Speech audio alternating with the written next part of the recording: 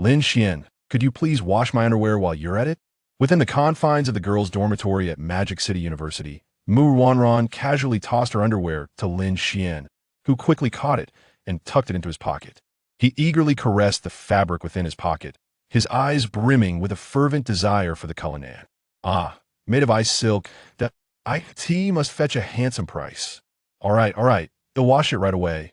Lin Xian hastily began to assist Mu Wanran in tidying up her belongings.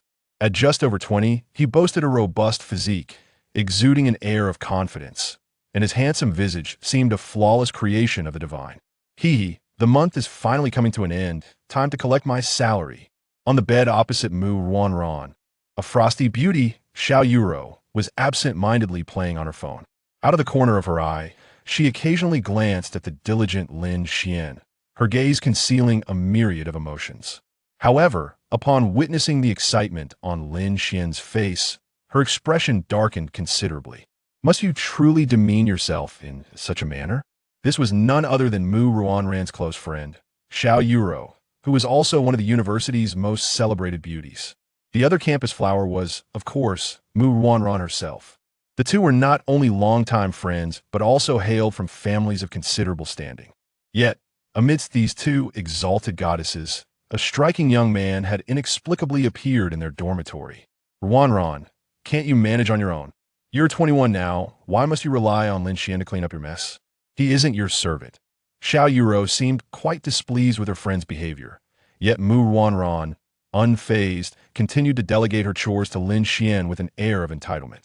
So what? Lin Xian, once you move these things, could you also wash my clothes? And don't you dare do anything sneaky. All right, Wanran, I'm on it. Internally, he mused. Humph, just one more year. I don't want to have to serve you anymore. Endure, I must endure. Cullinan, a grand villa, and my catgirl robot. That thunderstorm will soon be discarded. With these thoughts in mind, Lin Xian worked with renewed vigor.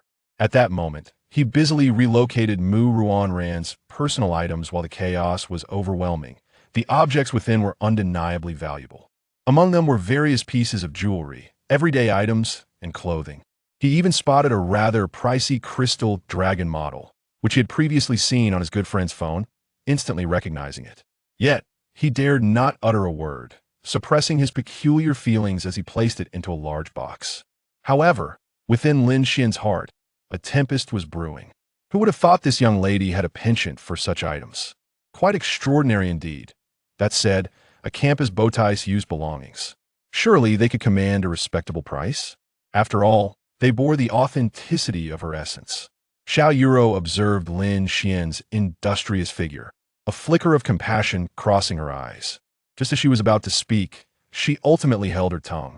Unable to endure any longer, she stormed out, casting a dark glance at her dear friend before letting out a heavy sigh. Yuro, why did you leave so suddenly? If you don't want to help, then why get upset? It's utterly perplexing. Ruanran, Yuro probably just needs some fresh air. Don't worry, he'll finish these tasks in no time. Sweating, Lin Xian consoled, aware that if he faltered in his duties, he would have worked for nothing this month. Having grown up in the Nanshan orphanage, he had relied on the kindness of a benefactor to attend Magic City University, yet his impoverished background felt starkly out of place in this opulent city. However, upon entering the campus, he unexpectedly received an extraordinary opportunity care for a young lady on behalf of a mysterious elder, and that young lady was Mu Wanran. To this day, he vividly recalled the scene. Outside Magic City University, he gazed longingly at the world's top-tier institution, feeling the stark contrast between his humble attire and the opulence of those around him. Yet, rather than succumbing to inferiority, he was filled with ambition. I will make a name for myself here. Ah, a young man with lofty aspirations. I happen to have a job for you, why not give it a try? Suddenly, a voice emerged behind him. A well-spoken elderly gentleman clad in black smiled at him, a luxurious Rolls-Royce Phantom parked quietly behind. Sir, who are you? You need not concern yourself with my identity, simply agree to my forthcoming request. I require you to look after someone. Recognizing the value of the car and the enigmatic elder before him, Lin Xian realized he had stumbled upon a tremendous fortune. Could it be? The narrative of a novel had materialized into reality? This unimaginable wealth had finally come his way. Mu Wanran from the finance department. She's in your class. Take good care of her, prevent other boys from approaching her, and protect her. I am aware you possess some martial skills, making this task well suited for you. Remember, do not harbor any thoughts towards a young lady. 10,000 a month, as long as you see her through to graduation. The commercial street in the Northern District will be yours. Perform well, and you shall quickly rise to prominence. With that, the elder entered the Rolls-Royce without waiting for Lin Xian's response, the engine roaring as he departed, leaving Lin Xian in a state of bewilderment. So, I've become someone else's bodyguard? What about the contract? This is far too hasty. Back to reality. After 3 years of his caretaker role, Lin Xian had gradually acclimated to this lifestyle. Rather than being merely Mu Ruanran's caretaker, he resembled a devoted admirer. Although to outsiders, he appeared as a subservient sycophant, Lin Xian remained unfazed, faithfully shadowing Mu Ruanran as he fulfilled his bodyguard duties. What being a sycophant? Whoever pays me, I shall serve. Moreover, Lin Xian indeed possessed the charm to be enamored by Mu Ruanran, handsome and athletic. He was the epitome of a dream man for countless girls, setting aside his orphan status. It was precisely because of such an outstanding companion that few dared to approach Mu Ruanran after all. If even a man like Lin Xian could not win her affection, what hope did they have? Finally done, this Mu Ruanran is excessively lazy if not for that generous salary. I would have slapped her ages ago. Yet, despite his grumbling, Lin Xian dutifully approached his employer to report his completion of tasks. Ruanran, I've taken care of everything you asked. Oh, is that so? Quite swift indeed. Your efforts over the years have not gone unnoticed by this young lady. So, tonight, let me reward you. Yes. Wait, what? Lin Xian paused, his gaze widening with exaggerated disbelief. Meanwhile, Mu Ruanran's eyes darted away. Her cheeks flushed a deep crimson, clearly indicating this was her first time speaking such words to a male. Tonight, I grant you permission to accompany me for a shopping trip. Upon hearing this, Lin Xian's heart sank. According to the agreement made 3 years prior with the mysterious elder, if he were to accompany Mu Ruanran shopping, it would breach their original contract. The mere thought of that enigmatic elder filled him with dread, considering the power he wielded. Should he discover this, Lin Xian feared he might never see another sunrise. No, absolutely not. I cannot allow her to sever my financial lifeline. Chapter 2 is that not Lu Rian. Although the girls' dormitory here is not stuffy, and the autumn air outside is refreshing, Lin Xian is already drenched in sweat. If he were to go against the agreement made initially, not only would he lose this lucrative job, but he might also anger the powerful family behind Mu Ruanran. After all, many characters in novels, like him, end up silenced by significant figures for provoking women. With this thought, Lin Xian's expression darkened. Should he choose money or his life? Damn it, this woman has ruined me. Lin Xian, speak up. What kind of dress should I wear tonight? A black silk spaghetti strap? Or the bodycon dress that all men adore? Seeing Mu Ruanran meticulously selecting her outfit, Lin Xian's face soured. Ruanran, I doubt I have some matters to attend to tonight. Before Lin Xian could finish, Mu Ruanran abruptly turned to him. Fury etched on her face. What do you mean? I am in a good mood, which is why I'm giving you this opportunity, and you have the audacity to be ungrateful. What could possibly be more important than me? Fuming with indignation, Mu Ruanran glared at Lin Xian. Having been pampered since childhood, it was the first time someone had rejected her, leaving her incredulous. In the past, Lin Xian would always comply with her wishes. Yet today he dared to refuse her. Lin Xian, no one has ever dared to turn me down. I'm sorry, Ruanran, but I truly have an urgent matter. Lin Xian replied cautiously, but this did nothing to quell the fury of the young lady. Have you read too many novels? Are you deliberately playing hard to get? Suddenly, Mu Ruanran seized Lin Xian's chin, her expression ominously dark as she yearned for him to admit his feelings, seeking to uphold her pride. Ruanran, I genuinely cannot accompany you shopping. My friend Wang Hua is in the hospital without anyone to care for him, but I need to bring him dinner tonight. He had to betray his principle of honesty to preserve his job. Lin Xian thought to himself, sorry, good brother, I must endure this for my future. Meanwhile, in another dormitory, Wang Hua was diligently studying under the covers, intently watching the teacher on his phone as she meticulously explained the lesson. Just as he was engrossed in his studies, an unexpected sneeze jolted him back to reality, shattering his focus. Damn it, who the hell is thinking about me? Ruining my study session? Ugh. Is that so? Although Mu Ronron still bore a sullen expression. Her anger had dissipated considerably. She merely had the temperament of a spoiled young lady, but she understood human emotions. She realized she should not pressure Lin Xian so. Really, this is more genuine than Ding Zhan. My brother is still lying in the hospital, and I'm here making time to help you clean up. Once I'm done, I'll rush back to the hospital. Lin Xian's sincerity was palpable, as if Wang Hua were truly in the ICU. Then let's leave it at that. I'm not such a malicious person. Hurry and deliver dinner to your brother. All right, Wanran, I'll take my leave now. Call me if you need anything.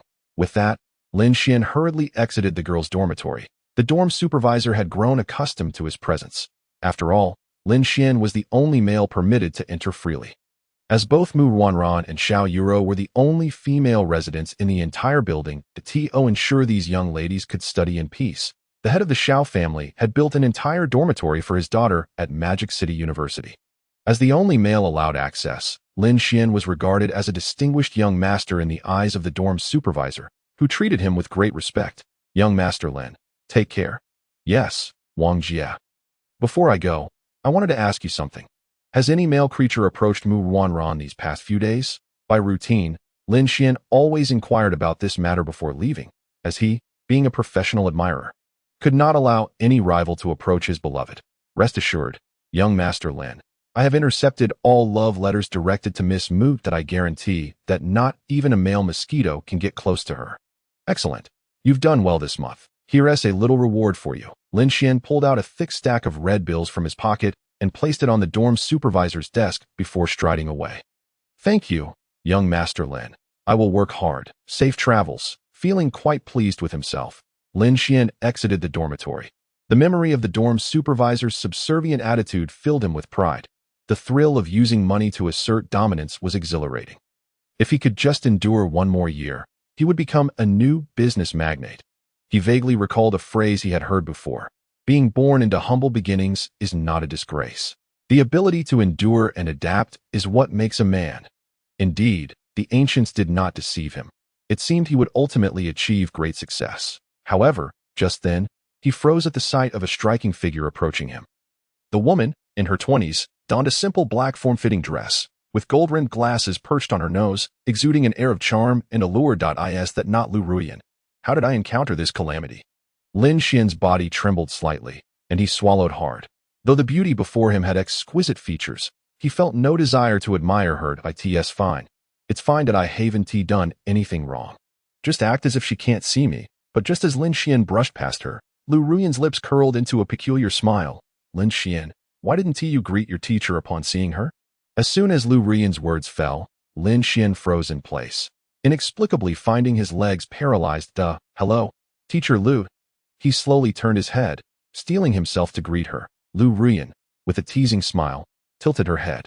Observing Lin Xian with an expression that seemed to conceal some great terror. Lin Xian, why did you just come out of that dormitory? I believe that belongs to those two young ladies. Does it not? Teacher Lu, let me explain. I merely delivered something to Mu Wanran. I did not enter the dormitory. Lin Xian hurriedly clarified, knowing full well that it was against the rules for males to enter the girls' dormitory. Especially given Lu Ruyan's notorious reputation, should she discover his casual entries, he could very well be expelled, as he lacked the formidable backing of Mu Wanran. Classmate Lin Xian, I was merely asking casually. Why are you so anxious? Do you have a guilty conscience? Chapter 3 The Office Lecture at Magic City University. In Lu Ruyan's office. Were you being deliberate, or was it an accident? Lu Ruyan sat gracefully with her legs crossed, gazing at Lin Xian, who dared not meet her gaze and instead lowered his head, nervously rubbing his hands. Moments earlier, this calamity had halted Lin Xian outside the girls' dormitory, directly exposing his frequent visits and bribery of the dorm supervisor. The revelation drained the color from Lin Xian's face, leaving him feeling utterly defeated. Fortunately, Lu Ruyan had quickly caught his arm to steady him. Teacher Lu, I know I was wrong. Please don't expel me. I have my reasons. Classmate Lin Xian, I haven't even mentioned punishment yet. Why are you so terrified of me? Lu Ruyan paused, then playfully traced her finger over Lin Xian's lips. However, I am quite interested in your difficulties. Come, let us go to my office for some tea. With that, Lu Ruyan forcibly led Lin Xian away from the girls' dormitory. Meanwhile, a pair of cold eyes watched them from above. A brother in the hospital? So it's a secret rendezvous with a lover. In your heart, I am worth less than an old woman. Lin Xian, how do you wish to meet your demise? Classmate Lin Xian, disregarding school rules and wandering into the dormitory is already serious. And now you've added another offense. Disrespecting your teacher. How do you propose I handle you? Although Lu Rian's words dripped with reproach, Lin Xian detected no trace of anger.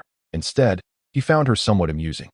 Yet, he dared not gamble with his academic future and could only apologize. Teacher Lu, I'm sorry. It wasn't intentional, and you were the one who helped me first.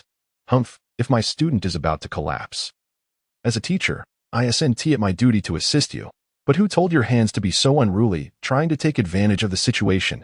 Such a little rascal. Lin Xian's face flushed with embarrassment as he stared at the floor in frustration. Damn it, encountering this troublesome woman has cursed me for 8 lifetimes.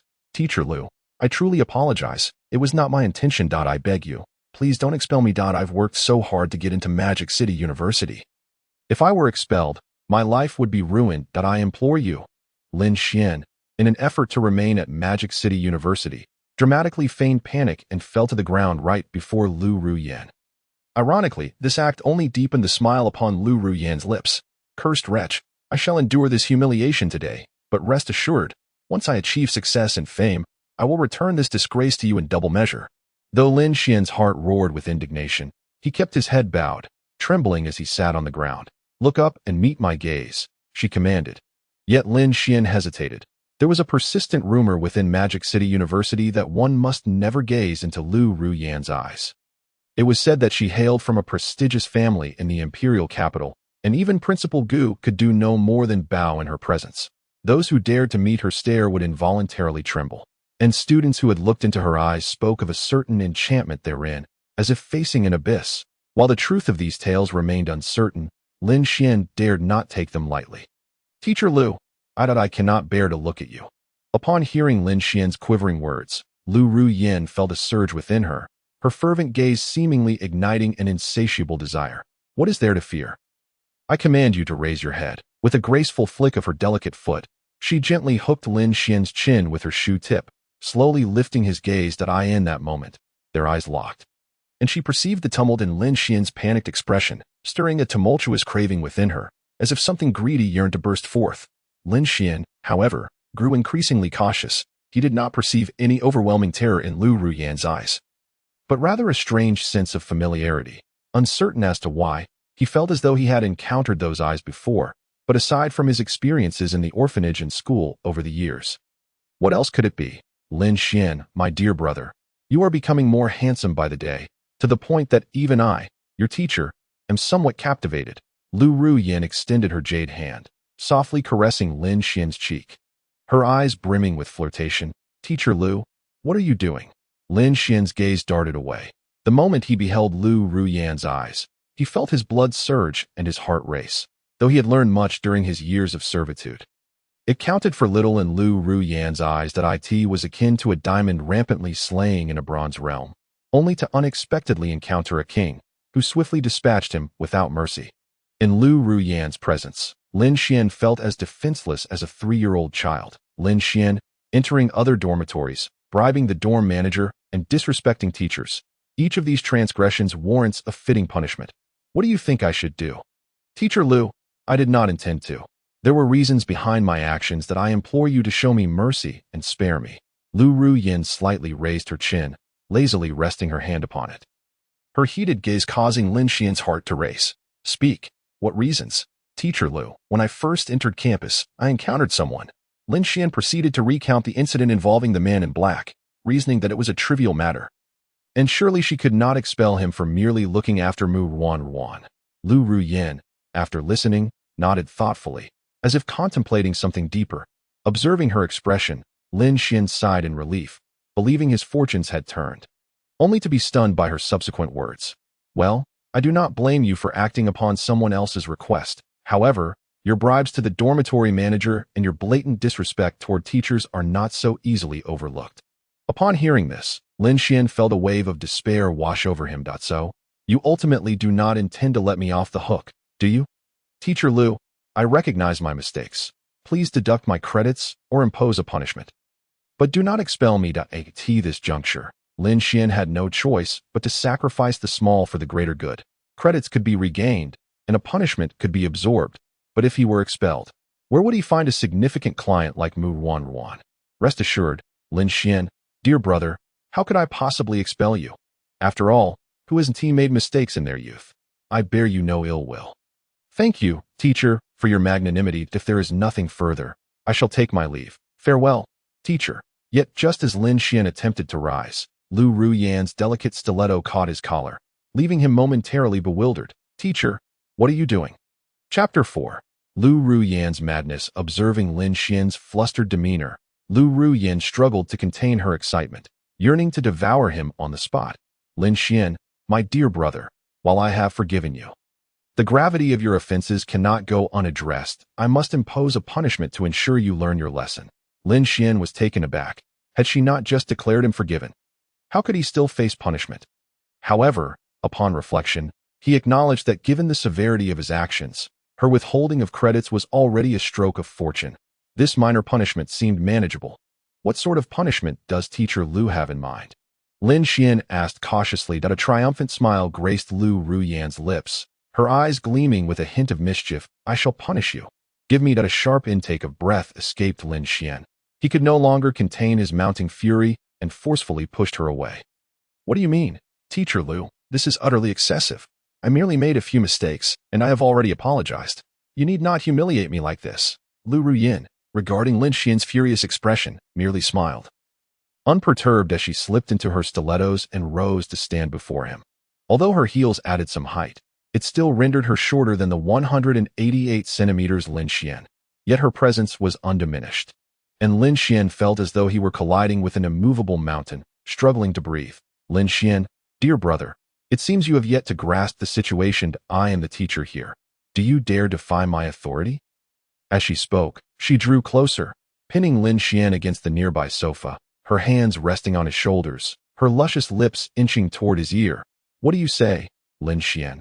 The whisper sent shivers down Lin Xian's spine, her breath teasing his senses. Finally, unable to endure any longer, he shoved her away, his face flushed and wary as he regarded Lu Ruyan. Truly, you are a formidable opponent, Lu Ruyan. I have never encountered such a challenging woman. After being pushed away, Lu Ruyan's expression darkened, her voice laced with irritation. After all these years, you have grown increasingly disobedient. What strange nonsense are you spouting? If Teacher Lu has no further business, I shall take my leave. I must go prepare for the exam. With that, Lin Xian hastily moved toward the door, feeling the atmosphere grow dangerously charged. However, when he grasped the doorknob, he discovered it would not turn. No matter how he tried. What the hell? Why won't this door open? Seeing Lin Xian's frantic state, Lu Ruyan's smile widened wickedly as she approached him from behind, wrapping her arms around his waist. Leaning affectionately against his shoulder, Lin Xian, dear brother, the fear in your eyes is utterly adorable. I relish this sight of you cowering before me. You lunatic. Feeling her warmth pressing against him, Lin Xian showed no mercy, forcefully shaking her off and gripping Lu Ruyan by the neck, slamming her against the door. Lu Ruyan, I know you wish to target me, but I am not easily provoked, especially not in this place where you are no match for me. If I were to record this moment on my phone, how would you respond? Lin Xian's icy gaze bore into hers. He had never been one to play the role of the meek. He had always concealed his true self, preferring to avoid resorting to violence unless absolutely necessary. In this predatory city, one must be astute, live discreetly, and cultivate one's skills, for such is the path to survival. Lin Xian regarded Lu Ruyan with a sense of triumph. Had it not been for her private office, he would have hesitated to act, yet the tide of the situation had shifted in his favor. Teacher Lu, hand over the key. After all, I doubt you wish for me to uncover any of your secrets, do you? At this, Lu Ruyan's body trembled slightly, an uncontainable thrill coursing through her, yet Lin Xian mistook her reaction for fear, prompting him to grow even more smug. Lin Xian, you dare to challenge me, yet expect my protection? You must be dreaming. As an educator, I cannot allow my students to stray from the right path. Oh, how stubborn you are, Lu Ruyan. It seems I must take matters into my own hands to demonstrate my resolve. With that, Lin Xian seized Lu Ruyan's wrist, causing her complexion to flush a deep crimson as she hesitantly followed him. I never imagined you to be quite so tall and your hands so soft out of course. I am a lady who exercises daily, but what exactly do you intend to do? Please do not hold my hand like that. Just at that moment, a sudden knock echoed from outside the door. Teacher Lu, are you there? I have a list that needs your attention. Upon hearing the voice from outside, Lin Xian hastily tossed Lu Ruyan onto the sofa. Then hurriedly fished a key from her belongings and rushed to open the door. With a clang, he found a tall and elegant woman standing there, clad in loose casual attire and cool shorts. Her long, fair legs exuding a faint fragrance in the air. Lin Xian was momentarily taken aback. The visitor was none other than Xiao Yuru, a close friend of Mu Wanran. Lin Xian, what are you doing here? Aren't you? But before Xiao Yuru could finish her sentence, Lin Xian quickly covered her mouth and whispered in her ear, I made a serious mistake and was just scolded by her. When you go in, please don't mention anything about what I've done in your dorm. Just say I was helping Mu Wanran pick up a package. I'm leaving now. With that, Lin Xian scurried away like a mouse, leaving Xiao Yuru standing there, bewildered. Did he make a mistake? But he just touched my mouth with his hand. Lin Xian smelled so good. Is this the unique fragrance of a man? Just as Xiao Yuru was lost in her thoughts, a sharp voice suddenly called from behind. Who knocked on the door? Come in. Ah, Teacher Lu, it's me. I have a student list to show you. Xiao Yuru quickly composed herself and entered the office, where Lu Ruyan was already seated at her desk. Having tidied everything up, the student list, is it? Just place it on my desk. All right, Teacher Lu. However, Xiao Yuru suddenly noticed a distinct red mark on Lu Ruyan's neck, stirring her curiosity. Teacher Lu, how did you get that red mark on your neck? Upon hearing this, Lu Ruyan's face turned crimson, and she quickly covered her neck, revealing several clear red imprints that, it's nothing. Just a mosquito landed on my neck earlier, and I swatted it. Yuru, please place the list on my desk. I need to review it. You can leave now. Then I'll take my leave. Goodbye. Teacher. Xiao Yuru obediently placed the list on the desk and left, her gaze lingering on the red marks on Lu Ruyan's neck. Filled with suspicion, it really looks like a handprint. This cannot be a kiss mark. I knew Lin Xian wasn't that kind of person. Watching Xiao Yuru's retreating figure, Lu Ruyan's eyes suddenly flashed with a hint of malice. Her enchanting gaze now laced with crimson threads. This Xiao family girl is truly insufferable. How dare she ruin my plans? If it weren't for the background she has, I would have dealt with her long ago. Lu Ruyan irritably pinched the bridge of her nose, glancing at the list in her hand, and with a cold smirk, tossed it into the nearby trash bin. Lin Xian, you are mine, no matter what. I will have you. At Xinghu Square, after a long day, Lin Xian finally completed all his tasks, eagerly anticipating some gaming time in his dorm. As the students in the square caught sight of him, they began to whisper among themselves. Lin Xian, accustomed to this attention, paid them no mind and continued on his way to the dorm. Hey, did you see that? Isn't that Lin Xian, who has been fawning over the school beauty Mu for 3 years?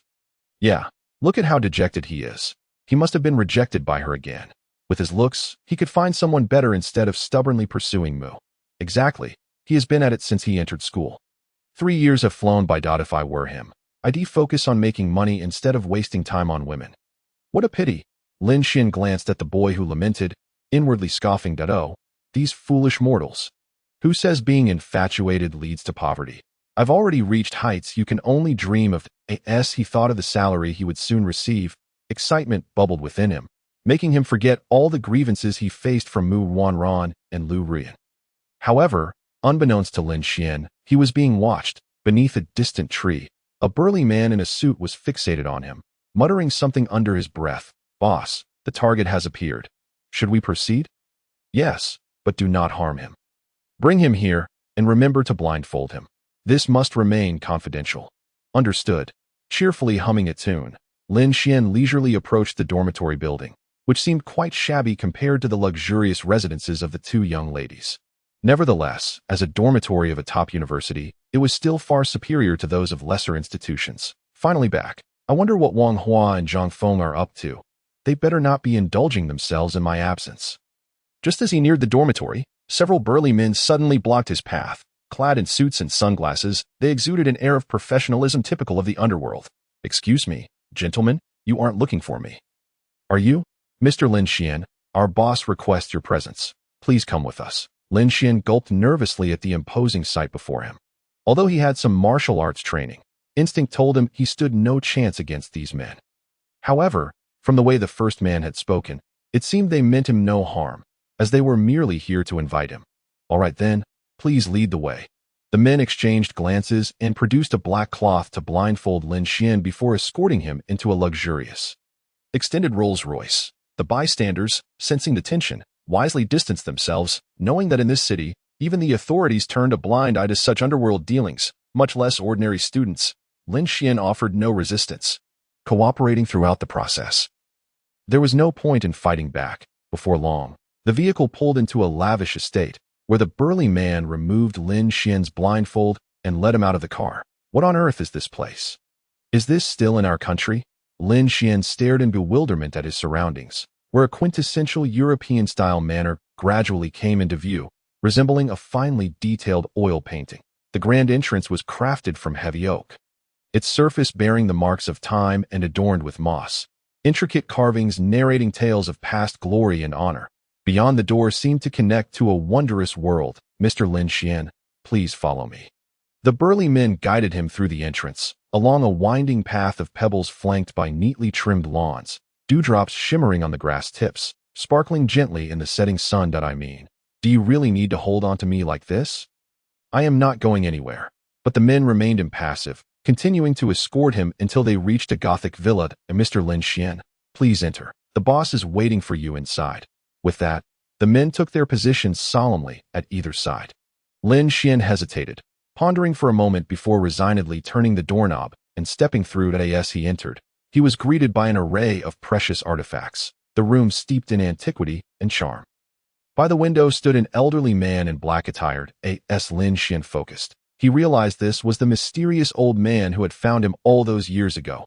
For years, aside from caring for Mu Wanran, he had been eagerly awaiting his monthly salary, and this was only the second time he had seen this old man. It's you. I've been diligently taking care of Miss Mu these past 3 years. May I ask why you summoned me today? The old man slowly turned, his profound gaze locking onto Lin Xian as he reached into his pocket, retrieving something. Wait, is this old fellow going to kill me? Was everything he said before just a ruse? No. If he intended to kill me, I would have been done for already. He wouldn't have allowed me to see him. What exactly is he plotting? The old man observed Lin Xian's expression, a glimmer of admiration flickering across his aged face. He then produced a black and gold card and tossed it onto the desk before Lin Xian. This card contains 50 million. Take it and go. Your task is now complete. Lin Xian, it seems you have forgotten what I once told you, but it matters not. From this moment forth, our employment relationship is entirely concluded, and you are free to leave. Upon hearing these words, Lin Xian's eyes widened in shock as he stared blankly at the card on the table. For 3 years, I devoted myself to her, and I was on the verge of acquiring an entire commercial street, only to find myself unemployed. At this moment, Lin Xian's expression mirrored that of one who had just swallowed a bitter pill. He slowly picked up the black gold card from the table. Although it contained 50 million, this sum paled in comparison to the value of the commercial street in the northern part of the city. Boss, why have you chosen to dismiss me? It seems I have not engaged in any other pursuits these past years, have I? You have indeed performed exceptionally well, and your approach to work has garnered my admiration. The elderly man replied. However, you made the grave mistake of allowing our young lady to develop feelings for you, and that is the reason for your dismissal. Upon hearing the old man's explanation, Lin Xian could not help but wear a look of astonishment. Mu Wanran has feelings for me. How is that possible? Over the past 3 years, I have not even held her hand. What reason could she possibly have to like me? Boss, you must be mistaken. Hasn't Miss Mu always found me quite disagreeable? Lin Xian protested. How could she possibly harbor such emotions for me? The elderly man smiled faintly and produced a phone from his pocket, displaying a montage of Lin Xian and Mu Wanran's moments over the past 3 years. However, the video content seemed quite ordinary, devoid of any improprieties. Isn't this quite normal? Lin Xian, you went from being despised by her to gradually finding your way into her life. And now you can enter the young lady's residence at will. From a psychological perspective, this indicates that she has gradually accepted you and developed deep affections. Surely, you understand my point. Lin Xian rolled his eyes in disbelief. This did not necessarily prove anything. Nevertheless, given the circumstances, he had nothing further to say and could only leave with a sense of reluctance. In that case, I shall take my leave. Farewell, watching Lin Xian's departing figure. The elderly man murmured, "What a pity, such a talented individual. If it weren't for his background, he would be a suitable match for the young lady. Just a mere youth. What is there to lament? Does he even deserve to be my Mu Tianxiong's son-in-law?" Just as the elderly man expressed his sentiments, a resonant and authoritative voice suddenly echoed throughout the room, reverberating like thunder in the shadows. A concealed door swung open, and an invisible pressure permeated the air, causing it to grow heavy. Outside, Lin Xian's steps involuntarily halted, and he turned to glance back at the grand door, a surge of inexplicable trepidation washing over him. This place is indeed perilous. I should hasten my departure to avoid further complications. 2.5 hours later, Lin Xian returned to the dormitory entrance, just in time for the evening inspection by the dormitory supervisor. Phew, after a long day, I have finally returned. I suppose I am now a millionaire. It is time to indulge myself. With that thought, Lin Xian eagerly entered the dormitory, intending to treat his companions to a little extravagance. However, upon opening the door, a pungent odor assaulted his senses, and the dormitory appeared as filthy as a refuse heap. His good friends Wang Hua and Zhang Feng were sprawled on their beds, diligently studying. Teacher Arida, "Madam, you wouldn't want Jiantai to be bullied at school, would you?" A certain influential parent replied. "Teacher Arida, I implore you, please do not isolate Jiantai at that moment." Wang Hua was evidently engrossed in a critical moment of study, oblivious to Lin Xian's arrival. Come on, Lao Zhang, the protagonist is about to succeed. All right, once this segment is over, we can skip to the next one. Hurry up and speed it up, or else Xiao Xian will be back soon. Lin Xian. Lin Xian gazed in disbelief at the litter strewn across the floor. He had no desire to remain in this dormitory. Those two were utterly unruly. Not only did they skip classes daily, but they also ignored the dormitory supervisor's orders. On one occasion, during an inspection, Wang Hua had been so engrossed in his studies that he had charged straight at the supervisor when discovered. If it weren't for their bit of talent, they would have been expelled long ago. "Hey, what are you two up to? Hasn't the last lesson been a sufficient wake-up call?" Upon hearing Lin Xian's voice, the two immediately concealed their phones, hastily snatching up a Buddhist scripture to feign repentance. That last question was indeed challenging. I'll have to ask the teacher for clarification later. How clever, studying math problems with a Buddhist scripture. I almost feel embarrassed to expose you. Lin Xian looked at the two hypocrites with disdain, yet ultimately sighed and picked up a broom from the corner to assist them in cleaning up. After all, despite their lack of diligence, they had treated him well. When he first entered school, he had often been ridiculed for his clothing, and it was Wang Hua and Zhang Feng who had stood up for him. Moreover, during his initial month at university, when the cafeteria prices were exorbitant, it was they who had treated him to meals, alleviating his hunger. "Xiao Xian, you shouldn't trouble yourself with this. Allow me to handle it." Seeing Lin Xian sweeping alone, the two felt a pang of guilt and quickly seized the broom from his hands to help tidy up the mess. "Xiao Xian, did you visit the campus beauty moo today? You returned quite late. You two wouldn't have gotten together, would you?" Naturally, our Xiao Xian is the most handsome lad at Magic City University. Capturing Mu Wanran is merely a matter of time. Wouldn't you agree? Listening to Wang Hua's flattery, Lin Xian's face revealed a hint of bitterness as he shook his head helplessly. "I have severed all ties with Mu Wanran. Starting tomorrow, I will no longer follow that girl around like a lovesick puppy. I intend to be my true self." Upon hearing this, Wang Hua and Zhang Feng paused in surprise before quickly recovering, offering their consolation. "Xiao Xian, don't be too disheartened. Love is inherently complex. Even if you haven't you may still be insignificant in someone else's heart. Rather than endure this emotional turmoil, it would be wiser to let go sooner." Indeed, Wang Hua speaks wisely. Isn't there a saying that goes, "What is it again?" Wang Hua rolled his eyes in exasperation and patted Lin Xian on the shoulder. "It goes, there are countless flowers in the world. Why obsess over a single bloom?" "Yes, that's the one." Listening to their reassurances, Lin Xian suddenly recalled a phrase he had heard on a certain app. In the script of a lovesick puppy, the puppy is the protagonist. She merely concludes her role in your narrative. With this epiphany, Lin Xian felt a wave of clarity wash over him. Indeed, while I may have lost a valuable client, so what? At least I am now free to pursue my own interests without regret. From this day forth, I, Lin Xian, shall strive to excel and make a name for myself. Chapter 7. Valentine's Day song gathering Wang Hua and Zhang Feng looked at Lin Xian in astonishment. Taken aback by his newfound resolve, they had never anticipated that after 3 years of devotion, he would so readily let go. However, they remained unaware that Lin Xian had merely served as a bodyguard for those 3 years. And it was the abrupt severance of his financial support that had led to his sorrow. Well done, Xiao Xian. Seeing your strength as a father figure, I feel both pained deeply gratified. Wang Hua feigned reassurance and patted Lin Xian's back, only to have Lin Xian swat his hand away in annoyance. Get lost. When did I say I was sad? Don't ever mention that girl Mu Wanran to me again. Wang Hua and Zhang Feng exchanged knowing glances before conspiratorially leaning closer. Xiao Xian, since you've decided to move on, we have good news for you. Tomorrow is Valentine's Day, and the campus will host a love-themed song gathering. Let us attend together. With your singing talent, you will surely shine and attract countless admirers. Not a chance. With a heart devoid of romantic ties, my focus is solely on wealth. Lin Xian flatly rejected the idea and silently opened his notebook, diving into the success stories of financial moguls. Come on, if you don't join us, we'll be left standing there unnoticed. You should accompany us to help boost our confidence. After all, we also wish to improve our standing and can't remain single forever.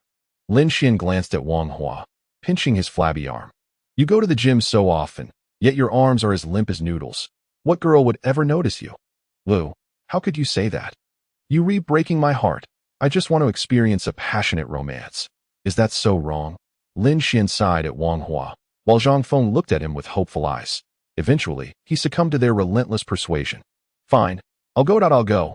Meanwhile, Mu Wanran was sobbing in her dormitory, clutching the ceramic figurine Lin Xian had gifted her today. As soon as Xiao Yuro returned, she immediately noticed her best friend in distress and rushed to comfort her. Wanran, what's wrong? Why are you crying so heartbreakingly? Little Yuro, that scoundrel Lin Xian deceived me. I had planned to go shopping with him today, but he concocted a lie and secretly went to meet another woman. Upon hearing this, Xiao Yuro felt a pang of doubt. She had seen Lin Xian earlier that afternoon, and he certainly hadn't gone to meet anyone else. Could it be that Mu Wanran had misunderstood? Ruan, it seems you have misunderstood that I saw him this afternoon as well. Didn't he go to Teacher Lu's office? I heard he made a minor mistake, which is why Teacher Lu called him over. Upon hearing this, Mu Wanran was momentarily taken aback. She had indeed witnessed Lin Xian being taken away by Lu Ruyan. Could it be that Lin Xian merely wished to keep his error from her? Yet, she resolutely shook her head and declared earnestly, No, I distinctly saw Lu Ruyan and him in a very intimate embrace. Their relationship is undoubtedly ambiguous, so there must be something amiss. After hearing her best friend's affirmation, Xiao Yuro fell into deep contemplation. She recalled Lin Xian's hurried departure earlier that afternoon, along with the red mark on Lu Ruyan's neck. A frightening thought suddenly crossed her mind. Could it be that Lin Xian has an affair with Teacher Lu? The mere image of Lu Ruyan acting coyly in Lin Xian's arms weighed heavily on Xiao Yuro's chest, as though a great stone were pressing down, making it difficult for her to breathe. How could this be? How could Lin Xian be entangled with Lu Ruyan when he only had eyes for Ruan? If he is fond of another woman, why could that not be me? I have been subtly hinting at my feelings for him all this time. Why does he fail to comprehend my affections? Even a glance would suffice. In that moment, it felt as though Xiao Yuro was on the brink of suffocation. The thought of the man she secretly loved being enamored with another woman caused her heart to ache like a knife. If it were Mu Ruan, she could endure it since Ruan is her dear friend. If Ruan and Lin Xian were to be together, she could still be near them, frequently encountering Lin Xian. But if Lin Xian were to fall for another woman, her chance of seeing him again would diminish drastically, and that was simply unacceptable. Ruan, please do not cry. After all, he does not harbor feelings for you, so you have nothing to lose. That it would be better to forget him. This scoundrel is not worth your sorrow. Let him do as he pleases. Our Ruan is so exceptional that the man she finds in the future will undoubtedly be 100 times better than him. As Xiao Yuro contemplated, this could indeed be a golden opportunity. She promptly began to comfort her dear friend, incessantly speaking ill of Lin Xian, hoping to erase him from Mu Ruan's world. Ruan, I apologize for this, but for my brother Lin Xian, I must put you through this. I promise to make it up to you in the future. I will do whatever it takes to snatch Lin Xian away from Lu Ruyan. The next day, Lin Xian was awakened early by his 2 foster sons. Without even having breakfast, he was dragged into a barber shop in the university town, where he received a remarkably stylish side-part haircut. When he gazed into the mirror, Lin Xian transformed from an elegant gentleman into a domineering CEO, akin to those found in dramas. Even the girls in the barber shop could not help but express their admiration. Why is it that, despite the same barber, the results can vary so dramatically? Indeed, it is quite unfair. Why does little Xian get such a handsome cut, while my hairstyle resembles a pot lid? Lin Xian, exasperated, tousled Wang Hua's unruly hair. Fluffing it up, isn't this much better? Why insist on pressing it down after a haircut? Now hurry to the singing club. If it weren't for the credits, I wouldn't even be here with you. Soon, Lin Xian and Wang Hua arrived at the school auditorium, a venue designated for hosting campus events. Wow, there are quite a number of people here, and many freshmen too. I have a feeling that today will be the day Wang Hua finally finds a girlfriend. Me too. Lin Xian observed the two boisterous companions beside him, rubbing his forehead in resignation before settling into a slightly more secluded seat. Little Xian, why are we sitting so far off? This feng shui is terrible. At that moment, a strikingly handsome young man with golden hair approached Lin Xian. Oh, if it isn't the dashing Lin, shouldn't you be trailing behind the campus flower, Mu Ruan, like a lovesick puppy? What brings you here? Did she cast you aside again? Huh? Huh? Upon hearing this, Wang Hua and Zhang Feng's tempers flared as Lin Xian's foster fathers. They felt that only they had the right to bully him. Outsiders had no place to meddle. Morong Su, you are pushing your luck. Our little Xian is here for the singing club. What business is it of yours? Your barking makes me uncomfortable. What? You. Chapter 8. He is so handsome. Fine. As a young master of the Morong family, I shall not stoop to the level of the uncouth. Lin Xian, we shall see. With that, Morong Su stormed off, leaving behind a satisfied Wang Hua and Zhang Feng. They had endured enough bullying from Morong Su in the past. Finally, they could stand tall for once. That golden-haired mutt only knows how to yap all day. If it weren't for his father being part of the school's administration, I would have slapped him long ago. Enough? With that physique of yours, you shouldn't be talking tough. Let's just focus on the performance. Suddenly, the auditorium doors swung open again, and two stunning figures stepped inside. Capturing everyone's attention isn't that Mu Ruan and Xiao Yuro? They never participate in campus activities. Who knows? But with both campus flowers here, I must make a good impression. Perhaps they will notice me. Get real. They definitely came because of me. Don't flatter yourself. Just as Lin Xian was about to open a game out of boredom, the sight of Mu Ruan sent a shiver down his spine. Their eyes met, and it felt as if time itself had frozen. Why is she here? This is truly unfortunate. I have endured her presence for 3 years, and now I am only given this paltry amount of money. Were it not for my mental fortitude, I would have surely succumbed to the surrounding voices of disdain. Lin Xian shot her a fierce glare before ignoring her further. Meanwhile, Mu Ruan felt wronged by Lin Xian's disdainful gaze. Humph, why does he look at me like that? Am I truly that detestable to him? The more she pondered, the angrier she became. She had come today to vent her frustrations, yet now she found herself being disregarded. Yuro, come with me. Just as Lin Xian was about to start his game, Wang Hua was suddenly called away. He turned to see Mu Ruan angrily seating herself beside him. Wang Hua and Zhang Feng had already distanced themselves, casting him a sympathetic glance as they left. Why are both campus flowers sitting next to Lin Xian? Is he really going to have all the luck? Seriously, the biggest puppy in school is actually getting attention?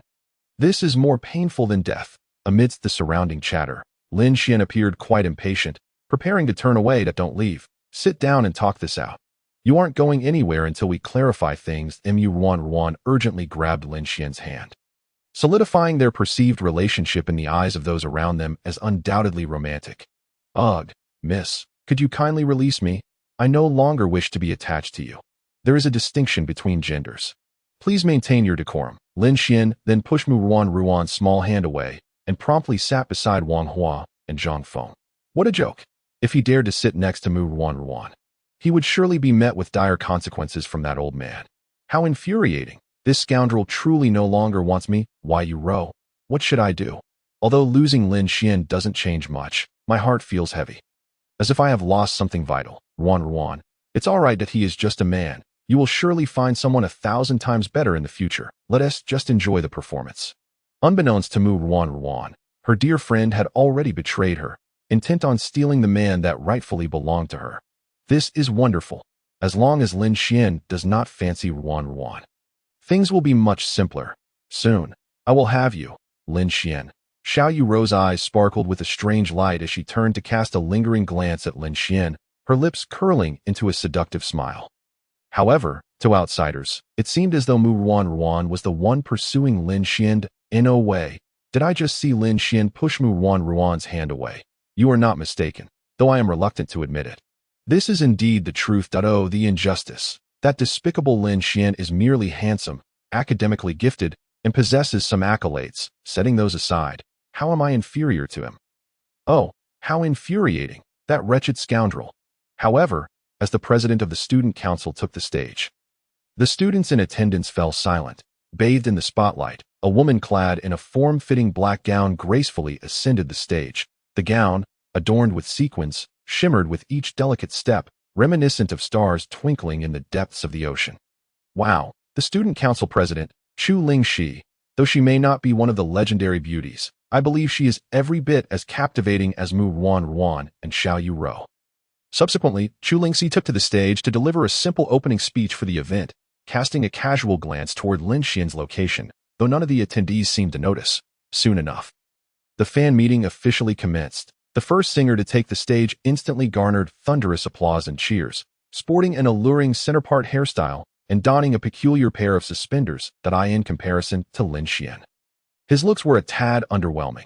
Hello everyone, I am Su Kuan, and I have been training for 2.5 years. Today, I will perform just because you're so beautiful, as the energetic performance ignited the crowd's enthusiasm. The atmosphere reached a fever pitch. With each contestant taking the stage, it wasn't long before it was Lin Xian's turn. Lin Xian? I can't believe this guy wants to take the stage. Does he even have the ability? Who knows? Perhaps he has a hidden talent, but let's see how he performs. He might even surpass Murong Su's rendition of Love Transaction. Murong Su, overhearing the whispers around him, couldn't help but scoff. After all, he had recently signed with the Cosmic Entertainment Company, boasting formidable singing and dancing skills. How could a mere Lin Xian compare to him? He was eager to see what this guy was capable of. As Lin Xian stepped onto the stage, all eyes turned toward him, particularly the girls in the audience, who were captivated by the strikingly handsome figure illuminated by the spotlight. Hello everyone, I am Lin Xian from Class T, and I will now perform said goodbye, with the introductory notes echoing. The once boisterous auditorium fell into a profound silence. Under the haunting melody, Lin Xian's figure seemed to merge with the blue spotlight, creating an ethereal presence. The weather has turned cold, the rain has fallen. And you have left. What I loved has been lost. Fallen leaves drift upon the lake. I in the audience, a profound quiet enveloped the space, with only Lin Xian's melancholic voice resonating. People either bowed their heads in contemplation or felt their eyes welling with tears. Entirely entranced by his song, even the fuming Murong Ruan Ruan found herself mesmerized, gazing at the figure on stage with increasingly dazed eyes. He is so handsome. Chapter 9. The confession and gift-giving segment. Murong Ruan Ruan stared blankly at Lin Xian on stage.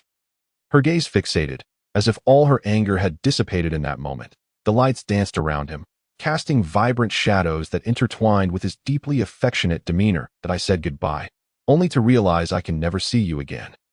I cannot lose your smile like this, Murong Ruan Ruan murmured, repeatedly reciting those poignant lyrics until her heart tightened, as though she had lost something of great importance.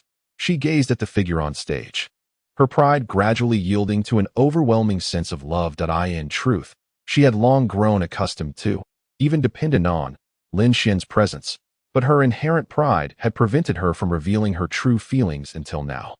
Lin Xian would never abandon me. It must have been Lu Ruyan who used some underhanded means to snatch him away. The fact that he is singing this song today certainly means he hasn't forgotten me. He still loves me. Someone must have coerced him, and that someone must be Lu Ruyan. As these thoughts raced through her mind, Murong Ruan Ruan's breath quickened. She yearned to confront Lin Xian after the fan meeting concluded. Unbeknownst to her, Xiao Yuru beside her was also lost in her own thoughts. Why did Lin Xian choose to sing this song? Does he still have feelings for Ruan Ruan? No way, he belongs to me. Lin Xian can only be mine, Xiao Yuru's, and I will not concede to Ruan Ruan. However, Lin Xian was oblivious to all these sentiments. His choice of song stemmed purely from a longing for his parents, as the lyrics conveyed a father-son narrative, which is why he selected it for the stage. Having grown up in the Nanshan orphanage, His interactions were limited to children and the elderly couple who ran the place. According to the elderly director, he had been abandoned on the roadside as an infant, only to be taken in and raised by them. Thus, he had always lacked parental affection, spending his days with the elderly couple and a few playmates. Yet, Lin Xian never wallowed in sorrow. Instead, he remained cheerful, believing that his parents' neglect was their loss, and he could forge his own path in life. As the final note slowly faded away, Lin Xian bowed slightly, prompting a thunderous ovation and cheers from the audience. To them, Lin Xian's performance had undoubtedly eclipsed Mu Rongsu's, making him the rightful star of the event. With Lin Xian's performance concluded, the other singers had also finished their acts, leaving one final segment, the gift-giving portion. Everyone may present gifts to the top 10 contestants as declarations of affection that if a gift is given, it signifies a successful confession. Now, let us begin. Before long, Lin Xian joined the other 9 participants on stage. Next to him, Mu Rongsu scoffed, begrudgingly standing to his left, while Su Kuan, who had secured 3rd place, stood to his right. How infuriating. I should be in the center position. How did this scoundrel Lin Xian manage to steal it? I am eager to see how many gifts he receives during this segment. I must reclaim my dignity. However, an awkward situation quickly unfolded. Apart from the top 3, the remaining contestants were largely ignored, with only a few willing to present gifts. One male contestant, unable to contain himself, confronted a girl holding a plastic green turtle figurine. This is too much. Just a few days ago, I bought you a limited edition Chanel item, and today you give me a plastic toy, a green turtle at that. Please, I'm a little fairy. Anything I give is a grand gift. I only offered you a present because you're my boyfriend. You'd are being utterly unreasonable. I've done so much for you, bringing you breakfast every day, accompanying you out, even covering your mother's medical expenses. What more do you want? Humph. As a little fairy, it's only natural for you boys to pay for me. You are truly insufferable. I've already given you a gift. What more do you expect? As their argument escalated, it drew the attention of everyone in the room. Lin Xian and Wang Hua curiously approached. All right, I'm really starting to lose faith in you. All this time, you've been out drinking with your friends. Tell me, have you been unfaithful? I haven't tea. I was just out drinking. It was all my friend's idea. You're lying.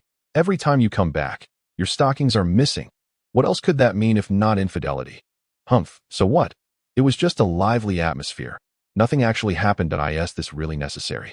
Upon hearing this, the male contestant appeared utterly defeated, collapsing to the ground while clutching the green turtle figurine tightly. The surrounding audience erupted in laughter, while a few girls praised the girl for her cleverness.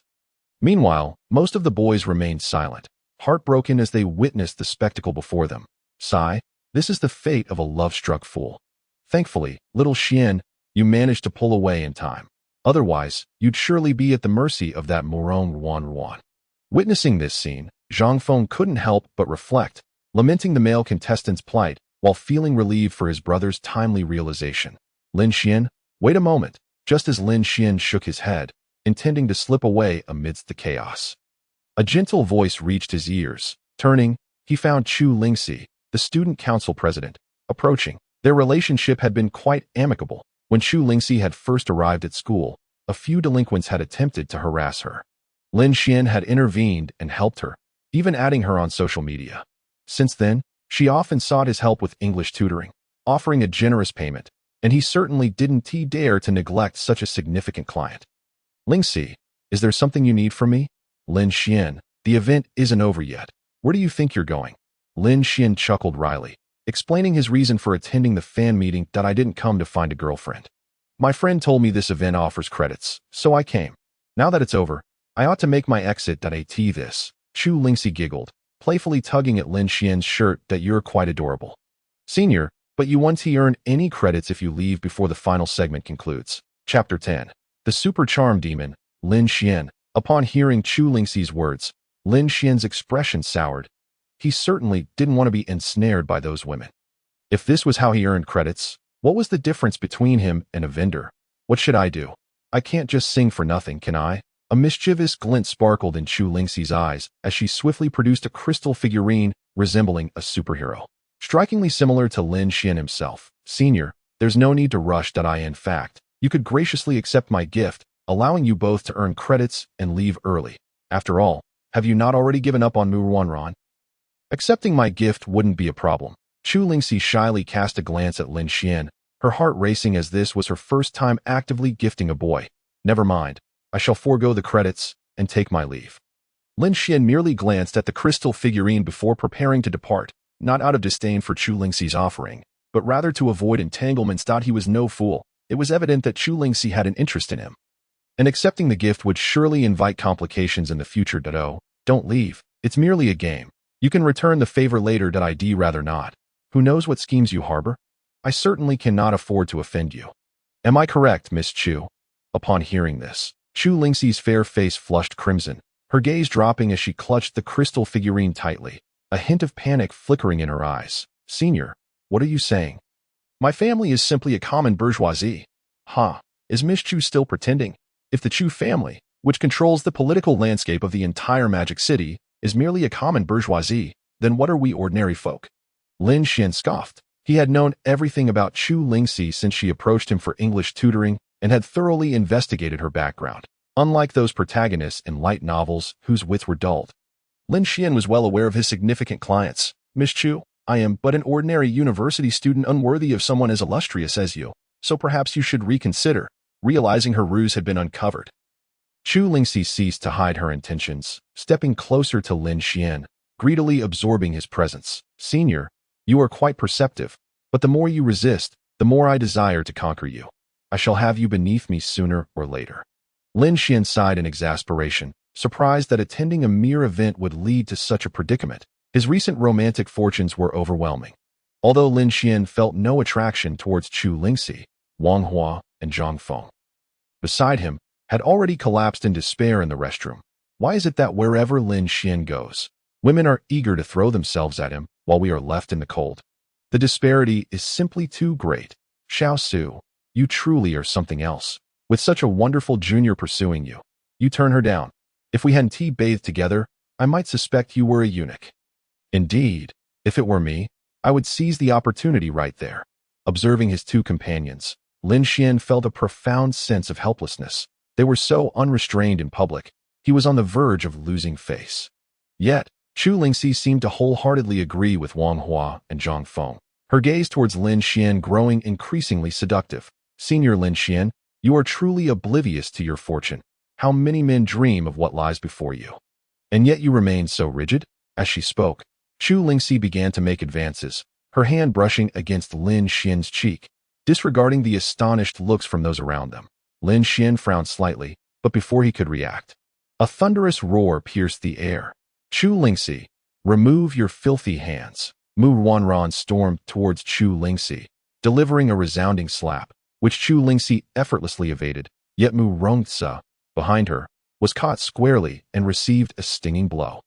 Mu Rongzi, bewildered, held his face, utterly at a loss. I haven't provoked any of you. Mu Wanran, have you lost your mind? I was just enjoying a sweet interaction with Senior Lin Xian. What concern is it of yours? You have already been cast aside, so kindly refrain from interrupting us. Chu Lingxi faced Mu Wanran without fear, boldly wrapping her arms around Lin Xian's, leaning sweetly against his shoulder, embodying the role of a devoted girlfriend.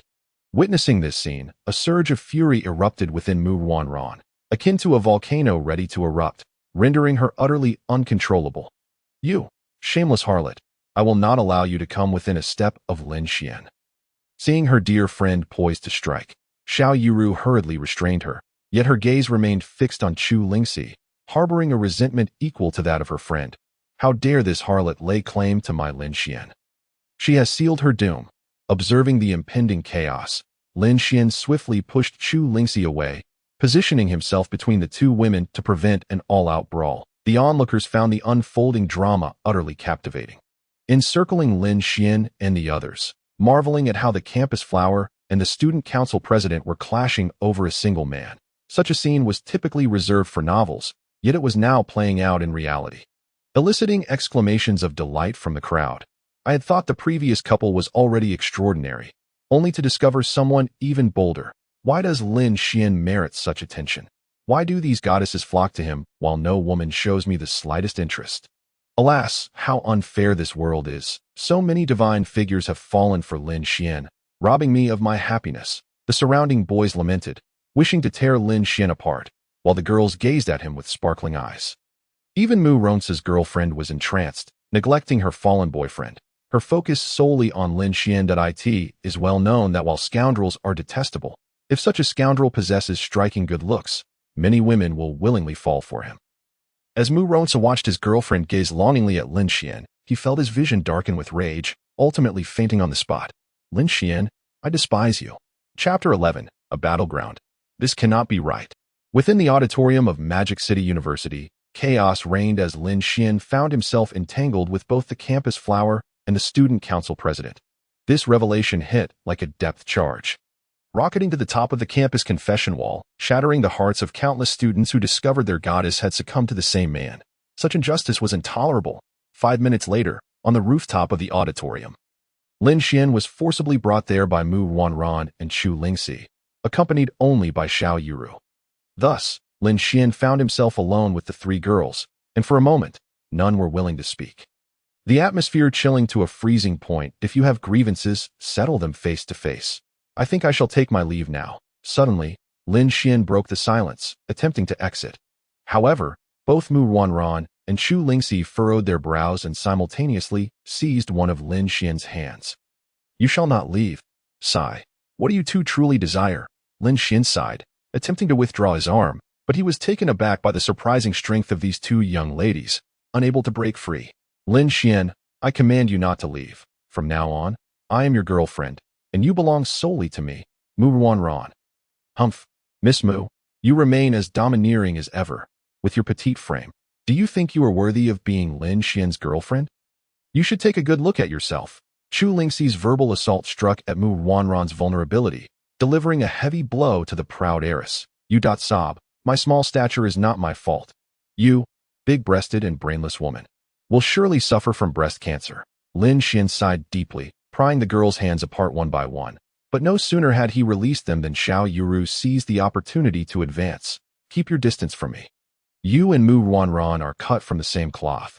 None of you have good intentions. That I intend to ascend the ranks of the world's wealthiest men, and I have no time for your petty squabbles. With that, Lin Xian attempted to leave, but Chu Lingxi blocked his path. What do you intend to do? Let me make it clear, I am not a good person. Provoke me, and I am capable of anything. Yet Chu Lingxi remained unfazed, a sly smile creeping onto her face as she produced a contract and a bank card from her pocket. Senior Lin Xian, if you wish to climb that pathetic list, I have the solution. Just sign this contract, and the 100 billion beautiful country dollars in this card will be yours. How about it? Upon finishing, Chu Lingxi cast a triumphant glance at Mu Wanran, convinced that no man could resist such a deadly temptation. However, to her astonishment, Lin Xian did not even glance at the contract, tossing it aside and returning the bank card to Chu Lingxi. I am not someone who sells myself. Do not attempt to buy my soul with money. Such actions will only worsen our relationship and inflict great harm upon my spirit. Yet, Lin Xian's tone abruptly shifted, and he reclaimed the bank card once more. In order to compensate me, let this card serve as my emotional distress fee. Subsequently, Lin Xian feigned indignation as he tucked the bank card into his pocket. Such an act would leave even a thief in awe. Chu Lingxi, witnessing Lin Xian's audacious maneuver of both taking and consuming, was left utterly dumbfounded. Although this was but a trifling sum for her, it had nonetheless caused her to lose face before Mu Wanran. Realizing her opportunity, Mu Wanran rushed to stand before Lin Xian. If Lin Xian harbored no affection for you, it merely indicated that his heart had always been reserved for me. After all, we have been together for 3 years, haven't we, brother Lin Xian? Yet Lin Xian remained silent, merely pushing Mu Wanran aside, without granting her a single glance of favor. It was absurd. Chu Lingxi at least had gained some benefit, while Mu Wanran had nothing to show for it. Did she genuinely believe she could achieve her ends without any effort? Oh, brother Lin Xian, don't go. If you agree to return to my side, I will hand over the commercial street in the northern part of the city to you. If that's insufficient, I can persuade my father to bequeath you the entire family fortune, and even myself will be yours. Upon hearing this, Lin Xian abruptly halted, turning around with an incredulous expression directed at Mu Wanran. Your Mu family truly is peculiar, routinely bestowing commercial streets. Has this street always been a gift from you? As soon as the words left his mouth, Lin Xian realized he had let something slip. However, it was too late for him to retract his statement, as Mu Wanruan had already picked up on his implication. Brother Lin Xian, what did you just say? Do you know my father? No, I don't know him, that I'm just a nobody. How could I possibly come into contact with such a business magnate? Completely unfamiliar. Yet Lin Xian's guilty demeanor revealed everything. It appeared that Mu Wanruan had seized an opportunity, stepping forward with an air of haughty confidence. It seems you have been concealing something from me all these years. There must be some connection between you and my father. I wondered why you clung to me from the moment school started. It turns out there was this layer of connection between you and my father.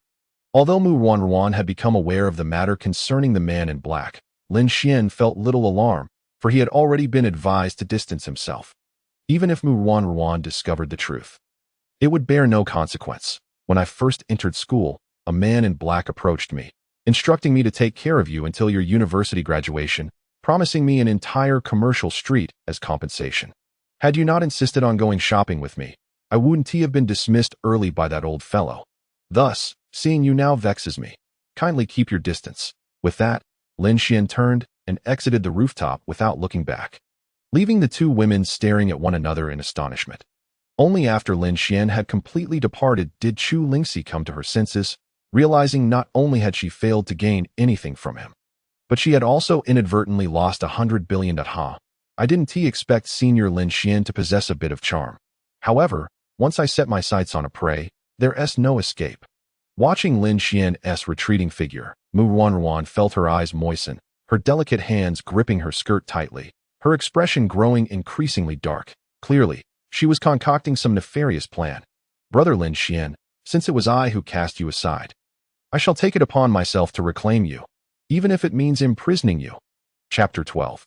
Lin Xian and the Dean's couple. Mu Wanruan cast a sidelong glance at Chu Lingxi, snorted coldly, and slowly approached her. Miss Chu, as the future matriarch of a prominent family, I advise you to refrain from meddling in certain matters. Otherwise, it may lead to unnecessary complications between our families. What do you think? With narrowed eyes, Mu Wanruan regarded Chu Lingxi with an expression of indifference. I am Lin Xian's only woman. You are merely a passerby in his life, that I suggest you mind your own business. At this, Chu Lingxi couldn't help but let out a derisive laugh, slightly lifting her alabaster chin, her deep blue eyes glinting with a chilling light. Compared to me, it seems that Miss Mu is the true transient. Having personally pushed him away yet now attempting to lecture me, had I not feared your father, I would have long since severed your head from your body. Why don't we wager on who Lin Xian ultimately chooses? Upon hearing the wager proposed by her opponent, Mu Wanruan's eyes shimmered with mockery. Very well, but I not only wish to bet on that. I shall also wager on who can claim Lin Xian's first time. Agreed. I will ensure you witness Lin Xian indulging in my embrace. When that moment arrives, do restrain your expression and refrain from displaying shock. Chu Lingxi flashed a wicked smile, her fingers brushing against a small vial in her pocket. In truth, she had prepared everything well in advance, intending to take Lin Xian home after the concert, turning their encounter into a fait accompli. However, she had not anticipated Mu Wanruan's sudden interference, which had disrupted her plans. Otherwise, she would have already decided on names for their future children. Mu Wanruan cast a look of disdain at Chu Lingxi before pulling Xiao Yuro away from the rooftop. Unbeknownst to her, her dear friend had already betrayed her, singularly focused on how to secure Lin Xian's first time before her. Wanruan, I'm truly sorry, but for the sake of my happiness, I must exploit you. I have reasons I cannot turn back from. Forgive me. That evening, within dormitory 402, Lin Xian calmly perused the school's confession wall, which, without exception, was filled with scathing remarks directed at him. Yet, this was unavoidable, as outsiders viewed him as the one who had taken away the dreams of numerous men. And not merely two, there were even fabricated chat records between Lin Xian and the two goddesses, all orchestrated by malicious individuals. Yet Lin Xian had no intention of clarifying. After all, he had already reaped significant rewards. And with graduation on the horizon, no one would remember these scandals once he entered society. People would only see a rising star in the business realm. How splendid it was to have unexpectedly acquired 100 billion from Chu Lingxi without any effort. However, this sum could not be casually utilized. If the Chu family were to catch wind of it, he would be in dire straits. Contemplating this, Lin Xian lowered his head in silence. Truth be told, having such a substantial sum before him, yet being unable to use it was a torment for anyone. Suddenly, A brilliant idea struck him. He hastily retrieved his recently purchased phone, the Duck Pair 16, and dialed a number saved under Grandpa. Hello, is this little Xian? You finally called your grandpa, your grandma, and I have missed you terribly. Hearing the frail voice on the other end, Lin Xian felt his eyes well with tears. He fought back the emotion and replied, Grandpa Wang, I've been quite busy lately, working on an academic report, and Haven T had the chance to call you too, but I will come to see you soon. However, before Lin Xian could finish, an urgent fit of coughing interrupted him from the other end. Cough, cough. Grandpa Wang, what is wrong? Why is your old ailment acting up again? Didn't I ask you to go to the hospital for proper treatment? Don't hesitate over the expense. We must ensure your health, no matter the cost. Yet, only one phrase came through the phone. Those hospitals make treatment far too complicated. I want to these words. Lin Xian's heart clenched painfully, and he could no longer suppress his tears, crying out in anguish in that moment. He finally comprehended that throughout the years spent in the relentless pursuit of wealth, he had neglected the companionship of the two elderly figures in his life. The saying, one wishes to care for their parents, yet they are no longer present, echoed repeatedly in Lin Xian's mind. He quickly took out that bank card. Grandpa Wang, rest assured, I will return tomorrow, and I will bring you both some good news. Ah, little Xian, you must prioritize your studies. There are so many children around us, and we receive your remittances every month. Please don't worry about us. Cough, coughed out at this point. Grandpa Wang couldn't help but cough again. And in an effort to spare Lin Xian further worry, he hastily hung up the phone. Grandpa, take care of yourself. Lin Xian's words were cut short as the phone screen displayed the call ended signal. I am such a fool, having failed to visit them for so long. The elderly struggle with the complexities of the medical system, and I should have foreseen this. I absolutely must take a leave of absence and return to the orphanage tomorrow. Grandpa Wang's condition cannot be delayed any longer. Meanwhile, at the Nanshan orphanage, an elderly woman dressed simply entered, carrying 2 boxes of traditional Chinese medicine. Upon seeing her husband on the sofa, coughing incessantly, she quickly set down the medicine and rushed to his side. Old man, why are you coughing even worse than last time? I've brought the herbal medicine. I'll prepare it for you right away. The elderly woman hurriedly picked up the medicine from the table and dashed to the kitchen to prepare it. Take it slow, dear. Be careful not to trip. Xiaoqi and Xiaopei should be asleep by now. Right? Don't worry, old man. They've been asleep for a while now. I really miss little Xian. Ever since he went to university, the orphanage hasn't been as lively. Upon hearing his wife's words, Grandpa Wang immediately felt displeased. The child, Xiao Xian, resembles a dragon lurking beneath the lake's surface, only capable of showcasing his talents when he is out in the world. If he were to remain confined within the courtyard, would it not be a grave disservice to his potential? All right, you are absolutely right. I simply miss him dearly. Upon hearing Grandma Shen's words, he fell into a profound silence. To be honest, he too harbored a deep longing for Lin Xian. The child, venturing out into the world, surely weighed heavily on the hearts of his relatives. Old Master Wang gazed blankly out the window. Memories of the day he carried Lin Xian from the roadside flooding his mind. Xiao Xian, you have grown up. Grandfather hopes you will travel far and wide and reunite with your biological parents soon. My days are numbered. Chapter 13. The past of Lu Rian and Lin Xian in an opulent villa district of the Magic City. A stunning woman clad in a black chiffon dress sat languidly on a sofa, cradling a lazy, plump white cat in her arms. Dubai, what do you suppose your father is doing at this moment? Has mother been too aggressive with him? He hasn't sent me a message in ages, and he is entangled with so many women. Time is slipping away, yet I truly do not wish to inflict further pain upon him as I did in the past. What should I do? The fat cat merely lifted its head, let out a soft meow, and resumed its languid repose. Humph, you gluttonous creature, unable to offer any advice. What a waste of my care for you. Sighing, Lu Rian pondered. Lin Xian, what should I do? I do not wish to marry that so-called eldest son of the Lin family. I only want to be with you forever. Subsequently, she retrieved her phone and opened a long sealed album. The first image that caught her eye was one of herself and Lin Xian as children, a stark contrast to her current self. She had been sent to the Magic City for her studies since the age of 10. And by a twist of fate, she encountered Lin Xian outside the Nanshan orphanage at that time.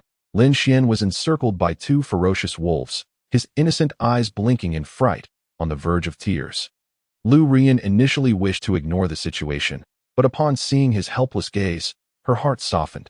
She rushed forward, scaring off the wolves with a sharp rebuke. Little brother, you must return home. Wandering outside may lead you to human traffickers. After saying this, Lu Ruyan turned to leave, but after just one step, she felt a gentle tug on her sleeve. Turning around, she saw Lin Xian shyly holding out a candy wrapped in colorful paper. Sister, thank you for saving me. I want to share this candy with you. It was a gift from my grandfather, and I happen to have another. Lu Ruyan was momentarily taken aback. It was the first time she had received a gift from anyone. Throughout her life, she had been subjected to her father's strict discipline, never having even tasted a piece of candy. Each day began with relentless study. As the eldest daughter of the Lu family, she had to be her own harshest critic, aspiring to be the most accomplished woman in the world. Yet, in that moment, she felt a sense of disorientation, though she knew she shouldn't indulge in such junk food. She inexplicably accepted the candy. Sister, you must eat it. This candy is delightful. Lu Ruyan stared vacantly at the candy in her hand, a warm sensation blossoming in her heart, a feeling she had never experienced before. Slowly, she peeled back the colorful wrapper and placed the red candy in her mouth, a sweet flavor instantly enveloping her palate. It tastes like strawberry.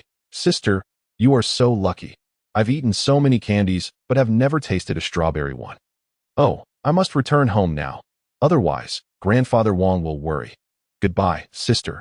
With that, Lin Xian hurried back to the orphanage, leaving Lu Ruyan alone, clutching the candy wrapper, lost in thought.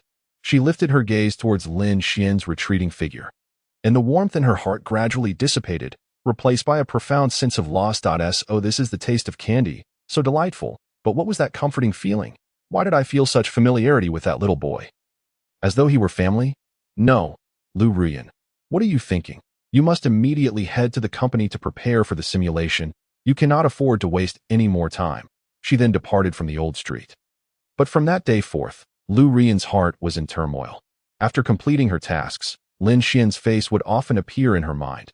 Eventually, she could no longer bear it and secretly dispatched someone to the orphanage, disguising themselves as a trafficker to take Lin Xian away. When they met for the second time, Lin Xian instantly recognized the kind sister who had saved him that day. However, upon their reunion, that once benevolent sister had transformed Tio this day. Lu Ruyan still vividly remembers Lin Xian's terror. Sister, why have you captured me? I was only playing close to the orphanage as you instructed. Why have you taken me away? Little brother Lin Xian, I have missed you terribly. From now on, will you stay here with me? Whatever you desire, I shall provide, and you shall never endure such hardships again. Lu Ruyan affectionately ruffled Lin Xian's small head, smiling down at him. Yet, Lin Xian was in a state of panic. He shoved her delicate hand away and stumbled towards the door, desperately attempting to escape the confines of his prison. What?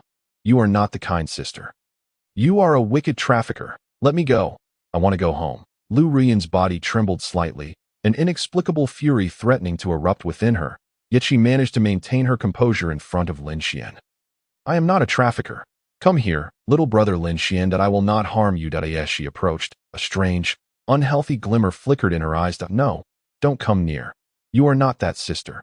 In the end, Lin Xian collided with the wall and fell into unconsciousness. Lu Ruyan, witnessing this, hurriedly took him back to the hospital and then silently left, never to appear before him again, until now, when they found themselves reunited. Lin Xian did not recognize her. Lu Ruyan caressed the photograph of Lin Xian, her gaze growing tender, as if it would soon draw tears. She pressed the photo tightly against her heart, as if it would allow her to feel Lin Xian's presence. Little brother Lin Xian, I have returned. It was my fault that I frightened you away back then. Now let me make amends. Sister can no longer endure this lonely existence. Lin Xian, this time, I will not only claim your being, but also your heart. Meow. The fat cat nestled in her arms seemed to understand its owner's sentiments and let out a plaintive meow as it followed her. Humph, when I asked you a question earlier, you were silent. Now you start fawning over me. Truly, a lazy cat that knows how to curry favor. To express her dissatisfaction, Lu Ruyan roughly tousled Dabai's head, molding the fat white cat into a round ball. Ding! Suddenly, a WeChat notification chimed. Lu Ruyan quickly picked up her phone, her heart racing as she discovered that the sender was none other than Lin Xian, causing her to feel a surge of joy. Lin Xian has finally messaged me. Could it be that he has feelings for me? He showed no interest in beautiful girls like Mu Wanran and Chu Lingxi, so he must be fond of a mature older sister like me. He must have been playing hard to get yesterday, but then Xiao Yuro's sudden appearance interrupted the moment. Yes, that must be it. Eagerly, she opened the message, hoping to validate her assumptions. However, Lin Xian's message read, I will take a leave of absence tomorrow to return home. I hope the teacher will approve. Chapter 14. Lu Rian, truly extravagant. Lu Rian's expression darkened as she stared at the WeChat message, her lips twitching as she promptly replied to Lin Xian with an angry emoji. I forbid you. If you dare to skip class without reason, do not. As the taxi came to a halt by the roadside, Lin Xian hastily swung open the door. However, before he could settle into the vehicle, an unexpected force from behind seized him. Lin Xian, where do you think you're headed? What the hell? Who dares to stop me? Don't you know I am your most cherished student? Lin Xian muttered angrily as he turned around. But upon catching sight of the enchanting figure behind him, he instantly swallowed his curse. Ah, it's you, Teacher Lu. Where are you off to so early in the morning, if there is nothing pressing? I'll just take my leave. With that, Lin Xian promptly entered the taxi, urging the driver to hurry. Driver, step on it. Don't just sit there. Yet, Lu Rian merely chuckled softly, gesturing to the driver, who immediately understood her intent. Mr. Lin, I'm afraid you'll have to get out. The fare will be refunded automatically through the platform. Stunned by this turn of events, Lin Xian was at a loss. What on earth is happening? Lin Xian, did you not hear what the driver said? Hurry up and get out. Without further ado, Lu Rian yanked the door open and, with a firm grip, pulled Lin Xian out like a chick from its nest. Wow, this female tyrant is far too oppressive. Can't I even visit home without a hassle? Lin Xian lamented. All right, you can go now. Understood, boss. Following Lu Rian's command, the taxi driver immediately sped away, disappearing from their sight at 120 kilometers per hour. Boss, what is going on? Aren't you a university professor? Does your family own a company? Observing Lin Xian's bewildered expression, Lu Rian affectionately pinched his cheek and whispered in his ear, actually, DDS and a company of mine. I merely acquired a small enterprise a few days ago. At her revelation, Lin Xian was left utterly astounded by the wealth of the affluent. Merely acquired? Do you think this is a market? I still haven't dared to purchase the Dark Whale Crimson Claw, and you treat companies like cabbages. Dark Whale Crimson Net.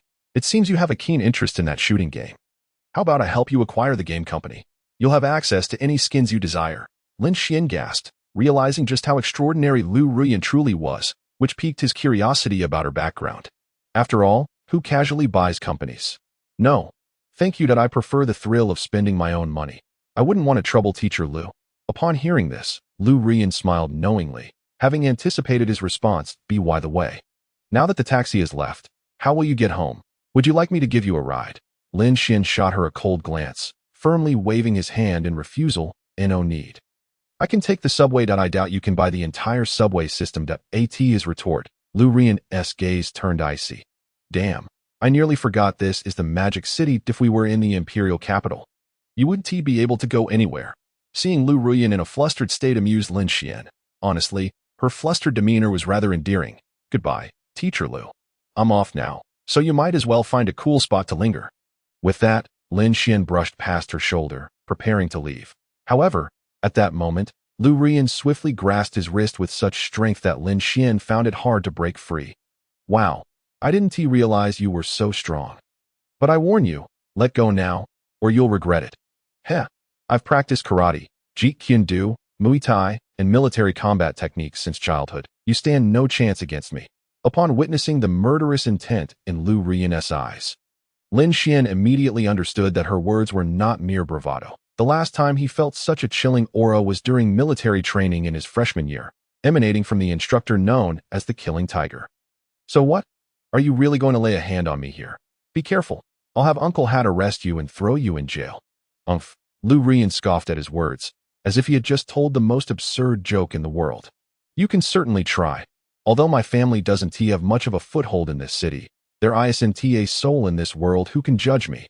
In that instant, Lu Rian's terrifying aura erupted, resembling an insurmountable mountain that rendered Lin Xian breathless. Beep beep. With a couple of presses on her car key, a stunningly sleek supercar glided to a stop beside them. Lin Xian gazed in astonishment at the vehicle, unsure of its make. But his instinct, thank you very much, my dear wife. As soon as Lu Ruiyan's words fell, Lin Xian promptly called out wife, directly parking the car in the orphanage's parking space under Lu Ruiyan's astonished gaze. How amusing. Just moments ago, he had displayed a tough demeanor, yet now he appeared quite obedient.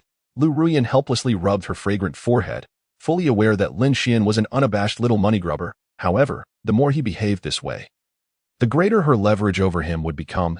If a mere broken car could enchant him so, then managing him would surely be a breeze. Once Lin Xian parked the car, he immediately retrieved the gifts he had prepared in advance. Eager to enter the orphanage, "Miss Lu, let us go. I shall show you the place where I once lived." With that, Lin Xian led Lu Ruiyan into the orphanage, which remained unchanged from before, with an ancient locust tree standing at its center. It was autumn now, and the locust tree was adorned with white blossoms, while the children in the orphanage joyfully played beneath its branches. Among them, a slightly older boy's eyes lit up upon seeing Lin Xian, and he dashed over with excitement. "Brother Lin Xian, you finally came. We and Grandpa and Grandma have missed you terribly." Lin Xian affectionately ruffled his hair, producing a bag of candy from seemingly nowhere and handing it to Xiao Pei. "Wow, it's Wangzai milk candy." The boy, named Pei Yun, had recently become the new leader of the children in the orphanage, known for his mischief and often worrying the director and his wife, Xiao Pei Yan. "Have you been causing trouble while I was away? Did you break the seesaw again?" Upon Lin Xian's questioning, Pei Yan immediately lowered his head, clearly intimidated by Lin Xian. "Brother Lin Xian, I haven't caused any trouble. I was quite well behaved at AS for the seesaw. It was too old and broke while we were playing Dado." "Is that so?" Although Pei Yan's words seemed earnest, Lin Xian remained skeptical, fully aware of what these kids were capable of. Meanwhile, Lu Ruiyan, unaware of the situation, found the children to be utterly innocent and adorable. You should give him a break. How could such lovely children possibly lie? At that moment, Pei Yan and the other children finally noticed Lin Xian was not alone, but had brought along a remarkably beautiful older sister. "Wow, older sister, you are so beautiful. Are you brother Lin Xian's girlfriend?" "Hey, what nonsense are you spouting? I have no relation to her at all." I thought before Lin Xian could clarify. Lu Ruiyan suddenly embraced him, covering his mouth. "Xiao Pei Yan has quite the eye. She is indeed brother Lin Xian's girlfriend. Am I right, dear?" Chapter 16. Meeting the Parents. "Darling, think carefully before you answer. I was just joking earlier. Please don't be angry, my wife." Under Lu Ruiyan's pressure, Lin Xian could only lower his head helplessly as a wicked hand was squeezing his waist. Should he say anything amiss, it would spell disaster for him. "Wow, brother Lin Xian, you are amazing to have such a beautiful older sister as your girlfriend. Didn't you say that the more beautiful a sister is, the harder she is to tame? So, big brother, could you share some tips with us? I would like to have a girlfriend even more beautiful than this sister in the future." Upon hearing Xiao Pei Yan's words, Lin Xian's face darkened. However, he could only blame himself for sharing such peculiar thoughts with the boy. "You should go play somewhere else, Matt." "Very well. 11.at this moment, we must hasten to rescue Lin Xian, and we can settle the score with Lu Ruiyan later." Suddenly speaking up was the silent Xiao Yuro, her demeanor calm as a placid lake, yet the fury simmering within her was no less than that of Mu Ruan, perfectly contained. "Yuro is right. Zhang Ling, go investigate thoroughly where that wretched woman Lu Ruiyan has taken my man." "Yes, Mississippi." Chapter 17. Lu Ruiyan firmly controls the situation. Meanwhile, Lin Xian was in the kitchen, flustered and overwhelmed. A succession of sumptuous dishes made their way to the table. Lu Ruiyan was already seated, surrounded by a gaggle of children. "You really are quite self-aware. You don't even bother to help me with the dishes. One might think this is your home." The sight of Lu Ruiyan ignited Lin Xian's ire. He was bustling about in the kitchen, while she was here playing with the children. Why was that fair? How utterly charming. Lu Ruiyan suddenly smiled. Having never witnessed Lin Xian in such a state of embarrassment, her gaze softening with increasing affection, she then stood and leaned close to Lin Xian's ear, softly whispering, "Your cooking looks delectable. But I believe tonight, you will be even more appetizing." The warmth of her breath sent shivers down Lin Xian's spine, nearly causing him to drop the plate he was holding. "Darling, you are too weak. Unable to carry even 2 plates. Let me help you." With a seductive smile, Lu Ruiyan swiftly took the plate from Lin Xian's hands, her fingers intentionally brushing against his wrist, causing his gaze to flicker and an awkward cough to escape his lips. All right. The dishes are ready. Everyone, let us sit down to eat." With Wang Jianjun's arrival, the tension between the two was finally broken. Lin Xian exhaled in relief and hurried to sit at the table. while Wang Jianjun appeared oblivious to the subtle atmosphere, enthusiastically calling out to Lu Ruyan, "Xiaoyan, stop standing there and come eat. Quickly, quickly." Lu Ruyan glanced at Lin Xian, her eyes narrowing slightly, a smile gracing her cherry lips. She then naturally seated herself beside Lin Xian, who, however, instinctively shifted away, creating more distance under everyone's watchful gaze. Lin Xian, with an impassive expression, picked up his chopsticks, deliberately avoiding Lu Ruyan's presence. At this, Wang Jianjun exchanged glances with Shen Chunhua, both seasoned in such matters, immediately perceiving the current predicament. "Lin Xian, what are you doing? Xiaoyan is sitting next to you. Why are you moving away? Is there a nail on that chair? Or is your backside itching? Sit back down." Wang Jianjun's displeasure was evident as he sternly admonished Lin Xian, forcing him back into his seat. "Darling, come sit here." Xiaoyan knows she was wrong, with Wang Jianjun's imposing support. Lu Ruyan felt emboldened and began to act coyly in front of Lin Xian. I simply refuse to sit beside you." Yet Lin Xian remained resolute, adamantly keeping his distance, as he deemed Lu Ruyan far too provocative. Continuing like this, he feared he might lose his innocence without even realizing it. Lu Ruyan let out a cold laugh and promptly settled beside Lin Xian, deciding to take the initiative since he was reluctant. "Darling, Xiaoyan truly knows she was wrong. Please don't stay angry with me. You little rascal, you must have taken advantage of Xiaoyan while I wasn't around, and now you're rejecting her? Hurry and apologize." Lin Xian stared incredulously at his grandfather, baffled by the shifting dynamics of who was bullying whom. "Why should I apologize to her? No, she slandered me. She is defaming me. Apologize," under Wang Jianjun's stern insistence. Lin Xian had no choice but to bow his head begrudgingly, muttering, "I'm sorry. I shouldn't have provoked you. Darling, it's all right that it was Xiaoyan's fault for making you angry. I promise I won't do it again." Yet while Lu Ruyan feigned nonchalance, her mind was already plotting how to punish Lin Xian later that evening. Lin Xian sighed, recognizing his defeat as he relinquished any resistance, sullenly lifting his wine glass to drain it in one go. Lu Ruyan watched him with satisfaction, then firmly grasped his hand, intertwining their fingers. In that instant, the softness of her delicate hand sent an unusual thrill coursing through Lin Xian, a feeling he found strangely familiar yet could not place. "What are you doing?" "Oh," Lin Xian attempted to shake off Lu Ruyan, sensing an uncomfortable familiarity akin to an unsettling encounter from his childhood. However, her grip seemed to possess an inexplicable strength, holding him fast. "Your struggles are quite adorable, you know. Tonight, I shall indulge in you thoroughly." Lu Ruyan's wicked smile drew near to Lin Xian's ear as she whispered those words. Lin Xian snorted in response, resigning himself to focus solely on his meal. "Xiaoyan, I didn't get the chance to ask earlier. How long have you known Lin Xian? When did you start dating? When do you plan to marry and have children?" Before they even began their meal, Shen Chunhua couldn't help but bombard Lu Ruyan with a series of relentless questions, nearly choking Lin Xian, who was trying to eat.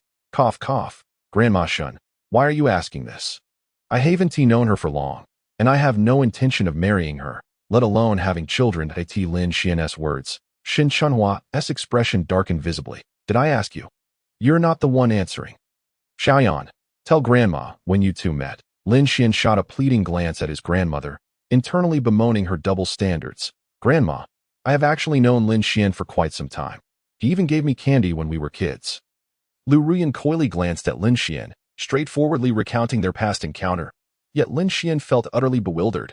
When had he ever met her as a child and given her candy? How absurd. "Oh, so you have known each other since childhood? This little rascal has never mentioned it to us."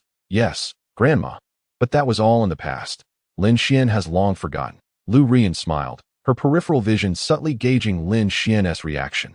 Alas, this forgetful boy can't even remember such an important matter.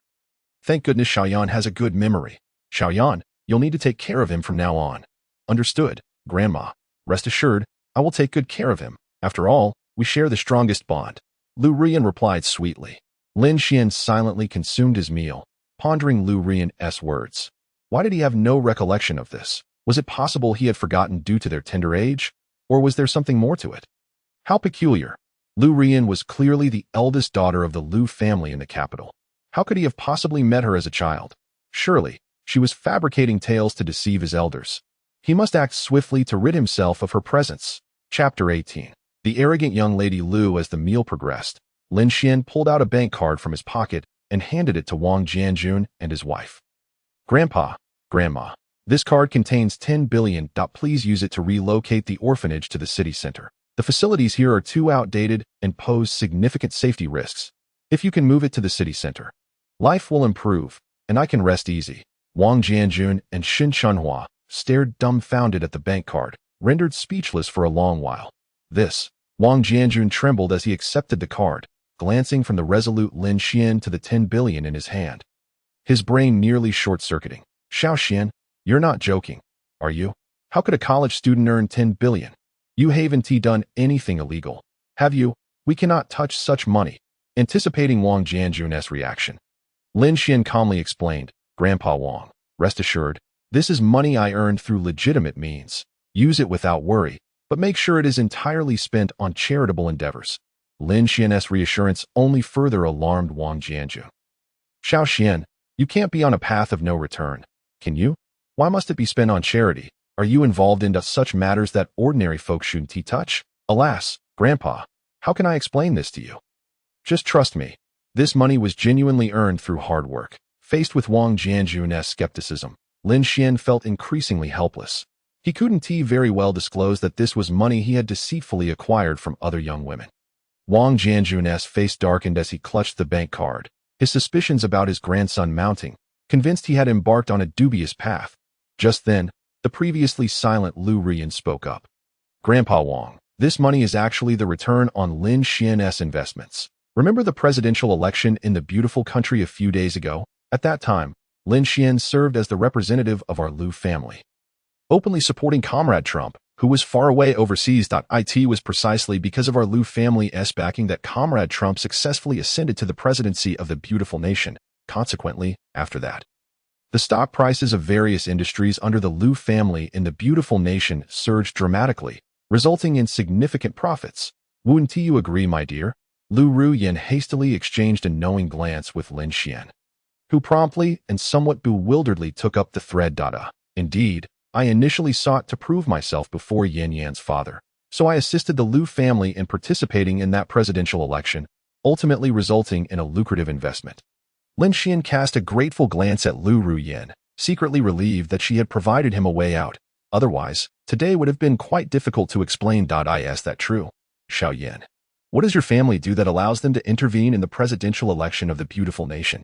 Facing Wang Jianjun's perplexity, Lu Ruyan offered a slight smile and casually remarked, Oh, it's nothing much, just a small business. I see.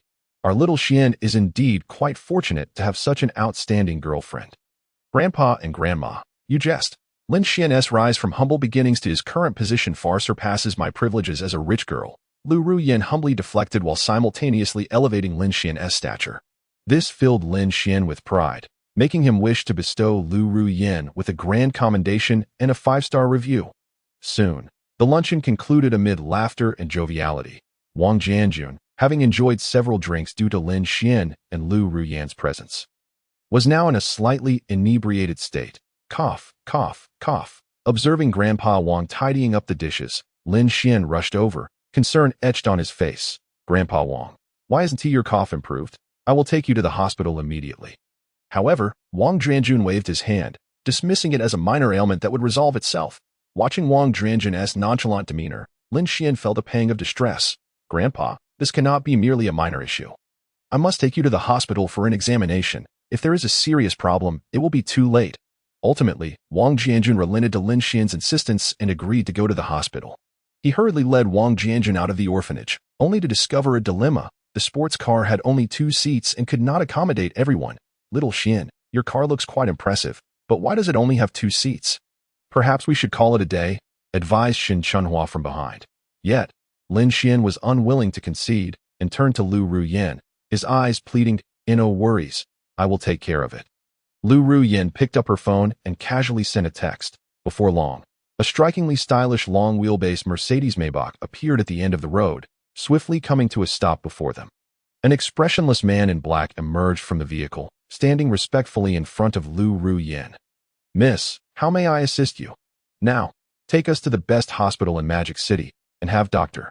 Smith and his medical team come quickly. Understood, I will attend to it immediately. Subsequently, under Lin Xian's astonished gaze, Lu Ruyin helped the elderly into the car. Hurry up. Why are you just standing there? I have made all the arrangements that right? I'm coming. Regaining his composure, Lin Xian followed Lu Ruyin into the Maybach. According to online sources, such vehicles were not merely accessible to anyone with wealth. They were typically reserved for high-ranking officials. Yet Lu Ruyin's ability to summon one so effortlessly spoke volumes about the Lu family's prominence. Thank you so much today. I have indeed wronged you previously, and I sincerely apologize. Lin Xian looked earnestly at Lu Ruyin, genuinely grateful to her, as any negative impressions he held dissipated in that moment. I never imagined stubborn Lin Xian would utter such words. Rather than mere thanks, how about offering yourself in return? Lu Ruyin smiled, her eyes gleaming with desire and anticipation at that moment. Their gazes locked, and Lu Ruyin's unwavering stare revealed her deep affection. Crashing over him like tumultuous waves, Lin Xian momentarily faltered, contemplating acquiescence, yet a voice within him cautioned against my apologies. Miss Lu, you must be joking. I, being solitary, would not dare to impose upon a lady of your stature. I rather adore your solitary nature. Regardless, I shall have you. Fishy Husband Chapter 19. Miss Mu, completely darkened, Lu Ruyin's call of husband struck Lin Xian, a pure-hearted man, like an atomic bomb, utterly outrageous. He hurriedly pushed Lu Ruyin away, eyeing her warily, fearing she might make a move against him in the confines of the vehicle. Phew, this enchantress certainly knows how to entice. Just moments ago, she nearly bewitched him. Thankfully, his resolve held strong. Had it been another man, he would have surely succumbed to her charm. Lu Ruyin lightly bit her finger, her gaze both dangerous and dreamy, her cheeks flushed with a rosy hue. Husband, you're simply adorable. Though the car was spacious and their voices soft, Wang Jianjun, being a former soldier, possessed remarkably keen hearing and immediately caught the exchange. Little Xian, what are you and Xiaoyan whispering about? Are you two already discussing marriage and children? Indeed, Grandpa Wang. Just now, Lin Xian agreed to obtain a marriage certificate with me immediately and mentioned that he would let you both hold your grandchild next year.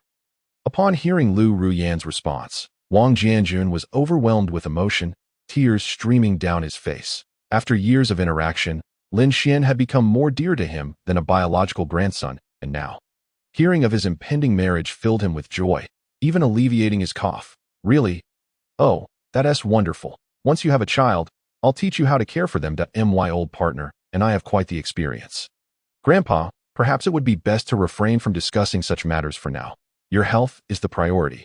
Let us focus on getting you better first, all right? Lin Xian persistently signaled to him, but Wang Jianjun remained oblivious.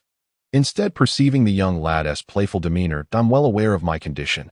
Your immediate concern should be to spend quality time with Xiao Yan, that I'm just an old man. Surely I'm fine. Faced with this situation, Lin Xian could only helplessly nod. For the time being, he would have to yield to Lu Ruyin, planning to find an excuse to brush it off once Wang Jianjun's health improved. However, as Lin Xian pondered, a woman in black sat in a high-rise building, closely observing the car Lin Xian was in. Miss, I have uncovered that Lin Xian is likely visiting an elderly couple at the orphanage with Lu Ruyin. However, according to the intel from the reconnaissance bees, it seems Lin Xian, the woman paused, hesitating to relay the ensuing information to Mu Wanruan. Speak. Why are you dawdling, miss? I will speak plainly. Please do not be angry. Lin Xian, it appears he is already involved with Lu Ruyin, and their behavior is quite intimate. Bang! A violent noise erupted from the earpiece, causing the woman in black to drop to her knees in fright.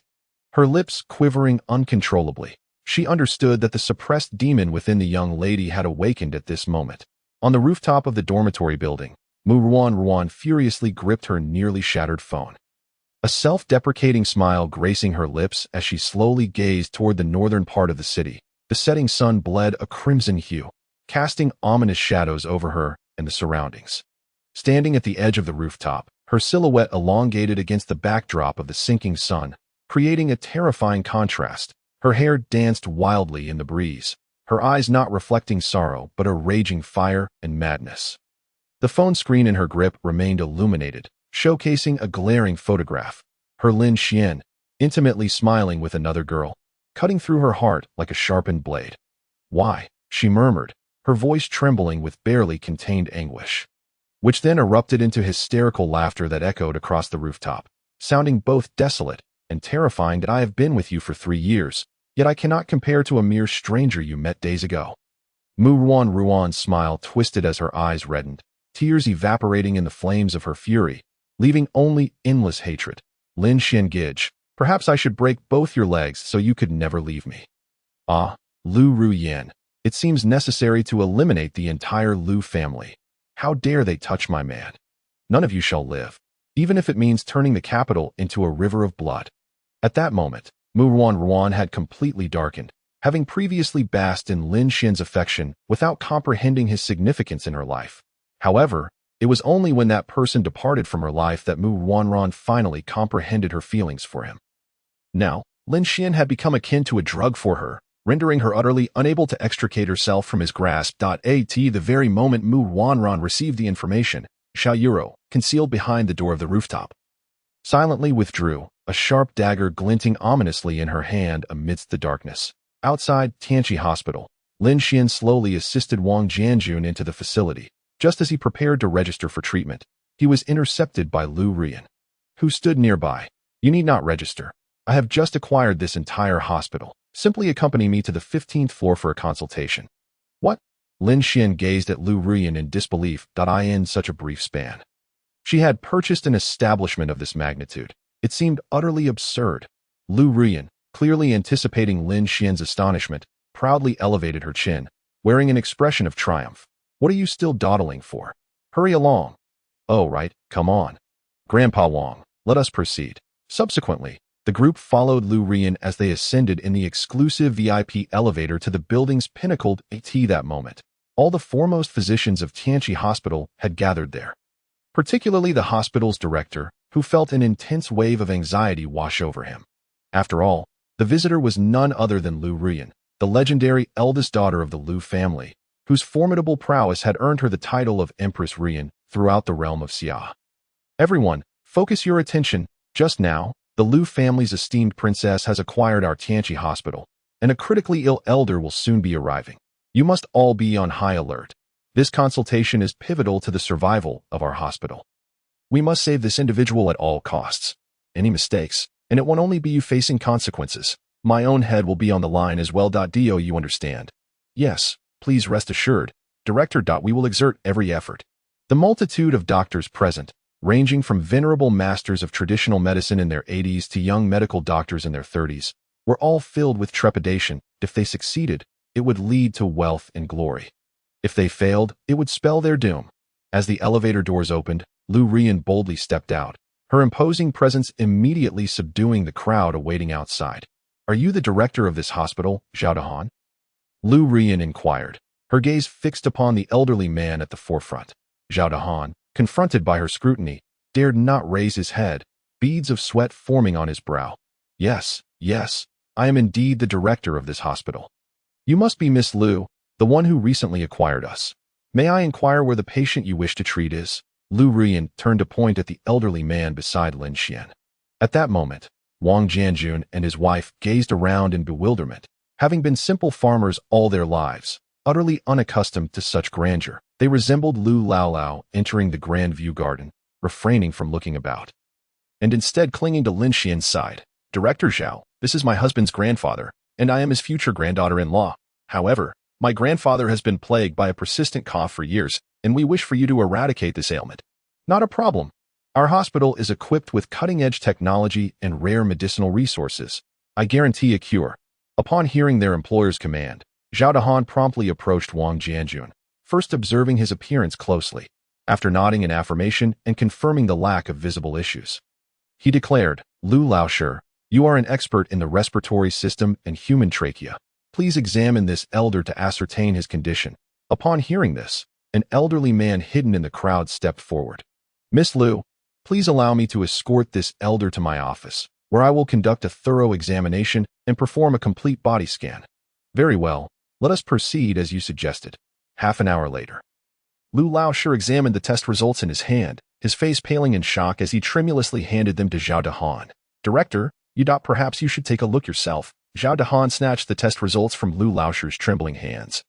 Already sensing the gravity of the situation, however, When he finally scrutinized the report, he nearly succumbed to terror. No. Late-stage pulmonary tuberculosis, and it has manifested as extrapulmonary tuberculosis. This was truly disastrous. Director, what shall we do now? This elder has delayed treatment for so long. He has never even undergone a single anti-tuberculosis therapy. If we proceed with surgery at this point, even if we resorted to medication to buy some time, it would only prolong his life by a few months at best. Listening to Lu Laoshir's explanation, Zhao Dahan's spirits plummeted. Tianqi Hospital was doomed. Creak. As the doors swung open, Lin Xian rushed to Zhao Dahan, urgently inquiring about the situation. Director Zhao, what exactly is wrong with my grandfather? Can this cough be treated? Lin, young Master Lin, the elder is suffering from late-stage pulmonary tuberculosis, and it has been ongoing for quite some time. If he had not been a soldier in his youth with a robust constitution, he would likely have perished long ago. With those words, Lin Xian felt as though the sky had collapsed around him. He gripped Zhao Dahan's arm, desperately searching for reassurance in his expression. Impossible. How could my grandfather possibly have late-stage pulmonary tuberculosis? Even if it is late-stage, this illness can be treated, cannot it? Zhao Dahan gazed at the young man with a pained expression. While he too wished to save Wang Jianjun, the current circumstances and the limitations of their hospital's capabilities left him feeling utterly powerless.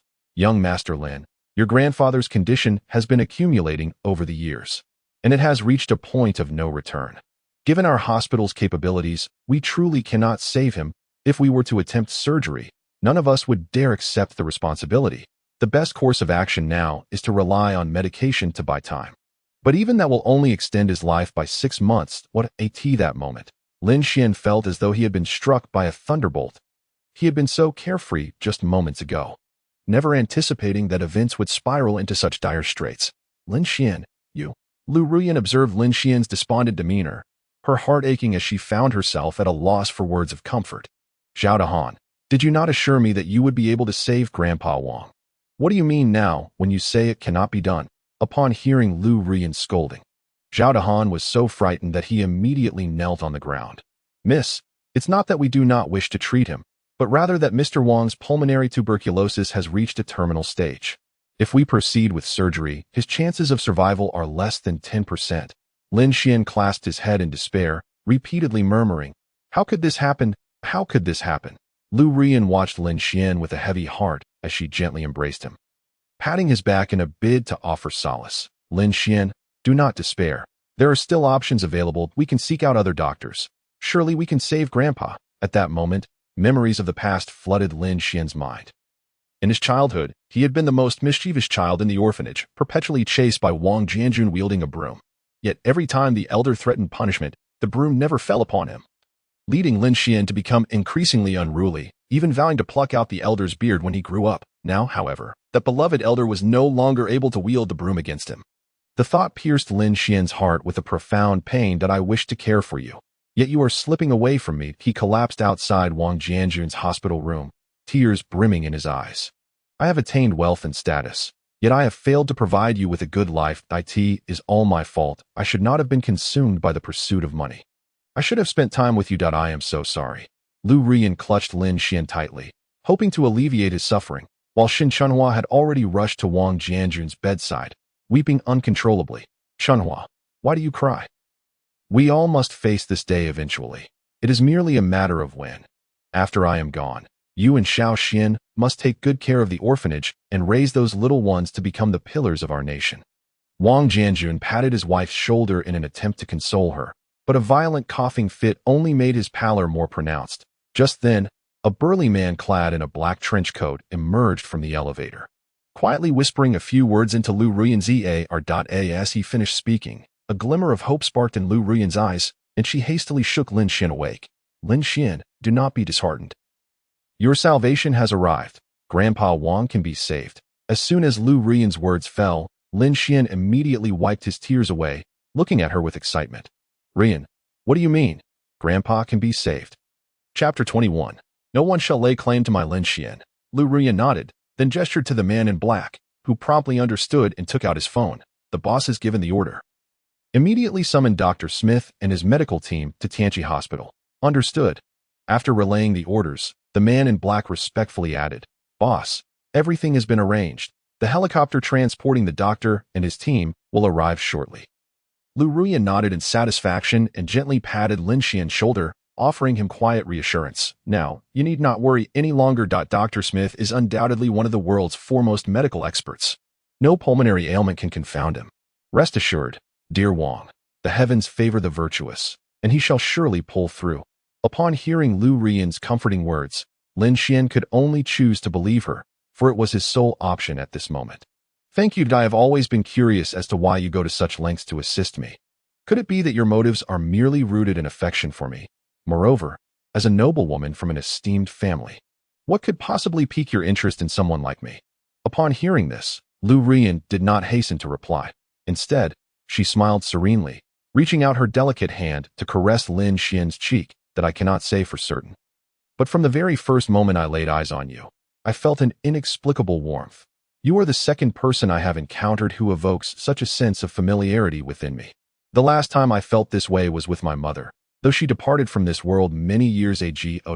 Soon as Lu Ruyan mentioned her mother, her gaze dimmed, and even this strong woman found it difficult to suppress her tears. Witnessing the sorrow on the beautiful face before him, Lin Xian yearned to comfort her, but found himself at a loss for words. After a moment's hesitation, he resignedly opened his arms, drawing Lu Ruyan into his embrace.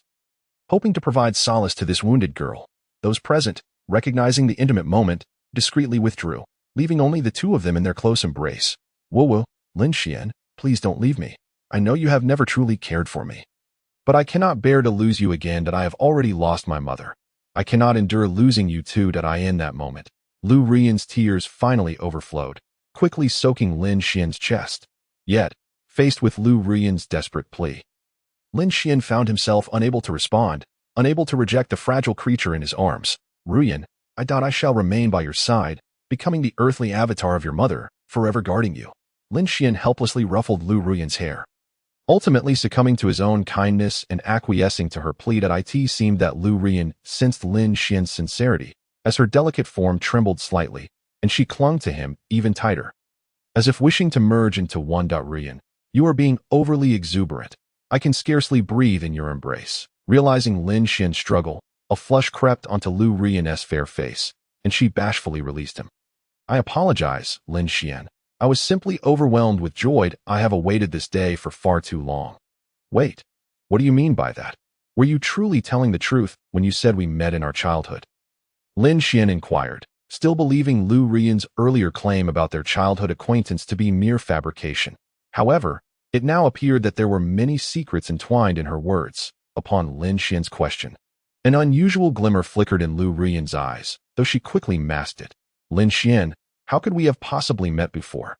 It was only when you first entered school that I, as your mentor, developed feelings for you. The earlier conversation at dinner was merely a fabrication to amuse the elders. I see. I never anticipated that the notion of love at first sight could indeed exist, and that it would pertain to me. It seems I am truly favored by fortune. Lin Xian nodded, half convinced. While love at first sight seemed far-fetched, he chose to trust Lu Ruyan, for she had no reason to deceive him. Seeing Lin Xian's pleased expression, Lu Ruyan quietly sighed in relief. She did not wish to reveal the truth of how she had once kidnapped him. If that information were to surface, all her efforts would be in vain. Just as the two were engrossed in their pleasant conversation, a pair of eyes were secretly fixated on them. Across from Tuanqi Hospital, a young woman named Xiao Yuro sat before a computer screen. Observing Lin Xian and Lu Ruyan locked in their embrace through the surveillance drones that had infiltrated the hospital. Excellent. Lu Ruyan, why must you come here to steal my man? The woman in Lin Xian's arms today is me. How dare that wretched girl get ahead of me? I shall ensure your demise. Every woman who dares to encroach upon Lin Xian must meet a gruesome fate, confined within a vase, while I watch him dote upon me. Xiao Yuro screamed in a fit of rage, wreaking havoc around her, venting her pent-up fury. Meanwhile, the bodyguards stationed at the door cowered on the ground, trembling in fear of incurring their mistress's wrath. Brother, who is this Lin Xian that the young lady keeps mentioning? What could possibly elicit such fury from her? A young man in black, cautious and timid, inquired of the older man beside him. Silence. Have you forgotten the rules on your first day? As subordinates, it is best for us to know as little as possible about certain matters. Understood. My apologies, brother. I was merely too curious about what sort of man possesses such magnetism. The older man shot him a glare, prompting the younger one to fall silent. Even he was eager to discover the identity of this man. After a considerable while, the commotion within the room finally subsided, and the onlookers cautiously raised their heads, still unsure if Xiao Yuro had regained her composure. Xiao Hu, enter. Upon hearing Xiao Yuro's icy command, the man who had previously urged his companion to be quiet hurriedly stood and stepped into the room. Xiao Hu entered with trepidation, witnessing the aftermath of Xiao Yuro's fury scattered throughout the room. At that moment, the young lady sat quietly on the sofa, gazing intently at a photograph in her hands. Lost in thought. Young lady, you called for me? Xiao Hu approached her cautiously, addressing her respectfully, but Xiao Yuro remained unresponsive, her eyes fixated on the image of Lin Xian. Young lady, summoning his courage, Xiao Hu called out several times, finally rousing Xiao Yuro from her reverie. How dare you interrupt my precious memories with Lin Xian? Do you wish to meet your demise? No, young lady, I thought I merely called your name. But Xiao Yuro waved him off, cutting off his stammering. Very well, I shall not hold it against you this time. However, I need you to do something for me. Bring the man in the photograph back to me. Remember, not a single hair on his head must be harmed. Otherwise, I shall send you to the Morning Country as a nuclear bomb observer. Understood. I vow to complete the task. Chapter 22. The pass between Xiao Yuro and Lin Xian as Xiao Hu retreated. The icy glint in Xiao Yuro's eyes finally softened. She once again lifted the photograph, which depicted Lin Xian lying in her embrace. Lin Xian, I truly can no longer concede. You are unmistakably mine. Why must you entangle yourself with other women? Xiao Yuro tightly shut her eyes, pressing the photograph against her chest, her mind swirling with memories. Lin Xian, you don't belong to me. In a fleeting moment, it seemed as though Xiao Yuro was transported back to her high school days, where Lin Xian was a special admit to the prestigious academy she attended. At that time, Lin Xian had gained admission to the elite school in Modu due to the benevolent support of a benefactor. Fortuitously becoming Xiao Yuro's deskmate. It was because of Xiao Yuro's presence that Lin Xian was able to approach Mu Wanran over the subsequent 3 years, fulfilling his role as her bodyguard. However, Xiao Yuro initially believed that Lin Xian's interest in her was genuine, only to later discover that his true aim was always Mu Wanran. In order to avoid a rift with her dear friend, she buried her feelings deep within her heart. Yet, when Lin Xian confessed that his pursuit of Mu Wanran was merely a task, Xiao Yuro could no longer contain her affection, since Lin Xian did not harbor feelings for Mu Wanran. She felt no need to hold back any longer. After all, she had endured enough over the years. Why should others so easily claim your love? Why can you never see my feelings for you? I yearn for your unconditional affection. Even if it is merely for show, I would gladly accept it. Recalling their first encounter, it was in the private piano room of the school. They as a child of a prominent family. Xiao Yuro had been advised by her parents to master such refined skills that time. Lin Xian had gotten into a scuffle with the school bully and, outnumbered, had fled into the piano room where Xiao Yuro practiced. Dewey truly is insufferable. Just because he has money, he thinks he can bully others. One day, I shall become wealthy and trample all over you. Lin Xian winced, rubbing his shoulder where he had been struck. His shirt was already bruised beneath. Ouch! This humiliation shall be repaid 100-fold in the future. You, Lin Xian, what are you doing here? A melodious voice interrupted him, and as he turned, he found Xiao Yuro standing by the piano. Visibly surprised. Xiao Yuro, I didn't realize this was your classroom. My apologies for intruding. I shall take my leave at once. With that, Lin Xian intended to exit the room, but the voices of Dewey and his lackeys grew closer outside. Alas, how did they manage to find me? Zhao, I must apologize, but I need to hide for a moment. Please, do not reveal my whereabouts. Subsequently, Lin Xian hurriedly sought a place to conceal himself, yet this classroom offered no refuge aside from the piano. Perhaps you could hide behind my piano, and I could use that wooden board to shield you from view. What?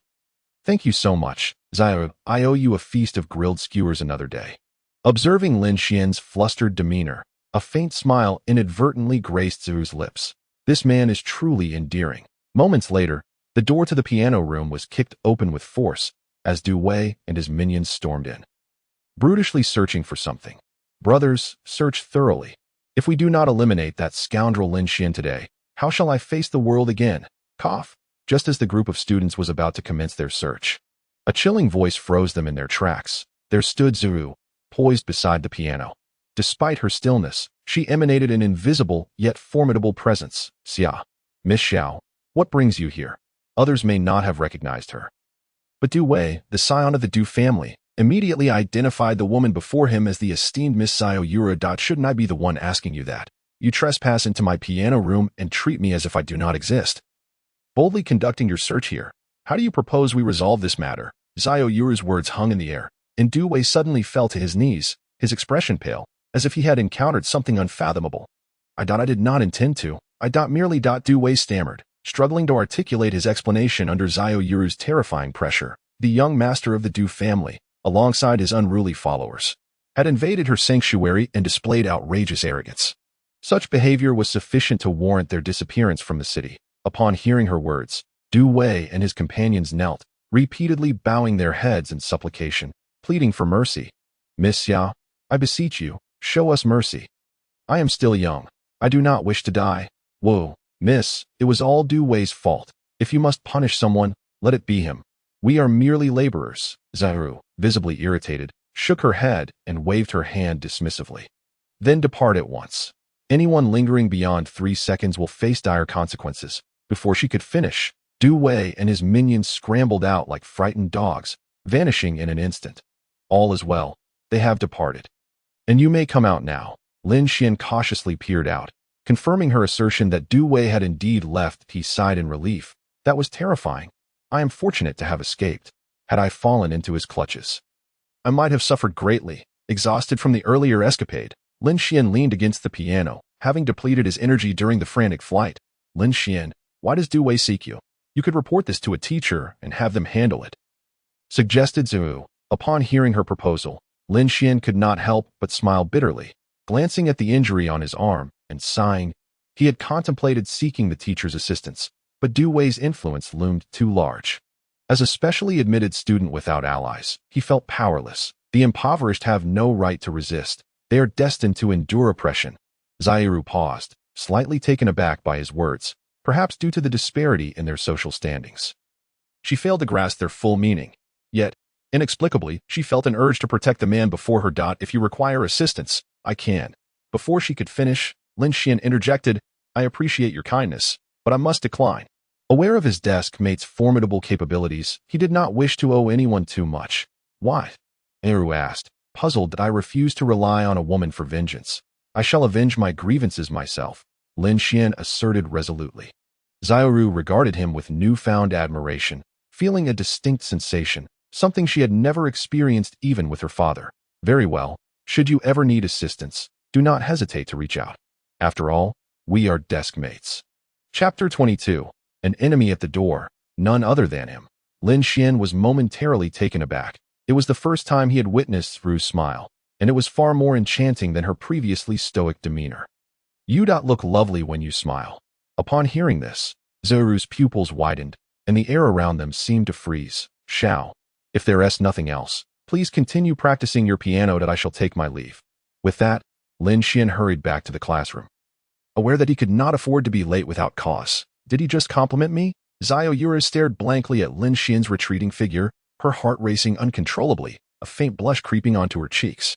From that moment on, their relationship blossomed. Xiaoru, with her reclusive nature and lack of acquaintances, found herself accompanied by a charming and sunny young and it became quite common to see Zuru and Lin Xian sharing meals together.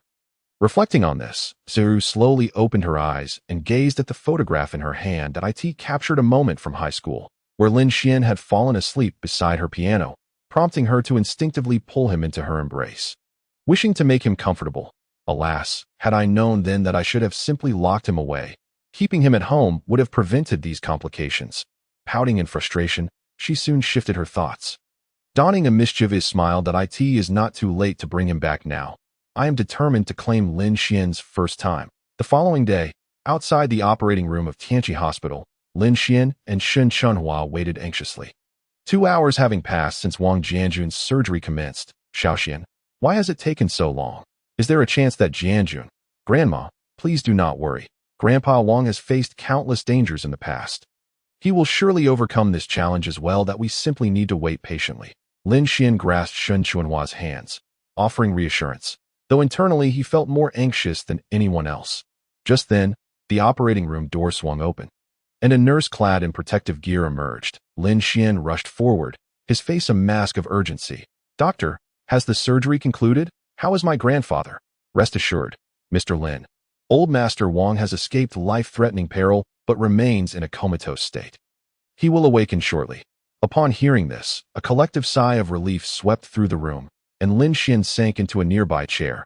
The weight in his heart finally lifted. "See, I told you that, doctor. Smith would save Grandpa Wang."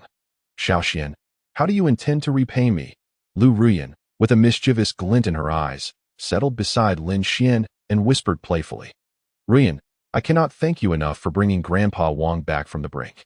"Humph, mere thanks will not suffice. Shouldn't you demonstrate some tangible appreciation?"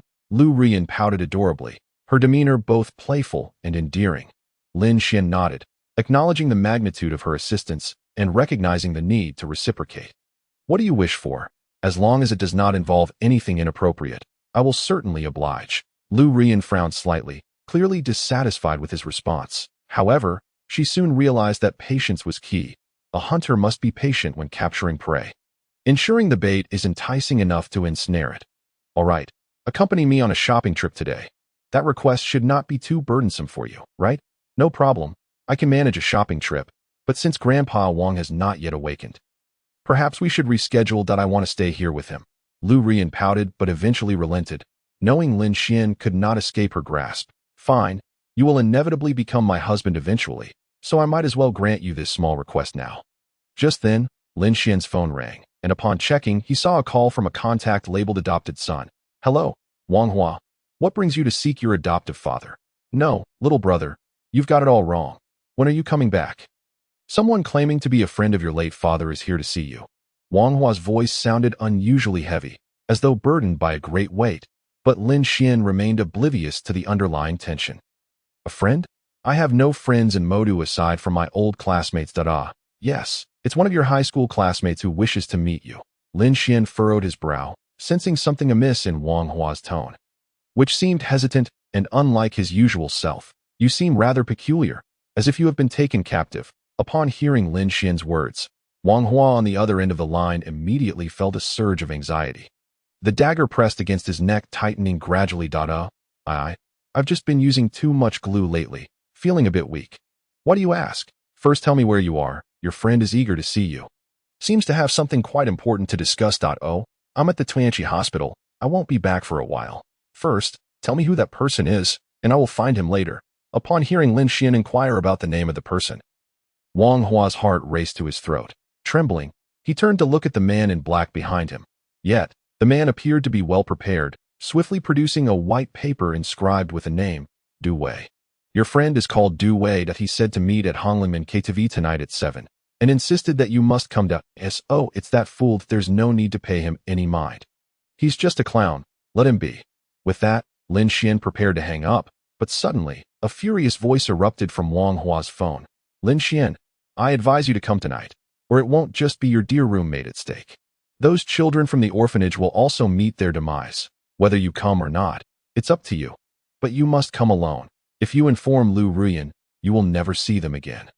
Click.as Du Wei's voice faded. Lin Xian barely had time to respond before the call was abruptly ended.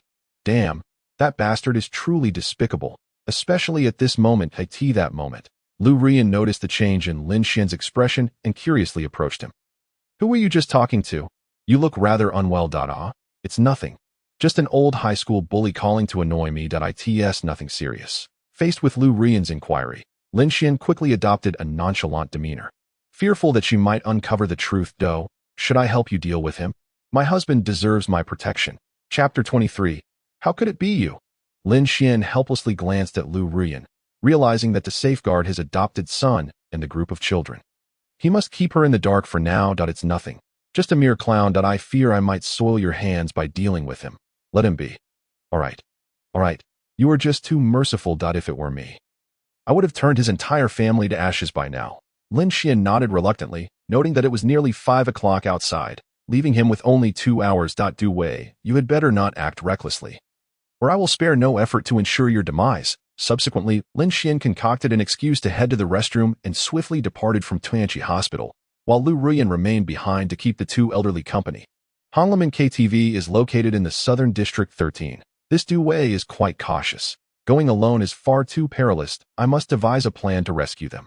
Lin Xian hailed a taxi and hurried towards District 13. Meanwhile, within the confines of Honglimin KTV, Du Wei was ingratiating himself with a man, while Wang Hua, Zhang Feng, and the children were bound at the front desk, under the watchful eyes of the Du family's guards. You bastards, hurry up and release me. Du Wei, do you know who my father is? He is a member of the board at Magic City University, the director of the Magic City government. If you don't let me go soon, you will pay dearly. I will have my father throw your entire family behind bars. Wang Hua cursed at Du Wei, who remained unfazed and ignored him entirely. Forget it, Huazi, he clearly following that man in black's orders. No matter how much you curse him, he won't pay you any heed.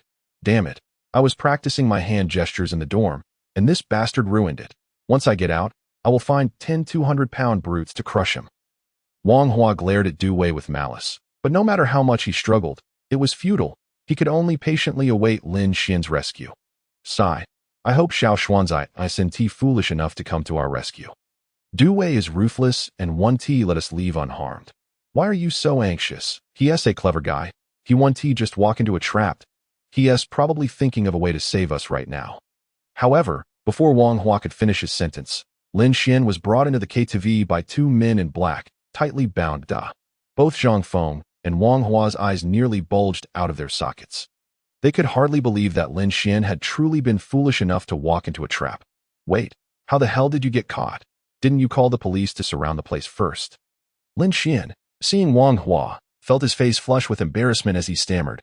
I was going to find an opportunity to rescue you, but that fool of a driver parked right at the KTV entrance, where there were Du Wei's men everywhere, and then I got captured. Wang Hua, ha ha ha. Lin Xian, you've finally fallen into my hands. Do you remember how you used to tease me in high school? Today, I will make you experience the consequences of provoking Du Xiao, Du Wei proclaimed, as his surrounding lackeys brandished their weapons, menacingly approaching Lin Xian. You, Lin, dare to provoke our young master Du? You must be tired of living. Should I start by dislocating your arm or severing your tendons first? Why waste time talking to him? Just gut him and turn his insides into specimens. It could contribute to human science. Lin Xian's expression changed. He hadn't expected to face torture immediately after being captured. This was how it was portrayed in dramas. Shouldn't they at least ask questions first, just as the group was about to strike? The previously silent man in black finally spoke. Everyone halt. Get out. Upon hearing this, the lackeys stopped in their tracks, exchanging bewildered glances, none daring to make a move. What are you all dawdling for? Haven't you heard Lord Xiaohu's orders? Get out. Du Wei barked at his subordinates. As his command rang out, the lackeys promptly vacated the KTV, leaving the spacious room eerily empty. Lord Xiaohu, the troublesome ones have exited. How shall we deal with this fellow? Xiaohu cast a sidelong glance at the obsequious Du Wei, a cold smirk gracing his lips. Humph. Now that you've brought him here, what use do I have for you? As soon as these words left Xiaohu's mouth, Du Wei was left dumbfounded, even doubting his own hearing. I do your bidding, yet you wish to kill me. Is this some kind of jest? You want to kill Lin Xian, don't you? I'm not joking. From the very start, I only asked you to bring him here. My ultimate goal is to eliminate you. Xiaohu suddenly drew a handgun from his waist, firing a single shot into Du Wei's forehead, who collapsed instantly. Now, it's your turn. Xiaohu wiped the blood from his hands and leisurely strolled over to Lin Xian, observing him with keen interest. Young man, can you guess what happens next? He pressed the gun against Lin Xian's temple, yet the latter showed no signs of fear, instead offering a cold smile. What are you laughing at? You don't think my Desert Eagle is a toy, do you? Hee, I bet your gun is unloaded. Upon hearing this, a glimmer of intrigue sparked in Xiaohu's eyes. Astonished, how are you so sure my gun is devoid of bullets? Because you wouldn't kill me. If you wanted to eliminate me, you wouldn't need to have Du Wei trick me here. You could simply find a deserted alley and do the deed. Xiaohu regarded Lin Xian with admiration, contemplating whether this man had intentionally allowed himself to be captured. In a wonder, he caught the eye of the young lady. He remains composed and identifies loopholes even in such dire circumstances. A truly rare quality. If you don't wish to kill me, then what is your purpose in meeting me? Lin Xian fixed his gaze on Xiaohu, who smiled faintly, producing a small knife from his waist and cutting the ropes binding Lin Xian. It is quite simple. Someone is waiting for you in that room. If you wish to understand why you were captured, perhaps you should inquire with her. Lin Xian flexed his numb hands and stood up, his eyes sharp as he regarded Xiaohu. Aren't you afraid that I might do something else once you release me? After all, I know a thing or two about fighting. Xiaohu merely smirked, unfazed, and gestured for him to proceed. I in my presence, you stand no chance. Lin Xian took a deep breath and walked towards the room. Upon opening the door, he was met with a familiar figure. How could it be you? Lin Xian's eyes widened in disbelief as he gazed at the woman before him. Xiao Yu Rou. Chapter 24. The true identity of Xiao Yu Rou at that moment. Within Honglinmen KTV. Lin Xian stared in astonishment at the woman before him. Though he maintained a calm exterior, a tempest brewed within his heart. Xiao Yu Rou. How could she be here? Xiao Yu Rou slowly rose to her feet. A solitary lamp flickering in the room, casting a long, cold shadow of her figure. Draped in a dark golden, form-fitting gown, she appeared even more voluptuous under the shimmering lights, exuding an aura of the most perilous temptation in the depths of night. Lin Xian, since you have arrived, why not sit down and share a drink with me? A glass of crystal-clear red wine gently swayed in her hand, and Xiao Yu Rou's gaze, piercing through the ruby-like liquid, seemed to harbor an indescribable madness and morbidity, coupled with a hint of subtle fragility and solitude. Gulp. Lin Xian involuntarily swallowed hard. Xiao Yu Rou's demeanor was indeed somewhat unsettling, a stark contrast to her usual icy demeanor.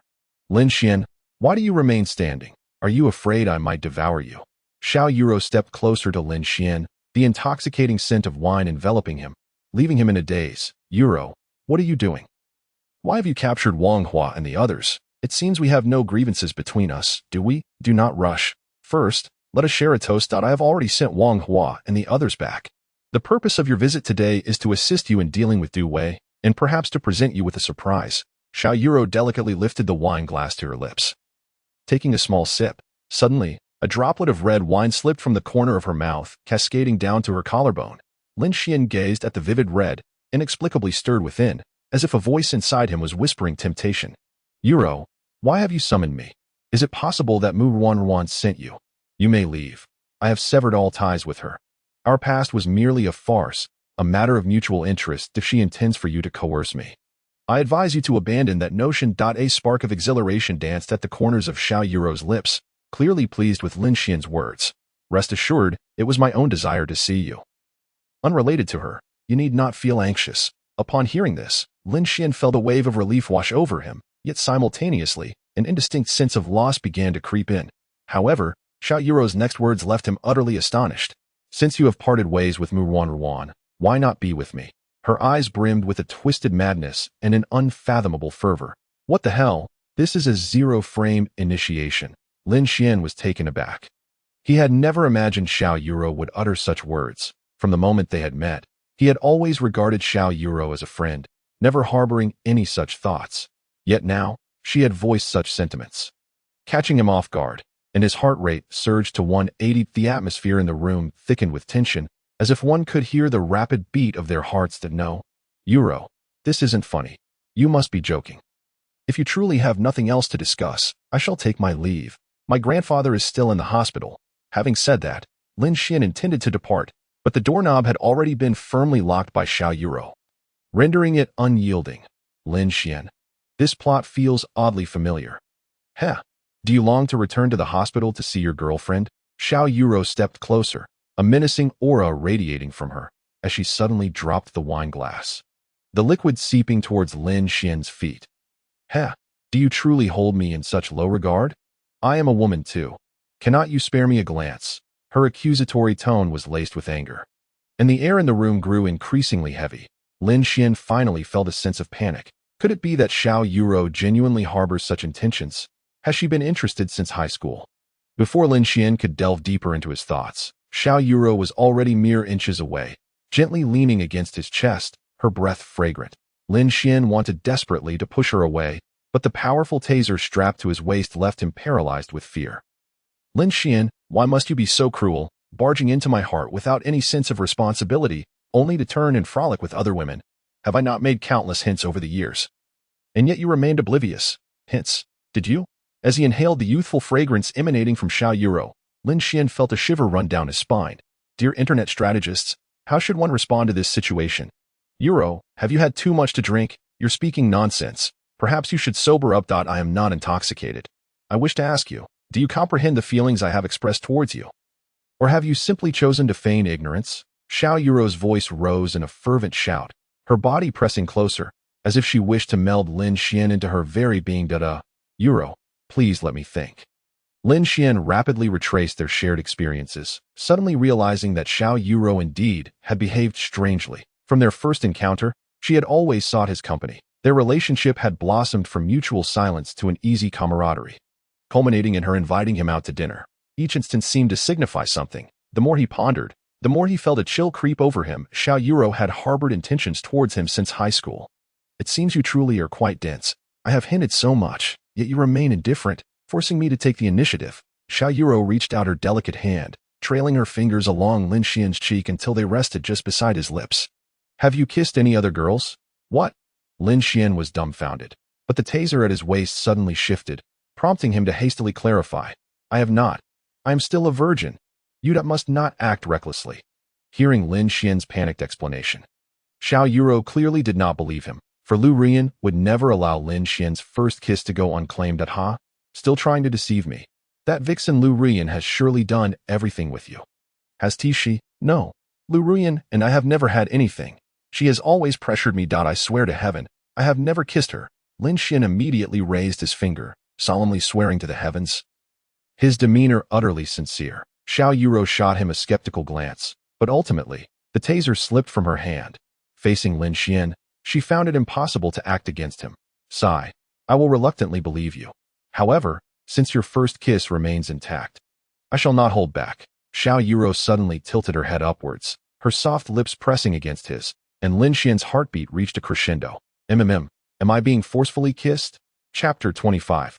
Let us engage in activities befitting a couple. Why? Lin Xian helplessly found himself wrapped in Xiao Yuro's embrace. Though he longed to resist this woman's advances, the menacing taser in her grasp rendered him incapable of retaliating. This sensation is surprisingly pleasant. After all, she is a stunning beauty, so I suppose I am not at a loss. In mere moments, Lin Xian accepted the reality and boldly took the initiative, wrapping his arms around Xiao Yuro's slender waist. Lin Xian is actually taking the lead. Could it be that he harbors feelings for me, but was deterred by my previously frigid demeanor? With this thought, Xiao Yuro's excitement grew, and she responded to Lin Xian with increasing fervor. Eventually, Xiao Yuro, succumbing to her lack of breath, yielded, yet she felt no disappointment. Instead, her eyes glimmered with a dreamy haze, her pupils almost resembling hearts. I adore Lin Xian so much. Do you know how difficult it has been for me to endure this daily? I can no longer bear to see you being so kind to other women. Lin Xian was momentarily taken aback, then quickly grasped the implication behind Xiao Yuro's words, his face flushing crimson. But surely your words are too explicit. Have you not received a proper education as a highborn lady? And what of it? In front of my beloved, I shall be utterly unreserved. Xiao Yuro, enraptured, lifted her chin. And at that moment, the taser fell to the ground. Lin Xian, do you not also harbor feelings for me? Was it not merely my previous coldness that deterred you from confessing? Hearing Xiao Yuro's question, Lin Xian's lips twitched. Although he longed to awaken her from her daydream, reason dictated that such an action would surely invite calamity. Yuro, you are absolutely right that in fact, from the very first moment I laid eyes on you, I found myself drawn to you. Yet at that time, you were the esteemed young lady of the Xiao family, so unattainable, while I was merely a destitute orphan. How could I ever be worthy of you? As he saw Xiao Yuro begin to fantasize, Lin Xian quickly devised a plan, seamlessly flowing with her imaginings and showcasing his acting skills. Really? You have liked me since then. I absolutely detest being deceived. Observing Xiao Yuro's lingering skepticism, Lin Xian swiftly escalated his performance, taking her hand and placing it over his heart. Yuro, can you feel this heart that beats fervently for you? I, Lin Xian, swear to heaven. If I utter a single lie, may I die. Before Lin Xian could finish his vow, Xiao Yuro hurriedly covered his mouth, joyfully embracing him. Lin Xian, do not utter such solemn oaths. I believe in you that I knew you must like me. Of course. Lin Xian's lips, which could not be suppressed even by the most formidable of pressures, were subtly curling upwards as he silently completed the sentence in his heart. if I utter even half a lie. My brothers Wang Hua and Zhang Feng shall be struck down by divine retribution. After all, it was my foster son who was to perish. What concern is it of mine? At that very moment, Wang Hua and his companion, who had long since returned to school, suddenly sneezed. Damn it, which bastard dares to curse me? I'm already in a foul mood today. Well, if it weren't for Xiao Xuanzi, would you still be alive right now? Who knows how he is faring at this moment? Come on, with someone like the esteemed Xiao, who adores him so, there's no chance she would harm him. Perhaps, at this very moment, they are sharing a kiss. As night fell, a luxurious Mercedes-Benz Maybach slowly navigated through the storm, arriving at an opulent estate. When the car door swung open, a finely dressed woman joyfully embraced a handsome man.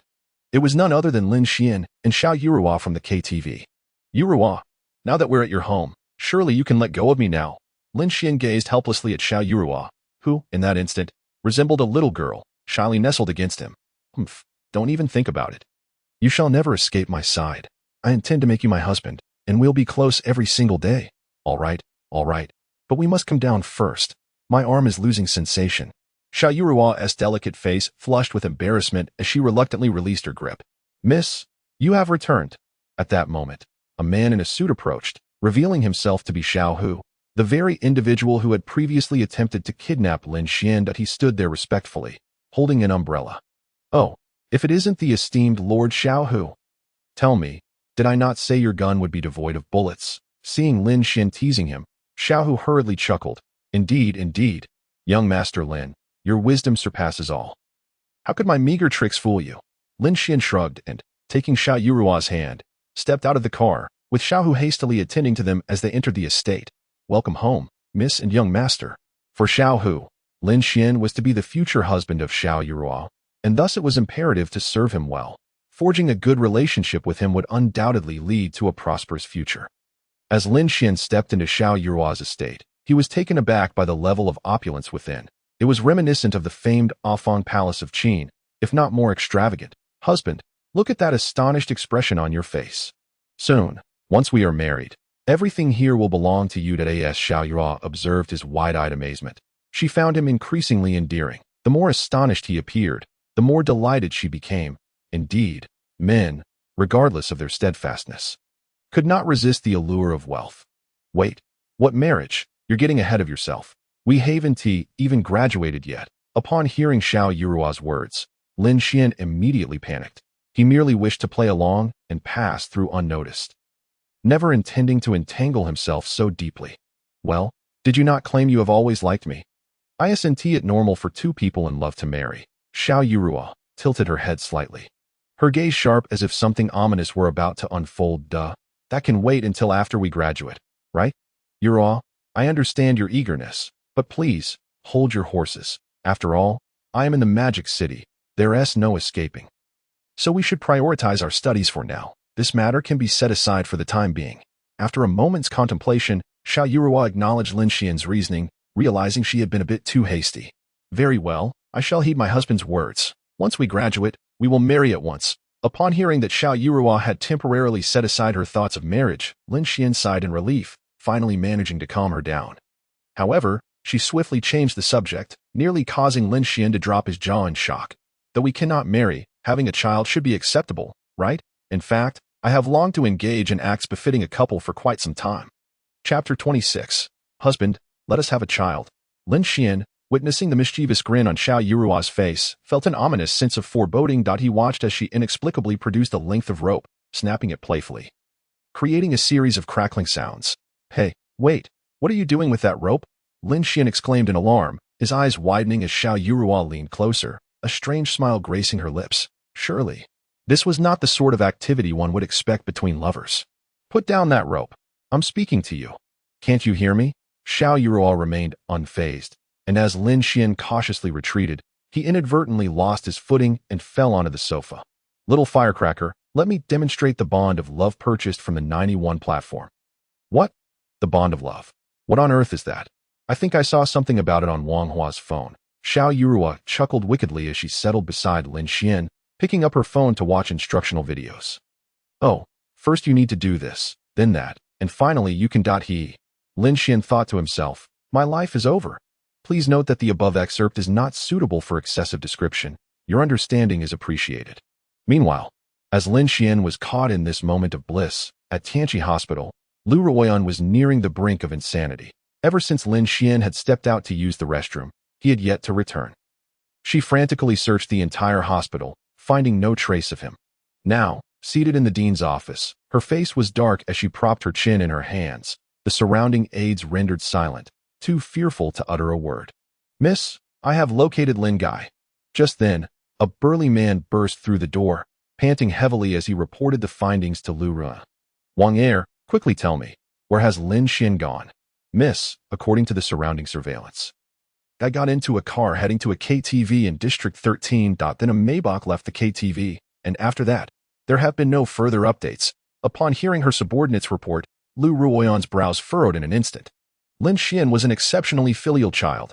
How could he possibly choose to visit a KTV to party at such a time? Moreover, District 13 was the stronghold of the Du family, and earlier that afternoon, Lin Xian had spoken with Du Wei, the young master of the Du family, over the phone. An impoverished student with no background could never be associated with the Du family's heir. Therefore, the truth was evident.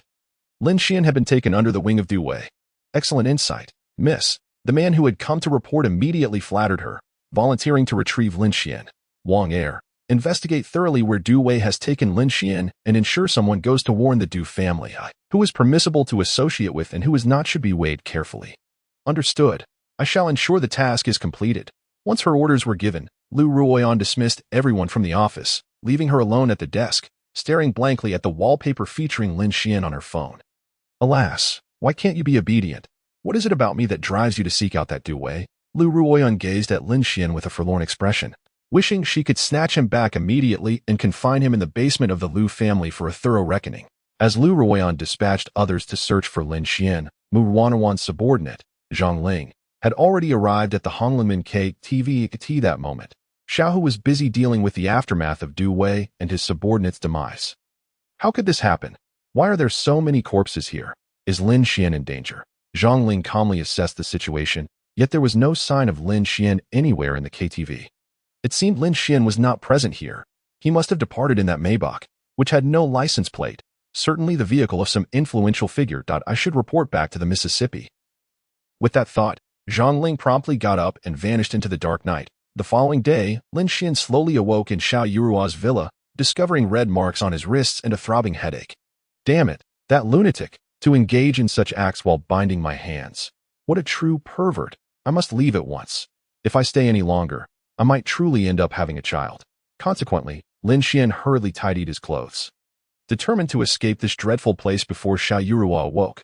However, just as he made a move, Xiao Yurua stirred beside him, sleepily gazing at him. Husband, why are you up? Don't you want to sleep a little longer?" Xiao Yurua murmured softly, then attempted to cling to Lin Xian for a bit more rest. "Hey, keep your distance. I still haven't settled the score for last night, and now you're acting all sweet." Lin Xian recoiled in disdain, causing Xiao Yurua to burst into tears at his rejection. "Wah, husband, please don't go. I didn't mean to treat you that way. I just heard on Douyin that playing like this between couples is beneficial for deepening feelings." "Wait, if Douyin told you to eat feces, would you do it?" Lin Xian shot her an irritated glare. At this point, he had lost both his first kiss and much more to Xiao Yurua. There was no way to evade responsibility now. "All right, stop being upset. How about we try again? Although last night was during my danger period, I feel it was still insufficient. What if we no way? Absolutely not." No sooner had Lin Xian uttered those words than Xiao Yurua produced a stun baton from beneath her pillow, cranking the current up to its maximum. "I'm sorry, but I can't assist with that." As soon as the rope binding Xiao Yurua was untied, she hurriedly retrieved the electric baton from the ground, a fierce expression adorning her face as she pointed it menacingly at Lin Xian, wishing fervently to stab him several times in the waist. "You wretched husband, I have already entrusted my body to you. Yet you still contemplate leaving. It appears I must confine you to a small dark room. I cannot allow you to run amok any longer." Upon hearing this, Lin Xian felt a chill run down his spine. Did Xiao Yurou intend to keep him like a caged bird? No, that cannot happen. "Yurou, I truly regret my actions. I cannot lose my freedom, just as a homebody cannot bear to lose teacher-song." Lin Xian quickly knelt before Xiao Yurou, pleading earnestly. His fear was not of the electric baton in her hand, but rather of the maid beside her, from whom he had sensed a palpable aura of murderous intent. "Humph, you foul husband. I will no longer be swayed by your deceitful words. From this moment on, you are forbidden to go anywhere. Lin Xian's face turned pale. The Xiao Yuro he once knew was an icy beauty. But now she resembled a Yandra from Legends, exhibiting an overwhelming possessiveness. Sighing, he realized that he would have to endure for the time being. After all, at least he had preserved his life. Very well. Yuro you atone for my mistakes, you may dictate what I should do. Seeing Lin Xian voluntarily bow his head, Xiao Yuro was taken aback. Logically, Lin Xian should have resisted fiercely before being subdued.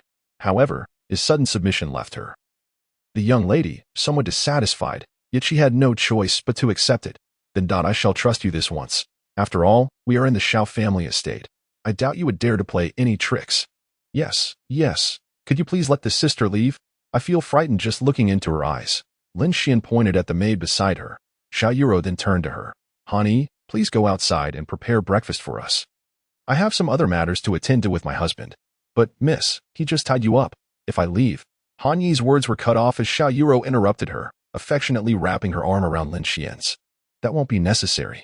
This is my territory. Even if he possesses 3 heads and 6 arms, he cannot escape. Very well. I will fetch breakfast now. If you require anything, just call for me. I shall arrive in an instant. With that, Han Yi departed, casting a warning glance at Lin Xian, her eyes icy, as if to caution him against mischief. Phew, that woman has finally left. Xiao Yuro is far too naive. Without that maid, I can do as I please. Lin Xian smirked at Xiao Yuro, his mind racing with thoughts on how to safely escape the estate. All right, husband. Now that Han Yi is left, shouldn't we engage in something meaningful? After all, there are only a few days left in the month. Xiao Yuro blinked expectantly, still clutching the electric baton that crackled with arcs of electricity, as if poised to jab it at him at the slightest refusal. Yes, whatever you say goes. How could I dare to disobey? Seeing Lin Xian's obedient demeanor, Xiao Yuro nodded in satisfaction, then sat on the edge of the bed, patting her thigh. Come sit over here, husband. You want me to sit on your lap? Indeed, but if you are unwilling, I can always sit on yours. Lin Xian hesitated for a moment, but ultimately succumbed to the threat of the electric baton, settling beside her. I meant for you to sit on my lap. What is the meaning of this? I just feel that the room is too stuffy, and being too close is not ideal. Yes, that's it. Xiao Yuro sneered coldly, suddenly yanking Lin Xian's neck, lifting herself into his lap. At that moment, their gazes locked, and they could even feel each other's breaths. Yuro, this distance feels rather ambiguous, doesn't it? What? You don't like it? I refuse to believe there exists a man who can resist such temptation. Lin Xian forced a bitter smile. Indeed, his little Lin Xian was about to transform into a much larger one. Husband, I command you to rub my head and say, wife, you are beautiful. Are you a child? Do you still enjoy having your head rubbed? I don't care. Just do it. Lin Xian sighed, reluctantly extending his guilty right hand to rub Xiao Yuro's head, while murmuring, wife, I love you. Xiao Yuro, on the other hand, wore a blissful expression, gradually lowering her guard under Lin Xian's warm hand. I wonder, when can we have a meal? From yesterday until now, I haven't eaten a single grain of rice and am on the verge of fainting from hunger. Lin Xian said weakly. Xiao Yuro had initially intended to take things further, to devour Lin Xian entirely. However, upon his remark, she too realized her hunger and deemed it time for a replenishment. Very well. Let us go out for a meal. Han Yi should have prepared it by now. However, when Lin Xian beheld the breakfast spread on the table, he was utterly dumbfounded. He excitedly pointed at the assortment of dishes, as if he had encountered some great horror. Husband, why are you so agitated? Hurry and eat. These ingredients were meticulously selected by me. 666. Who told you this is how breakfast is eaten? Oysters, soft-shelled turtles. Chives. Is this appropriate for the morning? Xiao Yuro smiled slightly, picking up a piece of oyster meat and offering it to Lin Xian's lips. You better eat all of this, or I shall feed you myself. Chapter 29. Yuro, who is this man? Lin Xian gazed at the oyster meat at his lips, struggling internally, realizing that Xiao Yuro truly viewed him as a mere juicer. Humph, I shan't eat. Do as you please. To preserve his life, Lin Xian angrily swatted the oyster away, turning his head aside. You. Xiao Yuro was momentarily taken aback. She hadn't anticipated Lin Xian would defy her command yet again, and in front of her maid no less. Humph, if you refuse my hospitality, you shall face the consequences. You must finish this entire table of food today. Lin Xian shot her a cold glance, dismissively retorting, Lin Xian, would rather starve to death or leap from here than consume a single morsel of your food. At these words, Xiao Yuro's fury ignited, and she immediately instructed Han Yi to bind him once more. Hey, what are you doing? Why are you tying me up again? Since you refuse to eat, then let us commence without it.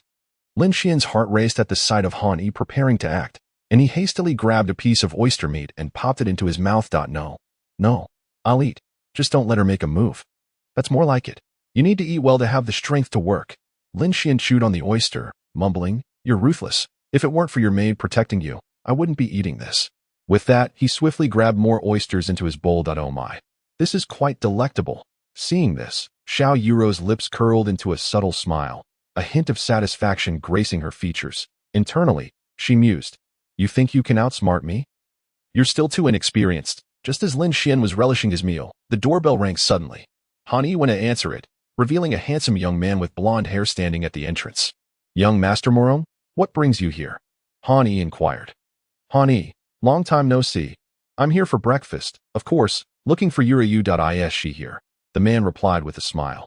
Lin Xian, upon hearing the voice, curiously peered downstairs, spotting a man who bore a striking resemblance to Morong Su standing at the door.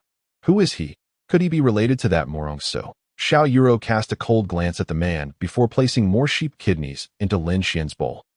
That is Morong Bo, the eldest son of the Morong family. He is constantly pestering me and is quite bothersome. You needn't concern yourself with him. Han Yi will surely handle it. Lin Xian nodded thoughtfully, quickly grasping that Morong Bo was simply another of Xiao Yuro's admirers. It seemed he could use this to his advantage. Perhaps it would aid his escape from the Xiao family. The door. Han Yi was persistently urging Morong Bo to leave, but he was resolute in his desire to enter. Young master, I have already stated that the miss is unwell. You should come another day. Nonsense, Han Yi. As Yuro's fiancé, it is only natural for me to visit her when she is ill. That is unacceptable. The miss has made it clear she wishes to see no one today. You must leave. With that, she attempted to close the door, but Morong Bo was not easily deterred. He had begun to sense that Han Yi was deceiving him. Wait, as Yuro's fiancé, I have every right to enter and check on her. You, a mere servant, are obstructing me. Do you have something to hide? Morong Bo demanded, his voice sharp. Han Yi's eyes flashed with anger, but she restrained herself due to his status. What you say is unfounded. Young master, how could this old servant dare deceive you? Han Yi hurriedly replied, trying to placate him. Morong Bo was unconvinced. He forcefully pushed Han Yi aside and strode straight into the room. Yuro, I have come to see you. He called out as he walked, but upon reaching the second floor, he found himself momentarily frozen in place. There sat Xiao Yuro, intimately seated beside an unfamiliar man, sharing a bowl of soup. Darling, come on. Quickly finish the last piece of oyster, and then we can engage in another 300 rounds, shall we? Xiao Yuro mischievously leaned against Lin Xian, every gesture radiating her affection for him. All right, Yuro, I truly am full now. Please refrain from feeding me any longer. Morong Bo, witnessing this scene, felt as though his lungs might explode from rage. Wasn't it agreed that she was ill? And yet, here she was, nestled in another man's embrace. At this moment, he could vaguely sense that the atmosphere above him had turned a vibrant shade of green. What are you doing? Stop this at once, Morong Bo bellowed. Xiao Yuro cast a fleeting glance at him, her face immediately contorting into a mask of disdain. Morong Bo, are you barking like a dog outside just to catch a glimpse of me? Now that you see me, can you leave? Morong Bo's complexion darkened significantly as he pointed at Lin Xian, angrily demanding, Who is he? Why is he with you? And furthermore, you were sitting together, leaning against him. He is my husband, Lin Xian. What of it? Do you have any objections? Xiao Yuro retorted dismissively. Morong Bo trembled with fury, exclaiming, Oh, Xiao Yuro, how could you seek solace in another man behind my back? I shall inform your parents. Lin Xian observed the exchange with great interest. It appeared that Morong Bo was not merely a lovesick fool but rather Xiao Yuro's fiancé. Morong Bo, I advise you to leave promptly. That marriage contract was merely a means for our families to gain benefit. It is now null and void. Do you understand?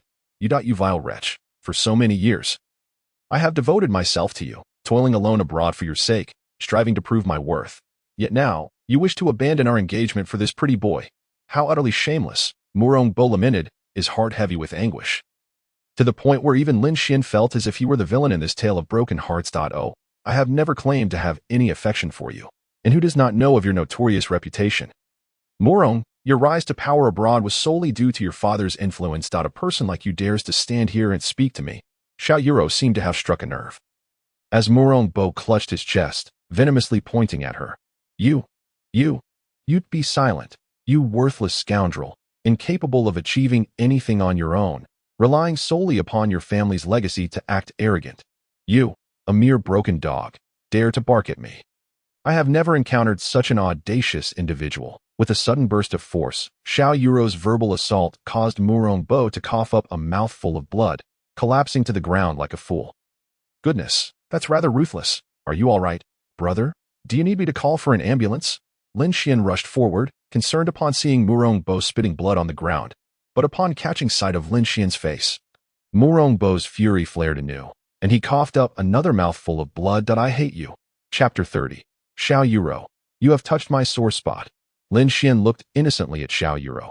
He had merely felt a pang of sympathy for Mu Rongbo and wished to offer him some comfort, only to find the latter collapsing from blood loss. Aunt Han, please have Xiao Hu take him to the hospital. After all, he is the heir of the Murong family, and it would be rather troublesome if he were to faint here.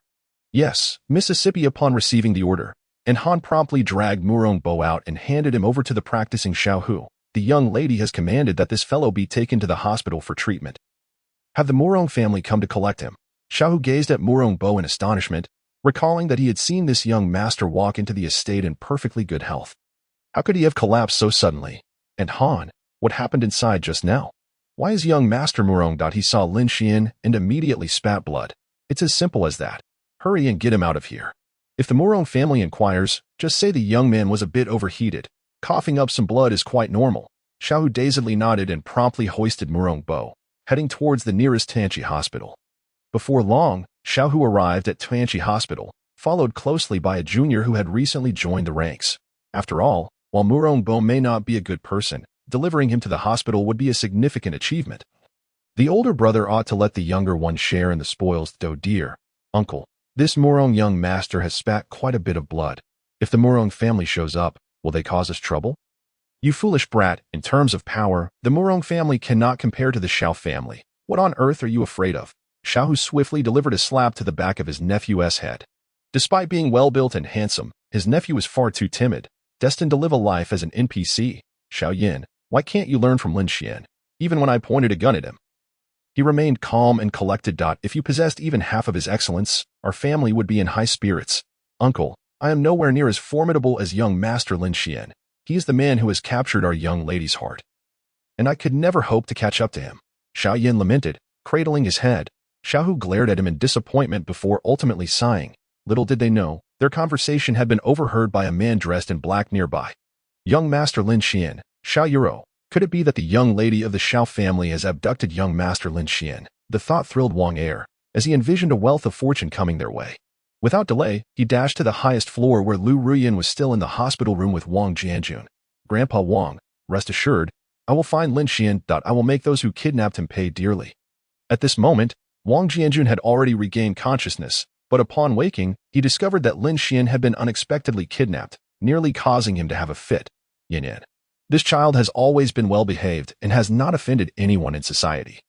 Who could possibly have abducted him? Grandpa, you focus on recuperating in the hospital. I will handle Lin Xian's situation and ensure he is returned safely. Wang Jianjun wiped away the tears from his eyes. And together with Shen Chunhua, they began their breakfast. Lu Ruyan comforted the two elderly individuals before exiting the room. However, as soon as she stepped outside, the warmth on her face vanished, replaced by an ominous and terrifying aura. Wang Er, that useless fool, has been unable to locate Lin Xian for this long. It is infuriating. Miss, I have returned. Just then, Wang Er's voice rang out, causing Lu Ruyan to turn her head. She saw Wang Er emerging from the stairwell, panting heavily. You, Wang Er, dare to return alone without finding him? Do you truly wish to become a nuclear bomb observer up close? Upon hearing her words, Wang Er turned pale with fright and quickly divulged the intelligence he had just intercepted. Miss, please hear me out. I have discovered who has taken young Master Lin Xian. Who is it? Speak quickly. Under Lu Ruyan's intense scrutiny, Wang Er shakily retrieved his phone, which displayed footage of Xiao Hu carrying Mu Rongbo. These two are guards from the Xiao family. When they arrived at the hospital, I happened to overhear their conversation on the first floor, and they mentioned young Master Lin Xian. Initially, I thought it was Du Wei from the Du family who had kidnapped him. But upon further investigation, I realized that Du Wei was merely a pawn for Xiao Yuro. The true mastermind is her. Lu Ruyan pondered for a moment before shaking her head. unable to fathom why Xiao Yuro would want to kidnap Lin Xian. Was she not a close friend of Mu Wanran? Kidnapping her best friend's man. Was that something a person would do? Miss, it must be Xiao Yuro. In all of Modu, only a few families can afford to drive luxury cars without license plates. After hearing Wang Er's explanation, Lu Ruyan nodded slightly, her gaze turning vicious as she seized Wang Er by the collar. Gather everyone left in Modu immediately. I shall ensure that the Xiao family runs red with blood. Miss, please don't act rashly. This is Modu, and even the mightiest dragon cannot suppress the local snake. We should negotiate with the Xiao family first. If we can use money to retrieve him, that would be ideal. Lu Ruyan snorted coldly, shoving Wang Er away, her unmatched fury and terrifying possessiveness over Lin Xian becoming increasingly uncontrollable. Yet, as the eldest daughter of the Lu family, she ultimately regained a semblance of rationality and acquiesced to Wang Er's plan. Very well, you take a few capable brothers with you. Whatever price Xiao Yuro demands, we will meet it. If she refuses to hand over Lin Xian, you must take her hostage on the spot. In any case, I must see Lin Xian by tomorrow. Yes, I, Wang Er, will risk my life to ensure young Master Lin Xian's safe return. After swearing an oath, Wang Er quickly gathered a few capable subordinates and set off for the Xiao family estate. As the preparations for action were underway on Lu Ruyan's side, Mu Wannan had already received Zhang Ling's report, yet she remained utterly oblivious to the identity of the unlicensed luxury car. At this juncture, she found herself compelled to seek assistance from her extraordinarily capable father, Mu Tianxiang. In the ancestral home of the Mu family, an elderly man clad in a flowing white garment, exuding an air of ethereal grace, was leisurely practicing Tai Chi in the backyard. Just then, Mu Wannan's exclamation of "old man" abruptly interrupted his serene state, nearly sending him into a state of transcendence. Oh dear, my old back. I almost strained it, Mu Tianxiang lamented, clutching his aching waist as he gradually settled onto a nearby stone table. Upon seeing her father, Mu Wannan rushed to his side, excitedly patting his back. Father, I'm back. Did you miss me? Chapter 31. Xiao Yuro surprisingly has an older sister. After enduring a morning of torment at the hands of Xiao Yuro, Lin Xian finally succumbed to fatigue and drifted into a restless slumber. When he awoke once more, he felt an overwhelming pressure in his head and a warm body pressed against him, exacerbating his already weakened state. Damn it. What is happening? Am I experiencing sleep paralysis? Struggling, Lin Xian extended his hand from beneath the covers to rub his aching head, only to discover that Xiao Yuro was peacefully nestled against his chest, while his other hand unconsciously caressed her hair. What the hell? So it's this girl. She is the reason for my nightmares. With a forceful shove, he pushed Xiao Yuro aside, relieved that they were both clothed. Otherwise, Lin Xian couldn't guarantee his actions. For a young man bursting with vitality, waking up to find a woman beside him poses quite the dilemma. Should he gently awaken her like the stereotypical straight man in a novel, only to receive a resounding slap? Or should he, like the suave gentleman on screen, teach her a lesson and showcase his masculine charm? However, Lin Xian was neither. He opted to push her away without hesitation, choosing instead to be a straightforward and charming man. Sigh. When will these days end? Why has anyone come to rescue me? Has that fool Lu Ruyan even realized I've been kidnapped? Suddenly, a chilling voice pierced through the air behind him.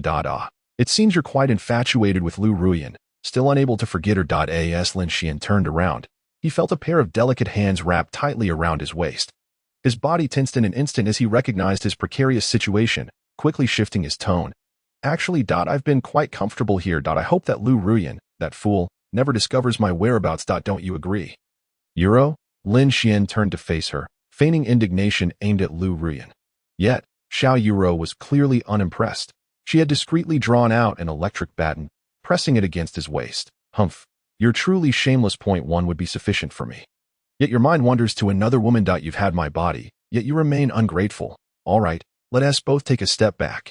You need to threaten me with that thing. I assure you I want to leave this estate. How does that sound? Xiao Yuro scoffed, flipping the switch on the electric baton. The truth is in my hands now.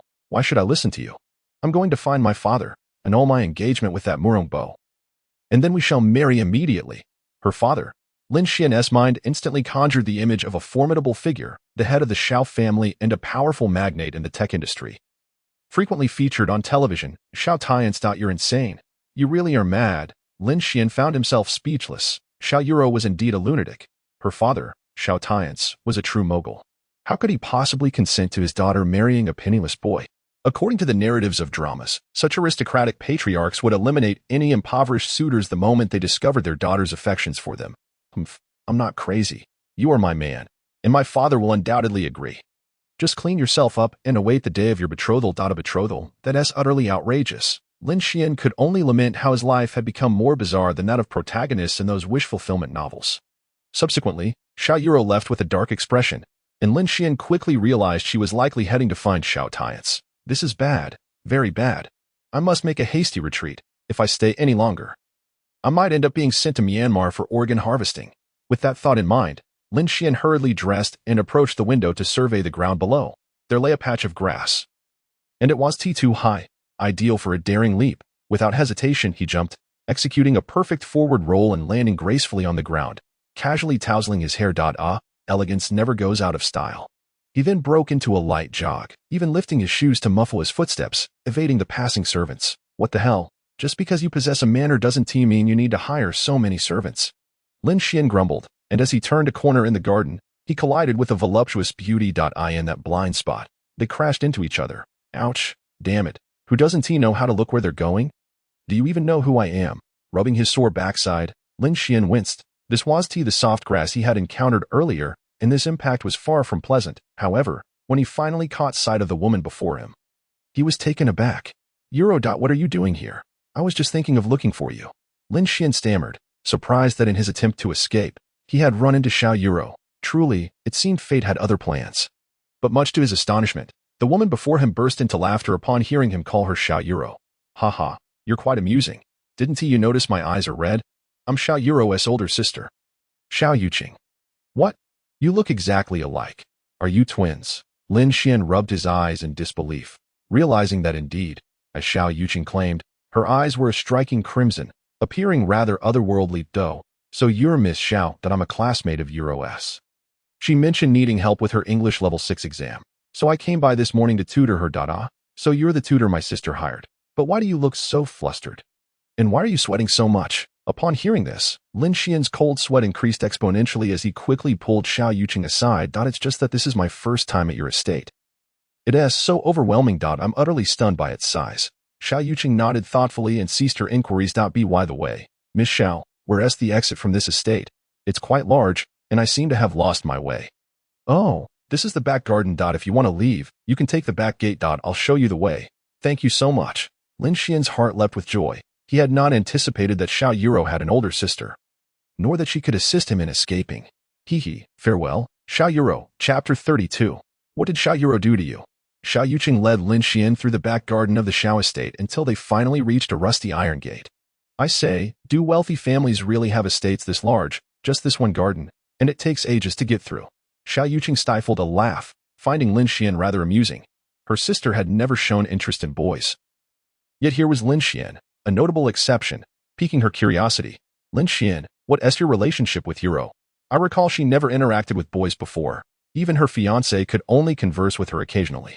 I am curious how you managed to get close to my sister and even tutor her in English. Noticing Xiao Yuqing growing increasingly animated, Lin Xian hastily interrupted. Xiao Yuqing, it's getting late. I need to head back to my dorm to gather my clothes. Thank you for showing me the way. I'll take my leave now. With that, Lin Xian vanished from Xiao Yuqing's sight. Eager to avoid any suspicions. If word got out that he had spent the night with Xiao Yuro, Xiao Tiance would undoubtedly turn him into a footstool. Oh, what an interesting young man. If I were to take him for myself and tease him in front of Xiao Yuro, I wonder what my sister's reaction would be. With that thought, a wicked glint flickered in Xiao Yuqing's red eyes, her previously gentle expression now overshadowed by a sinister aura. I didn't expect your taste to be so refined. You've chosen a man quite to my liking. He would indeed make a splendid plaything. A strange smile crept across her lips, and her exquisitely beautiful face now radiated an eerie charm. At this moment, Lin Xian, who had escaped from the Xiao family, hurried back to Tianchi Hospital to evade Xiao Yuro's revenge. Given that he had been absent for so long, he could not help but worry about what that woman might have done. However, he was unaware that Wang Er, one of Lu Rian's subordinates, had already arrived at the Xiao family home, and was currently confronting Xiao Yuro. Oh dear, I finally managed to escape. From now on, I must keep my distance from this woman. How did it come to this? Lin Xian muttered to himself as he stepped into the elevator, soon reaching the doorway of Wang Jianjun's hospital room. Peering through the entrance, he saw Grandma Shin feeding Grandpa Wang porridge, bit by bit. Grandpa, Grandma, I'm back. Are you both all right here? Lu Ruyan hasn't caused you any trouble, has she? As Lin Xian's voice echoed. The two elderly figures inside the room instantly turned their gazes toward the entrance, where Lin Xian stood, slightly out of breath. Xiao Xian, you finally returned. Where on earth have you been? That girl Yin Yin has been going nearly mad looking for you. Upon seeing Lin Xian, Shin Shunhua rushed over and playfully gave him a good-natured slap, tugging at his ear and leading him to Wang Jianjun's side. Wait, Grandma, why are you hitting me? Your grandson was kidnapped. I barely managed to escape, and instead of a warm embrace, I get a slap. Lin Xian protested, covering his face while casting a resentful glance at Shin Shunhua. Yet, it was not just her. Even Wang Jianjun, lying in bed, looked quite upset. Why did I slap you? Don't you have any self-awareness?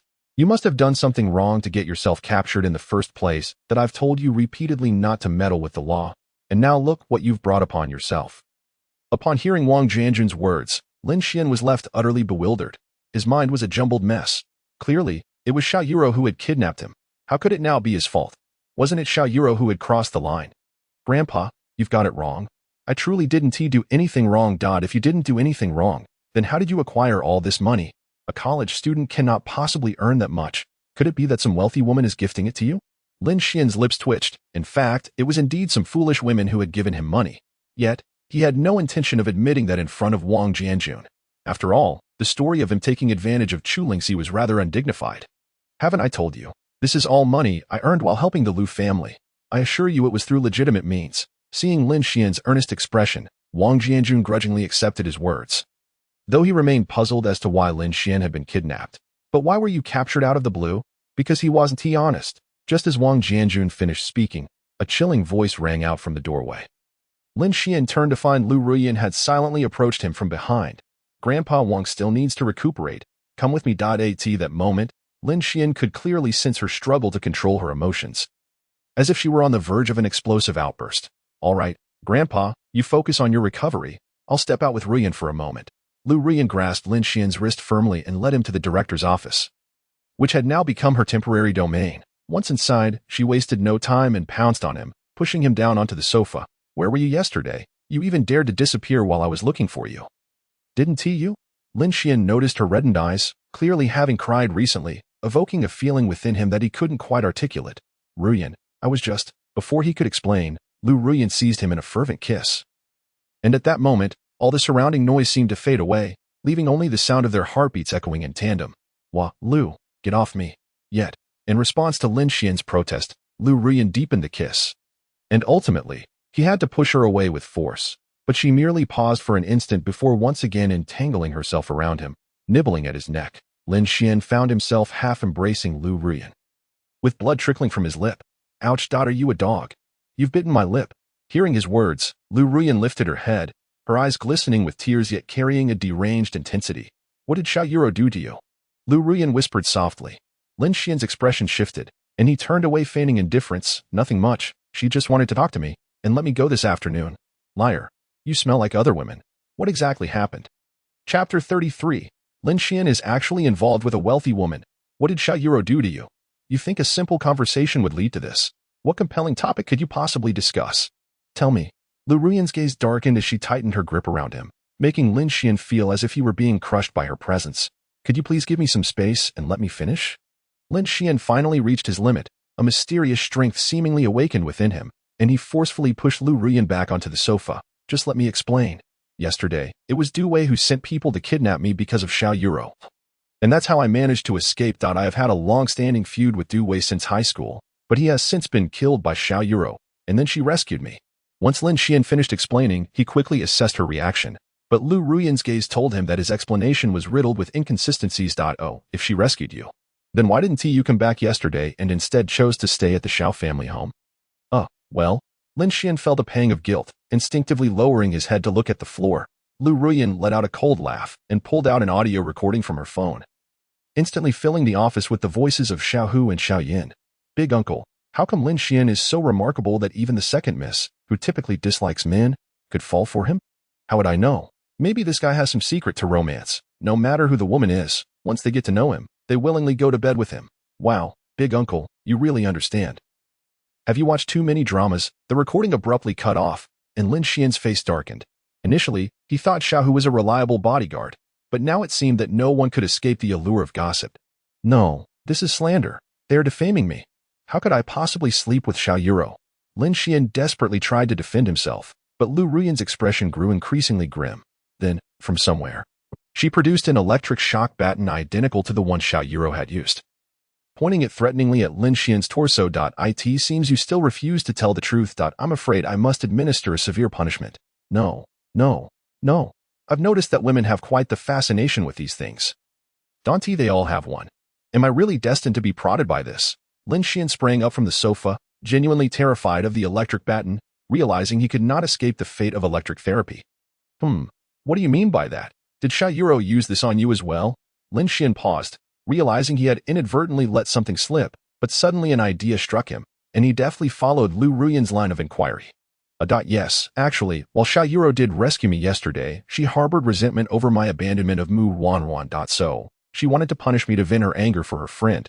However, I managed to find an opportunity to escape after putting up a strong resistance. Upon hearing Lin Xian's fabricated explanation, Lu Ruyan surprisingly nodded, not because she believed him, but because the whole school was aware of Lin Xian's fallout with Mu Wanwan over the past few days. It seemed reasonable for Xiao Yuro to want to help her friend. As for Xiao Yuro having feelings for Lin Xian, that was highly improbable. Who would willingly allow the man they liked to be with another woman? Unless that woman was a self-sabotaging fool. I see. My dear, I apologize for earlier. I just love you so much. Hearing you were kidnapped by another woman shattered my heart. Can you forgive me? I promise I won't threaten you with the electric baton again.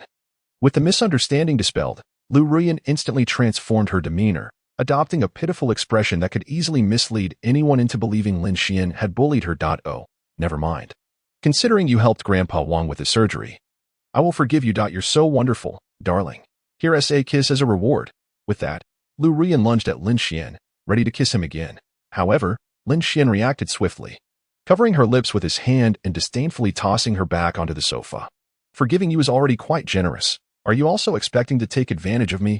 Just look at the wound you caused on my lip. It still hurts. Tisk, if you want to let me kiss you. Then fine. But has our dear Lin Xian forgotten something? Lin Xian furrowed his brow, troubled by a nagging sensation that he had forgotten something important. Yet his mind drew a blank. Today seemed to be Wednesday. Wednesday? Oh no.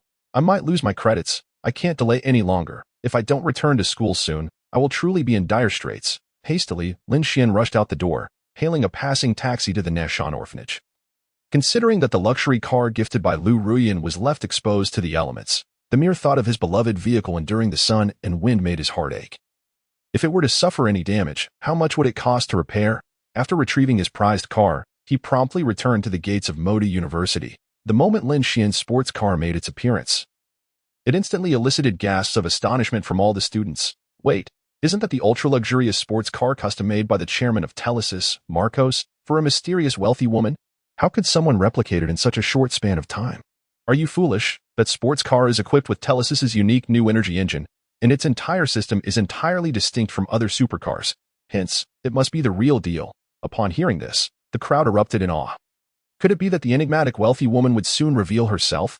After Lin Xian completed the car maintenance call, he opened the door and stepped out. As the door swung open, everyone held their breath in anticipation, eager to discover what this extraordinary woman looked like. Oh my, she is about to emerge. Wang Kong, do you think I might catch the eye of that wealthy lady and lead an easy life henceforth? Nonsense. If anyone were to catch her attention, it would be me. I'm already envisioning a blissful future with the lady in the car. However, as the car doors slowly ascended, all present wore expressions of astonishment. Ah, this car is magnificent, but it's rather low. Sitting in it for too long can be quite uncomfortable. Lin Xian rubbed his sore back and, under the watchful eyes of the astonished crowd, stepped out. Why does it feel like everyone is looking at me? Am I particularly striking today? Bewildered, Lin Xian scratched his head. Before long, the luxury car maintenance team he had summoned arrived at the school gates. You must be Mr. Lin. I'm the maintenance technician from company. This must be your vehicle, correct? Yes, please take it back for proper maintenance. I will retrieve it later. Thus, under the gaze of all, Lin Xian walked through the school gates after the maintenance of his supercar. Goodness, a sycophant has hooked up with a wealthy woman. In no time, the news of Lin Xian's association with a wealthy lady topped the school's announcement board, spreading like wildfire. even reaching the ears of the school administration. Meanwhile, his close friends Wang Hua and Zhang Feng were sound asleep in their finance class, and when a fellow student woke them to inform them of Lin Xian's newfound connection with a wealthy woman. Wang Hua initially thought he was still dreaming. If he can really manage to get close to a wealthy lady, I swear I'll consider him my son. Chapter 34. Who is spreading such rumors? As Lin Xian stepped into the classroom he had not visited in a while, tears nearly spilled from his eyes. The classroom feels so comforting. The outside world is too complicated and terrifying. One misstep could lead to a fate akin to Cheng Ji's, falling victim to these twisted individuals. Report. At the sound of Lin Xian's voice, every student in the class, including Teacher Li, turned their attention to the door. Ah, it's Lin Xian. You're back. Please come in.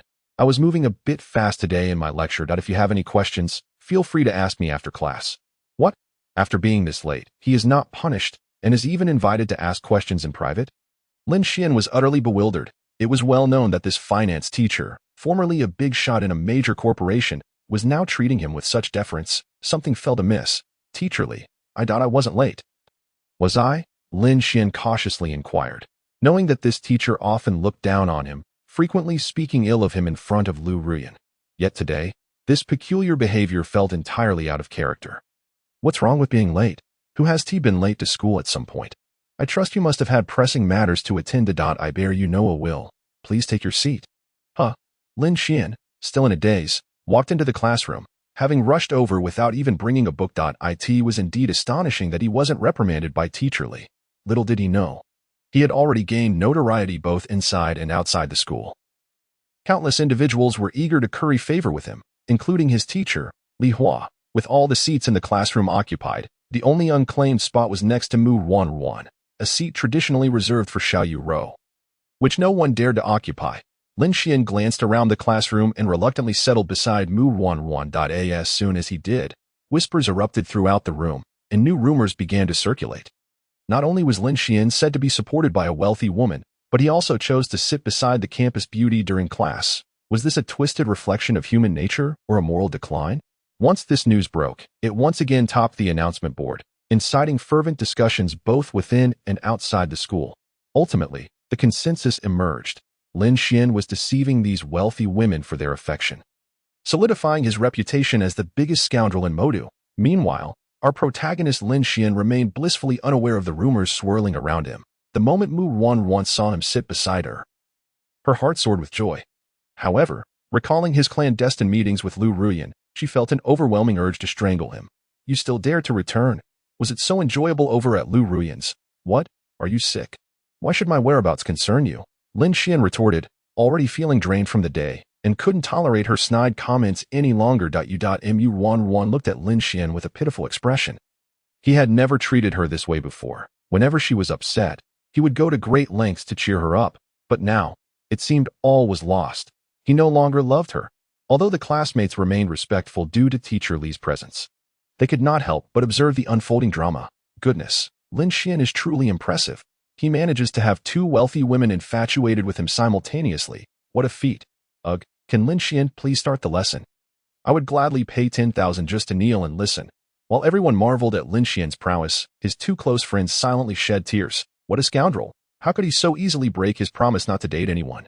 Just moments ago, he was single, and now he is entangled with someone else. This is infuriating. Alas, personal failures may be daunting, but witnessing a friend's success is even more disheartening. Meanwhile, their class president, Mu Rongsu, was already in tears. Not only had his girlfriend broken up with him, but Lin Xian had also stolen his brother's fiancée, and now this scoundrel was courting a wealthy woman. Mu Rongsu lamented.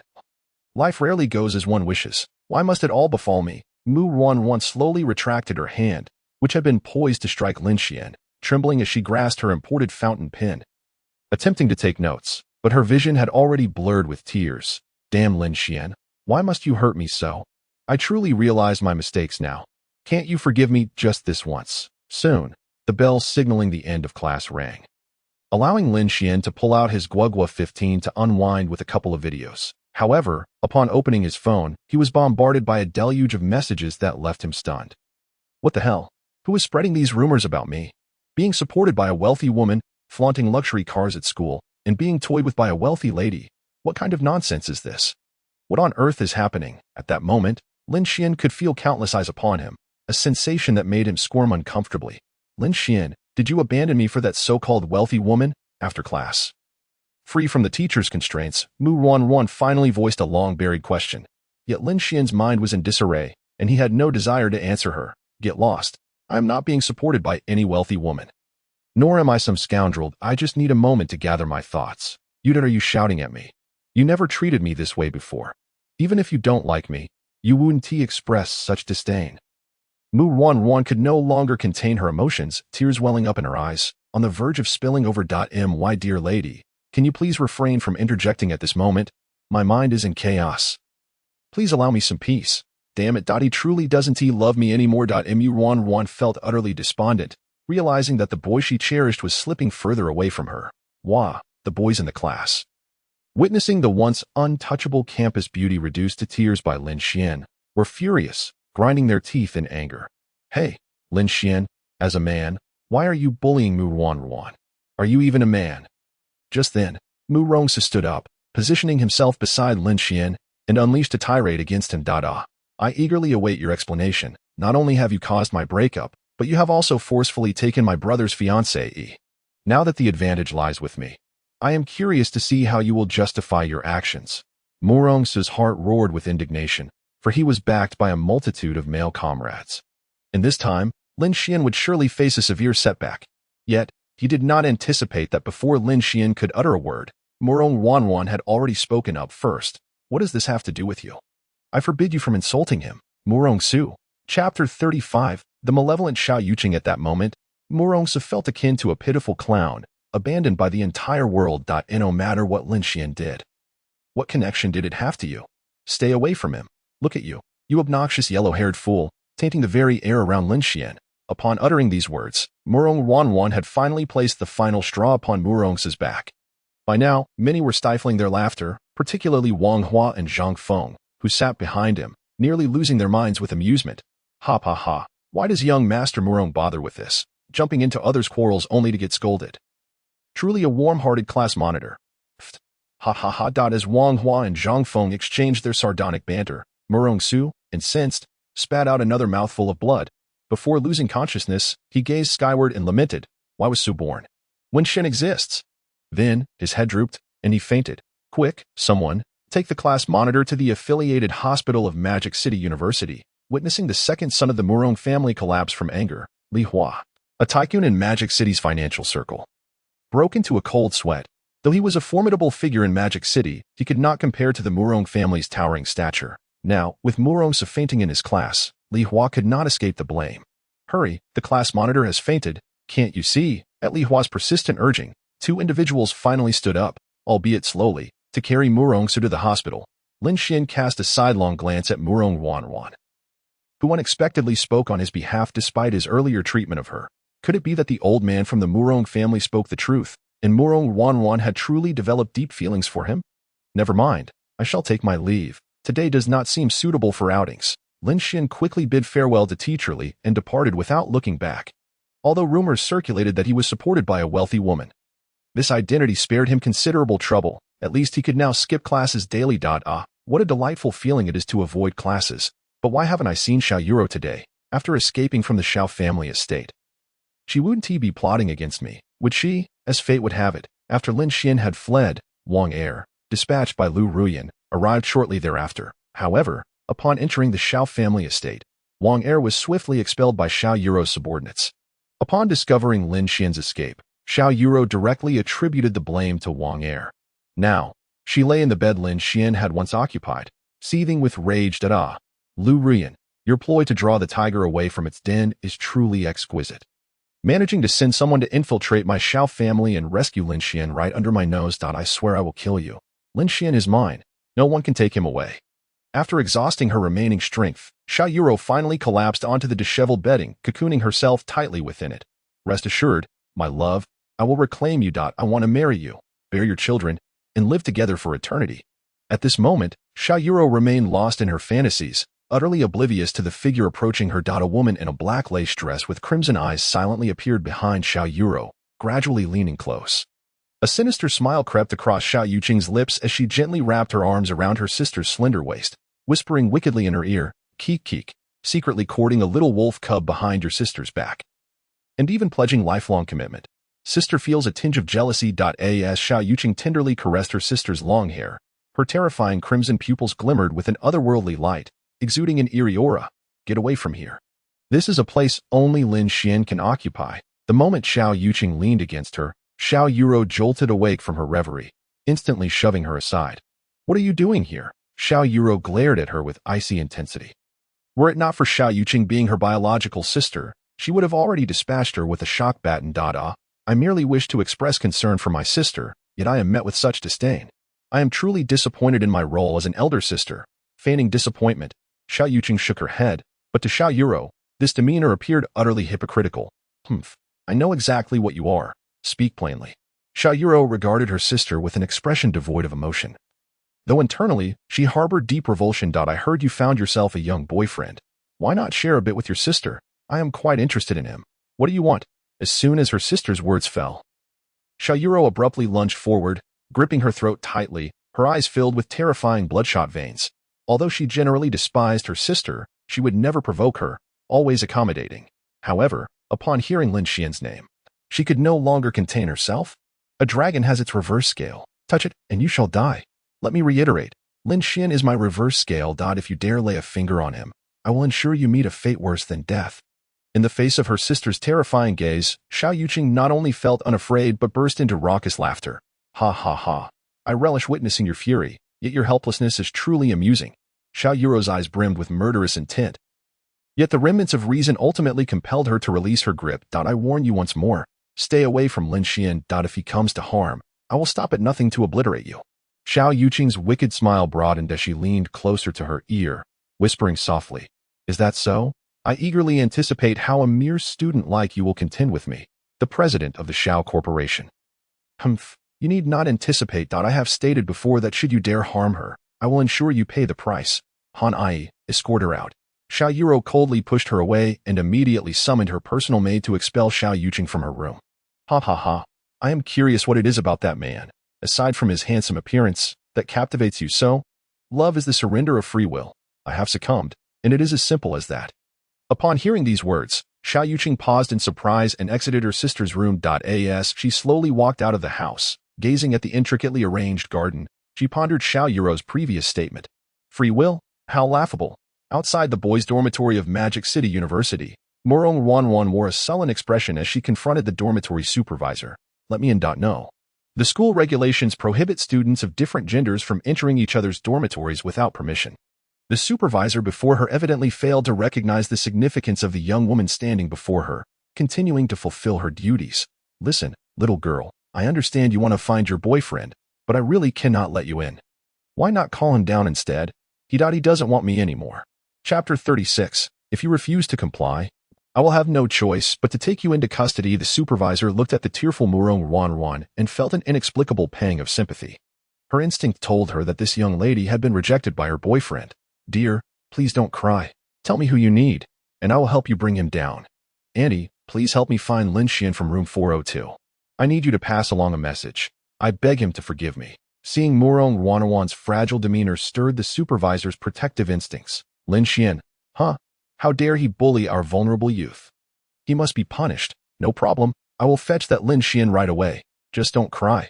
Poor Lin Xian had just entered his dormitory, eager to settle down for a gaming session, when suddenly the supervisor kicked open the door, summoning him out just as he was about to immerse himself in the game. My rank. I haven't even logged out yet. My reputation points are about to plummet. Wait, Zhao Jie, what are you doing? Your girlfriend is looking for you.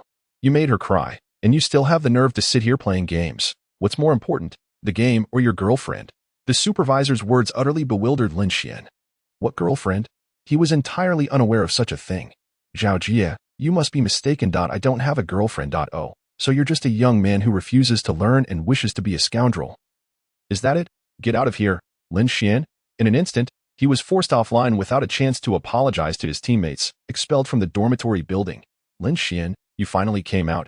Can we have a proper conversation now? Upon seeing Lin Xian emerge, Murong Wanwan's eyes sparkled with hope as she hurriedly grasped his sleeve. Murong Wanwan, you are the reason my reputation points have plummeted.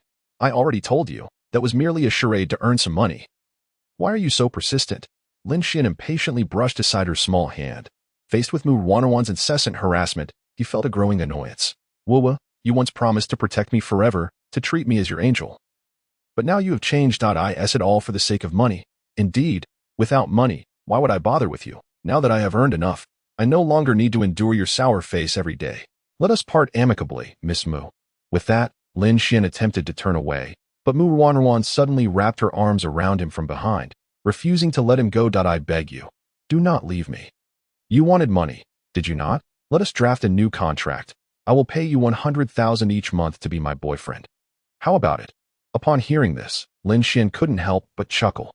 In the past, he had been tethered to a certain old man for 3 years, working like a beast for a mere 100,000 a month, only to be deceived in the end. Huh? Do you think a mere 100,000 can buy my soul? You must be dreaming. From this moment forth, I shall no longer be shackled by women like you. None of you, your friends, Lu Ruyan, or Chu Lingxi, are normal. Finally expressing his pinned-up feelings, Lin Xian felt a sense of relief wash over him. However, Mu Wanwan was not pleased. Her head hung low as she fought back tears, her fists clenched tightly. Sharp nails digging into her flesh. No, you are mine, and I will not allow you to abandon me. Suddenly, a sinister smile crept across Mu Wanwan's lips, with a subtle movement of her fingers. A capable woman clad in tight black attire emerged from the shadows. Zhang Ling, capture Lin Xian and take him to the old mansion. Remember, do not let my father find out. Yes, Mississippi. Lin Xian watched in horror, unable to fathom that Mu Wanwan would dare to act so brazenly. Attempting to abduct someone in broad daylight at school. What are you doing? This is a school, a place for learning and doing good. If you dare to lay a hand on me, I will inform the entire school and have the principal expel you. Hey, I warn you not to act recklessly. I have trained for this. Ordinary people cannot approach me. Help, kidnapping in broad daylight. Before Lin Xian could finish his plea, Zhang Ling struck him with a swift chop, rendering him unconscious, and he was subsequently placed in Mu Wanwan's exclusive vehicle. Splendid. From this moment on, Lin Xian belongs solely to me. I shall transform him into my prized possession, ensuring he is mine and mine alone. Mu Wanwan tenderly embraced Lin Xian, allowing him to rest against her, savoring his presence. Is this what a man's abs feel like? Such a delightful sensation. How did I overlook this before? Lin Xian's unconscious form appeared quite handsome, and Mu Wanwan found herself yearning for more. Zhang Ling, driving the car, couldn't help but sigh as she observed her young mistress lost in a daze. Miss, do you really think this is wise? The head of the family warned you against pursuing Lin Xian, and have you forgotten the lesson he taught you yesterday? Mu Wanwan furrowed her brow. Ever since Lin Xian had been abducted by Xiao Yiru, she had sought help from her father, Mu Tianxiang. To her dismay, he not only refused to assist her but also intended to eliminate Lin Xian, leading to a fierce argument between them. Humph, what that old man says does not matter. If he dares to harm Lin Xian, I will be the one to pull his life support, Mu Wanwan declared angrily, leaving Zhang Ling startled. Truly, they were a pair of father and daughter filled with familial love.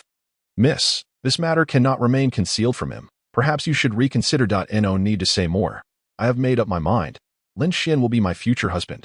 Once we are married, I will entrust the entire Mu family to him, no matter how furious that old man may become. It will be of no consequence. At those words, Zhang Ling gasped in shock. What extraordinary qualities did Lin Xian possess? He was nothing more than a soft-hearted man, while Mu Wanwan could be excused for her infatuation. As her devoted maid, Zhang Ling understood her mistress all too well. She was simply a proud, naive girl. But what about women like Lu Ruyan and Chu Lingxi? Why would they be so enamored with him?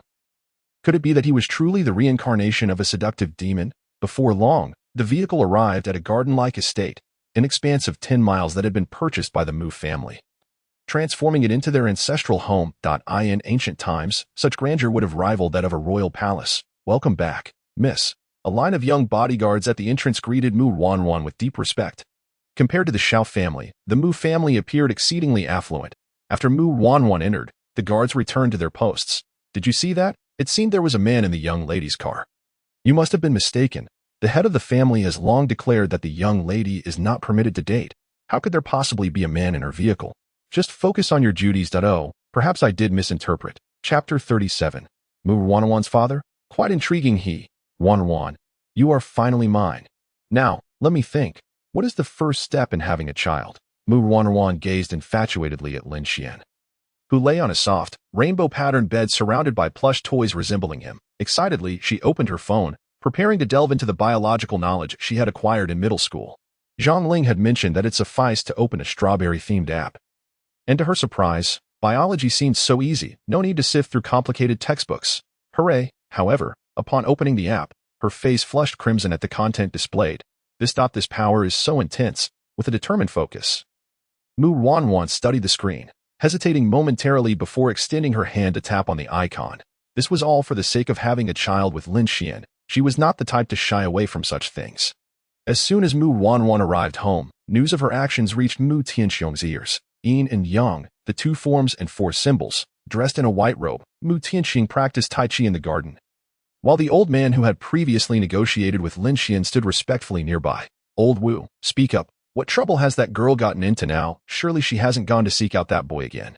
Head of the family, it is indeed the case. And this time Wu Chang hesitated, reluctant to voice the rest of his statement. What is it? Speak quickly. This time, the young lady has even brought that boy home. And he is currently hiding in her bedroom. What?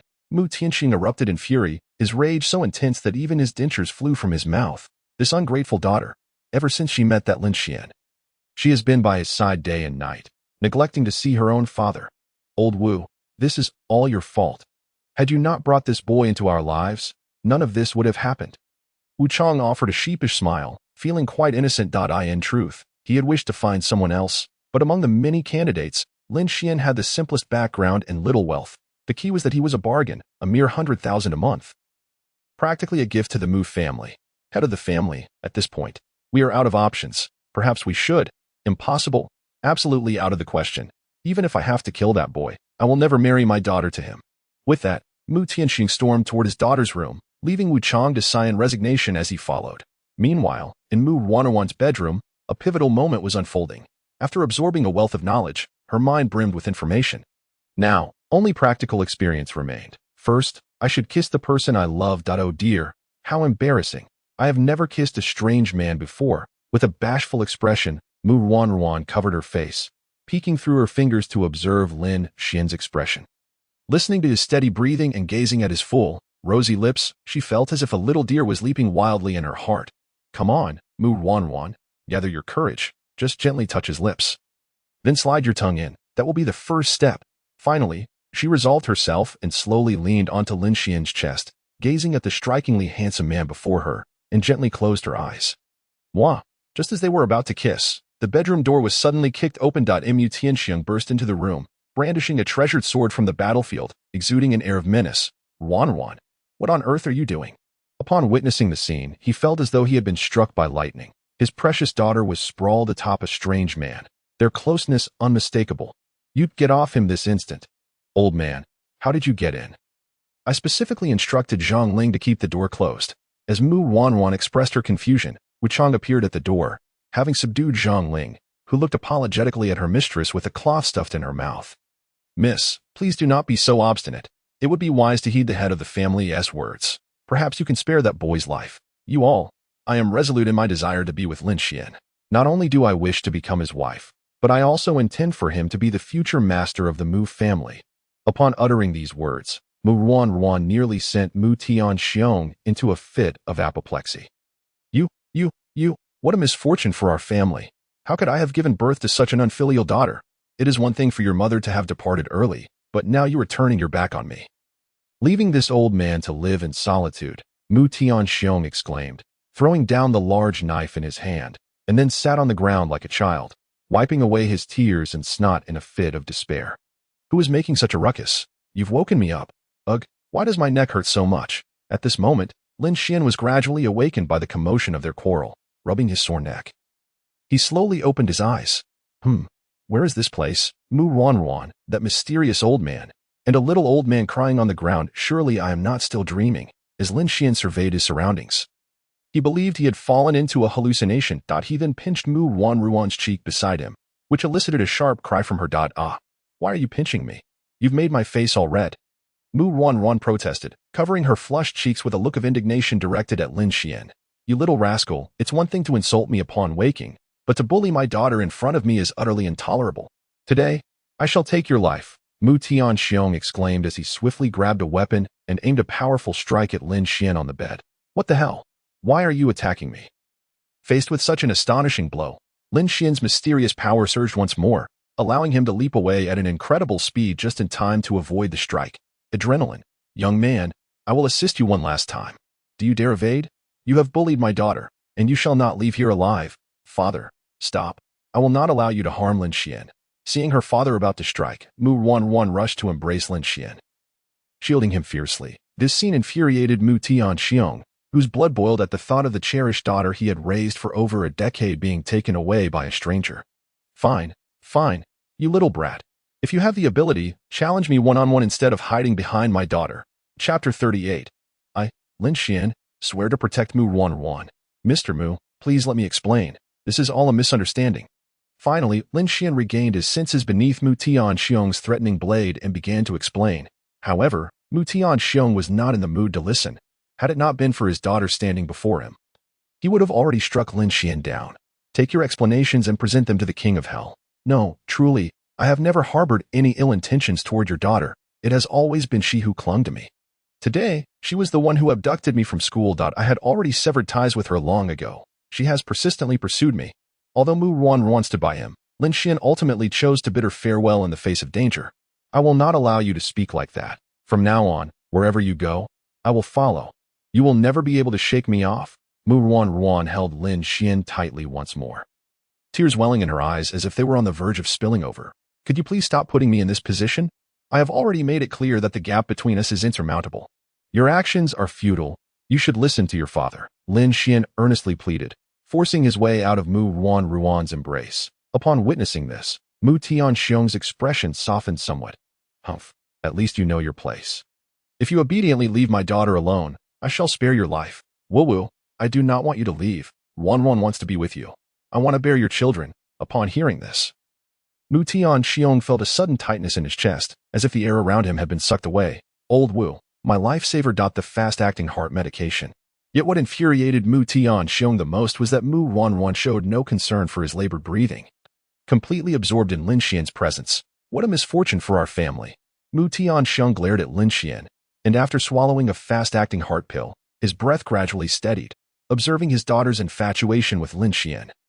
Mu Tianxiong finally sighed and lowered his weapon. Humph, you little rascal. Wanruan lost her mother at a young age. I have treasured her dearly over the years, fearing she might encounter danger. Now that she has grown up, it is time for her to pursue her own happiness. Therefore, I have decided to allow you to stay by her side for the time being. However, should I discover that you bully her, I will not spare you. Mu Tianxiong glared fiercely at Lin Xian. Despite his reluctance as a father, he recognized that he must prioritize his daughter's happiness. Before Lin Xian could respond, Mu Wanruan excitedly darted to her father's side. Really, old man? Father, you truly agree to my relationship with Lin Xian. What choice do I have? You ungrateful child. Where was all this enthusiasm a moment ago? Now you are all fired up. Mu Tianxiong shot her an annoyed glance, causing Mu Wanruan to blush with embarrassment. Father, I was just momentarily blinded by anger. You will always be the greatest in my eyes. Please do not be upset. She quickly wrapped her arms around her father's, shaking his arm playfully. You speak sweetly, but I know your heart does not align with your words. Despite Mu Tianxiong being a legendary figure known for his ruthlessness before his beloved daughter, he ultimately transformed into a doting father. No matter how furious he was, Mu Wanruan's charming demeanor would quell his anger instantly. Lin Xian observed the harmonious relationship between the father and daughter, and for reasons unknown, tears welled in his eyes. Alas, where are you, Mom and Dad? Lin Xian misses you dearly. Just as Lin Xian was lost in thoughts of his family, Mu Wanruan suddenly leaned in closer, pulling him from his sorrowful reverie. Lin Xian, why are you crying? Is it because my father has agreed to our relationship, and you are overwhelmed with joy? Yes, I am simply too excited, but shouldn't we return to school first? After all, skipping class every day is rather inappropriate. Realizing that the old man had suddenly acquiesced to Mu Wanruan, Lin Xian sensed danger and quickly shifted his demeanor. It's over now. That old man has sided with Mu Wanruan. I have no choice but to lay low for now and seek an opportunity to escape later. Calmly analyzing the situation, Lin Xian understood that he must distract Mu Wanruan to facilitate his departure. Otherwise, even with wings, he could not escape the Mu household. Humph, don't think I don't know. You are definitely plotting how to escape right now, aren't you? Mu Ruan frowned, glaring at Lin Xian. Wary of his intentions to leave her, upon seeing their daughter on the verge of anger, Mu Tianxiong and the others discreetly exited the room, casting Lin Xian a look of schadenfreude as they left. Now that you've pursued my daughter, let us see how you fare. Lin Xian's face turned ashen as he regarded Mu Ruan, who, despite her petite stature, exuded an immense presence that intimidated him. How could I ever leave you, Ruan? My previous attempts to distance myself were solely due to your father's disapproval of our relationship. Now that he has consented, what reason do I have to refuse you? Mu Ruan scrutinized Lin Xian, eager to detect any inconsistency in his expression, but his acting was so masterful that she could find no fault. Are you being truthful? Absolutely, with how stunning our Ruan is. How could I possibly not be enamored? Lin Xian's words were imbued with passion, even causing Mu Ruan to feel a flutter of delight. Humph, how can I trust the words of a notorious flirt? You were entangled with Lu Ruyin and Chu Lingxi, and now you've added a mysterious rich woman to the mix. Such remarks were misguided. How could those women compare to you? Take Lu Ruyin, for instance. She is ample in figure but devoid of intellect. Her possessiveness is overwhelming. She is a complete lunatic. I find her utterly bothersome. As for Chu Lingxi, she boasts of being the eldest daughter of the Chu family. Yet I managed to deceive her out of 100 billion. She is exceedingly foolish. And the so-called mysterious rich woman? That is pure nonsense. That luxury sports car is merely a high-end imitation that I used to show off at school. In the span of a minute, Lin Xian spun an elaborate tale, leaving Mu Ruan bewildered and entirely caught up in his rhythm.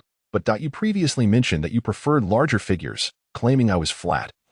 How do you explain that? Mu Ruan seemed to have found an opportunity and quickly pressed him, hoping to reclaim the upper hand. Oh dear, you have misunderstood me once again. In my youth and impetuosity, I have come to a profound realization over these past few days of reflection. Only a celestial being like you can be my truest love in this lifetime. I, Lin Xian, vow to ardently cherish Mu Ruan.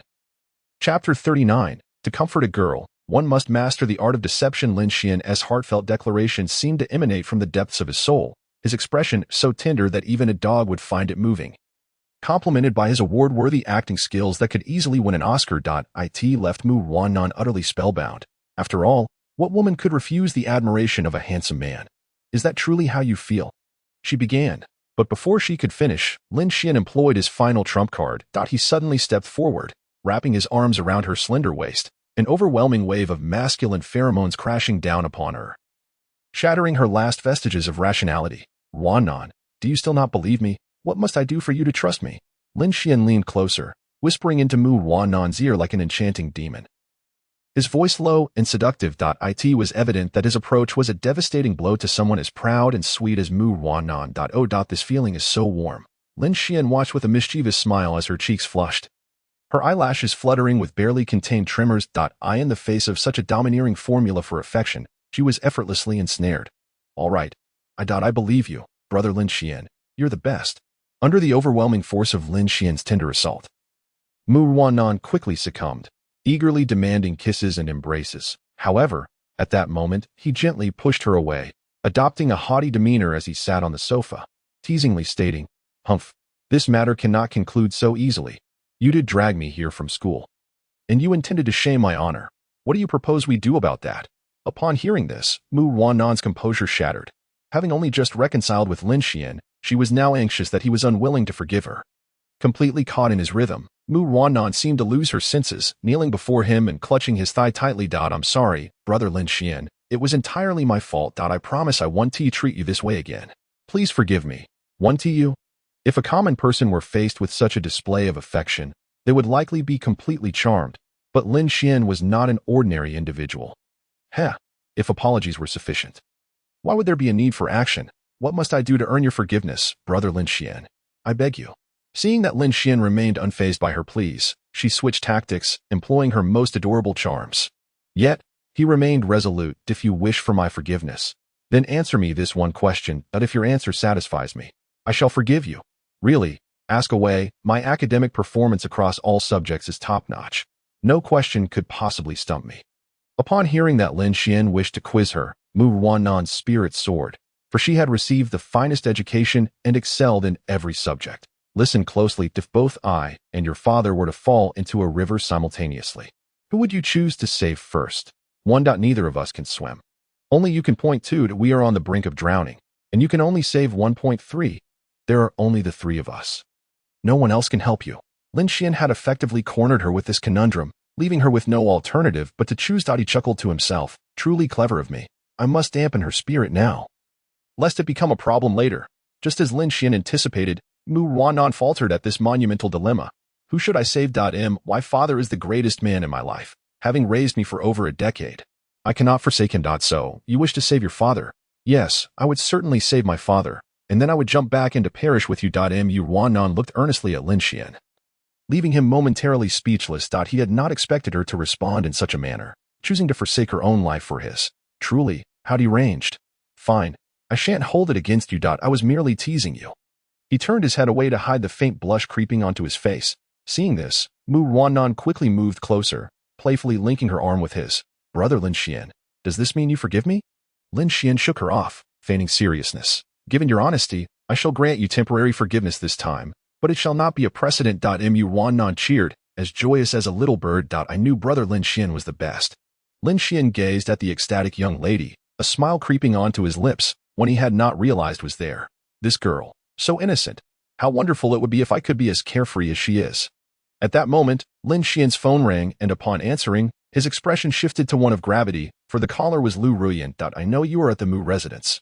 You have 1 hour to return to school. Or else. With that, Lu Ruyan's voice cut off abruptly. After hanging up, Lin Xian glanced nervously at Mu Wannan. I have a pressing matter to attend to at school. May I borrow a car? Absolutely not. Brother Lin Xian cannot leave. You must stay here with me. Upon hearing that Lin Xian intended to depart, Mu Wannan immediately became displeased, wrapping herself around him like an octopus. Can't you let go of me? There is truly an urgent matter at school. Have you forgotten what I just said? Lin Xian deliberately assumed a stern demeanor, which genuinely frightened Mu Ruyan. To preserve the fragile affection they had built. She reluctantly released him, though her large, expressive eyes remained fixed upon him, filled with a wistful longing. Go if you must, but I shan't speak to you for an entire month. No, a week. Mu Wannan pouted angrily. Her arms crossed in a manner that was undeniably cute. Enough. Do you still not believe me? This is genuinely urgent. I wouldn't lie to you. That's simply one do. If you deceive me, how shall I discern you from all those other liars? Lin Xian shook his head in exasperation. Lu Ruyan had given him only 1 hour, and he had no desire to prolong this entanglement with Mu Wannan. Thus, he stretched out his hand, demanding a vehicle with determination. Just tell me whether you will lend me a car. Absolutely not. 3, 2, 1. Here you go. For the next 3 days, I shall ignore you, you big bad husband. Mu Wannan tossed him a set of keys, the latest model from the Xiaomi company, the Xiaomi SU777. Had you done this sooner, I would have left the AS. Lin Xian departed. Mu Wannan murmured in frustration. So secretive. It's certainly nothing good. I must follow him to ensure he isn't lured away by those other women. Chapter 40. Lin Xian, though not to be a simp, as Lin Xian drove away in the latest Xiaomi SU777. A light drizzle began to fall outside. Sighing, he lamented, every day, I must resist these women with all my might. It's utterly exhausting. Lu Ruyan is relentless in tracking my movements, like some kind of female stalker. While grumbling, he made his way to school, arriving just in time for mealtime. Most students were either in their dorms or the cafeteria, so his entrance went largely unnoticed. Otherwise, it would surely spark a new wave of rumors. The mysterious rich lady has gifted Lin Xian an unreleased Xiaomi SU777. Upon checking his phone for Lu Ruyan's location, a thread of suspicion crept into his mind. It was rumored that Principal Gu Jinglan of Magic City University was a protege of Xiao Tian's, the head of the Xiao family. Some even jested that Magic City University was essentially owned by the Xiao family. Though such claims were made in jest, nearly all high-ranking officials within the university had connections to the Xiao family. Thus, Lin Xian found himself puzzled by Lu Ruyan's association with the Xiao family. It suggested there were secrets afoot. Just as he entered the teaching area, he unexpectedly bumped into Chu Lingxi and her friend Zhao Ranran. Lingxi, isn't that your dreamboat, Lin Xian? I heard he has been taken care of by some wealthy woman. Chu Lingxi, following her friend's pointing finger, spotted Lin Xian and felt a rush of bashfulness. Upon noticing her expression, Zhao Ranran immediately surmised that Chu Lingxi still harbored feelings for him. Lingxi, you don't still have a crush on him, do you? After all, he rejected you outright at the time and has been quite the flirt since. He is practically the king of playboys. You mustn't do not slander him. Lin Xian has simply been blinded by those women. It's my fault for not protecting him better in the past. I believe that he must have once harbored feelings for me as well. When he tutored me in English, we were indeed quite close. Before Zhao Ranran could finish her words, she was abruptly interrupted by Chu Lingxi, who immediately entered a self-soothing mode in defense of her affections. Therefore, I must rescue him from the clutches of those women. Only then will he realize that I am the one who truly cares for him. Afterward, I can be with him, marry him, engage in intimate acts, and eventually bear him a child. That I in just a fleeting moment of seeing Lin Xian, Chu Lingxi had already mapped out her future life. Now, all that remains is for her to bravely express her feelings. Chu Lingxi, you can do this. Zhao Ranran, observing Chu Lingxi motivating herself, nearly burst into laughter. Lingxi, as the president of the student council, aren't you usually quite clever?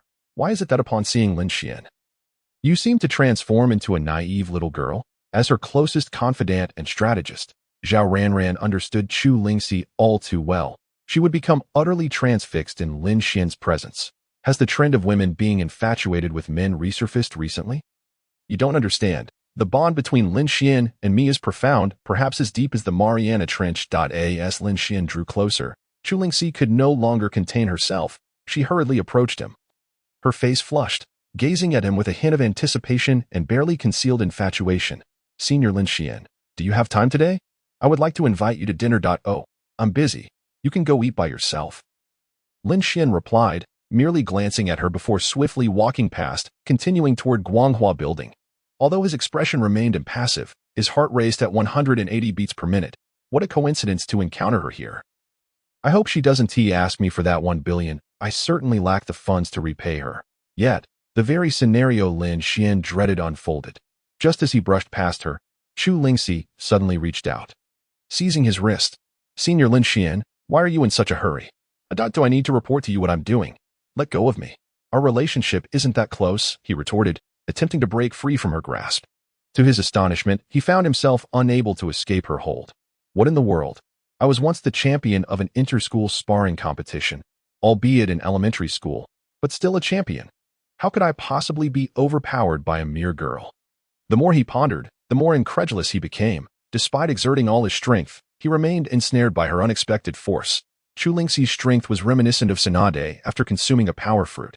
How could such a petite girl possess such vigor? Are you a monster? Your grip is far too strong. Let me go. But I'm afraid you will leave me. And hold on. Let me clarify. I have no money. That 1 billion. I donated it all to an orphanage.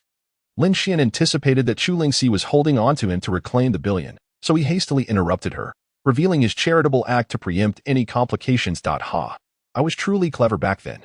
However, Chu Lingxi paused for a moment, then burst into laughter. In truth, she merely wished to confess her feelings to Lin Xian once more. Yet, now that he had mentioned the billion, the next steps became considerably easier. Senior Lin Xian, are you truly so cautious? Do you think that by donating to charity, I would have no leverage over you? Upon hearing this, Lin Xian's expression darkened just as she had anticipated. What do you intend to do, Miss Chu? His apprehension stemmed from the fear that Chu Lingxi would target Grandpa Wang and Grandma Shen. They were not like him. If anything were to happen to them, he could never forgive himself. If you want to take your frustrations out on someone, let it be me. Not innocent people. I was the one who deceived you. I will do my utmost to make amends. Hearing this, a smile slowly crept across Chu Lingxi's lips. The words she had longed to say finally escaped her. All right, Senior Lin Xian, if you wish to make amends, then be my boyfriend. I have always wanted someone with emotional value to share my thoughts with. Zhao Ranran, who had been spectating from the sidelines, suddenly wore a look of skepticism. So, I listened to you speak of Lin Xian day in and day out, strategizing and comforting you, and yet you claim he provides no emotional value. Sisterly bonds truly seem fragile in the presence of men. Tears welling up, While Zhao Ranran's heart ached at her best friend's words, Lin Xian scoffed at Chu Lingxi's proposition. A true man cannot remain subdued beneath others. If I agree to you, what difference would there be between me and those pampered pets online? Faced with such an unreasonable demand, Lin Xian immediately rejected her without a second thought. He had endured 3 years as a sycophant, living a life worse than that of a dog. While he could grit his teeth and endure Mu Wanwan's antics, he knew Chu Lingxi might possess her own peculiarities. The daughters of wealthy families can be quite demanding. Like those heiresses from certain countries, each one more eccentric than the last, indulging in bizarre whims. Recently, there had even been scandals involving male stars and wealthy wives. It was precisely because of these reasons that Lin Xian was unwilling to acquiesce to Chu Lingxi's demands. You have no say in this. You wouldn't want the children in the orphanage to suffer, would you? Chu Lingxi smiled cunningly. She hadn't initially intended to use this as leverage against Lin Xian. But his obstinacy left her with no choice but to adopt this villainous role. Isn't it a bit excessive, Chu Lingxi? Why involve those innocent children? I have no choice. You simply refuse to heed my words. Tilting her head slightly, convinced she had found Lin Xian's weakness, she leaned against his shoulder, revealing her cunning nature in full. Fine, you win. Hee, Senior Lin Xian, weren't you just so assertive? Why the sudden change? Lin Xian glared at her fiercely, but considering her identity and methods, he ultimately had to relent. Rest assured that 1 billion will be my gift to you. As for your mysterious wealthy benefactor, I doubt she would dare impose any consequences on you. Besides, my family is quite influential in the political landscape of Modu. If you were to be my girlfriend, you could walk confidently through the city. Having wandered for half a lifetime, I regret not encountering a worthy master. If you do not abandon me, I shall gladly pledge myself to you. Lin Xian chuckled bitterly. Having been delayed by Chu Lingxi for so long, he feared meeting Lu Ruyan would result in her exacting her own form of punishment. While Chu Lingxi was indeed more formidable than Lu Ruyan and Modu, the latter was a madwoman. If Lu Ruyan could not have him, she would resort to extreme measures, now entangled in the affairs of these heiresses. He had to rely solely on himself for survival. Lingxi, since I have already agreed to be your boyfriend, I must take my leave. The principal is in urgent need of my attention. Wait a moment. What does Gu Jinglan even matter? We just became a couple. Shouldn't you accompany me to a movie or a shopping spree? Lin Xian looked at the expectant Chu Lingxi, his heart torn as time slipped away. There are only 5 minutes left. How much longer will this go on? Just then, Zhao Ranran, feeling neglected amid their affectionate exchanges, rolled her eyes and stormed toward the cafeteria. Ranran, where are you going? Lingxi, what you just said was truly hurtful. Look, even Ranran has been upset enough to leave. You ought to go after her and comfort her. Upon seeing Zhao Ranran depart, Lin Xian eagerly seized the opportunity, urging Chu Lingxi to chase after her friend. Lin Xian, I doubt although Chu Lingxi was reluctant to part from Lin Xian, Zhao Ranran was her beloved confidant, her sisterly bond. After a moment of hesitation, she ultimately chose to relinquish her pursuit of Lin Xian. However, before leaving, she unexpectedly wrapped her arms around his neck, leaning in close to whisper in his ear. A mischievous glint sparkled in her eyes as she softly murmured, "Baby, you belong to me." She then gently pressed a strawberry-shaped kiss upon Lin Xian's neck. A kiss imbued with tenderness and possessiveness. Lin Xian, taken aback by the sudden assault, finally regained his composure, but Chu Lingxi had already sprinted off toward the distant Zhao Ranran. Oh no, I can't possibly explain this. Lin Xian trembled as he touched the strawberry mark. How would he face Lu Ruyan now? A ray of sunset bathed him in light, and for a fleeting moment, Lin Xian fancied he saw his long-lost great-grandmother beckoning to him. Oh no! Oh no! There's no time left. What should I do? In a moment of desperation, Lin Xian had no choice but to cover himself meticulously, even his chin hidden beneath his garments. After 2.5 minutes, he finally arrived at the principal's office, right on time. Knock, knock, knock, come in. Lin Xian, feeling anxious, lightly tapped the door twice, and a clear, crisp female voice echoed from within. As he pushed the door open, he beheld Lu Ruyan seated regally in the principal's exclusive chair, while Gu Jinglan respectfully awaited her command nearby. What on earth is happening? At that moment, Lin Xian couldn't help but doubt his own eyes. Wasn't Gu Jinglan promoted by the Xiao family? Why was she now trailing behind Lu Ruyan? Indeed, the affairs among these affluent families were far beyond the comprehension of an ordinary person like him. You've arrived? Lu Ruyan inquired. Yes, I doubt who was the girl I was just chatting with, Lin Xian stammered. Huh, no, I doubt remove the clothing from around your neck. Ruyan, I doubt take it off. Startled, Lin Xian stepped back. Lu Ruyan was simply too intense. Who monitors others like this daily? Only teachers like her would constantly wield surveillance. Chattering away without reason. I'm just really cold. I need to cover up a bit. I'll say it again. Take off the clothing.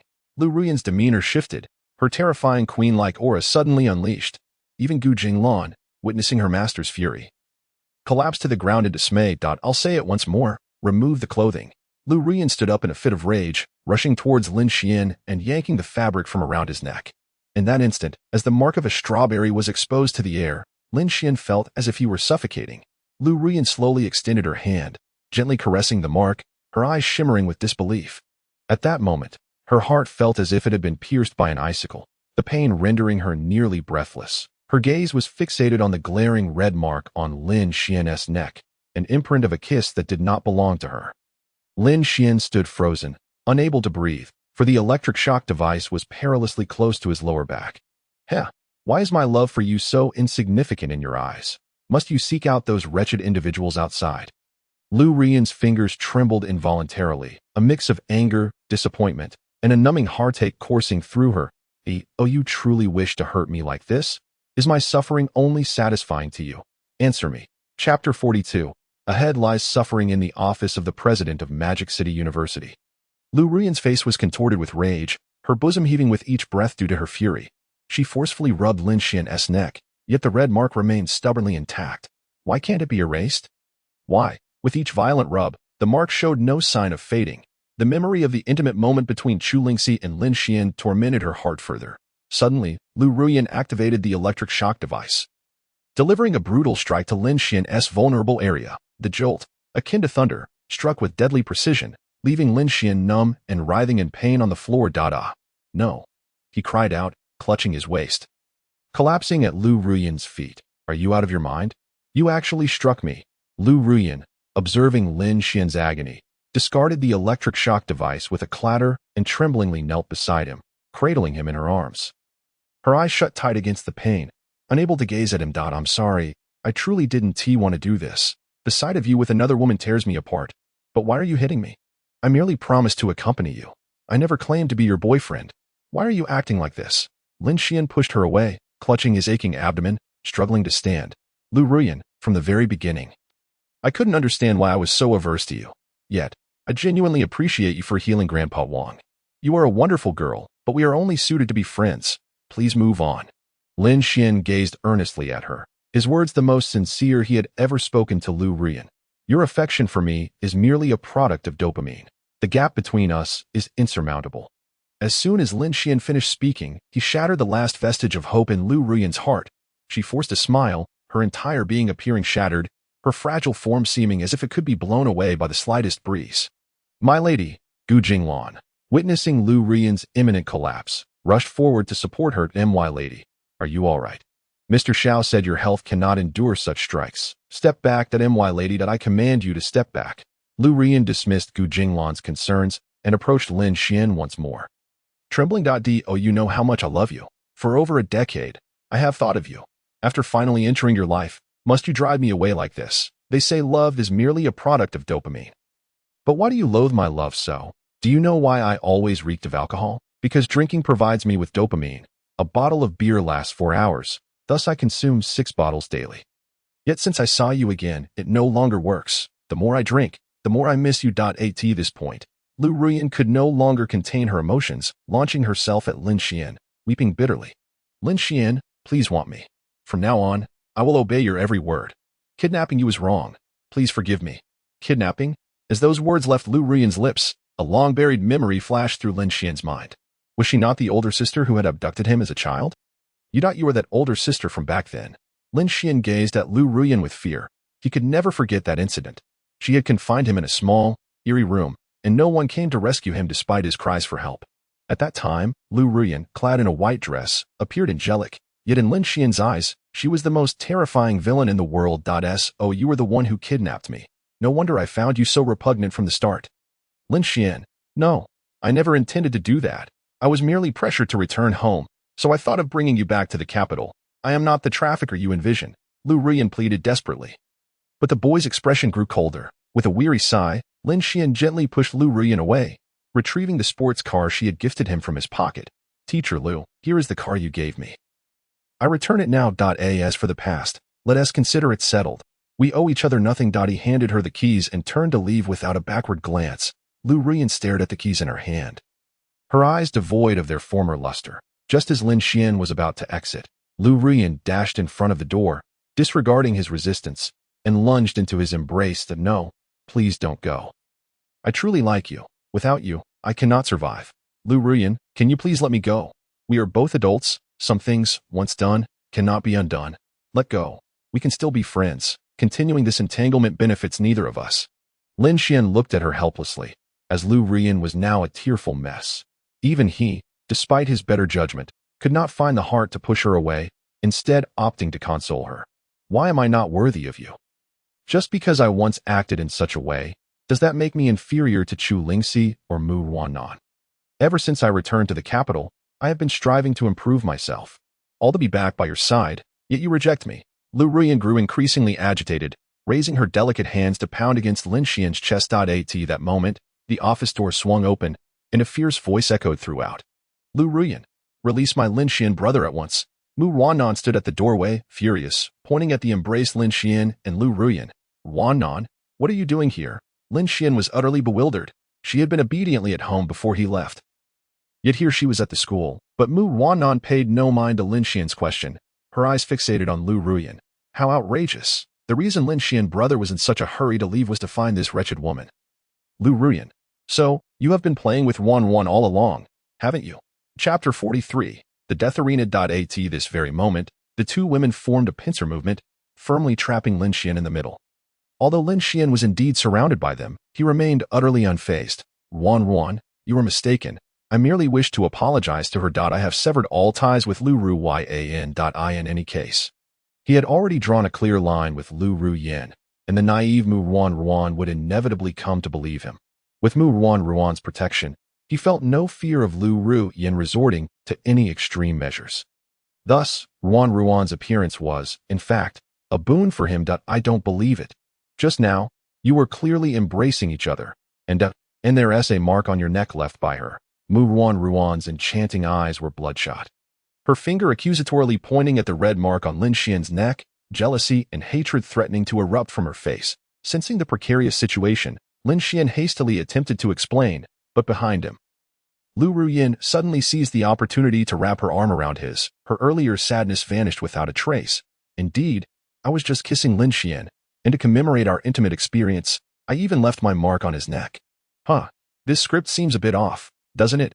Lin Xian quickly pushed Lu Ruyan away, facing Mu Wanruan's murderous gaze, desperately defending his innocence. I didn't that mark was made by her.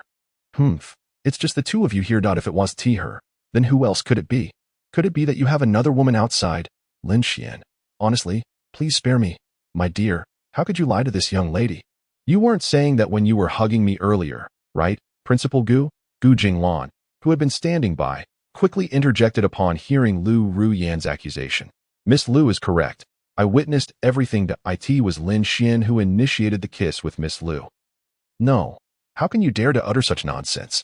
Do you even deserve to sit in that position, imparting knowledge to the students? At that moment, Lin Xian felt utterly numb, finally understanding the depth of Douyi's grievances from years past. Well, it seems our Lin Xian is indeed quite impressive, driving my car while charming yet another young lady. What a pickup artist. Hearing Mu Wanruan's sarcastic remarks, Lin Xian could only lament his earlier decision to accept that 100,000 yuan job.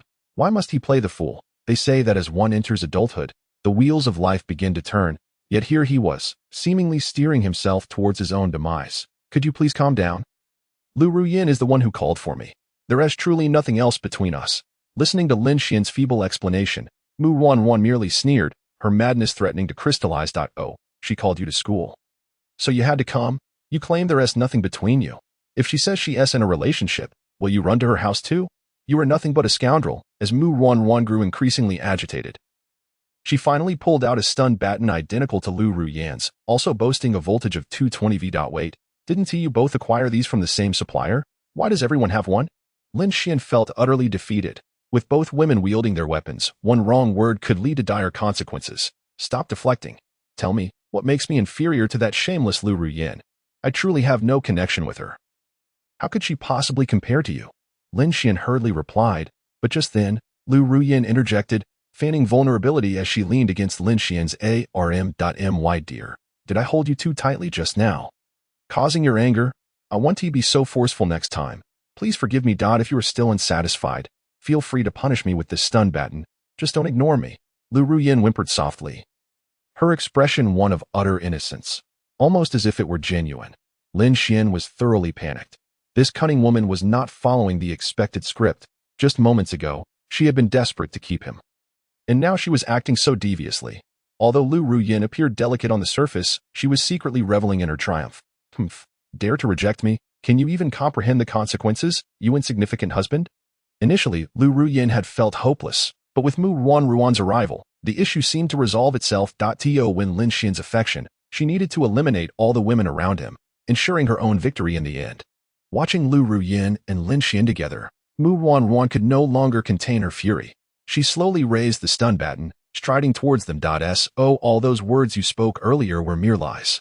You claimed you wanted to be Ruan's man, and it was all deceit. Since Lu Ruyin calls you dear, it undoubtedly means you have done everything together, which implies you intend to marry her. Correct. Hearing Mu Ruan's ominous words, Lin Xian's legs felt weak with fear. He hadn't anticipated that Lu Ruyin would disrupt the situation so thoroughly. No, you are mistaken. Why must you take her word for it? Can't you allow me to explain? Ha! I no longer wish to hear your nonsense. Mu Ruan pressed the stun baton firmly against Lin Xian, her alluring eyes now filled with fury, resembling the deranged heroines of certain anime. Ruan will give you one more chance. Will you choose to leave with me and marry me immediately, or will you choose the shameless woman? Lin Xian, gazing helplessly at the stun baton, was about to choose her when Lu Ruyin's mocking laughter interrupted. Meanwhile, she had stealthily positioned her own baton against Lin Xian's waist. My dear, you must consider your choice carefully. Lu Ruyin smiled sweetly.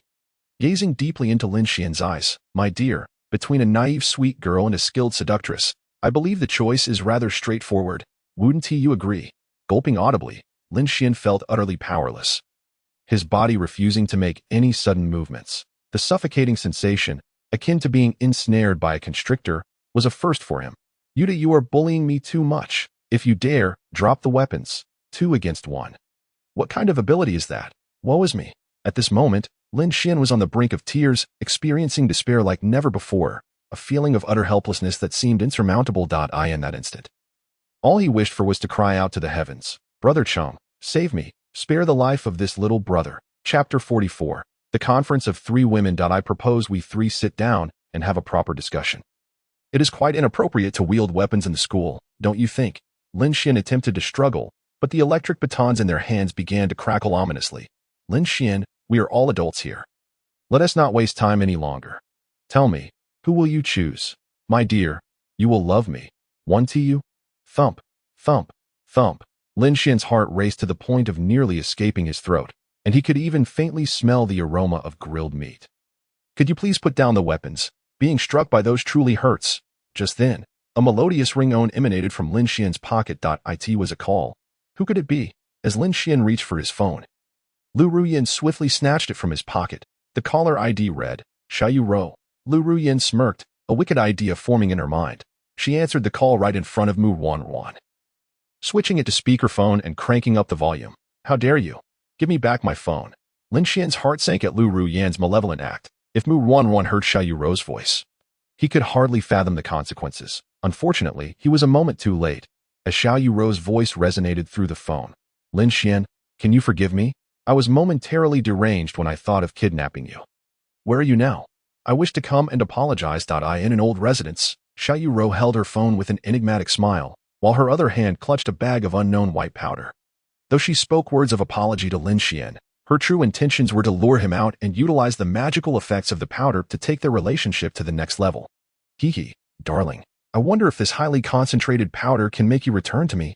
Unbeknownst to Xiaoyu Rou, Lin Xian was already ensnared in his predicament, and her apology had been overheard by her dear friend. Mu Ruan. At that moment, standing before Lin Xian, Mu Ruan was utterly dumbfounded, questioning whether she was hallucinating. How could her best friend have kidnapped her man? Even the stun baton in her hand trembled slightly due to her disbelief. Lin Xian, what does this mean? Shouldn't you explain yourself? Upon hearing Mu Ruan's inquiry, Lin Xian broke into a cold sweat, his heart racing with anxiety. With a face full of glee, Lu Ruyin reveled in the misfortune before her. Was this not the very scenario she had yearned to witness? Initially, she had contemplated ways to expel Mu Ruan, but now with Xiaoyu Rou also involved, it presented the perfect opportunity to rid herself of both sisters simultaneously. Ruan, Xiaoyu was during the fan meeting that she perceived my unfavorable demeanor towards you, and thus, she secretly bound me, intending to avenge you. Later, I seized an opportunity to escape her grasp, which is why she now merely seeks to apologize to me. Such is the situation. Lin Xian swiftly activated his CPU, concocting a lie while deftly reclaiming the phone from Lu Ruyan's hand and promptly disabling the speakerphone. He then feigned magnanimity, addressing Xiao Yuro on the other end of the line. Ah, Yuro, I have actually forgiven you. I understand you acted for Wanron's sake, and as for an in-person apology, it is unnecessary. Having said that, Lin Xian hastily ended the call, his astonishing reflexes leaving even Lu Ruyan in awe. My dear, you truly possess a remarkable way with words. You can turn black into white, and my admiration for you grows ever deeper. You mad woman, cease your nonsensical chatter. Every word I utter is as solid as the heavens and earth. How could there be a single falsehood? It was precisely because I had been kidnapped by Xiao Yuro that I had an epiphany. The woman I have always cherished is you. Wanron. At this critical moment, Lin Xian's flair for performance shone through, as he appeared genuinely wrong. So it is true, Lin Xian, that your most beloved woman is indeed me, is it not? I was puzzled by your sudden agreement. It turns out it was all thanks to Yuro. She'll be in class tomorrow, and I must express my gratitude to her. A sweet sensation enveloped Mu Wanron's heart. Indeed, she was the one he loved most. With Yuro's assistance, how could she possibly fail to win Lin Xian's heart? Thus, reassured by his affirming words, she gradually lowered the electric baton in her hand. Noticing this, Lin Xian swiftly took action, grasping Lu Ruyan's wrist. With a firm tug, he disarmed her of the electric baton and swiftly maneuvered behind Mu Wanron. Little pest, still hoping to ensnare me? Can you keep up? Observing her master's injured wrist, Gu Jinglan rushed to support Lu Ruyan. Miss, are you all right? Should I immediately call for help to apprehend the two of them? Step back. Lu Ruyan snapped, disdainfully shaking off Gu Jinglan's hand, her eyes glinting with a menacing intensity as if she intended to devour Lin Xian whole. Meanwhile, within the Xiao family mansion, Xiao Yuro stared blankly at her phone's dark screen, clearly still processing the fact that Lin Xian had hung up on her. After much contemplation, she distilled her thoughts into two messages. Good news. Lin Xian forgave her. Bad news, he was using her to reconcile with Mu Wanron. How infuriating. Did he not despise Mu Wanron? Why had they reconciled? What did she lack compared to Mu Wanron? Xiao Yuro vented her frustration by smashing every object within reach. At that moment, her door swung open, and a jovial old man stepped inside, only to be met with a flying slipper hurled by Xiao Yuro. Ouch, what are you doing? Xiao Tian's groaned, clutching his forehead. As his daughter's slipper struck him squarely in the face. What on earth, my little ancestor, what has transpired this time? Have you quarreled with your sister again? Wah, Dad, my boyfriend no longer wants me. He has fallen for another girl, Xiao Yuro lamented, spilling her woes, leaving Xiao Tian's perplexed. Unlike Mu Tianxiang, he supported his daughter's freedom to love. However, upon hearing that Xiao Yuro's boyfriend had betrayed her, his rage ignited. How dare anyone bully my daughter? Fear not, my dear. I shall ensure that Lin Xian is brought back. He has dared to toy with my daughter while frolicking with others. I'll break his limbs. Yet, unbeknownst to Lin Xian, he had already caught the attention of a formidable figure. For now, his priority remained placating the enraged Lu Ruyan. Chapter 45. Lin Xian's quick wit. Humph. Lu Ruyan. Did you not hear my brother declare that his favorite woman is Mu Wanron? As for you, you are but a usurper. What can you do? Lu Ruyan glared fiercely at Mu Wanron, reclaiming the electric baton from the ground and summoning Wang Er and his lackeys, effectively barricading the entire teaching building. Care to experience the sensation of my electric baton? My baton can deliver quite the shock. Mu Wanron retaliated, firmly pointing the electric baton at Lu Ruyan, ready to unleash its power at the slightest movement. In mere moments, Wang Er and his crew had sealed off the entrance. It's you. Hee, Lin Xian, long time no see. Lin Xian recognized Wang Er all too well. The two had been quite familiar during his time with Lu Ruyan. When they first met, Wang Er had respectfully offered him a cigarette, which Lin Xian had declined as he did not smoke. Wang Er, are you truly so willing to serve Lu Ruyan? Why not? You jest, my lord. My life was given by the young lady. Thus, my loyalty lies solely with her. I advise you to comply and remain here. Wang Er chuckled foolishly, signaling his subordinates to advance and seize the two. Do not approach. I wield a weapon. Mu Wanron, being an innocent young girl, had never encountered such a scenario. Although she bravely held the electric baton, her trembling hands betrayed her confidence. Do not come closer. Lin Xian is mine alone. I shall not allow you to take him. Zhang Ling, where have you gone? Mu Wanron suddenly recalled her bodyguard and called out loudly, yet Zhang Ling remained absent. Wang Er smirked, gesturing to one of his lackeys, who instantly understood at that moment. Zhang Ling was bound securely, struggling helplessly behind Wang Er, her eyes filled with remorse as she glanced at Mu Wanron. This was the second time in her career she had been captured. In our country, there exists an old saying, "Those who recognize the times are wise." I believe you should realize the futility of your current predicament. It would be wiser to relinquish your weapon and depart unscathed. Wang Er maintained his trademark silly grin. His ability had earned him the nickname Smiling Tiger among the Lu family's guards. Wang Er, do not waste time. Capture Mu Wanran and return Lin Xian to the capital. Yes, miss, on it. As Wang Er's men surrounded them, Lin Xian's gaze sharpened. He suddenly snatched the electric baton from Mu Wanran's grasp, swiftly restraining Lu Ruyan's wrist with remarkable speed, holding her firmly in his embrace. Drop your weapons. Your master is now in my control. If you wish to avoid unpleasantness, clear a path. Lin Xian pressed the electric baton against Lu Ruyan's neck, his audacious move leaving Wang Er and his lackeys momentarily stunned.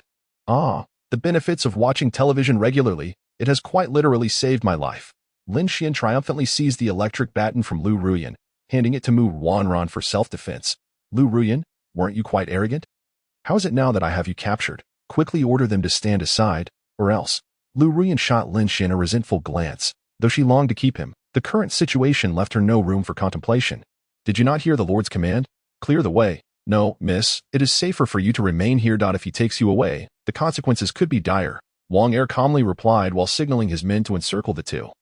Did you not hear your master's words? Clear the way. As Wang Er remained obstinate, Lin Xian activated the electric baton, the menacing current crackling ominously around Lu Ruyan's neck.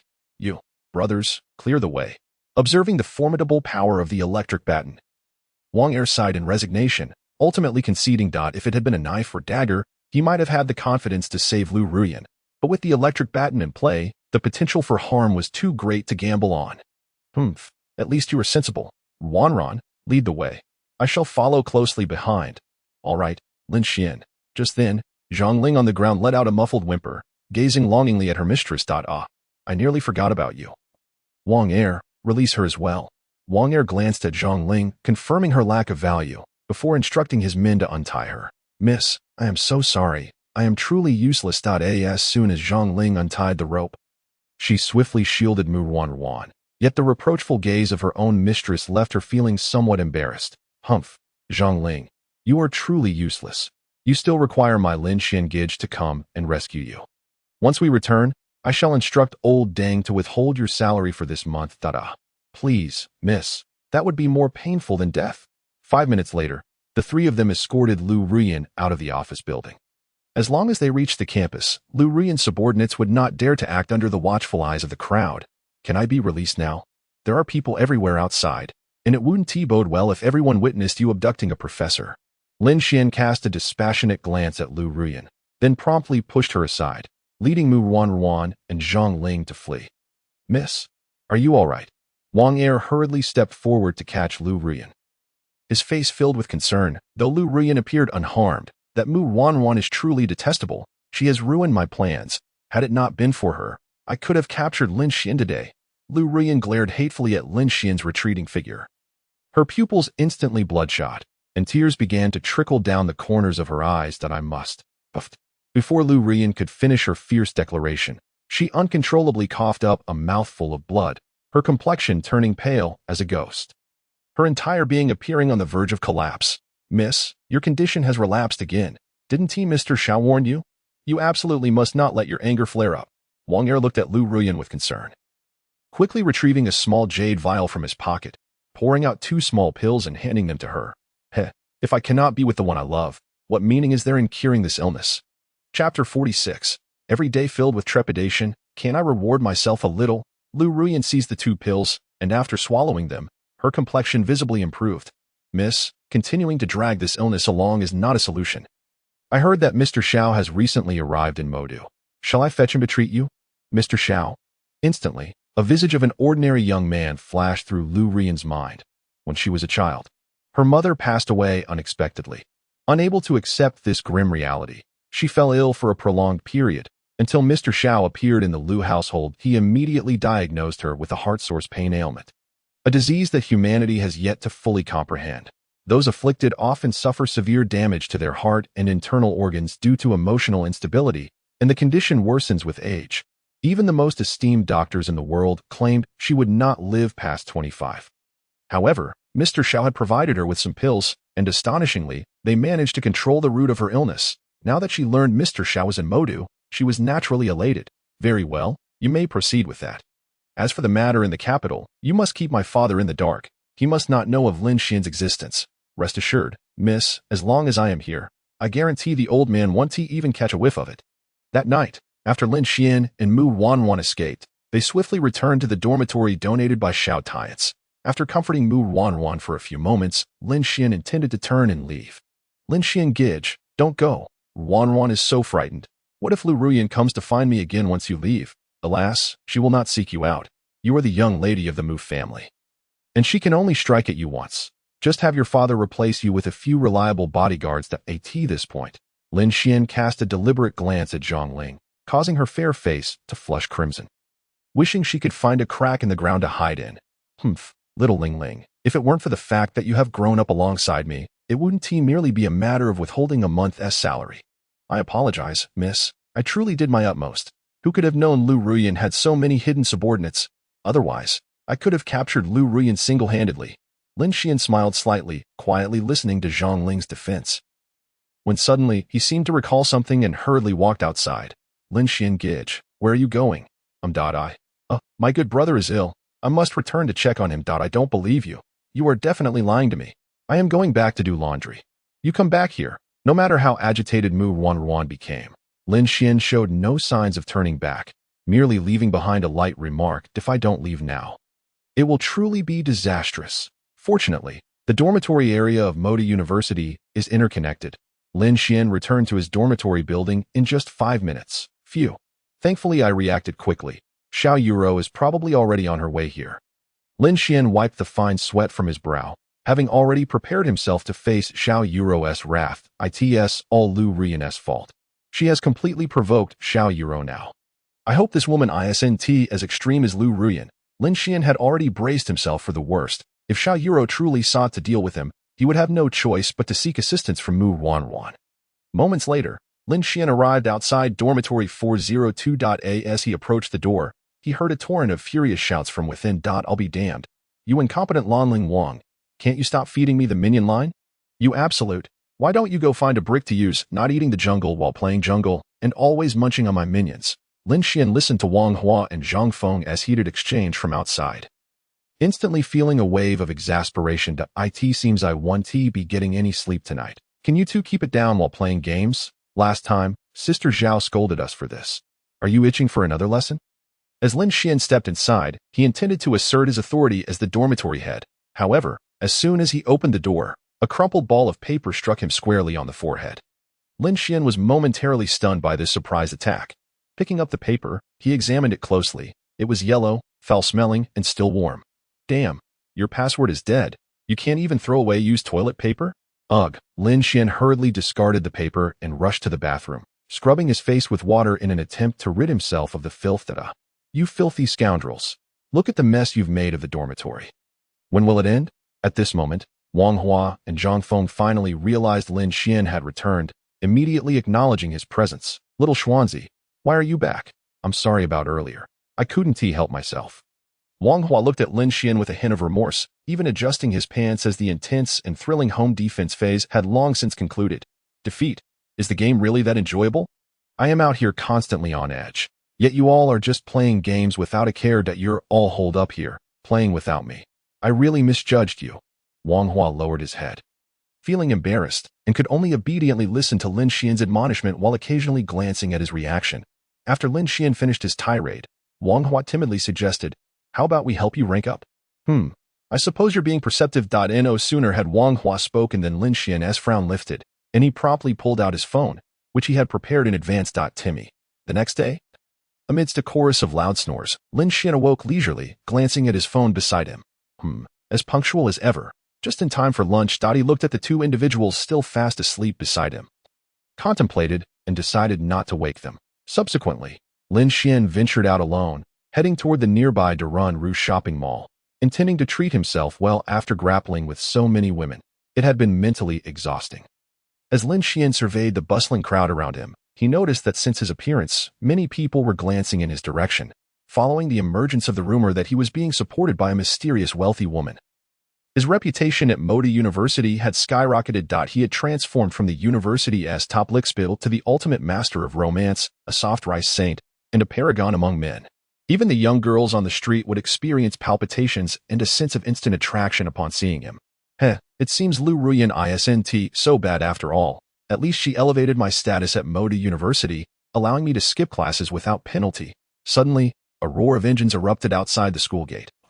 A globally limited edition Lamborghini pulled up right in front of the entrance. The doors slowly lifted, revealing Xiao Yuro, her expression dark as she stepped out of the vehicle. Upon seeing her, Lin Xian nearly cried out, quickly turning to flee toward another exit. That scared me. Thank goodness I was slow. Otherwise, I would have been caught by her at the entrance. Chapter 47. Worrying, Lu Ruyan has completely turned dark. Lin Xian, still shaken, glanced back to confirm that Xiao Yuro hadn't seen him, then let out a long sigh of relief. Just as he thought he had evaded danger, a pair of large hands suddenly reached from behind, resting on Lin Xian's shoulder. Hey, Lin Xian, you little rascal, you've become quite the celebrity at school. Why are you so low-key today? Oh my goodness. Old Wang, you startled me. Can you please not be so frightening when greeting someone in the future? Before him stood an elderly gentleman clad in a security uniform, slightly stooped in posture. Though he appeared frail and aged, a hint of lewdness flickered in his eyes. Lin Xian, still shaken from his recent encounter, cast a wary glance at the old man. The scare he had just received from this Wang Laohan almost led him to believe that Xiao Yuro had sent someone to apprehend him. Why are you so on edge? Have you perhaps angered that wealthy woman and are now seeking refuge? Wang Laohan observed Lin Xian with a mischievous grin. Up close, his demeanor seemed even more unseemly. Get lost. I don't know any wealthy women. Those are merely rumors spread by others. Lin Xian replied, somewhat defensively. Oh, by the way, I've recently crossed paths with some influential figures off campus. If anyone inquires whether you've seen me, you must assert that you haven't. Understood? As he spoke mysteriously, Lin Xian retrieved a few crumpled bills from his pocket and pressed them into Wang Laohan's hands. Really? Is this all you're giving me? You might as well be tossing coins to a beggar. I thought you, Lin Xian, were a successful individual, yet you're becoming increasingly stingy, Wang Laohan remarked, eyeing the 50 yuan with disdain, especially since Lin Xian had previously bribed him with much larger denominations. I say, old Wang, one mustn't be too greedy, you know. And it seems you're hiding something from your wife, making frequent visits to dubious spas, aren't you? What? You dare threaten me? Let me tell you, Lin Xian interjected. And on the sly, you've been flirting with young female teachers. I presume the director's wife is rather close to you. At these words, Wang Laohan hastily seized Lin Xian's hand and pulled him aside, fearful of others overhearing his embarrassing secrets. Let us discuss this. Moments later, Lin Xian successfully exited the school, just as Xiao Yuro commenced a clandestine search throughout the campus. However, upon stepping out, he spotted Tianqi Hospital not far from the school. Oh dear, I almost forgot that Grandpa Wang and Grandma Shen are still at Tianqi Hospital. But surely, Lu Ruyan wouldn't dare harm those two elderly folks, would she? Lin Xian gazed anxiously towards the direction of Tianqi Hospital, acutely aware that Wang Jianjun had just undergone surgery and could not possibly be discharged at this hour. Yet, should he voluntarily head to the hospital, it would be tantamount to walking into a trap. As Lu Ruyan would undoubtedly anticipate such a move, perhaps I should make a phone call to gather some intel. No matter how resourceful Lu Ruyan is, she can't possibly trace me through a phone call. With this thought in mind, Lin Xian promptly picked up his phone and dialed a number saved under the name Xiao Laoding. Hello, is this Xiao Xian? Why have you only just called me? I feel I'm nearly recovered. What's this about you coming to pick me up for discharge? Grandpa, let us discuss your discharge later. First, could you tell me if Lu Ruyan visited yesterday or today? Inside Tianqi Hospital, Wang Jianjun was currently exercising in the corridor, and from his buoyant movements, it was evident that the old man was recovering swiftly. Why are you asking about Yin Yin? She did come by yesterday. But she seemed a bit down. Did you perhaps upset her? Oh, did she say anything drastic, like declaring her lack of affection for me? While conversing on the phone, Lin Xian hailed a ride, speeding towards the hospital. Upon learning that Lu Ruyan had visited the previous day, an ominous feeling welled up within him. I recall Yin Yin mentioning that you were a Sea King, always engaging in indiscreet affairs. By the way, what does Sea King mean? She seemed particularly irate when she brought it up. The Sea King refers to a man with a broad mind, capable of embracing diverse matters. I suppose she feels that my vast ambitions have caused her to feel neglected, which is why she is upset. Faced with Wang Jianjun's inquiries, Lin Xian resorted to his usual charm, spinning tales that the old man took at face value. Ah, I see. Being a sea king is commendable.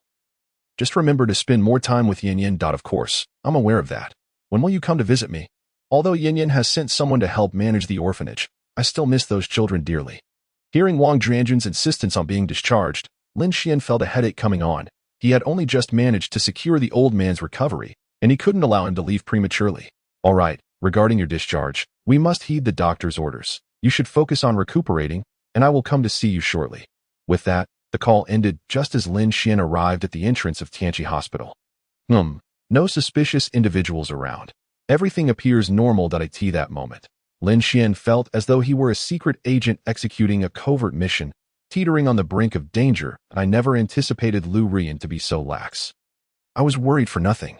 However, just as Lin Xian stepped into the elevator, he collided with a woman clad in a black suit. I'm sorry, I didn't mean to. You, Lu Ruyan, at that instant. The air within the elevator seemed to freeze as Lin Xian and Lu Rian locked eyes, both momentarily stunned at, oh dear, I didn't mean to intrude. After a brief pause, Lin Xian quickly regained his composure and attempted to flee the elevator. Yet, as he turned, he found himself firmly grasped by a delicate hand. Lu Ruyan. She smiled faintly, exuding an eerie calmness. Sir, is it proper to collide with someone and then attempt to leave, with a subtle tug? Lu Ruyan pulled Lin Xian back, then pressed the button to close the elevator doors. As the doors began to slide shut, despair washed over Lin Xian's expression, and when the last sliver of light disappeared, his countenance came to a halt. Could you let me go? What do you think? Yin Yin, I realized my mistake. Everything I said yesterday was untrue. It was all coerced by Mu Wanran. Do you expect me to believe that? Lin Xian cautiously eyed Lu Ruyan, yet her face revealed no discernible emotion. From start to finish, she maintained her cool demeanor. Do you genuinely believe that? Lu Ruyan had completely transformed into a darker version of herself. Chapter 48. Among us women, who do you favor most? With a clang, the elevator ascended as Lu Ruyan inched closer to Lin Xian. Yin, I simply wish to gaze at you like this. Lin Xian, feeling guilty, noticed the proximity between them had grown dangerously intimate. Should Lu Ruyan draw even closer, they might share a kiss within the confines of the elevator. Lu Ruyan extended her arms, gently wrapping them around Lin Xian's neck. Her gaze imbued with an air of melancholy, or perhaps a hint of an unknown flirtation. A rush of warmth flooded Lin Xian's cheeks. Despite Lu Ruyan wielding no weapon to threaten him, he felt utterly powerless to resist. It appears you truly have an affection for that Miss Mu. You previously promised to remain by my side, yet those were mere empty words. Lin Xian, you are a scoundrel. Effortlessly stealing my heart only to carelessly trample it underfoot. Do you find this amusing? Answer me, scoundrel. Lin Xian, in a state of panic, gazed into her eyes. Although Lu Ruyan's tone remained even, her calmness only underscored the depth of her fury. Yin, I truly didn't. Just as Lin Xian prepared to employ his silver tongue, Lu Ruyan seized him with a forceful kiss, leaving him no time to react. To deal with a man as articulate as Lin Xian. The most effective strategy was to silence him beforehand. In that confined metal space, Lu Ruyan completely compressed his already limited means of escape, forcing Lin Xian to passively endure her advances. Don't kiss me. Lu Ruyan's tongue danced provocatively between his lips, each encounter sending electric shivers coursing through his body, accelerating his heartbeat. Ding, the elevator reached the top floor, and the doors opened to reveal Wang Er, who stood dumbfounded at the entrance, his mouth agape as he beheld the two. I want to interrupt. I'll just be on my way. Under the sharp glare of Lu Ruyan, Wang Er quickly regained his wits and discreetly stepped out of her line of sight. Get away from me. I told you this is a public space. Have you no sense of decency? Seizing the moment Lu Ruyan reprimanded her subordinate, Lin Xian suddenly pushed her away, a metallic sweetness flooding his mouth. I beg your pardon, but this is my newly acquired private hospital. I can do as I please. Humph, being wealthy makes you special? Just because you have money, does that give you the right to kiss others? Observing Lin Xian's irate demeanor, Lu Ruyan's expression remained frosty, yet a teasing smile danced at the corners of her lips. Lu Ruyan gracefully stepped forward, her slender jade legs accentuated by the rhythmic click of her high heels. Echoing like the ominous notes of a death knell, gradually cornering Lin Xian into a small enclave. Leaning closer to him once more, Lu Ruyan delicately reached out with her exquisite hand to gently lift Lin Xian's chin. Her gaze imbued with profound affection intertwined with a terrifying possessiveness. Although Lin Xian could effortlessly subdue her, the current circumstances rendered him the one resembling a struggling little rabbit. Why should I not kiss you? Why is it that Mu Wanruan and Xiao Yuro can so easily attain you, while I cannot? Did you not just claim that yesterday was all a charade? Very well, I shall take your word for it. Now, lie down on that sofa and prove yourself, and this matter will be laid to rest. Lu Ruyin pointed towards the white sofa in the adjacent office. The color is just right. Even if it gets stained, no one will notice. You are going too far. Do you believe I won't report you for attempted assault? Women do not constitute attempted assault. Then you would be guilty of indecency. You are of age. Before Lu Ruyin, Lin Xian felt as if his linguistic talents had been forcibly sealed, unable to articulate a counter to her. Today I shall not be deterred. I will speak plainly. I am thoroughly exasperated by you young ladies. Each of you seems afflicted with some peculiar malady. I have had enough of it. If you have the audacity, then bite me. Lin Xian adopted an indifferent demeanor, striding into the nearby office and seating himself on the sofa. His eyes brimming with provocation directed at Lu Ruyin. So what? If you have the guts, come at me. You have been casting those private glances at me for far too long. Lu Ruyin's brows furrowed slightly. Clearly, Lin Xian's audacity was unexpected to her. Are you testing me? Do you think I would hesitate to act against you? Please, I cannot escape anyway. What difference does it make if you strike me? You are simply relying on your subordinates. What is so remarkable about that? Observing Lin Xian's reckless demeanor, Lu Ruyin felt a flicker of joy within. At least he was finally speaking his mind. What you just said about being annoyed with us young ladies, is that true? What is wrong? Are you angry? Let me tell you, Mu Wanruan, Xiao Yuro, and you, Lu Ruyin, each of you has your own quirks, strong possessiveness. All wanting to control my freedom. I have had enough. I no longer wish to engage in pretense with you all. Living like that is too exhausting. Upon hearing his words, Lu Ruyin confirmed her suspicions. Indeed, Lin Xian did not harbor feelings for other women. There was still hope for her. Then let me ask you, among the four of us, myself, those two young ladies, and the one you embraced, Chu Lingxi, whom do you despise the most? Or rather, who do you hold in the highest regard?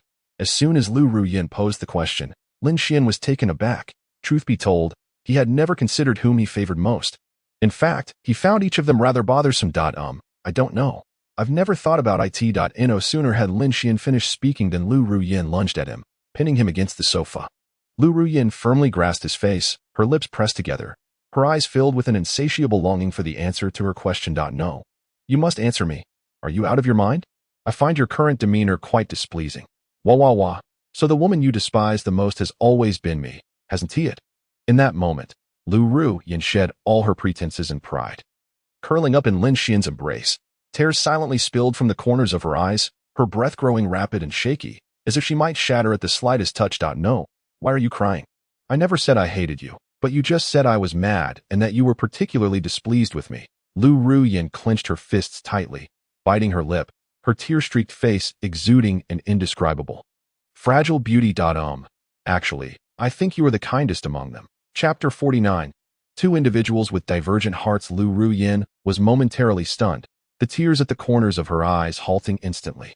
Her expression towards Lin Xian reflecting both delight and a hint of skepticism. She feared this was merely a ploy to placate her, yet she found herself unable to care, even if it were a lie. She would savor it. Is what you say true? Lu Ruyin's lips trembled slightly as she cautiously inquired, but then she let out a self-deprecating laugh, her gaze dimming once more. No, you must be deceiving me. After what I did to you, you could never forgive me. Nevertheless, hearing you say that brings me joy. Lu Ruyin struggled to suppress her inner sorrow, attempting to muster a faint smile, but it eluded her.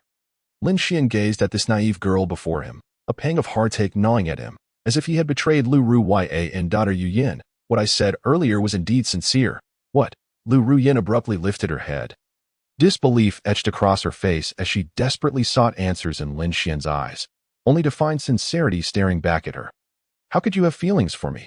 I once kidnapped you and made your life difficult during your time as a guide. I assure you, it is all true. Lin Xian interjected, interrupting her as he grasped both her hands, lifting her from his lap. To be honest, when I first learned you were that older sister from my past, I was somewhat intimidated by you. However, throughout these years, despite the challenges you posed, you were always there to support me when other teachers made things difficult, and it was thanks to you that Grandpa Wang was able to recover from his illness. Upon hearing this, Lu Ruyin felt a slight stirring within her heart, Perhaps there was still hope. Thus, there is nothing insurmountable between us. From the very beginning, I regarded you as an older sister. Therefore, I believe our relationship is not so grave. We can still be friends. After Lin Xian uttered his final words, Lu Ruyin gradually felt a sense of disappointment, as if she found his last remark unsatisfactory. Just friends. Yes, what's wrong with that? Our relationship does not need to be defined by love. Love requires time to cultivate. It is a mutual sentiment, not something seized through force. Lu Ruyin lowered her head in contemplation, deeply pondering Lin Xian's words, and her heart began to stir with subtle emotions. Lin Xian observed the expression on Lu Ruyin's face and realized, indeed, she was lost. Phew. Thank goodness I have this mouth. Otherwise, I would have likely become a specimen for someone. Seeing her ensnared in his words, Lin Xian seized the opportunity to further diminish Lu Ruyin's feelings for him. Are you Yan? Our future is still long. You need not invest so much concern in me. As the saying goes, a boat will find its way when it reaches the bridge. Who knows? One day I might fall in love with you. Lu Ruyin abruptly looked up.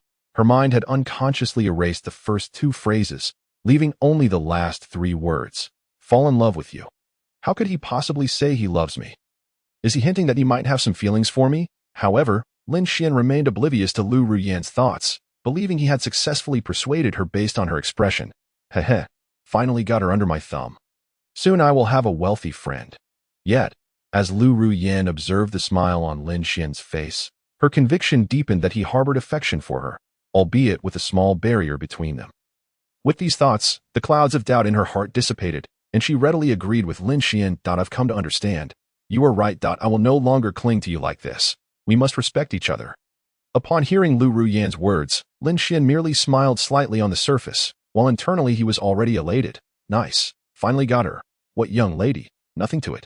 Yet in Lu Ruyin's eyes, Lin Xian's lack of overt excitement indicated a hint of disappointment within him. He must be disheartened by her transformation. Lin Xian surely wished to hear her express affection for him, but feared she might repeat her past actions. Yes, it must be like that. He truly likes me. Thus, she resolved to maintain some distance from him for a while, confident that he would soon be unable to resist seeking her out. Men are like that, nothing more. Well, since our misunderstandings have been resolved, I will first go check on Grandpa Wang. This old man has been clamoring to be discharged. Please persuade him for me. With that, Lin Xian took Lu Ruyin by the hand and exited the office, heading directly towards Wang Jianjun's hospital room. Of course, my dear Lin Xian. Lu Ruyin gazed at him with affectionate eyes, feeling the warmth of his touch more profoundly than ever as they approached Wang Jianjun's ward. A series of explosive sounds erupted from within. Lin Xian's expression shifted dramatically, and he hurriedly pushed open the door, only to be met with a scene that brought him relief. Advance, advance. As I advanced, I glimpsed Wang Jianjun, who was excitedly standing on the bed, holding a piece of sugarcane and mimicking the combat techniques of our forebears displayed on the television. Startled, I initially thought there had been an electrical explosion, only to realize he was merely playing with the sugarcane. At that moment, in the kitchen adjacent to the hospital room, Shen Chunhua, hearing the commotion, hurried out. Upon seeing Lin Xian and Lu Ruoyan, her excitement compelled her to set down the bowl in her hands and warmly welcome her grandson and granddaughter-in-law. Ah, it's Yin Yin and little Xian. Please, sit down. Old man, stop being crazy. Can't you see Yin Yin and little Xian are here? Upon hearing his wife shout, Wang Jianjun finally registered the presence of the two newcomers. Oh, it's Yin Yin and little Xian. You arrived without even letting us know, so I could prepare a good meal for you. And Chunhua. At his words, a dark thought crossed Lin Xian's mind.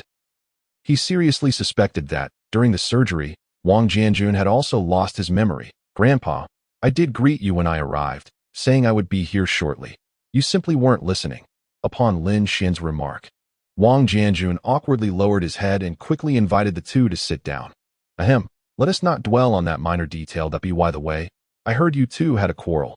Have you made up so soon? Lin Xian and Lu Ruoyan exchanged glances and simultaneously replied, I have already apologized to him. I have already apologized to her. Chapter 50. Why don't you two consider having a child? Huh. You two. Wang Jianjun gazed at the pair with confusion, sensing something amiss since their arrival. Lin Xian and Lu Ruoyan exchanged awkward glances, and Lu Ruoyan promptly explained, Grandpa, I was at fault in yesterday's incident as well. I have apologized to Lin Xian, and in turn, he apologized to me to cheer me up. Indeed, we have reconciled now. Lin Xian scratched his head nervously.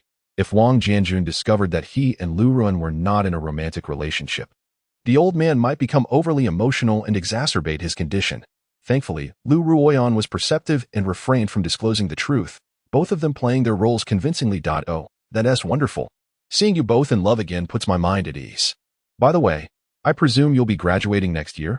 Wang Jianjun leisurely inquired, and upon hearing this question, Lin Xian instinctively braced for the worst. Oh no, he is not going to start pressuring us for marriage. Is he, as he feared? Shen Chunhua, observing Wang Jianjun's slow demeanor, preemptively stated, Little Xian, your grandpa wishes for you and Ruoyan to marry soon. He desires a grandchild. At these words, both Lin Xian and Lu Ruoyan's faces flushed crimson.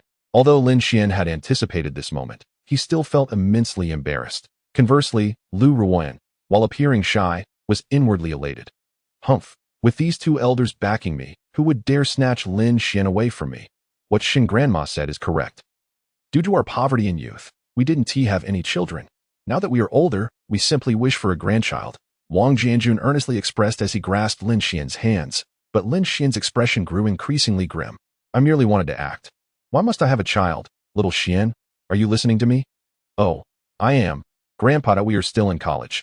How could we possibly have a child? You'll have to wait a few years. Having reached this point, Lin Xian could only temporarily placate Wang Jianjun, promising to devise a suitable excuse after graduation to explain a potential breakup with Lu Ruoyan. However, just as Lin Xian finished speaking, Shen Chunhua interjected, What's the big deal? Nowadays, it's quite common for college students to have children out of wedlock. If you have a baby, your grandpa, and I will take care of it. Lin Xian, Lu Ruoyan. Oh no, this was not right. Such a trend was highly inappropriate, and if their school's instructor caught wind of it, they would lose points. If female students started taking maternity leave, it would be a disaster. Your school is that strict? Fine then. Just as Wang Jianjun dismissed this notion, Lu Ruoyan deliberately exposed Lin Xian's deception. But I am your instructor. How could I possibly bear to dock your credits? You. Lu Ruoyan batted her innocent eyes, and Lin Xian was taken aback. He had not anticipated her sudden intervention. Moreover, maternity leave for instructors didn't seem entirely impossible, did it? What do you think, darling? Lu Ruoyan affectionately leaned against Lin Xian's arm, resembling an excited kitten, but Lin Xian was at a loss for words. Though he didn't particularly dislike Lu Ruoyan, he had previously learned from Wang Er that she had a fiancé, the eldest son of another prominent family in the capital. Although they had never met, their engagement remained valid. If he were to act on his feelings for Lu Ruoyan, he would undoubtedly face severe repercussions from the Lin family. No way, I still can't accept this. Such matters should be postponed for now. Lin Xian shot Lu Ruoyan a glare, directly refusing her. What a joke. Am I to choose between a beautiful woman and my life? I know where my priorities lie. Sigh, why are you so old-fashioned? We're in a new society, a new era. Our thoughts must progress. Yes, Grandpa is right. Lin Xian looked at Lu Ruoyan's mischievous smile and Wang Jianjun's unwavering support. Feeling overwhelmed, Grandpa, I beg you, please stop. I'll think this over when I get home. With that, Lin Xian hurriedly pulled Lu Ruoyan toward the exit. Noticing his grandson's haste, Wang Jianjun stood up to persuade them to stay. Hey, where are you going? Stay for lunch, Grandpa. Ruoyan and I are stepping outside for some fresh air and to inquire about your health with the doctor. Bang, Lin Xian slammed the door shut, his expression darkening as he glared at Lu Ruoyan. What do you mean? Didn't we agree to be friends? You also said you wouldn't pursue me anymore. Why is that not the case now? Upon hearing this, Lu Ruoyan smiled alluringly as she approached Lin Xian, her intense gaze betraying no hint of concealment. Oh, I did say that, but that doesn't mean I can't have feelings for you. I did promise not to cling to you, but that was just moments ago. Things are different now. Goodness, are you playing word games with me? I never realized you could be so shameless. Lin Xian looked at Lu Ruoyan with resignation. He genuinely did not wish to escalate their relationship any further. My dear lady, can't you let me be? I'm just an ordinary person. What do you see in me? Is it simply because I am handsome, talented, virtuous, and exceptionally gifted that you like me? Those are all superficial. Our differences are too vast. It's just not suitable. Lu Ruoyan rolled her eyes at Lin Xian, then placed her hand on his chest, sending a wave of tingling sensations coursing through him. Whether you're handsome or not, it doesn't matter to me. Then aren't you being foolish? If you don't care about looks, then surely you can't be experiencing love at first sight?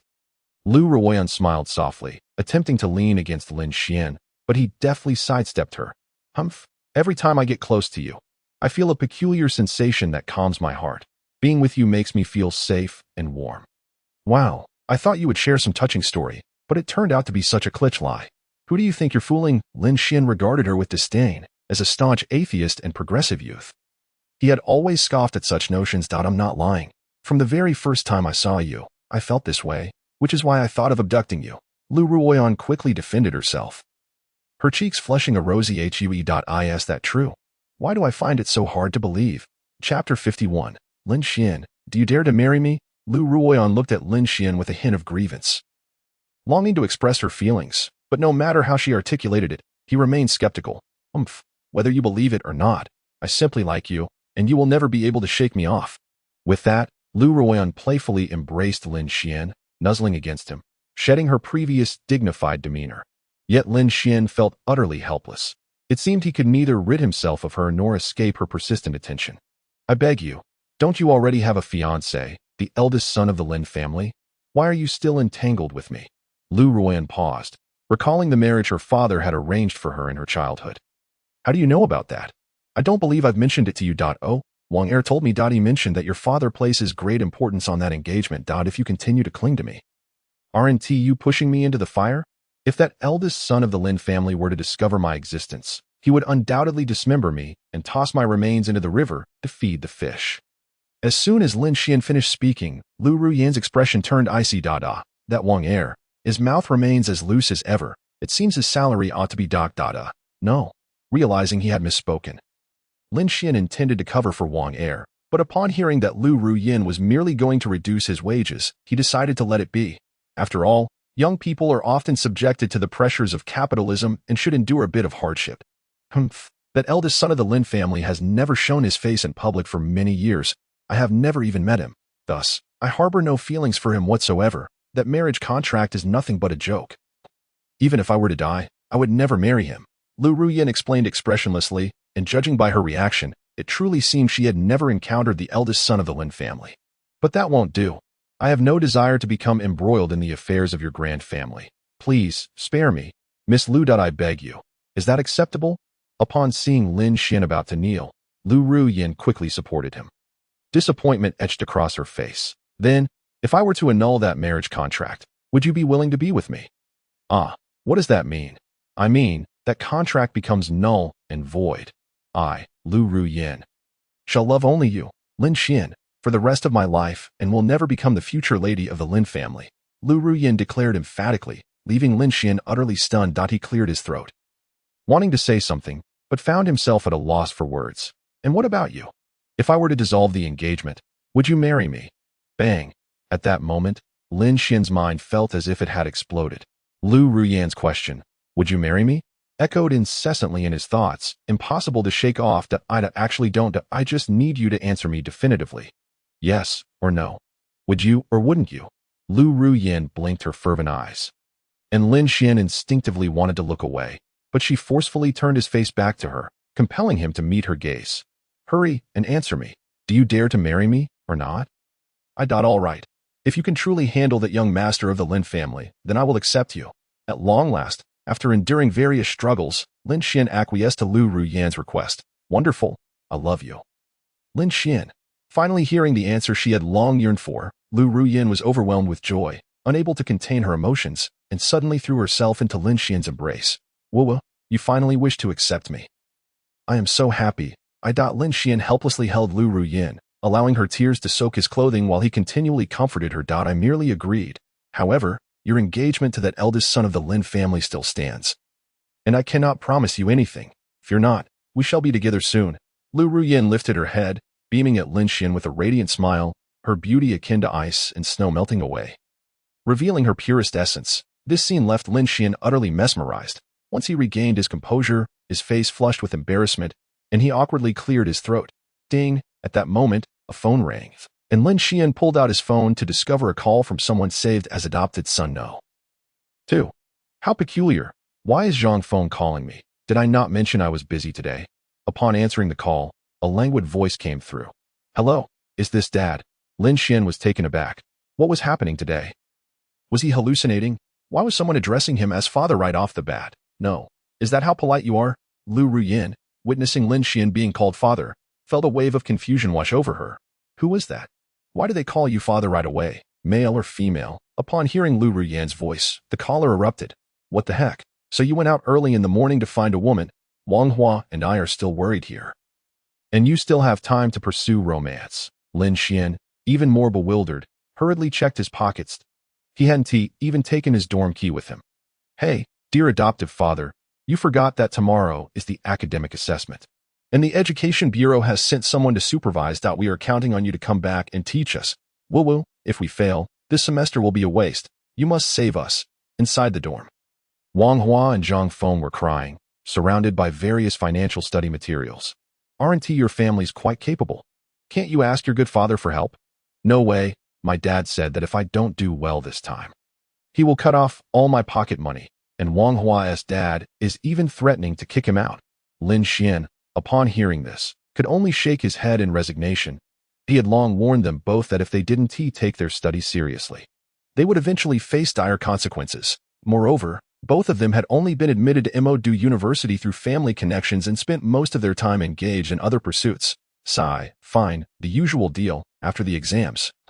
We go to Tianshang Renjian, and you treat. No problem.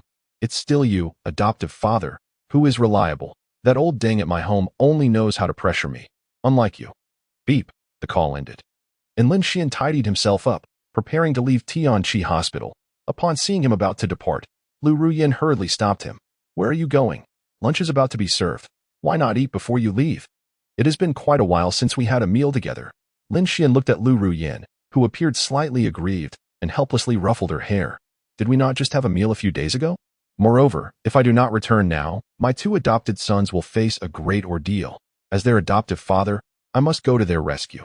Lu Ruyin glared at Lin Xian with a hint of resentment, then pulled out a brand new Guogua 21 from her pocket and handed it to him. I noticed your old 15 has been in use for quite some time, so I specifically got you a new one. No refusing.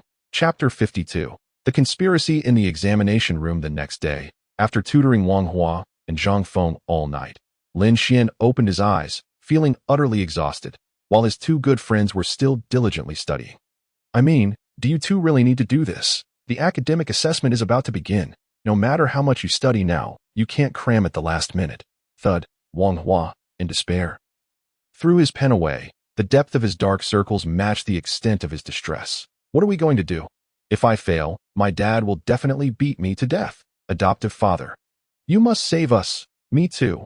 Wang Hua and Zhang Feng both clung to Lin Xian's leg, their tearful expressions making it hard for Lin Xian to bear. What can I do? I have taught you everything I could. If you fail, it's beyond my control. That am I supposed to take the exam for you? Suddenly, Wang Hua raised his head, his gaze burning with intensity, as if he had thought of something extraordinary.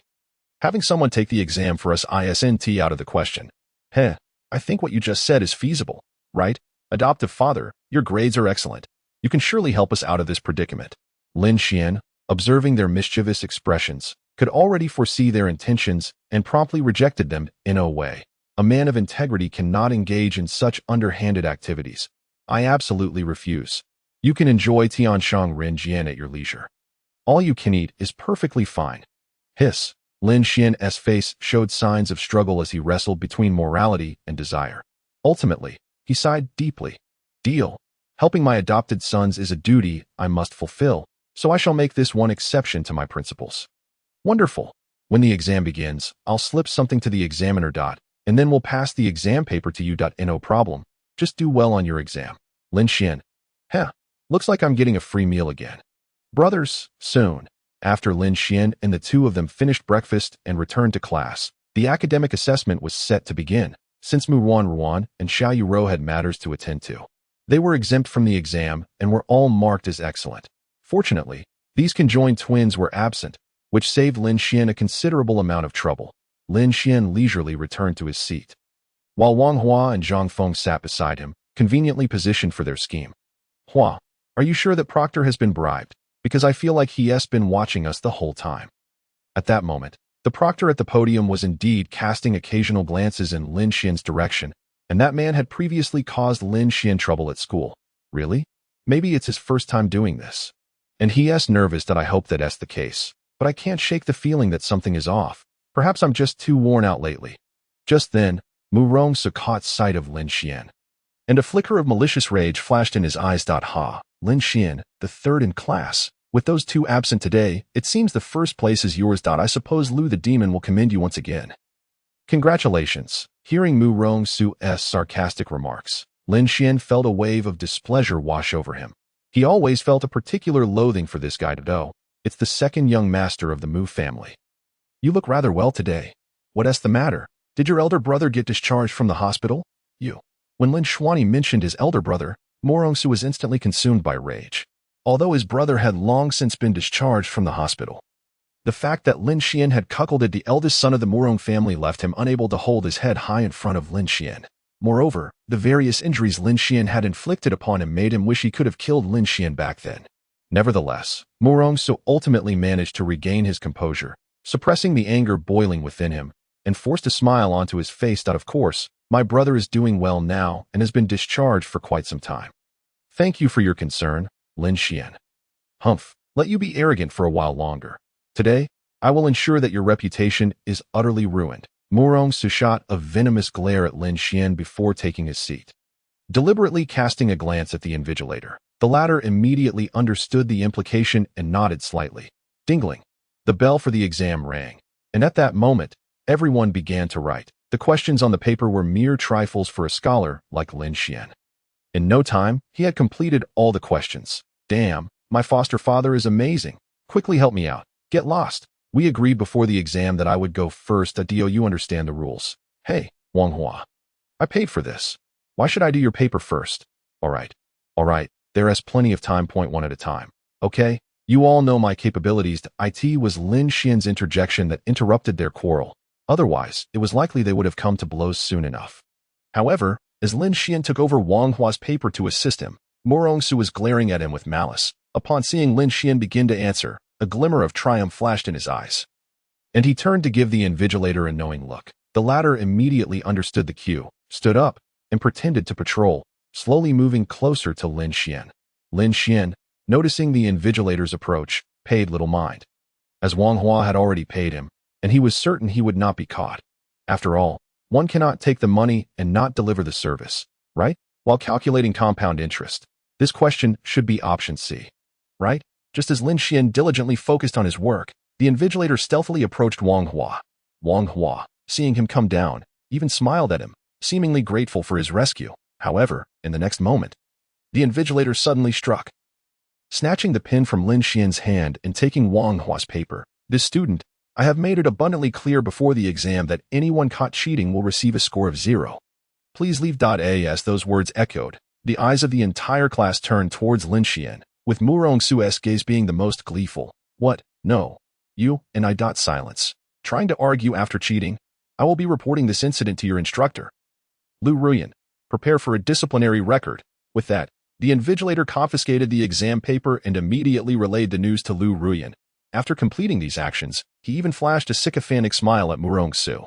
Lin Xian and Wang Hua were left utterly bewildered, finally realizing what had transpired.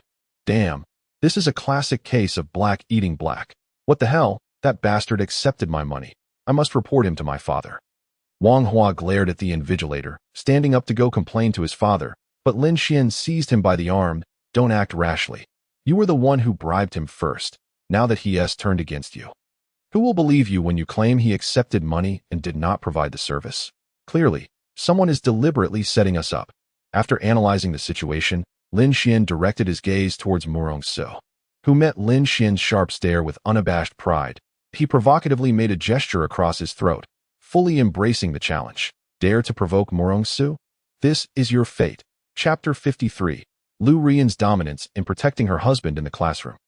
Lin Xian looked around with a troubled expression. The sight of Mu Rongsu reveling in his small victory, coupled with the incredulous gazes of his classmates, weighed heavily upon him. Damn, that scoundrel Mu Rongsu has made me lose face to an extraordinary degree. However, no matter how furious Lin Xian felt now, it was all in vain. With such an incident occurring, a disciplinary record was the lightest punishment he could expect. Those two students, why are you still lingering there? And the rest of you, no whispering. Tap tap tap. That moment, The sound of high heels echoed from outside the door, and upon turning around, the invigilator saw Lu Ruyan standing at the entrance.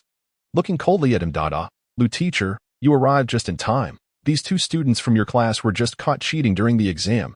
You see, as he spoke, the invigilator glanced at Murong-su, and upon seeing him nod slowly. He immediately received the signal. Moreover, it was this Wang Hua who brazenly bribed the teacher before the exam, so this matter will be handled by Lu teacher. Upon hearing this, Lu Ruyan's gaze shifted to Wang Hua. And that look nearly caused him to collapse in fright. It was over. At Magic Capital University, once Lu Ruyan had her sights set on you, there was truly no escape. Furthermore, having violated such serious school regulations, not even his father, one of the school S-board members, could save him now. What do we do now, little Xian? We're both likely facing dire consequences. Wang Hua anxiously clutched Lin Xian, fearing that Lu Ruyan would soon expel them from Magic Capital University. However, to everyone's astonishment, Lu Ruyan raised her hand and delivered a resounding slap to the invigilator. Not just him, everyone present was dumbfounded. Murong-su's eyes widened in disbelief, unable to comprehend why Lu Ruyan would strike the invigilator. What was this female demon doing? Shouldn't she be punishing Lin Xian? What is happening?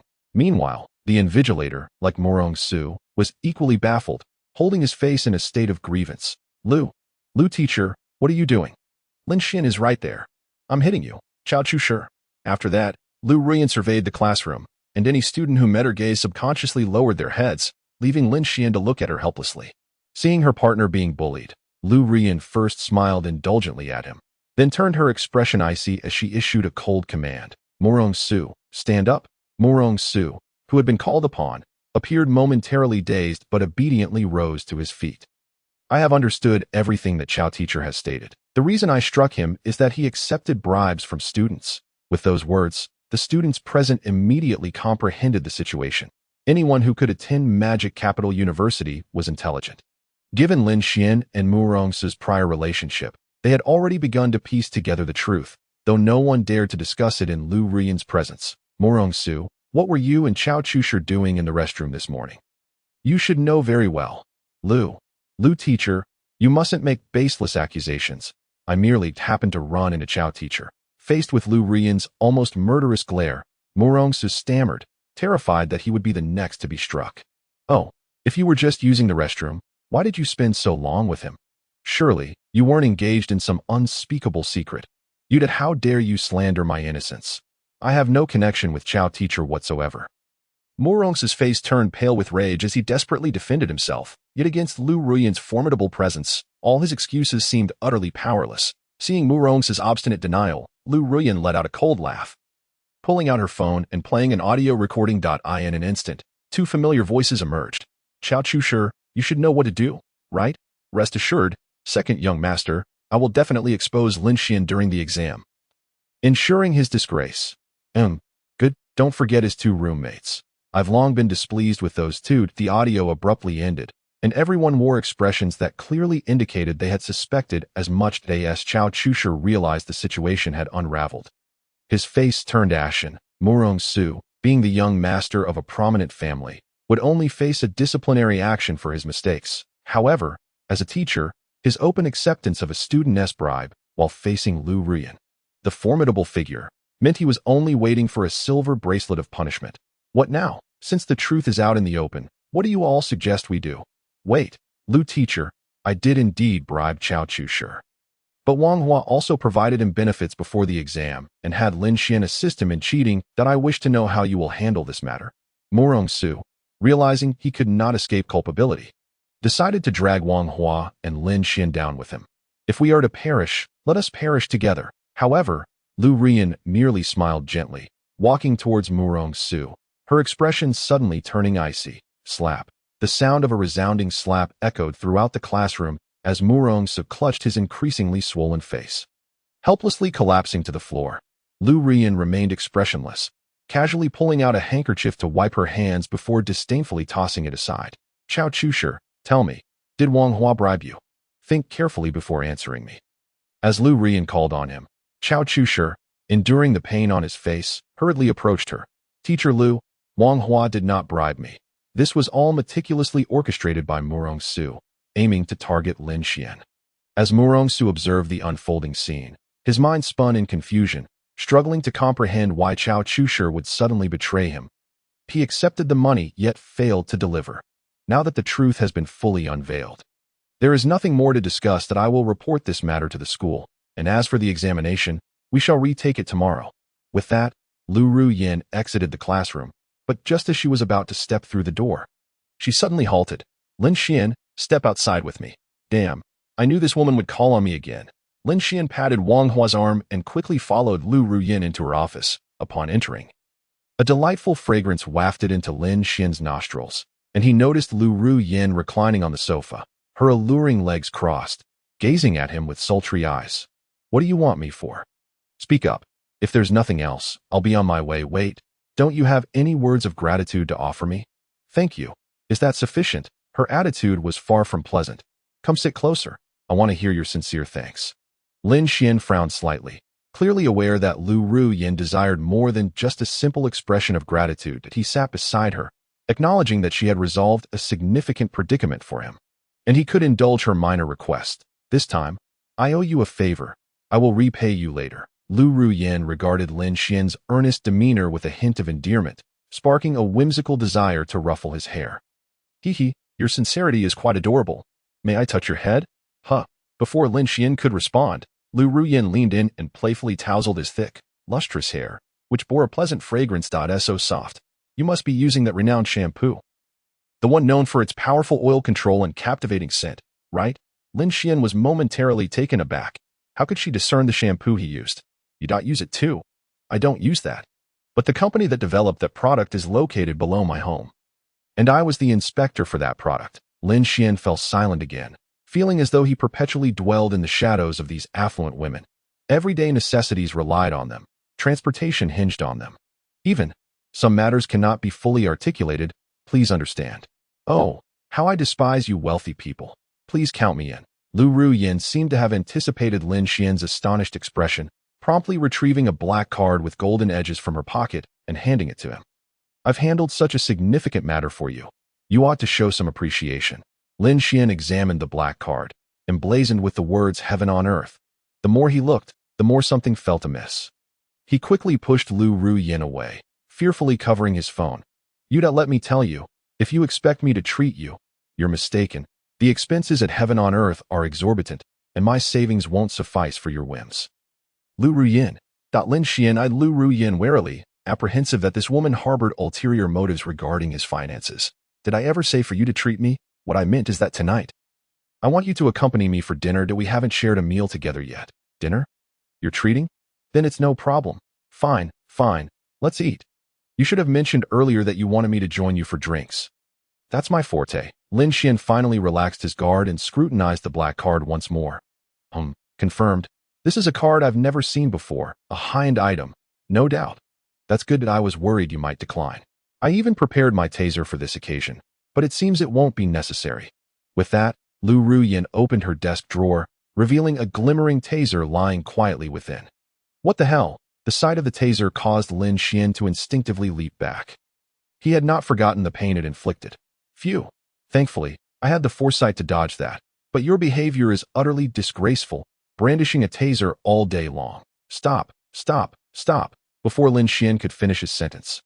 Lu Ruyin seized the taser and pretended to strike him. However, she had not activated it. Are you kidding me? I'm playing with you, making sure you don't get too comfortable helping others cheat on exams. It is quite generous of me not to give you a penalty. Lu Ruyin smirked, her previous icy demeanor replaced with a playful arrogance that starkly contrasted her earlier coldness.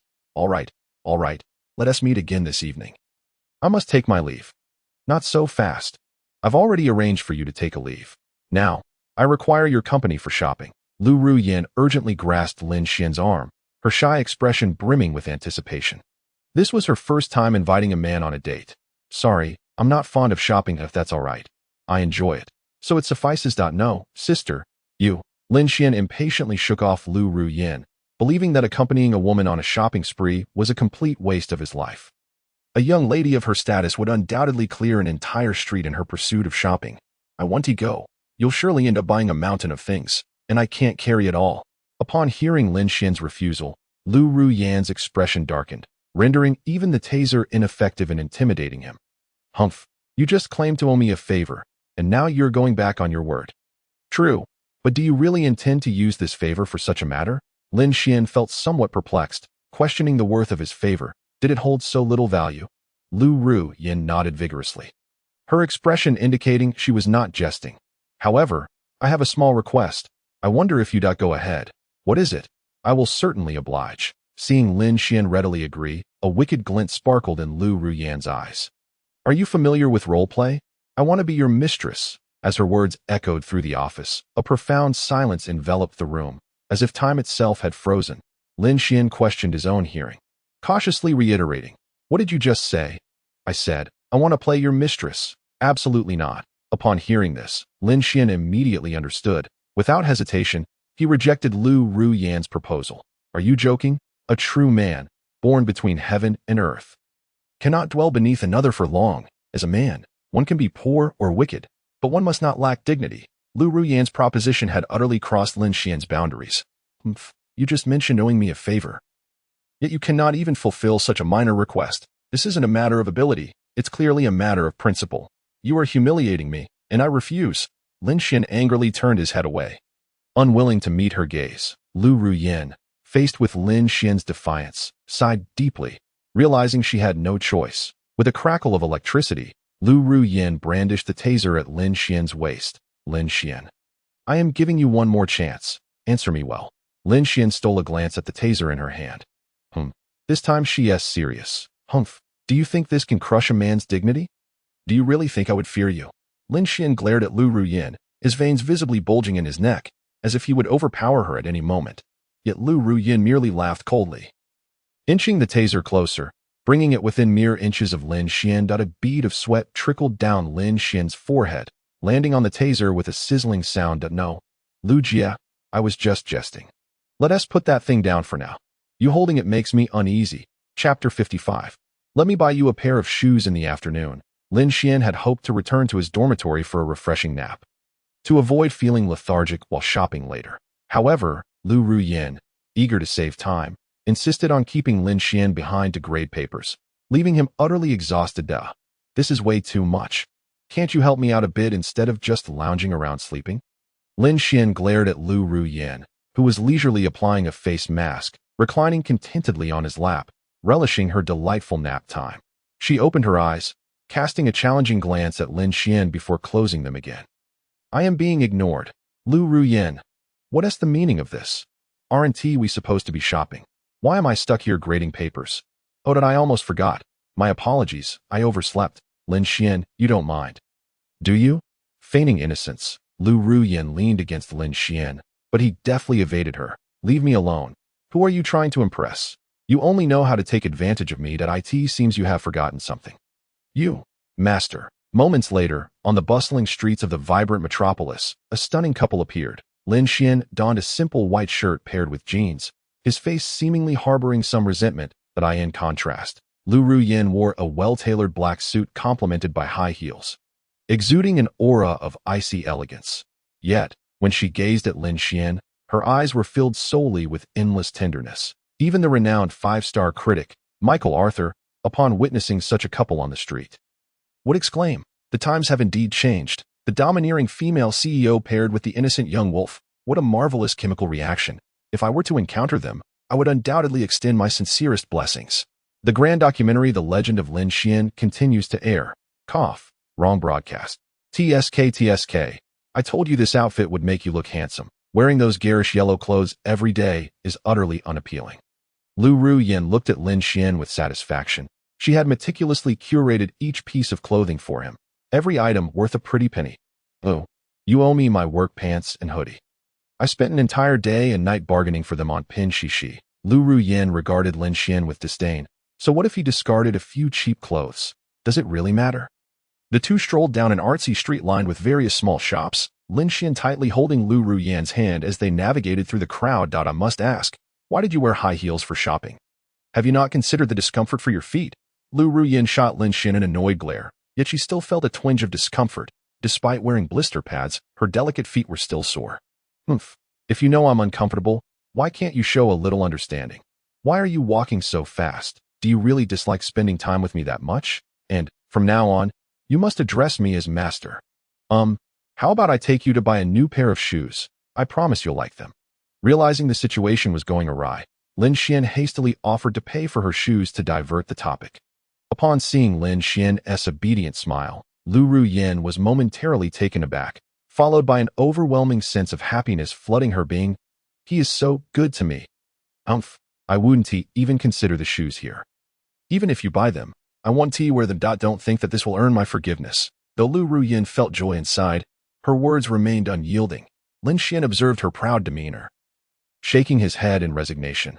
This woman had many admirable qualities, but her pride was a bit excessive. He was well versed in handling such a proud girl, immediately employing the tactics he had used on Mu Ruan. If you don't want to, fine, but if your feet cramp later, don't expect me to carry you back. With that, Lin Xian walked ahead, leaving Lu Ruyan standing alone in the wind. Flustered. 2. Wait. I realize my mistake.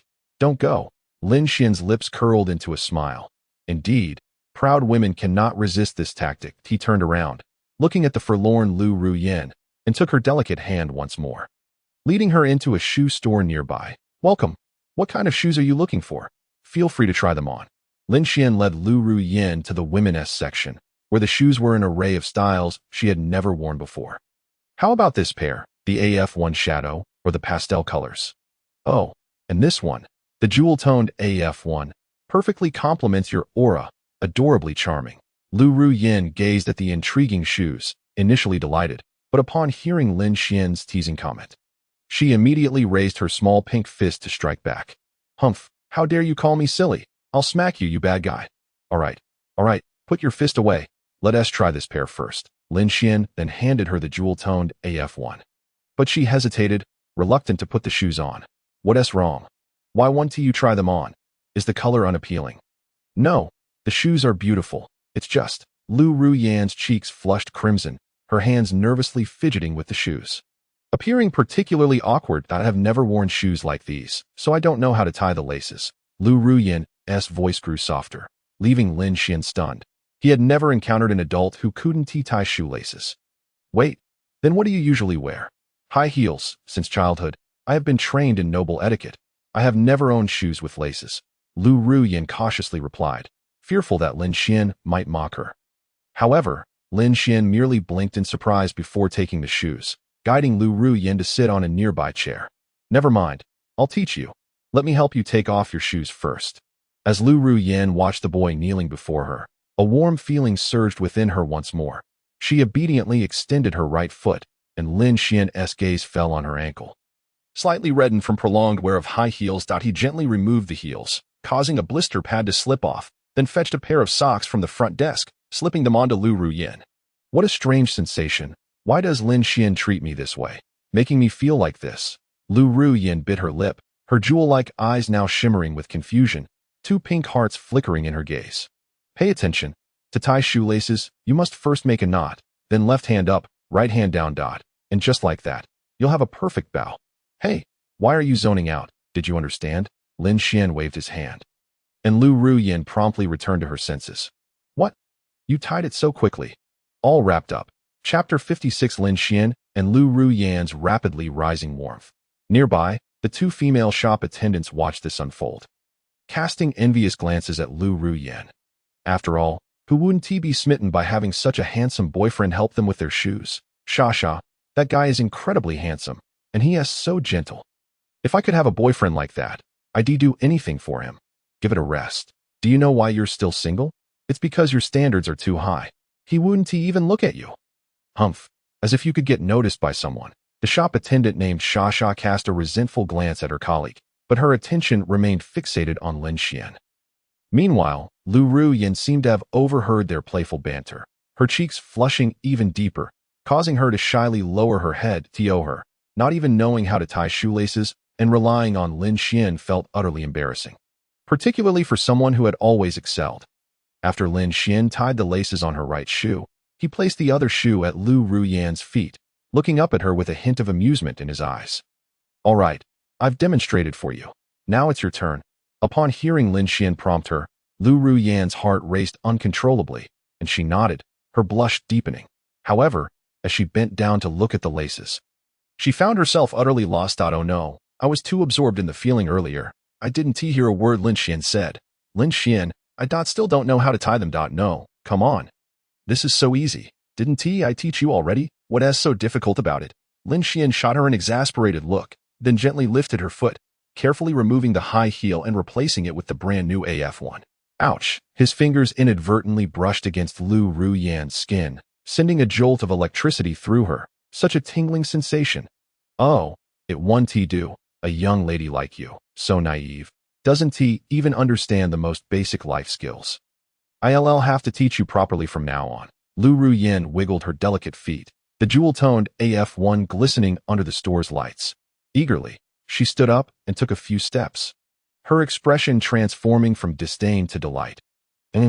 These shoes are incredibly comfortable, far better than those high heels. Yet, while Lu Ruyan stood happily admiring her shoes in front of the mirror, Lin Xian quietly moved to a corner, reluctantly withdrawing a hefty sum of 5,000 from the bank. Lin Xian, what are you doing over there? Oh, nothing much, just a spam call. Oh, you like those shoes? If you do, let us buy a few pairs. Lu Ruyan nodded excitedly, and then asked the attendant to help them with the packaging, while she waved her hand, indicating she wanted to buy dozens of pairs. Watching Lu Ruyan pick and choose, Lin Xian felt his heart bleed in agony that he quietly moved to the corner again, withdrawing another 20,000 from the bank. I'll take all these shoes. How much do I owe?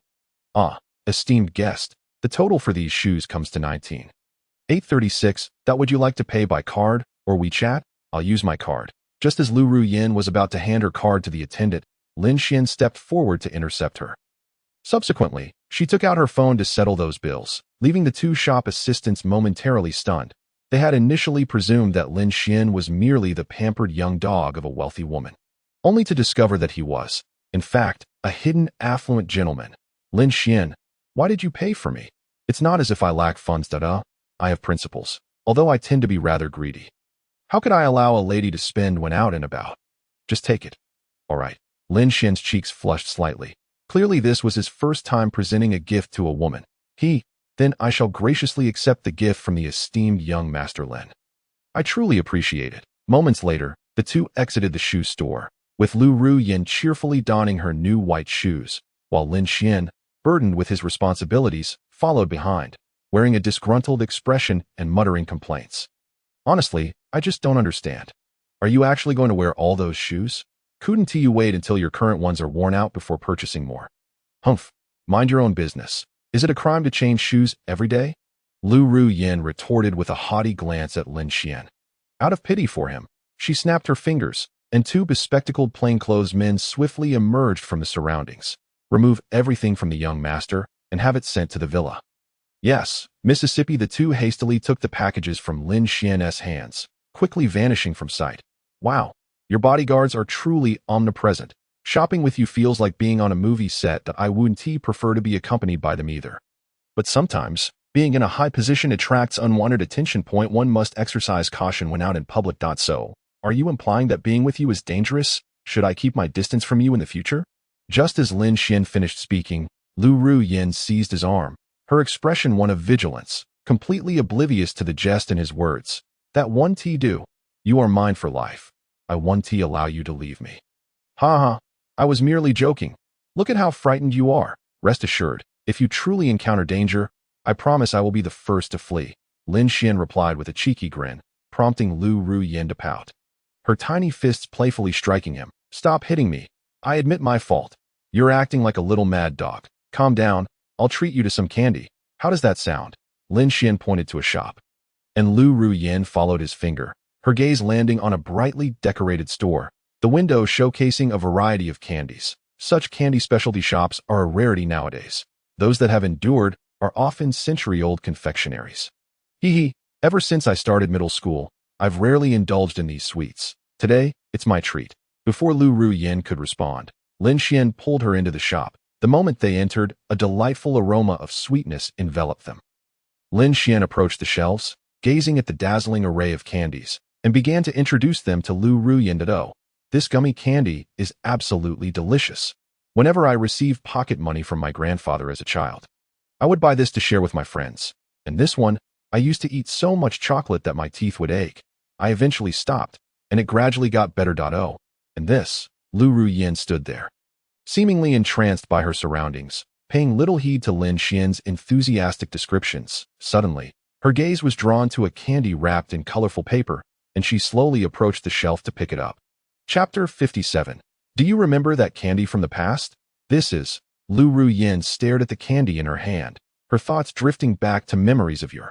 Under the setting sun, a carefree youth frolicked down the street, and it was at that moment that their fates began to intertwine. Sister, thank you for helping me chase away those wild dogs. I'll treat you to some candy. Lin Xian offered her a piece of candy, the sunlight glinting off the wrapper. It was her first taste of the sweetness of childhood, and to this day, the last. Lu Ruyin slowly peeled back the wrapper, gazing at the red gummy candy inside, as a small pearl of a tear slipped from her eyes. That moment, while Lin Xian was selecting candies, he suddenly noticed something amiss with Lu Ruyin and quickly covered the candy in her hand. Have you lost your mind? You can't start eating before you've paid. This shop has surveillance. They might think we're thieves. Quickly, hide it back before anyone notices. What are you waiting for?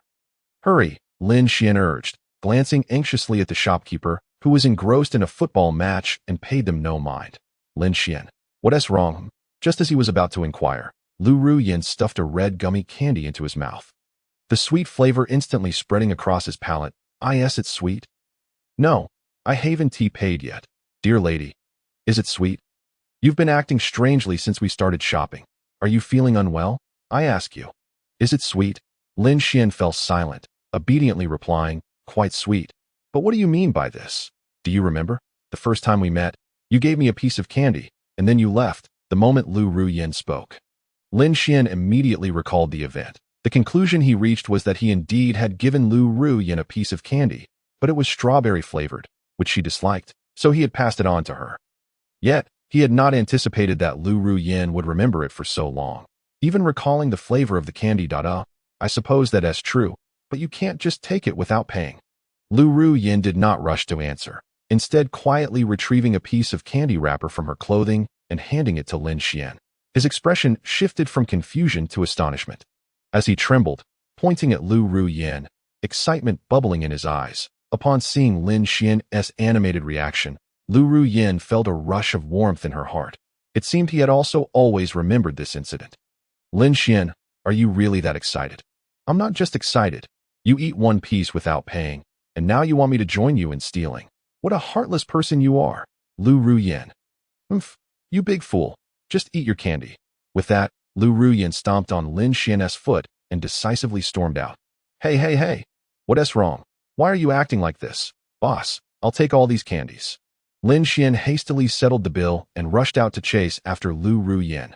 Hey, young man, you've overpaid BYA0. The shopkeeper attempted to alert Lin Xian, but he had already vanished from sight, leaving the shopkeeper to weep over a windfall of 300 yuan. Young couples these days, always bickering. Well, I might as well continue watching the match. At last, we're making progress, having scored against the Cherry Blossom Nation. The World Cup is within reach. On the street, Lin Xian quickly caught up with Lu Ruyin, who still wore a furious expression. That big fool, doesn't he even remember the candy wrapper? I don't want to forgive him any longer. Lu Ruyin, why are you running so fast? I didn't provoke you. What is all this fuss about? Lin Xian gasped, chasing after her, just as he grasped her wrist. She forcefully shook him off. That moment, Lu Ruyin's eyes brimmed with tears, as if they were on the verge of spilling over. You really don't remember this candy wrapper? This is the one you gave me back then. Lin Xian was momentarily taken aback, then finally realized that the candy wrapper had been preserved by Lu Ruyin for over a decade. No wonder she had been so upset earlier. It was because he recalled it immediately. I'm sorry. How could I possibly remember something from over 10 years ago? You're being unreasonable. I don't care. I'm just unhappy. You promised to accompany me shopping, and I'd rather not have your company at all. Looking at the angry Lu Ruyin, Lin Xian could only rue his misfortune. Relying on his past experience of being a doting suitor to placate her. Yin, please don't be angry. I promise you can command me to do anything once, just this once. Really? Indeed. Upon hearing this, the cloud of gloom vanished from Lu Ruyin's face, and her eyes sparkled with affection, almost bursting forth toward Lin Xian. Of course that it's true, but it must not cross any moral boundaries. All right, then I want you to start calling me master right now, and you must obey all my arrangements. After all, since we began shopping, you've been quite disobedient. Lu Ruyin crossed her arms, glaring at Lin Xian. The setting sun casting a warm glow upon her. Her haughty demeanor, paired with her stunning appearance, momentarily made Lin Xian think of a character from a certain anime. So similar. Absolutely identical. Understood, my dear master. May I inquire when we shall dine? I'm absolutely famished. Lin Xian looked at Lu Ruyin with a sense of grievance. After all, shopping was quite a taxing endeavor, and they had spent the entire afternoon together. Leaving him thoroughly exhausted, with a dismissive scoff, he remarked, "What kind of a big man tires after merely a few steps? Look at your feeble demeanor. Today, I shall ensure you receive a proper replenishment." Moments later, Lu Ruyin escorted Lin Xian to the prearranged venue, Heavenly Realm, a genuine hotspot of fame and fortune in the bustling metropolis. Only individuals of substantial stature or immense wealth could secure a table here. However, Lu Ruyin was an exception. As soon as she and Lin Xian entered the establishment, they headed straight for the highest floor. Goodness gracious! Only the affluent know how to indulge. This is hardly a dining establishment. It resembles a museum, Lin Xian exclaimed, astonished as he surveyed his surroundings. The entire Heavenly Realm, situated in the heart of the city, boasted an exterior akin to a magnificent palace, exuding an aura of opulence. The uppermost level epitomized luxury to an exquisite degree. Oh dear, in a world so vast, what difference does one more wealthy individual make? Chapter 58. A luxurious dinner. Observing Lin Xian's astonished expression, Lu Ruyin couldn't help but stifle a giggle. So you're surprised now? Just wait until dinner. Your astonishment will surely deepen.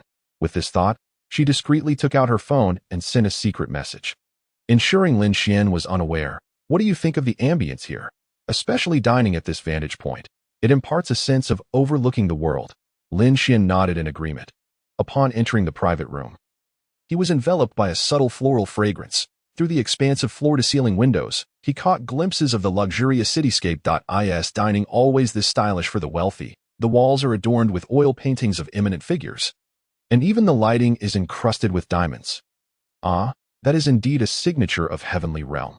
While you may admire this place, I regret to inform you that I cannot assist you in acquiring it, for its proprietor is another. Lin Xian, hearing this, quickly waved his hands. No, that's not what I meant. Why do you always think about buying things? Can't you be a bit more low-key like me? With a playful smile, Lu Ruyin gently tossed her long hair, leaning closer to Lin Xian. Very well. I shall heed your wishes, my dear husband. The atmosphere between them grew increasingly intimate, prompting Lin Xian to awkwardly turn away and take a seat at the dining table. Truthfully, Lu Ruyin's previous flirtation had indeed stirred something within him, and the dim lighting of the establishment radiated a sense of romantic allure. This made Lin Xian feel somewhat vulnerable, fearing Lu Ruyin might revert to her darker tendencies. When do we eat? I'm nearly starving." "Well, perish from hunger then. You clearly lack any sense of romance." Lu Ruyin shot him a reproachful glance before commanding the waiter to instruct the chef to begin serving the meal. At her command, the lights behind the sole screen in the restaurant flared to life, revealing two chefs leisurely preparing exquisite dishes. Lin Xian was momentarily dumbfounded by the spectacle, though he didn't find it particularly impressive. It merely signified that he had to wait while others prepared his meal. What on earth is this? Didn't we agree to eat? Why am I just watching others cook? With a teasing look, Lu Ruyin ordered a bottle of Lumasini wine from the waiter. The waiter, comprehending her unspoken command, swiftly returned with a bottle of red wine, allowing it to breathe for 5 minutes before respectfully retreating. "Lin Xian, would you like a glass?" "Sorry, I'm not fond of red wine. Oh, you have courage to venture here?" "Huh, is that just beer? Don't you have it?" Lu Ruyin appeared momentarily perplexed by Lin Xian's mention of courage to venture, although unfamiliar with it. She gently inquired, "I'm not sure about courage to venture, but we should have Kong Diling Tang. Would you like to try it?" "What is Kong Diling?" "I might as well be Kongshi. Forget it, I want tea drink. Just hurry up with the food. I'm starving." Lin Xian waved his hand impatiently, clearly dissatisfied with the experience at Heavenly Realm, especially in his current state of hunger. Nevertheless, even though Lin Xian claimed he wouldn't tea drink, Lu Ruyin signaled the waiter to bring him a bottle of Kong Diling. A small bowl of soup, yam, and goji berry pork ribs. The chef's voice rang out as a waiter presented 2 bowls of soup before Lin Xian and Lu Rian. All ingredients are top tier, please enjoy. Without hesitation, Lin Xian downed the pork rib soup in one go. What kind of establishment is this? There's only one piece of pork rib in the whole soup. Lu Rian chuckled softly, making a mental note of his dissatisfaction. The next dish, the final one. Nightly sea cucumber song. As the waiter served the remaining dishes, he slightly bowed and inquired, "All dishes are now served. Is there anything else you require?" "Yes, please add 10 fresh oysters." "Certainly." While Lin Xian was still savoring the sea cucumber, he suddenly looked up, bewildered by Lu Rian's request for oysters. "How did you know I wasn't full?" "Of course, you ate so little. How will you have energy later?" Lu Rian's eyes twinkled with mischief, her smile betraying her ulterior motives. However, Lin Xian was already on his 3rd bottle of Kong Dailing. Feeling somewhat dazed and not fully grasping her implication, merely exclaiming in delight, "Oysters are great, they're filling, and I love oysters. I know you love them. Later, you can eat my share of lamb kidneys. Beef kidneys, yellow eel, and soft-shelled turtle. I don't fancy those. All right, your wasteful ways are truly disgraceful. Allow me to help you with that." With that, Lin Xian eagerly took the dishes from in front of Lu Rian and devoured them without a care for the discomfort that awaited him later. However, outside the private room, a commotion began to stir, prompting Lu Rian to furrow her brow. "Waiter, what is happening outside? Why is it so noisy? Tell them to leave." "Miss Lu, outside is President Xiao Yuqing of the Xiao Group and General Gao of the Qiangxin Group. They are significant figures, not to be trifled with." Upon hearing this, Lu Rian nodded slightly. The power of these 2 families was indeed formidable. Burp at this moment, Lin Xian had finally had his fill. For someone accustomed to fitness, 10 oysters were merely a small feat, yet he felt a warmth spreading through his body. This high-end restaurant truly serves delicious food. Just then, Lin Xian's phone rang. Picking it up, he saw it was Xiao Yuro calling. As he hesitated to answer, Lu Rian snatched the phone from his hand, glancing at the caller ID before scoffing and hanging up. "Humph, didn't you say you didn't like her? Why not delete her number?" "I just forgot. I'll delete it right away." "All right." Lin Xian reached out, attempting to retrieve his phone from Lu Rian's grasp. However, as soon as he touched her delicate hand, she pushed him back onto the sofa. "Why are you doing this?" "Shoo." Before Lin Xian could protest, Lu Rian's lips sealed over his, their bodies pressing together, sharing each other's breath. "Lin Xian, after eating so much, your energy should be restored, right?" Chapter 59. Xiao Yuqing gains the advantage. Lin Xian initially thought to resist, but the intoxicating haze and Lu Rian's fervent advances rendered his struggles insignificant. Pop! Lu Rian's eyes sparkled with mischief as her hand gently caressed Lin Xian's cheek, her long-suppressed emotions threatening to burst forth. "Darling, I want you to hold me in this moment." Lin Xian was utterly disoriented, and Lu Rian appeared increasingly vague in his vision. Unconsciously, he followed her command, embracing her as if drawn by an irresistible force. This delightful potion works wonders, requiring no effort at all. Lu Rian gazed at Lin Xian in her arms, delicately picking up a piece of leftover abalone from the table, savoring it in her mouth. "Darling, there's still a piece here. Don't let it go to waste." With the abalone in her mouth, she fed it to Lin Xian, who surprisingly savored it with delight, seeing how relished he was. Lu Rian felt her own appetite stirred. Now, it's time for the next step. Taking a deep breath, Lu Rian downed her glass of red wine, oblivious to the woman outside peering through the door crack, watching the two with great interest. No wonder my silly sister has been acting so lost lately. It turns out she has been stolen away." Xiao Yuqing licked her lips, her crimson eyes glinting with wickedness. "Since this man means so much to you, allow me to assist you." Xiao Yuqing silently took out her phone, capturing every moment of the scene before her. Poor Lin Xian was blissfully unaware that calamity was about to befall him. "My dear sister, you must be thrilled to witness this moment, seeing the man you cherish lying in the embrace of another woman. However, he is, after all, my sister's man, which means he belongs to me, Xiao Yuqing, and I cannot allow him to fall into the hands of outsiders." With this thought, a smirk graced Xiao Yuqing's lips as she quietly slipped away from the door, as if she had never witnessed the unfolding drama. Inside, Lu Rian had finished the last drop of red wine. Her eyes glazed over, her entire being languidly leaning against Lin Xian's chest. It was evident that this young lady, Lu, had a rather limited tolerance for alcohol. As the effects of the wine took hold, she could no longer maintain her composure. Lin Xian, why do you not kneel before your master? Lu Rian gazed dreamily at Lin Xian, her originally sultry voice now taking on a childish lilt. With a feeble effort, she raised her small, delicate fist and playfully pounded it against Lin Xian, mumbling incoherently about his disobedience and tempting other women. Humph, let this be a lesson. I shall bite you. With a sudden snap, Lu Rian sank her teeth into Lin Xian's neck, the unexpected pain jolting him awake. The effects of the alcohol made her teeth graze against his skin, causing him to grimace in agony. Are you trying to eat me alive? Oh dear, that hurts. Lin Xian angrily pushed Lu Rian away, clutching his neck, now marked by a neat row of bite marks, slightly reddened. Damn it! What madness has this woman descended into? Had I known, I would never have dined with her.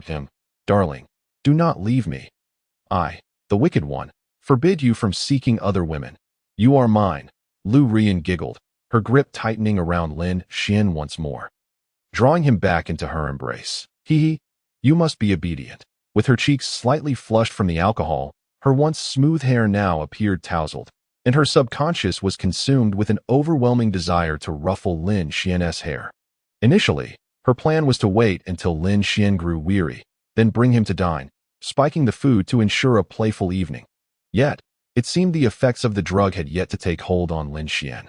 While she herself was already intoxicated beyond reason. No, Lu Rian, regain your senses. Lin Xian, fighting against the fog in his mind, shook Lu Rian's shoulders relentlessly, but she remained oblivious, lost in a drunken stupor. This is a disaster. This woman has completely lost her wits. Indeed, alcohol leads to folly. Lin Xian, exasperated, rubbed his temples, feeling equally dazed with a flush creeping across his face. He staggered to his feet, attempting to assist Lu Rian outside. Just then, darkness enveloped him, and he collapsed heavily onto the sofa. Clang.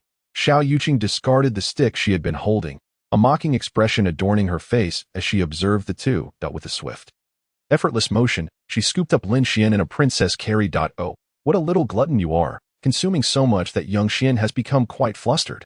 Truly, you are a handful, shaking her head in bemusement. Xiao Yuqing exited the private room of the establishment. How could I almost forget about Lu Rian outside? It would be rather inappropriate to leave like this. Half an hour later, Xiao Yuqing was seen departing the establishment, accompanied by a group, carrying a bundle of black burlap. Meanwhile, Lu Rian's personal bodyguard, Wang Er, was seated in the restaurant chatting with his subordinates. Boss, isn't that woman Xiao Yuqing, the eldest daughter of the Xiao family? I heard their family has officially partnered with the Changxing Group and is making strides into the major trade markets of the Western nations. What does it matter? Such matters are beyond our purview.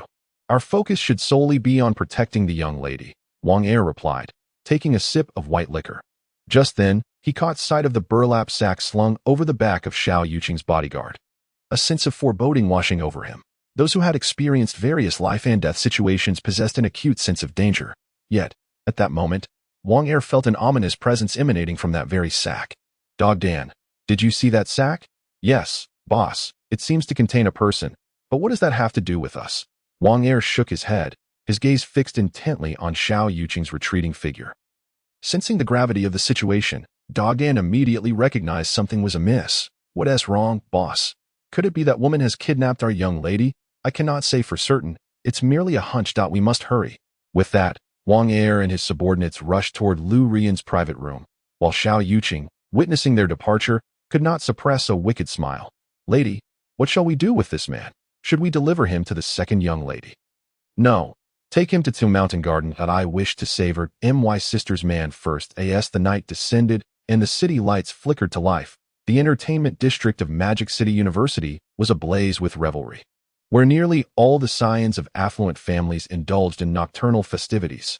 Yet, the entrance to the campus was firmly secured, with curious students being ushered away by men in suits. Inside the security room, a bruised and disheveled old man knelt on the floor, pleading with a woman. Miss Xiao, I truly do not know where Lin Xian has gone. Please spare me.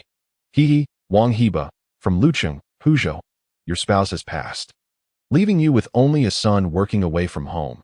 Am I correct? Seated in the shadows, Xiao Yuqing's expression was inscrutable, yet her words dripped with malice. Upon hearing this, The old man was drenched in cold sweat. He was no fool, and the implications of her words were all too clear. Miss Xiao, please do not harm my son. I will confess. I will tell you everything. Now you are speaking sensibly. Had you been this cooperative earlier, you would not have suffered so much. Satisfied, Xiao Yuqing rose, stepping out of the shadows. Bathed in the moonlight streaming through the window, her delicate face appeared ghastly pale. Miss Xiao, after Lin Xian exited the campus, he boarded a taxi. Later today, he returned for an academic assessment, and at 1 o'clock, he left with teacher Lu, and has yet to return. The old man trembled as he recounted all he knew about Lin Xian's whereabouts over the past 2 days.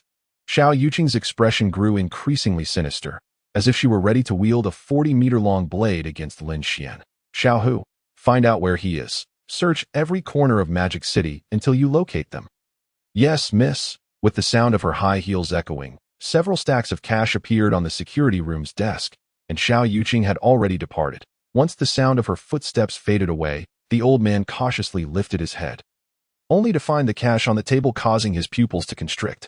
One will ensure that Miss keeps a close watch on Lin Xian from now on. However, at the very moment Xiao Yuqing was frantically pursuing leads on Lin Xian, he was about to be devoured by his own sister. Suhu Mountain Garden, the pinnacle of luxury in Magic City, had been purchased by Xiao Yuqing, who had acquired 3 grand villas in the central area, seamlessly connecting them. At that moment, Lin Xian lay sprawled on a large bed within the opulent estate, his cheeks flushed due to the effects of a certain substance. It's so hot. Isn't it autumn already? Though Lin Xian's consciousness was hazy, he could still sense the perilous nature of his situation. He was no longer in the familiar confines of the establishment. Unbelievable. Is this truly the effect of the aphrodisiac? Lu Rian certainly knows how to play her cards. Meanwhile, Xiao Yuqing tightly drew the curtains, the soft, dim light enveloping her, yet failing to conceal the wicked glint in her crimson eyes. Miss, the antidote you requested has arrived. At that moment, a young woman clad in a maid's outfit entered, holding a vial of unknown pills. Xiao Yuqing cast a casual glance at her, accepting the antidote, her gaze drifting as if lost in thought. You may leave now, and remember, do not allow anyone to enter. Yes, Mississippi. Once the maid had exited, Xiao Yuqing hurriedly approached Lin Xian with the antidote. Seemingly sensing the presence of another, Lin Xian lunged at Xiao Yuqing like a wild beast. But she deftly sidestepped him, causing him to tumble clumsily to the floor. Well, aren't you a restless one? All right, be a good boy, and take your medicine. Xiao Yuqing flashed a wicked smile, pouring a pill from the bottle and placing it in her mouth. Then, she seized Lin Xian, taking advantage of his momentary confusion to transfer the pill into his mouth. Hee, this should do the trick. Alas, my first kiss is gone to you. You rascal. You deserve a smack. With that, Xiao Yuqing delivered a sharp slap to Lin Xian, the force of which knocked him unconscious once more. Yet, following the act, she felt a pang of discomfort, drawing Lin Xian into her embrace and tenderly pinching his cheek. Then, as if struck by an idea, she hurriedly fished her phone from her pocket. Lying beside Lin Xian, she opened the camera, framing a beautiful shot. She even captured a photo of herself kissing Lin Xian. After completing these tasks, she unceremoniously tossed Lin Xian aside. Hee, if you were to see these, she would surely be delighted. Immediately, she opened WeChat, found a contact labeled Ro Nu, and sent over the video of Lin Xian and Lu Ruyin in the Tianshan region. Once the message was dispatched, Xiao Yuqing lay down beside Lin Xian, her eyes growing heavy as she drifted off to sleep. Meanwhile, in Tianshan region, Wang Er attempted to rouse Lu Ruyin after giving her a few sips of hangover soup. But to no avail. It was only when Lu Ruyin suddenly vomited that she slowly regained consciousness. How did I get drunk? I thought I had a good tolerance for alcohol. Lu Ruyin groaned, clutching her head, while Wang Er, adhering to his professional integrity, nodded in agreement. Indeed, you're right. I wouldn't dare to expose someone who occasionally drinks but claims to have a strong constitution. My head is spinning. Wang Er, where has Lin Xian gone? I remember drugging him. He wouldn't have gone to the bathroom to vomit. Would he? Lu Zong, the groom is missing. After we came up, we only found you. What? Wang Er's declaration that Lin Xian was missing jolted Lu Ruyin awake, dispelling her earlier intoxication. Are you saying Lin Xian has run away again? No, we have been stationed downstairs the entire time, and we haven't seen Lin Xian come down. It's as if he has vanished into thin air. Wang Er's words left Lu Ruyin utterly bewildered. If he hadn't left, Then why had Lin Xian disappeared? Could it be that he had sprouted wings and flown away? How is that possible? You must take people to investigate immediately. Even if we have to turn Tianshang Ren upside down, we must find him. Wait a moment, my subordinate just saw Miss Xiao leaving with a group of people. And she was carrying a black sack. The moment Wang Er spoke these words, a vivid image flashed through Lu Ruyan's mind. She had been dining with Lin Xian when the noise outside had become unbearable, prompting her to inquire with the waiter about who was outside. However, she hadn't paid much attention when she heard about the Xiao family's eldest daughter, as she was not Xiao Yuro. But now, it seemed evident that Lin Xian had indeed been taken away by Xiao Yuqing. Yet, one question lingered. What did Xiao Yuqing intend to do with Lin Xian? Could it be that she had feelings for him too? Chapter 61. A battle sparked by a man. Lu Ruyan found herself perplexed by the situation, but she had no time to ponder the reasons behind it. Wang Er, gather the team. We are heading to the Xiao family. Ah, miss, wouldn't that be too impulsive? After all, this is their territory, and it wouldn't be wise to snatch someone from under their noses. Wang Er inquired cautiously, as the thought of confronting such a formidable family filled him with trepidation. However, Lu Ruyan was beyond caring. Her man had been abducted by another woman, and who wouldn't be enraged in her position? If someone were to take your wife away, would you not fight for her? Lu Ruyan's retort left Wang Er momentarily speechless. You make a compelling point. Mississippi, let us do it. Just as Lu Ruyan was about to leave Tianshang Renjian with her team, Xiao Yuro's subordinate, Xiao Hu, arrived at the venue with his own men. Meanwhile, Xiao Yuro sat in a car, her expression stern as she observed Tianshang Renjian. Initially, she had been dispatching people to track down Lu Ruyan and Lin Xian. But her sister had sent her a video, one that showcased Lu Ruyan and Lin Xian in a private booth at Tianshang Renjian. This revelation eliminated the need for further investigation. She had to capture Lin Xian at all costs. Miss, Lu Ruyan is still inside and hasn't come out. It appears that Lin Xian is also among them. Good. Surround the area. Leave no room for resistance. I will speak with Director Hao. Understood. Following Xiao Hu's precise orders, he immediately rallied his subordinates and entered the restaurant. Given that the Xiao family was the real power behind Tianshang Renjian, they had no reason to fear any consequences. Just as Xiao Hu and his men entered, Lu Ruyan and her group descended the stairs, and they unexpectedly crossed paths. Lu Ruyan, members of the Xiao family. Both sides exclaimed in surprise, and the atmosphere became momentarily tense. But in an instant, Xiao Hu regained his composure. Attack. Retrieve our young master. With that command, Xiao Hu's subordinates surged forward, wielding clubs, while Wang Er hurriedly organized a counterattack. Brothers, that wretched Xiao Yuqing has kidnapped our groom, and now she seeks to eliminate us. Charge with me. Kill. In an instant, both factions clashed, and due to the central city location, they instinctively opted for melee weapons. After all, the repercussions of gunfire in such a place would be catastrophic. As fate would have it, Wang Er and Xiao Hu locked eyes, both recognizing the ferocity in the other. Die. Wang Er struck first, skillfully wielding a military dagger, forcing Xiao Hu into a defensive stance. The sounds of battle echoed throughout the restaurant as Lu Ruyan observed the chaos. Sensing that something was amiss, the alcohol-induced haze in her mind gradually began to clear. Stop! Cease the fighting! Upon hearing his mistress's cry, Wang Er disengaged from Xiao Hu, and the remaining subordinates instinctively retreated. Lu Ruyan, if you've come to your senses, then call out Lin Xian. Wait, didn't you say you had captured Lin Xian? What are you doing here causing a ruckus? Lu Ruyan regarded Xiao Hu with a calm demeanor. She had begun to piece together the situation, but was also keenly observing Xiao Hu's reactions. As expected, a flicker of surprise crossed Xiao Hu's face. That you're talking nonsense. We have intelligence indicating that Lin Xian is undoubtedly in your possession. Do not attempt to deceive us. I am not lying. If you are here, it must be because Xiao Yuqing provided you with the information. Let Xiao Yuro come out. I will speak with her personally. I'm already here. Just as Lu Ruyan finished speaking, Xiao Yuro ominously stepped through the doorway. If looks could kill, Lu Ruyan would have been slain 1,000 times over. It is indeed as my sister said, and you dare to touch my man. How would you like to die? You. Upon hearing Xiao Yuro's words, a surge of rage swelled within Lu Ruyan, but given the current circumstances, she could only suppress it for the time being. In truth, I never laid a finger on Lin Xian. I merely fell asleep due to intoxication, and Lin Xian was already taken away by your dear sister, Xiao Yuqing, S.O. rather than interrogating me. You might as well inquire about your sister regarding Lin Xian's whereabouts. Xiao Yuro's eyes narrowed as her delicate hands fidgeted, clearly skeptical of Lu Ruyan's claims. Oh, why should I believe you? While I may detest my sister, Lin Xian and she do not know each other, what motive would she have to capture him?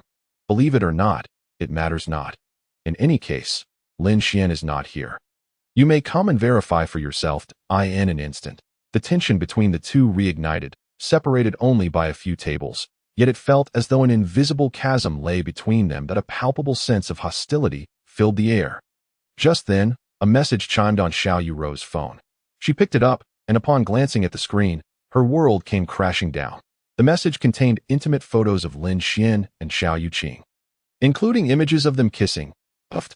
Overcome by rage, Xiao Yuro coughed up a mouthful of blood, her body collapsing to the ground like a marionette with severed strings. Miss, what's wrong? Xiao Hu rushed to support his master, who had turned pale as a ghost. What on earth happened? Why are you in this state? Xiao Yuqing, she has taken Lin Xian to go find that wretched girl. Xiao Hu. He was utterly bewildered. First, the mistress's rival had abducted her man. Then that rival claimed the mistress had taken her own man, and now the mistress's man had been captured by her sister. How absurd. Did you not hear my command? Hurry. Oh, understood. Lu Ruyan watched as Xiao Yuro and her entourage departed, quickly signaling Wang Er, who immediately grasped her intent. They swiftly procured a vehicle and followed closely behind Xiao Yuro, hoping to utilize her to locate Lin Xian. However, while chaos erupted throughout the city, Lin Xian remained blissfully asleep on Xiao Yuqing's bed, completely unaware that he had been enveloped by a colossal battlefield, continuing to murmur in his dreams. Hee, abalone is so delicious. Chapter 62. Lin Xian. Be my boyfriend. Lin Xian gazed around in confusion, suddenly becoming aware of a chilling sensation enveloping his head, which jolted him back to some semblance of consciousness. What on earth is this bedroom? And where did this bed come from? Lin Xian, what are you babbling about so early in the morning? I haven't had enough sleep. At that moment, a dull voice drifted from the side, and Lin Xian was thoroughly startled awake. Leaping out of bed in haste, cautiously, he pulled back the covers to reveal Xiao Yuru. There she was, clad in adorable cartoon cat pajamas, her eyes tightly shut, and her sleepy expression rendered her exceedingly charming. Yet, Lin Xian had no inclination to admire her beauty. He was consumed with questions about how he ended up in this place, and why Xiao Yuru was lying beside him. Lin Xian, why are you just standing there? Go back to sleep for a bit. No. How did you get here? No. Wait. How did I end up here? And where is Lu Ruyan? Wasn't I at Tianshang Renjian? Xiao Yuru rubbed her weary eyes and, upon seeing Lin Xian, broke into a silly grin and pulled him into her embrace. Lin Xian felt a wave of confusion wash over him. He seemed to have glimpsed something terrifying. Xiao Yuru, why are her eyes red? Are you unwell? Can you please answer my questions first? Lin Xian struggled to escape Xiao Yuru's grasp, quickly distancing himself. Lin Xian, you're such a bore. Have you forgotten about me? Huh? Not Xiao Yuru. Lin Xian looked at the woman before him in bewilderment, and suddenly a figure flashed through his mind. Oh, so you're my savior. Hello. I didn't get a chance to thank you properly last time since I left in such a rush. Realizing the identity of the woman before him, Lin Xian finally breathed a sigh of relief, for Xiao Yuqing was indeed his lifesaver. But then again, why was he sleeping next to his benefactor? Sister Yuqing, can you explain why I am here? Lin Xian, are you really that curious? Xiao Yuqing smirked, her mind quickly conjuring a fabricated tale. Actually, I was at Tianshang Renjian yesterday, and when I passed by your private room, I noticed you were thoroughly intoxicated and being harassed by a woman that I immediately realized you were in danger. So I sneaked in, knocked that woman out, and rescued you. Seeing Xiao Yuqing's proud demeanor, Lin Xian believed her without a second thought. No wonder Lu Ruyan had been feeding him so many tonics last night and relentlessly pouring him drinks. It was all part of a scheme to take advantage of him. Fortunately, he had encountered Xiao Yuqing. The thought that she might be lying never crossed Lin Xian's mind. After all, how could his savior deceive him? I see now. Thank you so much, Sister Yuqing. If it weren't for you, I might have fallen into dire straits. From now on, if you ever need anything from me, just ask, and I will comply without hesitation. Of course, except for anything illegal. Upon hearing Lin Xian's earnest vow, Xiao Yuqing's lips couldn't help but curve upward slightly. The prey was finally ensnared. All right, since you've said that, I want you to be my boyfriend. Is that acceptable? Huh? As soon as Xiao Yuqing uttered those words, Lin Xian was instantly taken aback. What kind of nonsense is this? Sister Yuqing, are you joking? We can't play with matters like this. Oh, I look like I'm joking. Xiao Yuqing fixed her gaze on Lin Xian, her expression unyielding. Despite her outward demeanor, Lin Xian could distinctly feel an aura of pressure emanating from her. If I didn't like you, why would I have rescued you yesterday? Why are you still here? Why would I confess to you now? Lin Xian felt utterly dazed. He desperately wanted to refute Xiao Yuqing, but he couldn't find a flaw in her words. Sister Yuqing, are you sure you're serious? Of course, I'm serious. Xiao Yuqing stepped off the bed, slowly approached Lin Xian, and gently wrapped her arms around his neck, her eyes shimmering with affection, leaving Lin Xian utterly unable to resist. From the first moment I saw you, I sensed a unique charm about you. The following days, I couldn't sleep, and I lost my appetite. Eventually, I realized I had fallen in love. Hearing Xiao Yuqing's heartfelt confession, Lin Xian was taken aback. Her tender expression and soulful eyes made it hard to believe that she did not harbor feelings for him. I want to show. Don't say anything that I don't want to hear your rejection. It would sadden me. Xiao Yuqing placed a finger over Lin Xian's lips, her expression reminiscent of a heartbroken heroine from a drama. Watching her, Lin Xian nearly slapped himself, questioning why he didn't just agree with her. Although I am the president of the Xiao Corporation, I have never received my parents' affection and have never had a true friend. That I feel like a born loner, forever unable to attain what I desire. But, at this point, Xiao Yuqing grasped Lin Xian's hands, her eyes sparkling with intensity. The moment I laid eyes on you, all my troubles vanished. I have never experienced such comfort, and it's all because of you. So, Lin Xian, we had agreed that you would fulfill any wish of mine. But right now, all I want is your love. Is that too much to ask? Xiao Yuqing leaned gently against Lin Xian's chest, raising her head slowly, her big, innocent eyes striking a blow to Lin Xian's heart. If Lin Xian doesn't love me, what meaning does my existence hold? I really don't want to lose you. All right. I promise you I will love you well from now on. So please don't think of anything foolish. Lin Xian hurriedly reassured her, patting her back to comfort her. Meanwhile, Xiao Yuqing's eyes glimmered ominously. Yet Lin Xian remained oblivious to the subtle changes in the beauty in his embrace, continuing to console her. Sister Yuqing, I will always be by your side in the future, so don't worry. Hee. Xiao Yuqing's gaze flicked towards the wall clock, which read 8 o'clock sharp. Calculating the time, she mused, they should be arriving soon. Chapter 63. Lin Xian, who is the woman you love the most? Outside the villa, the roar of sports cars echoed as Xiao Yuru, accompanied by Xiao Hu, stormed into the house with fierce determination. Lu Rian followed closely behind, entering the Tomb Mountain villa. Miss, what should we do now? This place is filled with Xiao family members. It will be challenging to rescue the young master. Don't panic. The two Xiao sisters will undoubtedly clash. We just need to act accordingly. Lu Rian gazed at the villa before her, a murderous intent brewing within her, yet the numerous bodyguards outside forced her to bide her time. Xiao Yuqing, come out. Xiao Yuru dashed up to the second floor, and upon hearing the commotion, Lin Xian instinctively turned to look. However, Xiao Yuqing flashed a sly smile, cupping Lin Xian's face and drawing him in for a kiss, and at that moment, Xiao Yuru appeared in the doorway. You too? She gaped in disbelief, witnessing her beloved man being embraced by her sister. And the two were even kissing right before her eyes, though she desperately wished that Lin Xian was being forced by Xiao Yuqing. The sight of his arms wrapped around her sister's waist shattered the last remnants of hope. I'm going to kill you. Xiao Yuqing. Furious, Xiao Yuru snatched a small knife from the living room and lunged at her sister. Fortunately, Lin Xian reacted swiftly, shoving Xiao Yuqing aside just in time to do Yuqing. I am unscathed. Might you release me for a moment? Being embraced is quite uncomfortable. No, I must safeguard my husband, lest certain individuals bring you harm. As she spoke, her gaze darted towards Xiao Yuro, her eyes gleaming with a sense of triumph. Although she is Xiao Yuro's elder sister, she has always relished in opposing her younger sibling since childhood. Whenever her sister suffers, she cannot suppress her exhilaration. Now, with Xiao Yuro utterly on the verge of collapse, her excitement reaches a fever pitch. My dear sister, your brokenness is truly exquisite. Why have you sailed through life so effortlessly? By what right do you deserve love? I shall utterly ruin you. though Yuqing's heart swells with hysteria. Lin Xian remains oblivious, only aware that Xiao Yuro seeks to harm his savior, prompting him to intervene. Heh, Lin Xian, so the one you've always cherished is her, is it not? Those words you spoke to me were merely deceitful fabrications. Were they not? Tap, tap, tap. Suddenly, footsteps echoed from outside. It was Xiaohu, having heard Xiao Yuro's furious outburst, rushing in with his men. Yet upon witnessing the scene within, he prudently retreated, sealing the door behind him. Thus, only Lin Xian and the two sisters remained in the room.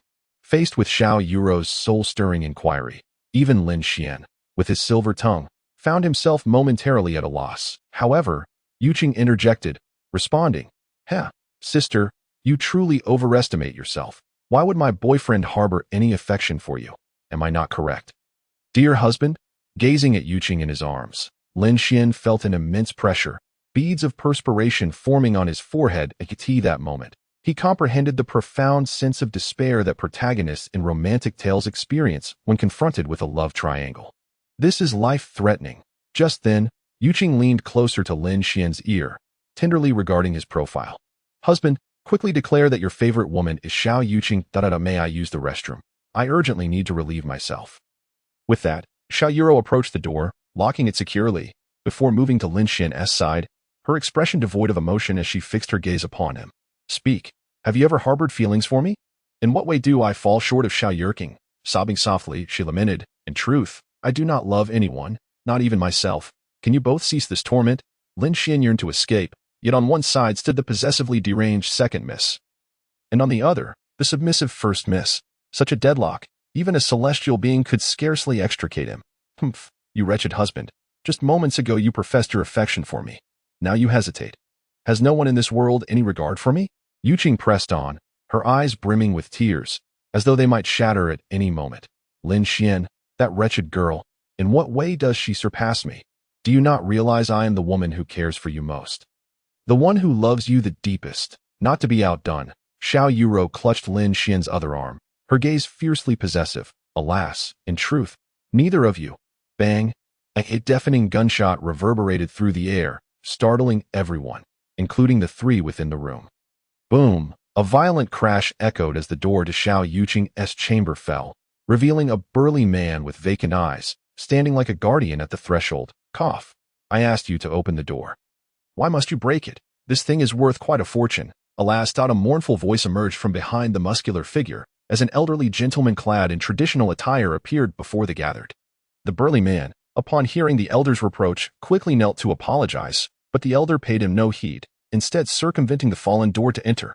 You, young man, have abducted both my daughters, have you not? Chapter 64. Am I to be pursued by males? Lin Xian gazed at the elder before him, quickly grasping the implications of his words. The old man was none other than Xiao Tiance, the formidable patriarch of the Xiao family. However, his appearance differed somewhat from Lin Xian's expectations. He was short in stature, with a sharp nose and peculiar eyes. Yet, upon Xiao Tiance's arrival, his daughters were momentarily stunned, indicating their father still commanded great respect. Humph! Why have you fallen silent, young man? Do you dare to flirt yet deny it?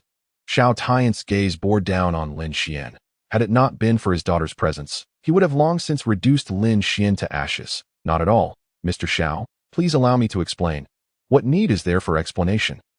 I give you 5 minutes to vacate, or else te. Upon hearing this, a glint of hope ignited in Lin Xian's eyes. This elder possessed a modicum of sense. Yes, you are absolutely correct, sir. I shall depart at once. And I assure you I will no longer entangle myself with your daughters. Lin Xian hastily assented, bowing to Xiao Tiance before attempting to exit the room. Yet upon witnessing Lin Xian's imminent departure, Xiao Yuro panicked, grasping his hand urgently. Father, did you not say you would assist me? You claimed Lin Xian could become part of our family. Why do you now renege on your word? You ungrateful daughter. Xiao Tiance gazed at his offspring with a mix of exasperation, while Xiao Yuqing reveled in her sister's predicament. The moment she saw her sibling chastised by their father, she felt a surge of delight.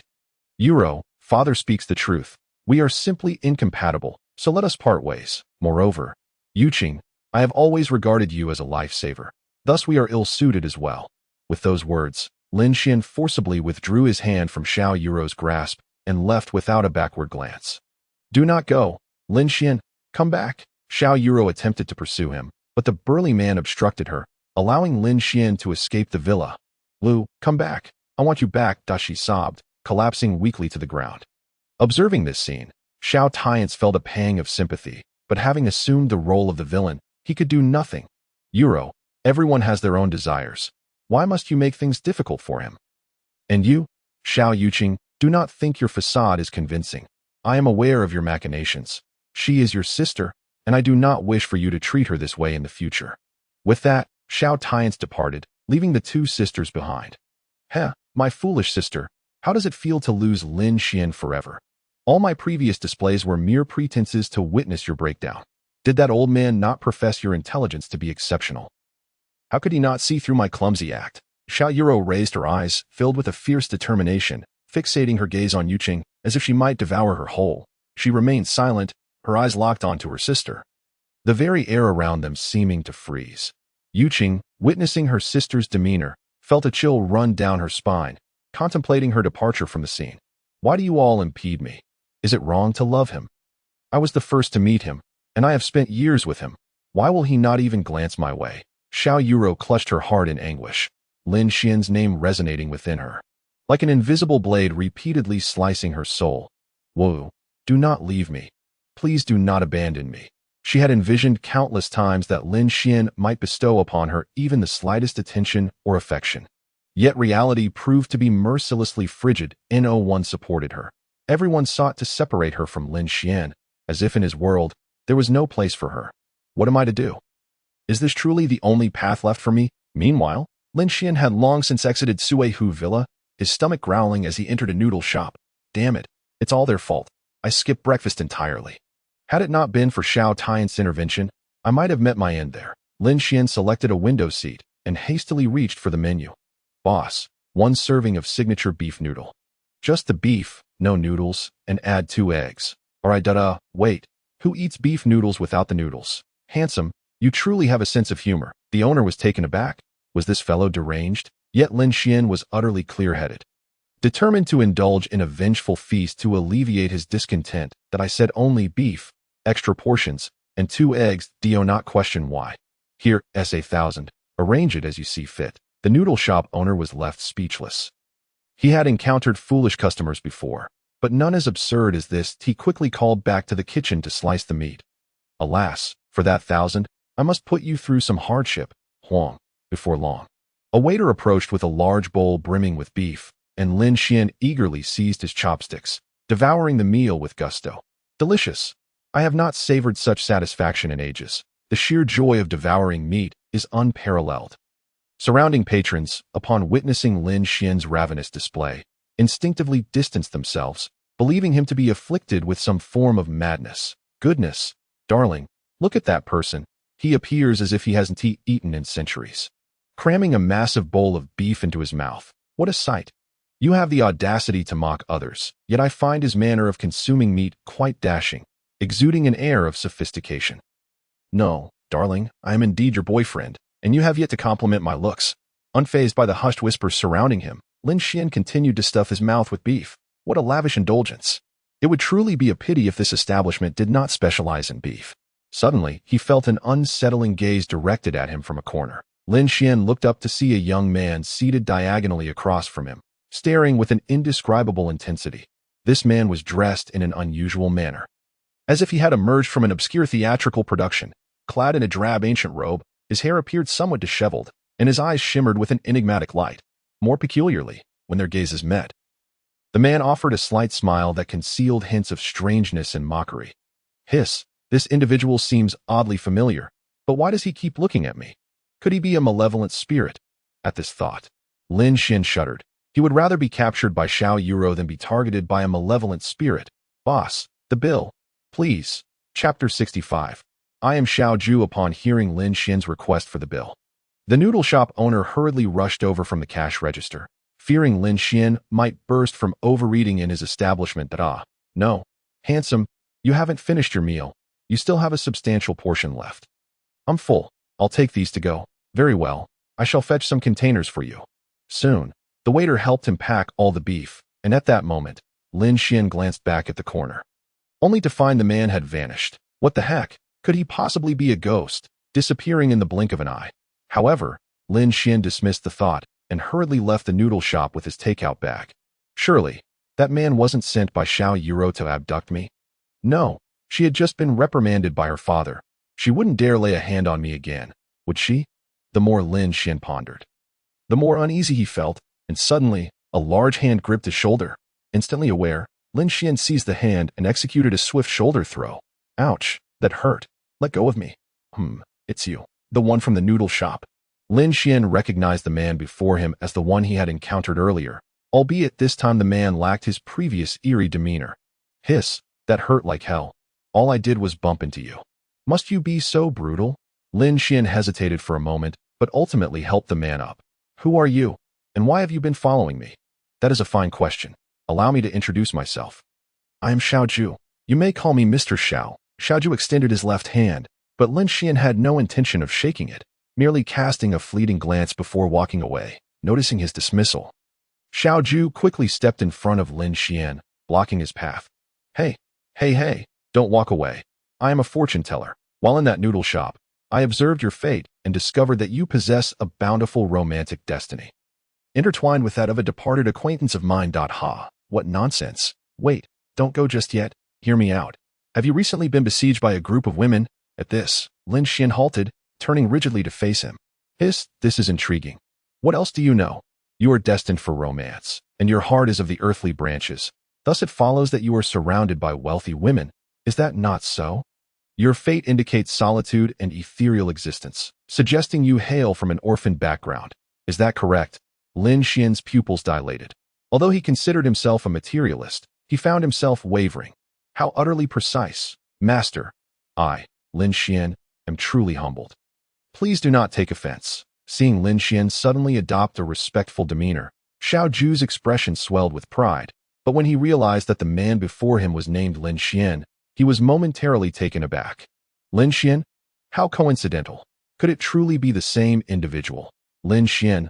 It must simply be a case of sharing a name. It cannot possibly be the same person, can it? Meanwhile, Lin Xian observed Xiao Ju's dazed expression. Feeling a surge of curiosity, this fortune teller is quite peculiar. Why does he seem so agitated upon hearing my name? Could it be that I am destined for greatness, perhaps to establish a harem in the future? The more Lin Xian pondered, the more excited he became, but Xiao Ju's next words abruptly pulled him back to reality. Ahem, I apologize for my earlier lapse. Encountering you today is a stroke of fate. Why not consider us friends? Noticing Lin Xian's bewilderment, Xiao Ju smiled gently and handed him a piece of white paper before striding away. Lin Xian, still in a state of confusion, contemplated the paper before ultimately deciding to keep it. After all, anything bestowed by a master must carry significance. Later that evening, after visiting Wang Jianjun at the hospital and enjoying dinner, Lin Xian returned to school that as soon as he entered the campus. He was intercepted by old Wang, who mysteriously ushered him into the security office. Lin Xian, I must apologize. I had intended to keep this from you, but my conscience weighs heavily. What is it? Why do you seem so remorseful? Just tell me. Old Wang, looking at Lin Xian's innocent face, steeled his resolve and opened a nearby cabinet, revealing a neatly stacked pile of cash. You should refrain from coming to school for a while. Just yesterday, that Xiao Yuro sought me out and demanded I disclose your whereabouts. She even offered me 1 million, and in the end, I regretfully revealed your location. You must leave Shanghai for a few days to evade trouble. Lin Xian's eyes widened in disbelief as he stared at old Wang. After all, he had always viewed him as a principled individual. 1 million to betray me. I'm sorry. She threatened my son. I truly had no choice. As old Wang knelt before Lin Xian, he felt like a scoundrel for selling him out, knowing it would lead to him being pursued by a scion of a prestigious family. However, Lin Xian merely rolled his eyes and helped old Wang to his feet. Enough with the kneeling. Xiao Yuro has already approached me today. She does not wish to harm me. You need not worry. Is that true? You don't know how terrifying that woman was yesterday. Her face looked as if it had been smeared with poison. It was utterly dreadful. Lin Xian patted old Wang's shoulder, assuring him not to fret. It's not as serious as you think. A mere Xiao Yuro has long been dealt with. You need not be concerned. All right, that's a relief. With matters resolved, old Wang escorted Lin Xian back through the school gate.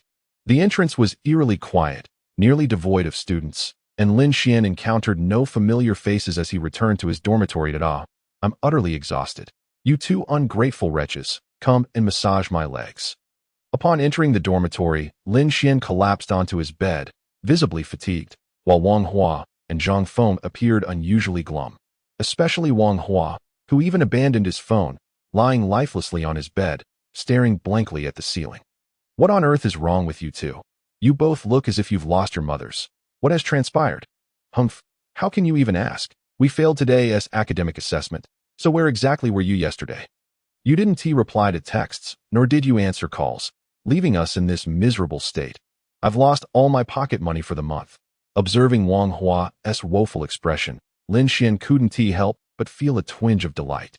Seeing his good friend in such despair brought him a sense of relief. Alas, do not be disheartened. I shall surely assist you next time. By the way, a new female student has joined our school. I hear she is a lady from the capital. To make it up to you. How about I share some tips with you both, to see who can find love first? Upon hearing this, both of them sprang up from their beds and hurried to Lin Xian's side, eager to begin massaging him. Is this truly the case? Is this truly the case? Chapter 66. Greetings, Senior. My name is Lin Ruoxue. At dawn the next day, Lin Xian awoke once more to the sound of snoring, opening his eyes to find his two good roommates sprawled on the floor. Sigh, as expected, the same old story. They rolled out of bed while sleeping. Lin Xian glanced at his two roommates, who were sleeping soundly, and ultimately sighed as he roused them for their morning routine. They are roommates. One must simply get used to it. Xiao Xuanzi, whose class is it today? Of course, it is the class of your lifelong love, Qian Duo. How does that make you feel? Excited, I presume, as you can once again fantasize about her lessons today. As soon as Lin Xian finished speaking, Wang Hua leapt up from the floor as if on cue. Shedding his earlier drowsy demeanor, he quickly checked his phone, and indeed, it was Qian Feng's class. His energy surged instantly. In a way, is it truly my goddess's class?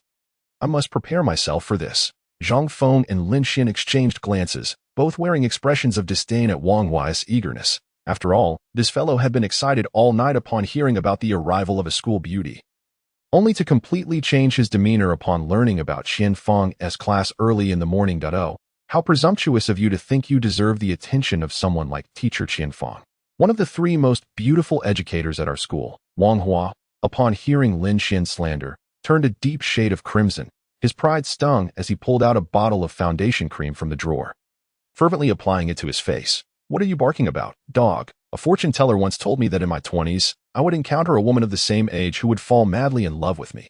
The fortune teller also mentioned that this woman would be wealthy. Who could that possibly be if not Qian Feng? Upon hearing this proclamation, Lin Xian and Zhang Feng exchanged glances, uncertain whether Wang Hua had lost his sanity. Could it be that the fortune teller meant you would fall in love with that woman, rather than the other way around? You are talking nonsense, Wang Hua retorted. No one needs to say anything more. I, Wang Hua, will surely win her heart with my fervent passion. Lin Xian observed Wang Hua's earnest demeanor, his lips twitching as he contemplated saying something, but ultimately decided against it. After all, a man must endure the trials of love to eventually discover his true soulmate.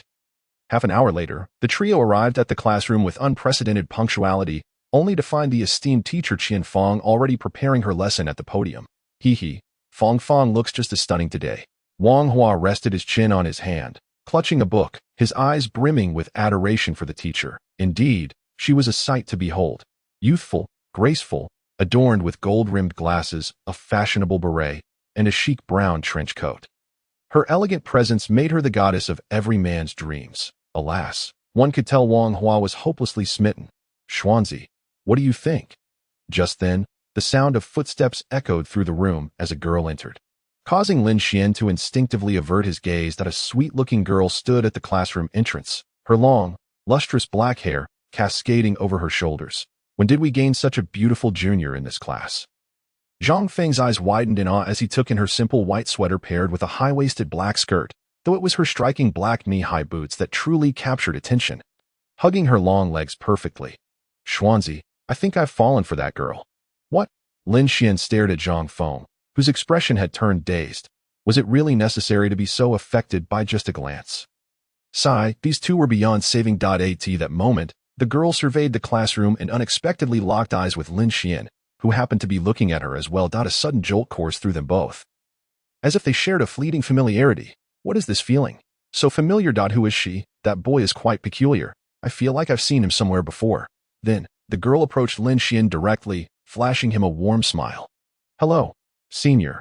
May I sit beside you? Zhang Feng. Lin Xian was taken aback, unsure why this girl wished to sit next to him. Yet he nodded stiffly. Sure. Go ahead. Thank you, senior. Her sweet smile radiated like a rare flower blooming in the highlands, captivating Lin Xian's attention. Meanwhile, Zhang Feng felt his heart shatter at the sight. This isn't right. I considered you a brother, yet you wish to steal my goddess. Oblivious to Zhang Feng's turmoil, Lin Xian was intrigued by the girl beside him. Senior, may I ask your name? My name? Oh, I'm Lin Xian, a junior. What about you? Upon hearing Lin Xian's name, the girl visibly trembled, her gem-like eyes wide with disbelief. Lin Xian found her reaction curious. Was his name unappealing?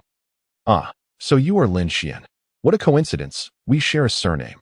I am Lin Ruoxue. Lin Ruoxue, true to her name, radiated purity and beauty akin to freshly fallen snow. The moment I saw you, I thought you would undoubtedly be the campus belle of the next generation. At Lin Xian's flattering words, a rosy hue spread across Lin Ruoxue's cheeks, revealing her appreciation for his compliment. In truth, when I first laid eyes on you, I found you exceptionally handsome, accompanied by an inexplicable sense of familiarity. May I ask what your parents do for a living? Lin Xian was momentarily taken aback by her question. It was uncommon for a stranger to inquire about one's parents upon first meeting. Nevertheless, he answered honestly, I am an orphan. Having grown up in an orphanage, I have never met my biological parents. Oh, I see. I apologize, senior, for touching upon a sensitive subject. Observing Lin Ruoxue's apologetic demeanor, Lin Xian quickly waved his hand dismissively. No, it's all right. Although I have never known my parents, I have my grandparents who adopted me. Upon learning that Lin Xian was raised in an orphanage, a fleeting glimmer of intrigue flickered in Lin Ruoxue's eyes. An orphan. How suspicious, indeed. As the class bell rang, Lin Xian, having endured an entire lecture under the watchful eyes of Mu Ruan and Lin Ruoxue, hastily exited the classroom. Mu Ruan had been glaring daggers at him throughout, particularly when she spotted a stunning girl seated beside him. Naturally. Other women wish to vie for my husband. I cannot allow that shameless harlot to succeed. With this thought, a fierce determination ignited within Mu Ruan as she approached Lin Ruoxue, her gaze sharp. Listen here. I don't care if you're a lady from Kyoto. Lin Xian is my man. You better keep your distance, or you'll regret it. Lin Ruoxue merely raised an eyebrow, peering curiously at Mu Ruan. Though her words were fierce, to Lin Ruoxue, she resembled a mere kitten, harmless and lacking any real threat. Your man? What a jest. From what I know, he is already engaged. I suggest you keep your distance, lest you earn the title of a homewrecker. Fury coursed through Mu Ruan, causing her to tremble. You shameless woman. Lin Xian is clearly my boyfriend. With that, she reached to grab Lin Ruoxue's hair, but Lin Ruoxue deftly sidestepped, grasping Mu Ruan's wrist with just enough force to elicit a yelp of pain. Ah, let go of me. It hurts. I warn you, do not overestimate yourself by meddling with Lin Xian. Next time, it won't be so simple. With that, Lin Ruoxue released Mu Ruan and elegantly straightened her attire as she departed. Mu Ruan glared at Lin Ruoxue's retreating figure, resentment burning in her eyes. Lin Ruoxue, we shall see about this. Meanwhile, Lin Xian, returning from the restroom, sensed an ominous atmosphere as he approached the classroom. Just in time to witness Lin Ruoxue's stormy expression, she cast him a lingering glance before brushing past him. Wait, isn't there still class? Why did she leave so abruptly? Even an auditing student shouldn't behave so recklessly. Inside the classroom, Mu Ruan rushed to Lin Xian, burying her face in his chest, tears streaming down her cheeks. Lin Xian, the girl who sat next to you just now bullied me. She claimed you have an engagement and told me to stay away from you. Lin Xian was momentarily stunned by her words. Really? Is the rumor mill so relentless that they conjure an engagement out of thin air? What next, an in-law? Wait, Ruan, you must have misunderstood. I don't know her. This is our first encounter. Besides, I've been an orphan since childhood. Where would an engagement come from? She must have developed feelings for you, which is why she concocted such a malicious scheme to drive me away. With that, Mu Ruan tightened her embrace around Lin Xian, fearful that he might truly leave her. Lin Xian could only nod in response, yet his mind was preoccupied with pondering Lin Ruoshue's intentions. Moments later, in the office of Lu Ruyan, Lin Ruoshue lounged on the sofa, observing Lu Ruyan as she processed documents at her desk, a smirk playing on her lips. So, what brings you to the magical city? Nothing much, just applying to Magic City University. I've heard there are many enjoyable experiences here.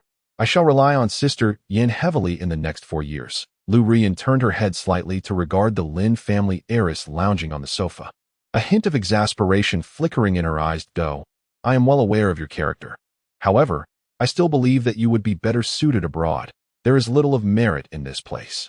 Please do not hasten my departure. Sister Yan. By the way, today during class, I encountered someone, a male, and I suspect he may have some connection to you. His name is Lin Xian. Upon hearing this, Lu Ruyan's heartstrings tightened instantly, and a cold sweat began to beat on her back. How coincidental it is that this man shares the same name as my brother. That truly is a coincidence. I was quite astonished to hear this student's name as well. Although Lu Ruyan managed to maintain her composure, Lin Ruoshue keenly detected a subtle detail indicating that Lu Ruyan was indeed flustered. This led her to a bold conjecture. Lu Ruyan must have some sort of connection with Lin Xian. Though she undoubtedly remained unaware of his true identity, despite having exchanged only a few words with Lin Xian, Lu Ruyan had already confirmed her suspicions regarding his identity. Now all that remained was a verification report. Time was growing late, and I have class soon, so farewell, Sister Yin. With that, Lin Ruoshue boldly strode out, yet at the moment the door closed, her smile transformed into one of extreme mischief. How intriguing. Inside the office, Lu Ruyan slumped wearily into her chair, her heart racing to the point of nearly choking her. She had almost revealed her connection to Lin Xian to Lin Ruoshue. Fortunately, that girl isn't particularly clever. Otherwise, should she discover my relationship with Lin Xian, it would lead to trouble. However, it is rather good news that Lin Xian was not apprehended by the Xiao family yesterday. I am relieved I managed to inform that old coot Xiao Tiansu in advance. Lu Ruyan gazed at the wallpaper of her phone, which featured a photo of herself with Lin Xian, and a profound worry began to swell within her beautiful eyes. Meanwhile, Lin Xian was weighed down by his own thoughts, feeling that Lin Ruoshue's mention of an engaged woman seemed somewhat amiss. He only wished to find Lin Ruoshue and inquire directly. Xiao Xian, what is wrong with you? You seem like a different person now that Lin Ruoshue has left. Your eyes appear vacant. Let me tell you, from this moment forth, Lin Ruoshue is my goddess. Even if you wish to compete with me, I will not yield. Lin Xian slightly turned his head, while Zhang Feng fixed him with a determined gaze, his eyes brimming with deep-seated rivalry. Wait, when did I say I liked her? I merely find her somewhat familiar. That is all. Liar. I do not believe you. I must protect my goddess Ruoshue from being harmed by you. The greatest scoundrel in the city. Wang Hua observed the two embroiled in their quarrel, shaking his head helplessly, before turning his gaze with infatuation towards Qian Feng on the stage. Alas, they are truly exasperating. I possess the best taste. Only mature women like Qian Feng possess true allure. The Prime Minister has remarkable insight. Chapter 68. Flirting is an art. You come from Dandong, exchanging it for a city of pure white. I wish to savor Cantonese cuisine, damn it. It's so noisy. Why are these music club members so foolish, singing that wretched song every noon? They should be sent to observe nuclear bombs up close. At that moment, Lin Xian, passing by the club building, could not help but curse under his breath. Every time he walked past here, he was met with that military march. Yet Zhang Feng appeared invigorated. His spirits lifted by the tune. To dispel Zhang Feng's animosity towards him, Lin Xian had spent the entire morning teaching him charming techniques, and now he accompanied his good friend in search of love. Dear foster father, I previously misunderstood you. Please do not take it to heart. I will be relying on you soon. Lin Xian looked at his pitiful good son and sighed softly. In truth, both Zhang Feng and Wang Hua were not unhandsome. However, their obsession with studying had rendered them increasingly haggard. Otherwise, given their capabilities, they would have long since ventured into romantic pursuits. All right. Make sure to wear those headphones properly. As I say, and disregard everything else. Remember to transfer money to my bank card after you're done. Understood? Yes, I will definitely follow your instructions, foster father.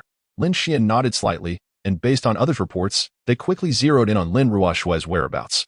At that moment, Lin Ruoshue was at the university mall playing shooting games, and Zhang Feng spotted her amidst the crowd. The instant he saw his goddess shooting balloons, he felt a rush of excitement. He had been dubbed the invincible man who shoots across the world by his childhood friends. foster father. What should I do now? Should I approach and flirt with her directly? No, no, no. Flirting is an art that depends on how you capture a girl's heart. Did you not notice how poorly Lin Ruoxue was shooting? If this continues, she won't win that plush toy. Upon hearing Lin Xian's words, a glimmer of realization sparked in Zhang Feng's eyes. He quickly donned the headphones and approached the balloon shooting booth, scanning the QR code to pay 20 yuan. Boss, load the bullets. All right, young man. If you hit all 15 shots in the center, that grand prize plush toy is yours. If you hit 10 shots, you'll receive a balloon hammer or another item of your choice. Zhang Feng nodded, a hint of pride flickering in his eyes. After all, Lin Ruoxue had only managed to hit 9 shots, leaving her without even a second prize if he were to win a grand prize and present it to his goddess. How perfect! It seemed Lin Ruoxue also noticed Zhang Feng nearby. Glancing his way, which thrilled him, his goddess was looking at him, and he had to showcase his skills. Here I go. With a resounding slap, the balloons began to burst one after another. Zhang Feng, holding the gun in one hand and continuously loading bullets with the other, cleared 16 balloons in merely 5 seconds. Wow, that guy is incredible. 15 shots, and he hit 16 balloons. If he weren't in Werewolf 3, I wouldn't bother watching. Indeed, he was remarkable, compared to my peak. He was only slightly inferior, as Zhang Feng basked in the praises of passers-by. He turned to gauge Lin Xian's expression, who silently gave him a thumbs up. Okay, now you must not give that plush toy to Lin Ruoxue. Ah, why not? If I give it to her, won't the goddess develop a fondness for me? Lin Xian revealed an enigmatic smile, his keen eyes seemingly piercing through Lin Ruoxue entirely. No. Did you not notice Lin Ruoxue's expression earlier? She has played 3 rounds and has yet to win a second prize, indicating she is a fiercely competitive woman. Moreover, she is a young lady from the capital. How could she possibly be impressed by that plush toy? As the saying goes, it is better to teach a man to fish than to give him a fish. If you simply hand her the plush toy, she may even feel disdain. Reflecting on Lin Xian's words, Zhang Feng nodded thoughtfully. Surely, his foster father was correct. So what should I do now? Wait until she finishes her 4th round. If she has not won a prize, approach her and offer to teach her. Oh, I see. Indeed, just as Lin Xian predicted, Lin Ruoxue fell short by 1 shot for the second prize. Zhang Feng immediately followed Lin Xian's guidance and approached her. Junior, this toy gun is not meant to be held like that. Just align the sights, keep the gun steady, and raise it slightly to target the balloons. In response to Zhang Feng's guidance, Lin Ruoxue did not reply, but merely nodded slightly. As expected, during her 5th attempt, she managed to burst 13 balloons. Wow, I did it. Senior, you're amazing. Haha, it's nothing. Just a small feat. Zhang Feng grinned foolishly at Lin Ruoxue, completely forgetting Lin Xian's next instruction, utterly captivated by her smile. Oh, by the way, Junior, what is your name? How about we add each other on WeChat? Sure. I am Lin Ruoxue from the finance department. I believe I saw you in class this morning. Your name should be Zhang Feng, right? As Lin Ruoxue spoke, her eyes narrowed slightly, her peripheral gaze sweeping over Lin Xian before quickly returning. Hearing that Lin Ruoxue recognized him nearly caused Zhang Feng to leap up with excitement. Yes, I am Zhang Feng, the guy next to Lin Xian. Oh, so you and Senior Lin Xian are good friends. How about you treat me to a cup of coffee? As soon as Zhang Feng heard this, he was enveloped by an overwhelming sense of suffocation. This was his first time receiving an invitation from a girl. Zhang Feng thought, woman, you have successfully ensnared me. No problem. How about buy you coffee? It's not far from here. Sounds good. But it seems your brother has been watching for quite a while. Why not have him come along? With that, Lin Ruoxue cast a brief glance at Lin Xian. Realizing he had been discovered, he awkwardly cleared his throat. Oh, Lin Xian, come over here. Confronted with the greetings from his good friend and Lin Ruoxue, Lin Xian had no choice but to approach. Meanwhile, Zhang Feng was entirely preoccupied with Lin Ruoxue, completely oblivious to any awkwardness surrounding Lin Xian's presence. Lin Xian, since you're here, why not take off your headphones? It's rather impolite to converse while wearing them, don't you think? Chapter 69. The Mystery of Heritage Inside a Quaint CAF at Magic City University. Zhang Feng sat anxiously before Lin Ruoxue, while Lin Xian appeared remarkably composed, calmly gazing out of the window. Zhang Feng nervously cradled a cup of latte, yearning to express his feelings to Lin Ruoxue. Yet fearing his own clumsiness might provoke her ire. He glanced helplessly at Lin Xian, who continued to stare out the window as if nothing were amiss. Ruoxue, I was actually thinking from the very beginning. Oh dear, where has my lipstick gone? Just as Zhang Feng was about to confess, Lin Ruoxue's exclamation interrupted him, causing him to swallow the latter half of his sentence in anxiety. Ha, what have you lost? Ruoxue, it's my lipstick, a limited edition that I painstakingly had brought over from France, and now it's gone. I believe I might have left it at the shooting booth just now. Upon hearing that his goddess had lost something, Zhang Feng immediately perked up, eager to assist her in locating the lipstick. Ruoxue, I'll help you find it. You and Lin Xian stay here. I'll be back in a jiffy. Wait, don't leave. What does it mean to leave me here? As Zhang Feng departed, the already awkward atmosphere between Lin Xian and Lin Ruoxue became unbearable for Lin Xian. He wanted to call Zhang Feng back, but the latter had already exited the CAF. Observing this, a sly smile crept across Lin Ruoxue's lips, prompting Lin Xian to turn and glare at her in exasperation. Lin Ruoxue, what is your intention? My friend is already foolish enough. Must you toy with him further? Is this amusing to you? In response to Lin Xian's inquiry, Lin Ruoxue smiled subtly, rising from her seat to lean against the table, her delicate hands propped up as she scrutinized Lin Xian's handsome face. With her eyes slightly narrowed, she seemed to be admiring a rare work of art. My, how strikingly similar you are. If you truly are him, I would be utterly astonished. Lin Xian felt his face heat under her gaze. Slowly lifting his head to meet her playful expression, what do you mean by that? Could you elaborate for me? Upon hearing Lin Xian's confusion, Lin Ruoxue sauntered over to him, a charming smile gracing her lips as she sat down beside him. Lin Xian instinctively shifted away, but Lin Ruoxue audaciously wrapped her arms around his neck. What the? Lin Xian was taken aback by her boldness, hastily pushing her away, raising his right hand in shock before ultimately lowering it. Forget it, I won't hit a woman. Lin Xian, you are quite fearsome. Would you really dare to strike your adorable sister? Get lost. We have no relation, and do not even think about pursuing me. I absolutely cannot betray my good friend. Seeing Lin Xian's resolute demeanor, Lin Ruoxue playfully stuck out her tongue, discreetly tucking a few strands of hair into her bag. Oh, what a performance. Lin Xian, I merely think you bear a striking resemblance to a relative of mine. Allow me to share a story with you, Dunham. I would love to hear it. Noticing Lin Xian's interest, Lin Ruoxue chuckled softly and settled back in her seat. It is said that there are two ancient families in our summer kingdom who have long been on amicable terms. The heads of these families were as close as brothers, and they once arranged a marriage contract for their eldest children.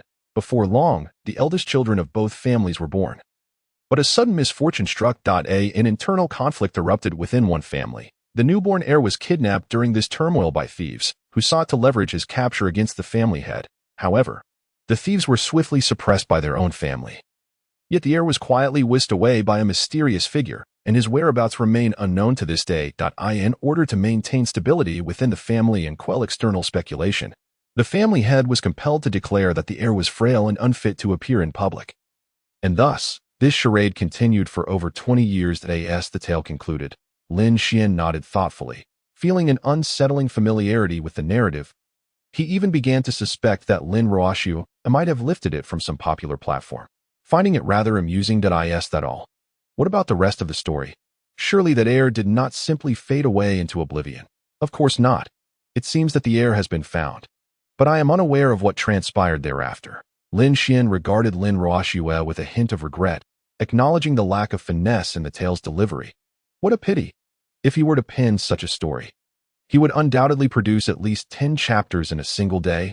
Well, it is getting late. I must take my leave. Please inform your brother that I harbor no interest in him. With that, Lin Ruoxue offered a polite smile before departing the CAF without a backward glance. Take care. I certainly shan't allow my brother to fall into your feminine traps again. As Lin Xian watched her retreating figure, the frivolity in his gaze vanished, and he found himself mulling over the story she had recounted. Something was amiss, profoundly so. Yet, after much contemplation, he decided it best to dismiss it. He had no desire to engage in such mentally taxing endeavors. Just then, a puffing sound came from behind him. Zhang Feng had returned.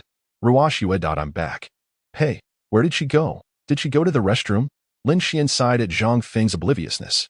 The fate of the infatuated often seemed to mirror that of a certain figure far away in Gotham. Enough searching.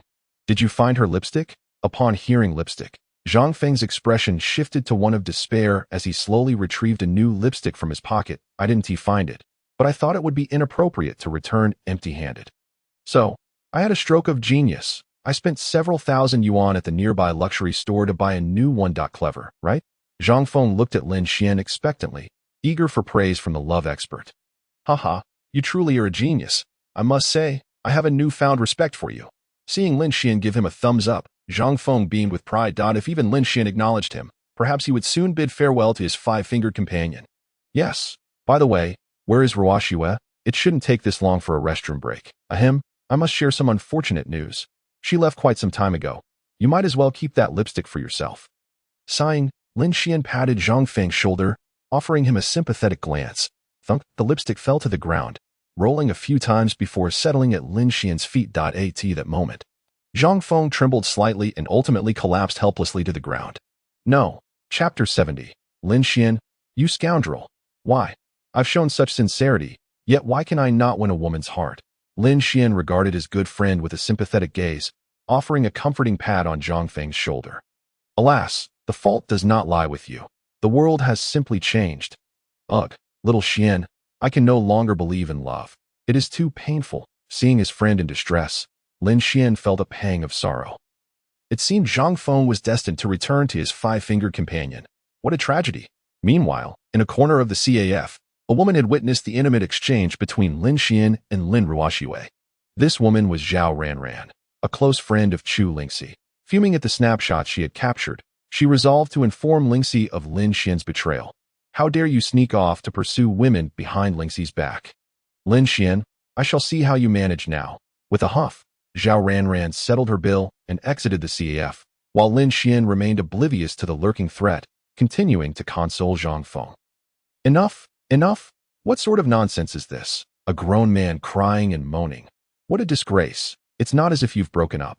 She simply isn't interested. Though your confession may have failed, we can start anew. Focus on improving yourself and becoming a better person. That is what you should be aiming for. Lin Xian's words struck Zhang Feng like a bolt of enlightenment, pulling him from his stupor.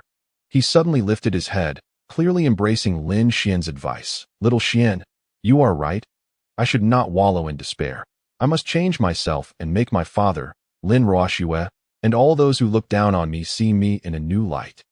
Ah, that is my good boy. Your adoptive father truly did not misjudge you. Ding. At that moment, Lin Xian's phone rang. He pulled it from his pocket to find an incoming call from Lu Rian. He instructed Zhang Feng to return to the dormitory first while he stepped into a public restroom to answer Lu's call. Hello, Teacher Lu. Have you eaten yet? Enough of this charade. The two sisters from the Xiao family haven't caused you any trouble. Have they? On the other end of the phone, Lu Rian, languidly reclining in her chair with her alluring black stockings crossed, squinted her eyes upon hearing Lin Xian's voice. How could I possibly have any issues? I thought I was trapped for good, but thankfully, Xiao Tiansu, the head of the Xiao family, arrived just in time to save my life. Oh, so you don't feel the need to express your gratitude towards me? If I hadn't called Xiao Tiansu on your behalf, do you really think you could have walked out of Tsuehu Mountain Garden? Lin Xian suddenly realized, I knew it was too coincidental. It was you all along, but thanks, that's not happening. Why not?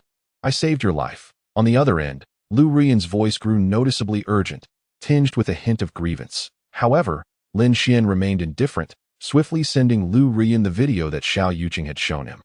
Take a look for yourself. I was wondering why you were so generous in inviting me to dinner. Turns out you were hoping to take advantage of me. Let me tell you, that's not happening. Today, someone from your fiancé's family came looking for me and spoke of many strange things that I suggest we avoid meeting for a while. My life is quite precious. Upon hearing that Lin Ruoxue had found Lin Xian, Lu Rian's heart tightened, an ominous premonition beginning to linger in her mind. She subtly glanced at Wang Er beside her, who immediately understood her cue. Don't worry, that girl Lin Ruoxue and I have a good relationship. She won't do anything to you. I've already sent Wang Er to handle the matter between us. With the evidence gone, she won't have much to say. Lin Xian nodded slightly, acknowledging Lu Rian's efficiency. Yet, he still wore a troubled expression. If only he had never encountered Lu Rian, never given her any sweets, he wouldn't be in this predicament now. But he was aware that no amount of regret would change the past. Fine, do as you see fit. Just remember, when you see me, think carefully before you call out.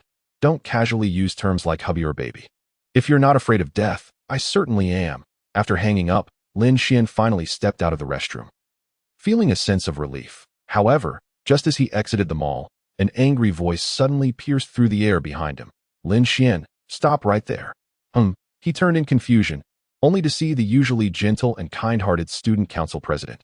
Chu Lingxi, standing there with her hands on her hips, radiating an aura of indignation that made her appear almost adorable, reminiscent of a character from a certain anime.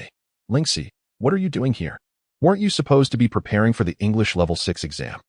Heh, how could I possibly pass without you by my side to guide me? You scoundrel. What? Why are you insulting me right from the start? I haven't done anything to provoke you. Chu Lingxi, seeing Lin Xian's stubborn demeanor, felt her anger flare even more. She quickly approached him, diving into his embrace, inhaling his scent. Humph, you claim you're not a scoundrel.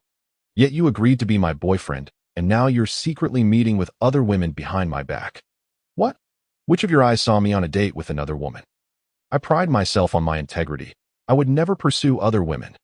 Chu Lingxi looked at Lin Xian's self-righteous expression with disdain, then suddenly yanked at his collar, pointing at a strand of long hair caught on it. How do you explain this? Did it just fall from your head? It's just hair. It could have blown over from the wind that I don't even feel the need to explain. Watching Lin Xian's nonchalant attitude, Chu Lingxi's expression darkened. And what about the scent? That perfume meant for noble ladies. I can't be mistaken. Are you seriously using women's perfume? So what? I have a unique physique that if other women stand near me, their fragrance automatically clings to me. Okay?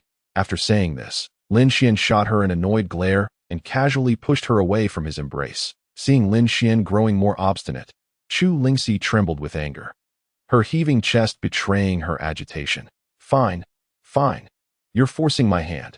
What do you have to say about this? With that, Chu Lingxi furiously pulled out her phone, the screen displaying an intimate video of Lin Xian and Lin Ruoxue. This scene attracted the attention of several passing students, who hadn't witnessed such a scandal involving the renowned Lin Xian in quite some time. My hair. You filmed me without permission. Please, Lin Xian. Not this again. What are you doing? The voice from the video stunned the onlookers, all eyes now fixed on Lin Xian, whose expression turned grim. Damn, if I had known, I wouldn't have helped Zhang Feng. Students around them began whispering among themselves, while some teachers, upon spotting Lin Xian and Chu Lingxi, tactfully avoided the area, wary of tangling with such prominent figures.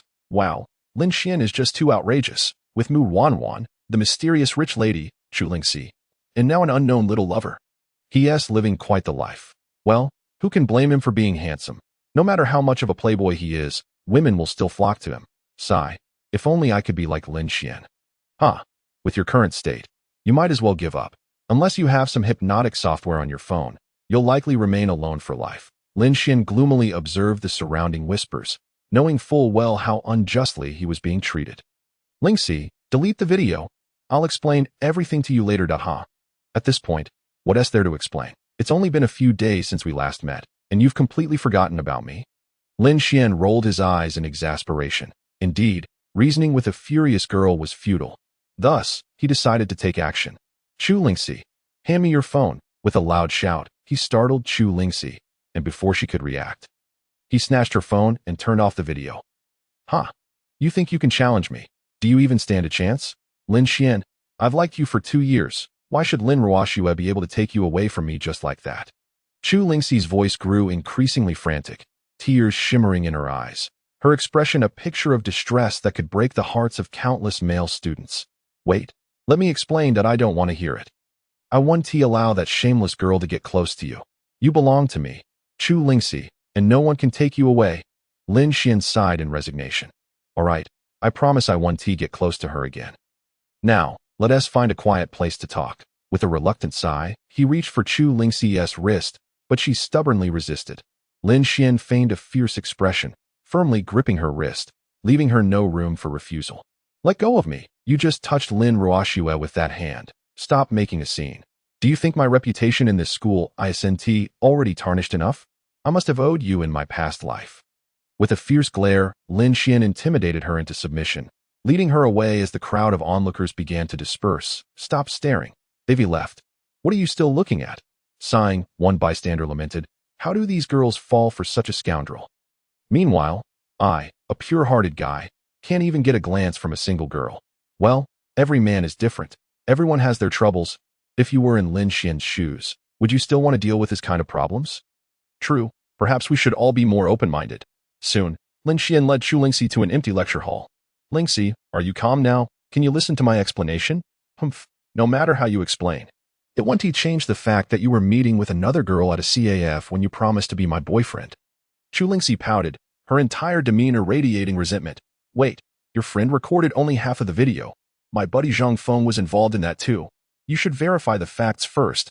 I was with him when we met Lin Ruoxue. I never went on a date with Lin Ruoxue alone. I was merely helping my friend who likes her. Hearing Lin Xian's righteous defense, Chu Lingxi nodded slightly, though doubt lingered due to Lin Xian's notorious reputation. But what about the video where you and Lin Ruoxue were hugging? Lin Xian paused momentarily, but quickly activated his charm. Let me clarify that. You have once again misjudged me. The reason lies in the fact that during my brother's date, Lin Ruoxue found no interest in him, but rather in me. And who am I, if not someone you are already aware of? Thus, I vehemently resisted and ultimately made it clear that I did not harbor any feelings for her, which caused Lin Ruoxue to completely give up hope. Smack. Lin Xianue spoke with increasing fervor, ultimately slamming his palm on the adjacent table. His vivid and expressive performance left Chu Lingxi in a state of stunned silence. Yet Lin Ruoxue did embrace you, and during your subsequent conversation, her expression was evidently far from simple. Observing Chu Lingxi's anxious demeanor, Lin Xian smiled slightly, clearly reveling in her flustered state. No. It was because I had already told her that my girlfriend is you, Chu Lingxi, and that I would never betray you. Lin Ruoxue, witnessing my unwavering loyalty, held great admiration for my character, ultimately choosing to leave the CF of her own accord. Upon hearing Lin Xian's response, Chu Lingxi nodded in confusion. Although she remained somewhat skeptical, she believed that Lin Xian's sincere gaze could not deceive her. Lin Xian, however, felt no pangs of guilt over his little deception. After all, he truly had no ties with Lin Ruoxue, which is why he concocted such a benevolent lie to comfort Chu Lingxi. Realizing her misunderstanding of Lin Xian, Chu Lingxi quickly transformed into a demure girl, pitifully nestling into Lin Xian's embrace. I knew you wouldn't abandon Lingxi. Lin Xian giggled. I was just too hasty earlier. I'm sorry, please forgive me. However, Lin Xian clearly could not let her off so easily. After all, such a splendid opportunity was one he could not afford to miss. He must seize it to his advantage. This matter cannot simply be brushed aside. There were so many witnesses just now, and if I were to pull out my phone, the very first post on the confession wall would be mine. What do you propose we do about that? How about I accompany you to watch a movie or go shopping to unwind? Lin Xian. You truly wish to avoid any loss, don't you? Chapter 72. His name is Lin Xian. Tap. Just as Lin Xian was about to school Chu Lingxi, a sudden sound of high heels echoed from outside. Lin Xian quickly covered Chu Lingxi's mouth. She struggled momentarily before falling silent, greedily absorbing the warmth emanating from his palm. So comfortable. I wish to be held by him like this forever. I want him to stroke my head. Once the sound of high heels faded into the distance, Lin Xian finally exhaled in relief, gently pushing Chu Lingxi away. Phew, that scared me. If someone had discovered us alone together, rumors would surely start circulating about me. Thankfully, no one noticed us. What's this situation? You look as if you've taken some strange medicine. Lin Xian turned to find Chu Lingxi's face flushed, her hands braced against the table as she half sat atop it, her gaze filled with a dreamy haze. Hee, Lin Xian giggled. Could you stroke Lingxi's head once more? I really like it. What on earth is this? I advise you to seek help from a psychiatrist, with the way you were acting just now. I thought you had escaped from some mental institution. Lin Xian decisively distanced himself from Chu Lingxi, for his experience taught him that women in such a state could be extremely perilous. The moment Chu Lingxi noticed Lin Xian's expression of disdain, she became flustered. Lin Xian giggled. You just said you wouldn't betray me. Why is it that now you won't even stroke my head? No, that's not what I meant. I simply found your previous demeanor a bit alarming. How could I ever betray you? Lin Xian hastily clarified, cautiously ruffling Chu Lingxi's hair, fearful that this little girl might spring up and bite him. Yet, Chu Lingxi distinctly felt the warmth that had previously enveloped her dissipate, her gaze dropping as she seemed to be shrouded in a cloud of gloom. Would you must not love me anymore. I felt none of the warmth of love from before. Lin Xian giggled. Do you no longer want me? No. Can you please stop overthinking? Fine. I won't dwell on what happened earlier. Just don't be angry. All right, my dear. However, upon hearing Lin Xian's words, Chu Lingxi transformed as if a switch had been flipped, immediately embracing him with excitement. Since Lin Xian has spoken, you mustn't go back on your word. No, Lin Xian stared in disbelief at this little imp before him. He had thought his acting skills were unparalleled, only to realize that this girl was the true master. All right, you win. Since all misunderstandings have been cleared, I invite you to dinner and a movie. No refusals allowed. Chu Lingxi emphasized the word refusal, and just as Lin Xian opened his mouth, he was met with her fervent gaze, forcing him to retreat. Sigh, if I must, a free meal wouldn't hurt. Meanwhile, in Lu Ruyan's office, a young man dressed distinctly sat on a soft sofa, curiously surveying his surroundings. Beside him, Lu Ruyan was personally brewing tea, her expression displaying a rare respect, indicating that this young man's status was indeed extraordinary to Mr. Xiao. Why didn't you inform me of your arrival in Modu? I could have sent someone to pick you up. Haha, I'm used to wandering freely. Wherever I go is simply where I am. You needn't worry so much about me, dear. Lu Ruyan chuckled lightly as she placed a cup of fine, Westlake Longjing tea before Xiaoju. Speak, has your condition relapsed? How many of your medications remain? Lu Ruyan smiled wryly, realizing that nothing could be hidden from him. She then retrieved a jade vial from her pocket, which contained only 2 remaining pills. Mr. Xiao, there are just 2 left, and now, every time I become emotional, my heart aches even worse than before. Xiaoju nodded slightly, clearly having anticipated Lu Ruyan's symptoms. The ailment of the heart is an exceptionally peculiar one. Its terror surpasses that of a myotrophic lateral sclerosis. While it does not render one's body gradually numb, it inflicts immense pain. As one ages, it eventually erupts at the peak of a person's vitality. Alas, this illness cannot be cured.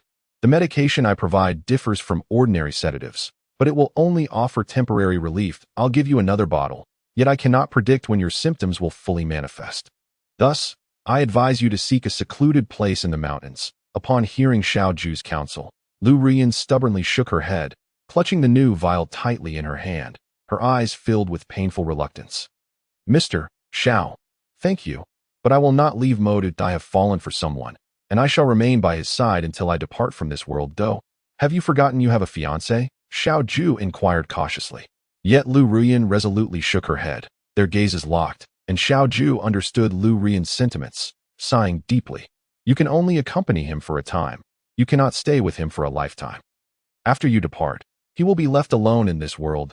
Do you not think that is selfish? Lu Ruyan appeared lost, a single tear slipping silently from the corner of her eye as memories of her time with Lin Xian flooded her mind.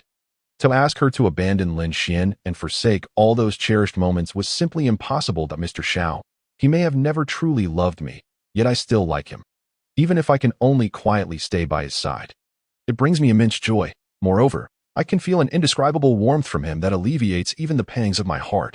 Xiaoju gazed at Lu Ruyan, who was filled with infatuation, shaking his head in disbelief. Yet, when Lu Ruyan uttered her last sentence, he suddenly lifted his head, staring at her in astonishment as if he had discovered something extraordinary. Wait, what did you just say? Huh?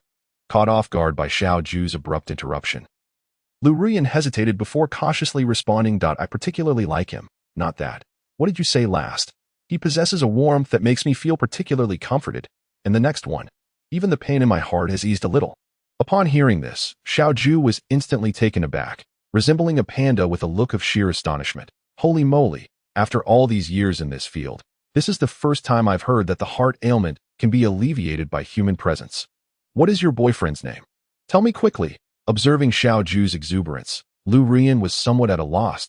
His name is Lin Xian. Chapter 73. Miss Chu, truly a wild tale. It's time to delve into the extraordinary. I declare a direct evolution into a low martial world. Hiss, Lin Xian. Upon hearing those 2 words, memories of the young man he encountered at the noodle shop instantly flooded Xiaoju's mind. He too was named Lin Xian at that moment.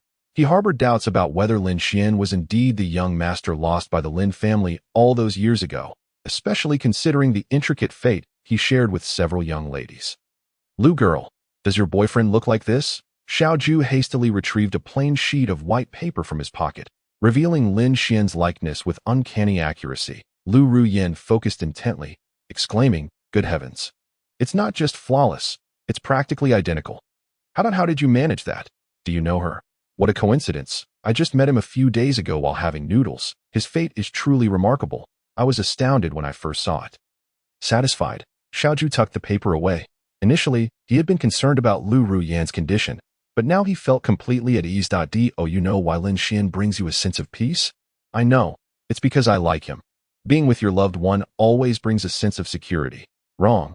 Before Lu Ruyan could finish, Xiaoju interrupted excitedly, his eyes gleaming as if he had discovered a new continent. Lin Xian is your destined partner. Have you ever wondered why you felt an instant connection upon seeing him? It's because your fates are inextricably linked. Oh, Lu Ruyan nodded, somewhat perplexed, although she didn't fully grasp Xiaoju's words. She felt they held a certain truth. As fated partners, it's only natural for you to sense an inexplicable connection. In short, meeting him is your stroke of luck. Oh, Lu Ruyan nodded again, this time comprehending that Xiaoju meant she and Lin Xian were meant for each other. Mr. Xiao, you've talked a lot but still haven't told me if there's any hope for my illness. Upon hearing this, a dark line of thought crossed Xiaoju's mind. It seemed his entire explanation had gone unheard by Lu Ruyan. Haven't I made it quite clear? Your fates are intertwined, as long as you stay by his side. I assure you a lifetime of safety and peace. Really? Is it really that mystical? Xiaoju nodded with an air of profundity, exuding an aura reminiscent of a sage. All right, I've said all I needed to say. Now, let's settle the payment, young lady. The total comes to 168,288. Happiness is on its way home to you. Wang Er. At Lu Ruyan's call. Wang Er, who had been waiting nearby, promptly handed over a bank card. Upon seeing the card, Xiaoju's smile widened, and he was ready to leave, eager to flaunt his newfound wealth. Mr. Xiao, why do you only charge such a small amount each time? Does this number hold any special significance for you? Creak. Xiaoju's hand paused on the door handle, and he chuckled to himself, leaving the office without looking back, only uttering, I don't know. Miss, since we've found a cure for your condition, should I go out and fetch Lin Xian, lest he runs away again like last time? Wang Er respectfully inquired, still feeling the sting of being beaten by Xiaohu last time and eager to redeem himself. However, Lu Ruyan gently shook her head, clearly harboring a better plan. No need to rush. Didn't Mr. Xiao just say that we are fated to be a couple, regardless of the outcome? He is mine. Why should I force him? Wang Er observed Lu Ruyan's nonchalant demeanor, feeling a sense of unease. Though he hailed from a rural background, he held a strong disdain for such superstitions. Frankly, Lu Ruyan's attitude seemed akin to allowing her husband to be lured away by another woman. Yet, he dared not provoke Lu Ruyan's displeasure and reported his recent surveillance of Lin Xian. Yes, miss, you're right. But according to reports from my subordinates, Lin Xian just went out to watch a movie with the eldest daughter of the Chu family. Are you sure you don't want to intervene? Thud. Lu Ruyan's pen suddenly slipped from her grasp, startling Wang Er into silence. What did you say? He asked, sneaking off with that Chu girl behind my back. Yes, miss, but from what I know, Lin Xian seems to be coerced. I think you should. Smack. Before Wang Er could finish, Lu Ruyan erupted in fury, overturning the table and scattering documents everywhere. Very well, tell me where they went. Today, I intend to rid myself of every lowly person lingering around him. Meanwhile, Lin Xian remained blissfully unaware of the impending danger, indulging in popcorn fed to him by Chu Lingxi while sipping on a soda with ice. Delightful. Hee. Lin Xian Gidge, being with you is wonderful. No one can interrupt us. I wish we could stay like this forever. Chu Lingxi gazed adoringly at Lin Xian, her eyes sparkling with an almost ethereal charm. Watching Lin Xian quietly seated beside her, with her arm draped over his, the scene radiated an intoxicating sweetness. Isn't this a bit inappropriate? It's a huge cinema, and it's just the two of us. You're being a bit too possessive, don't you think? Lin Xian looked around, noticing the absence of anyone else, save for the romantic 3D film playing on the screen. He and Chu Lingxi occupied the couple's seat at the back. And ever since the movie began, she had been clinging to him, adding to the already intoxicating atmosphere. Were it not for his remarkable self-control, he might have succumbed to the situation. So what? This cinema is owned by my family. I can let whoever I want watch it. It's just a movie, after all. How can I let anyone disrupt our intimate moment? Darling bang. Chu Lingxi's utterance of darling detonated like a powerful bomb, jolting Lin Xian from his seat. All he wanted was to escape as quickly as possible. Remaining here might lead to unforeseen consequences. Cough. Could you please give me some space? I can't bear it any longer. What on earth do you think about all day? I'm thinking about how to keep you by my side, to engage in the activities that couples do, and then have a little baby together, living happily ever after. Hearing her candid words and seeing her blissful expression, Lin Xian felt as though the sky had fallen in. Among all the young ladies he had encountered, none compared to Chu Lingxi, who seemed to possess an almost otherworldly charm, rivaling even Mu Wanruan. All he could think was, this is too extraordinary. Chapter 74. Chu Lingxi's past, but Chu Lingxi remained blissfully unaware of Lin Xian's thoughts. Lost in her own fantasies, Lin Xian giggled. How about we get married right after graduation and have a baby, living happily ever after? That doesn't sound good at all. I'm worried our child might have intellectual deficiencies. Chu Lingxi, observing Lin Xian's refusal, tilted her head in confusion before unexpectedly wrapping her arms around him. That won't happen. Lin Xian Gige is so smart. How could our child have any issues? No, my dear. Upon hearing her words, Lin Xian was left dumbfounded. She had never questioned his own shortcomings. Forget it. I seriously suspect you might have some issues. Therefore, I apologize. You are a wonderful girl. Bang. His words struck Chu Lingxi like a thunderclap, leaving her momentarily stunned as she processed his meaning. What do you mean? Lin Xian Gige, do you no longer want me? You told me you liked me before. Why have you changed your mind? Let me be honest. I had urgent matters previously, so I had to come up with an excuse to brush you off. Do you understand? Lin Xian gazed earnestly at Chu Lingxi. He had endured such situations before. One more time wouldn't make a difference. As for whether his actions would hurt a girl, there was little he could do. After all, Chu Lingxi had chosen to fall for him. Once a choice was made, one had to bear the risks of a wrong decision. Lingxi, I misled you before. That was my fault. I apologize, and you can hit or scold me as you wish. With that, Lin Xian bowed deeply, his expression earnest, as the dim lights of the cinema cast a melancholic ambience over the two. Chu Lingxi felt as if her world had crumbled in that moment. Her eyes widened, and her lips moved slightly. But no words escaped, as if her throat had been choked by a knife. Just then, the movie concluded, showcasing the happy union of the protagonists, yet all Chu Lingxi could hear was the buzzing echo of her shattered heart. Alas, the movie is over.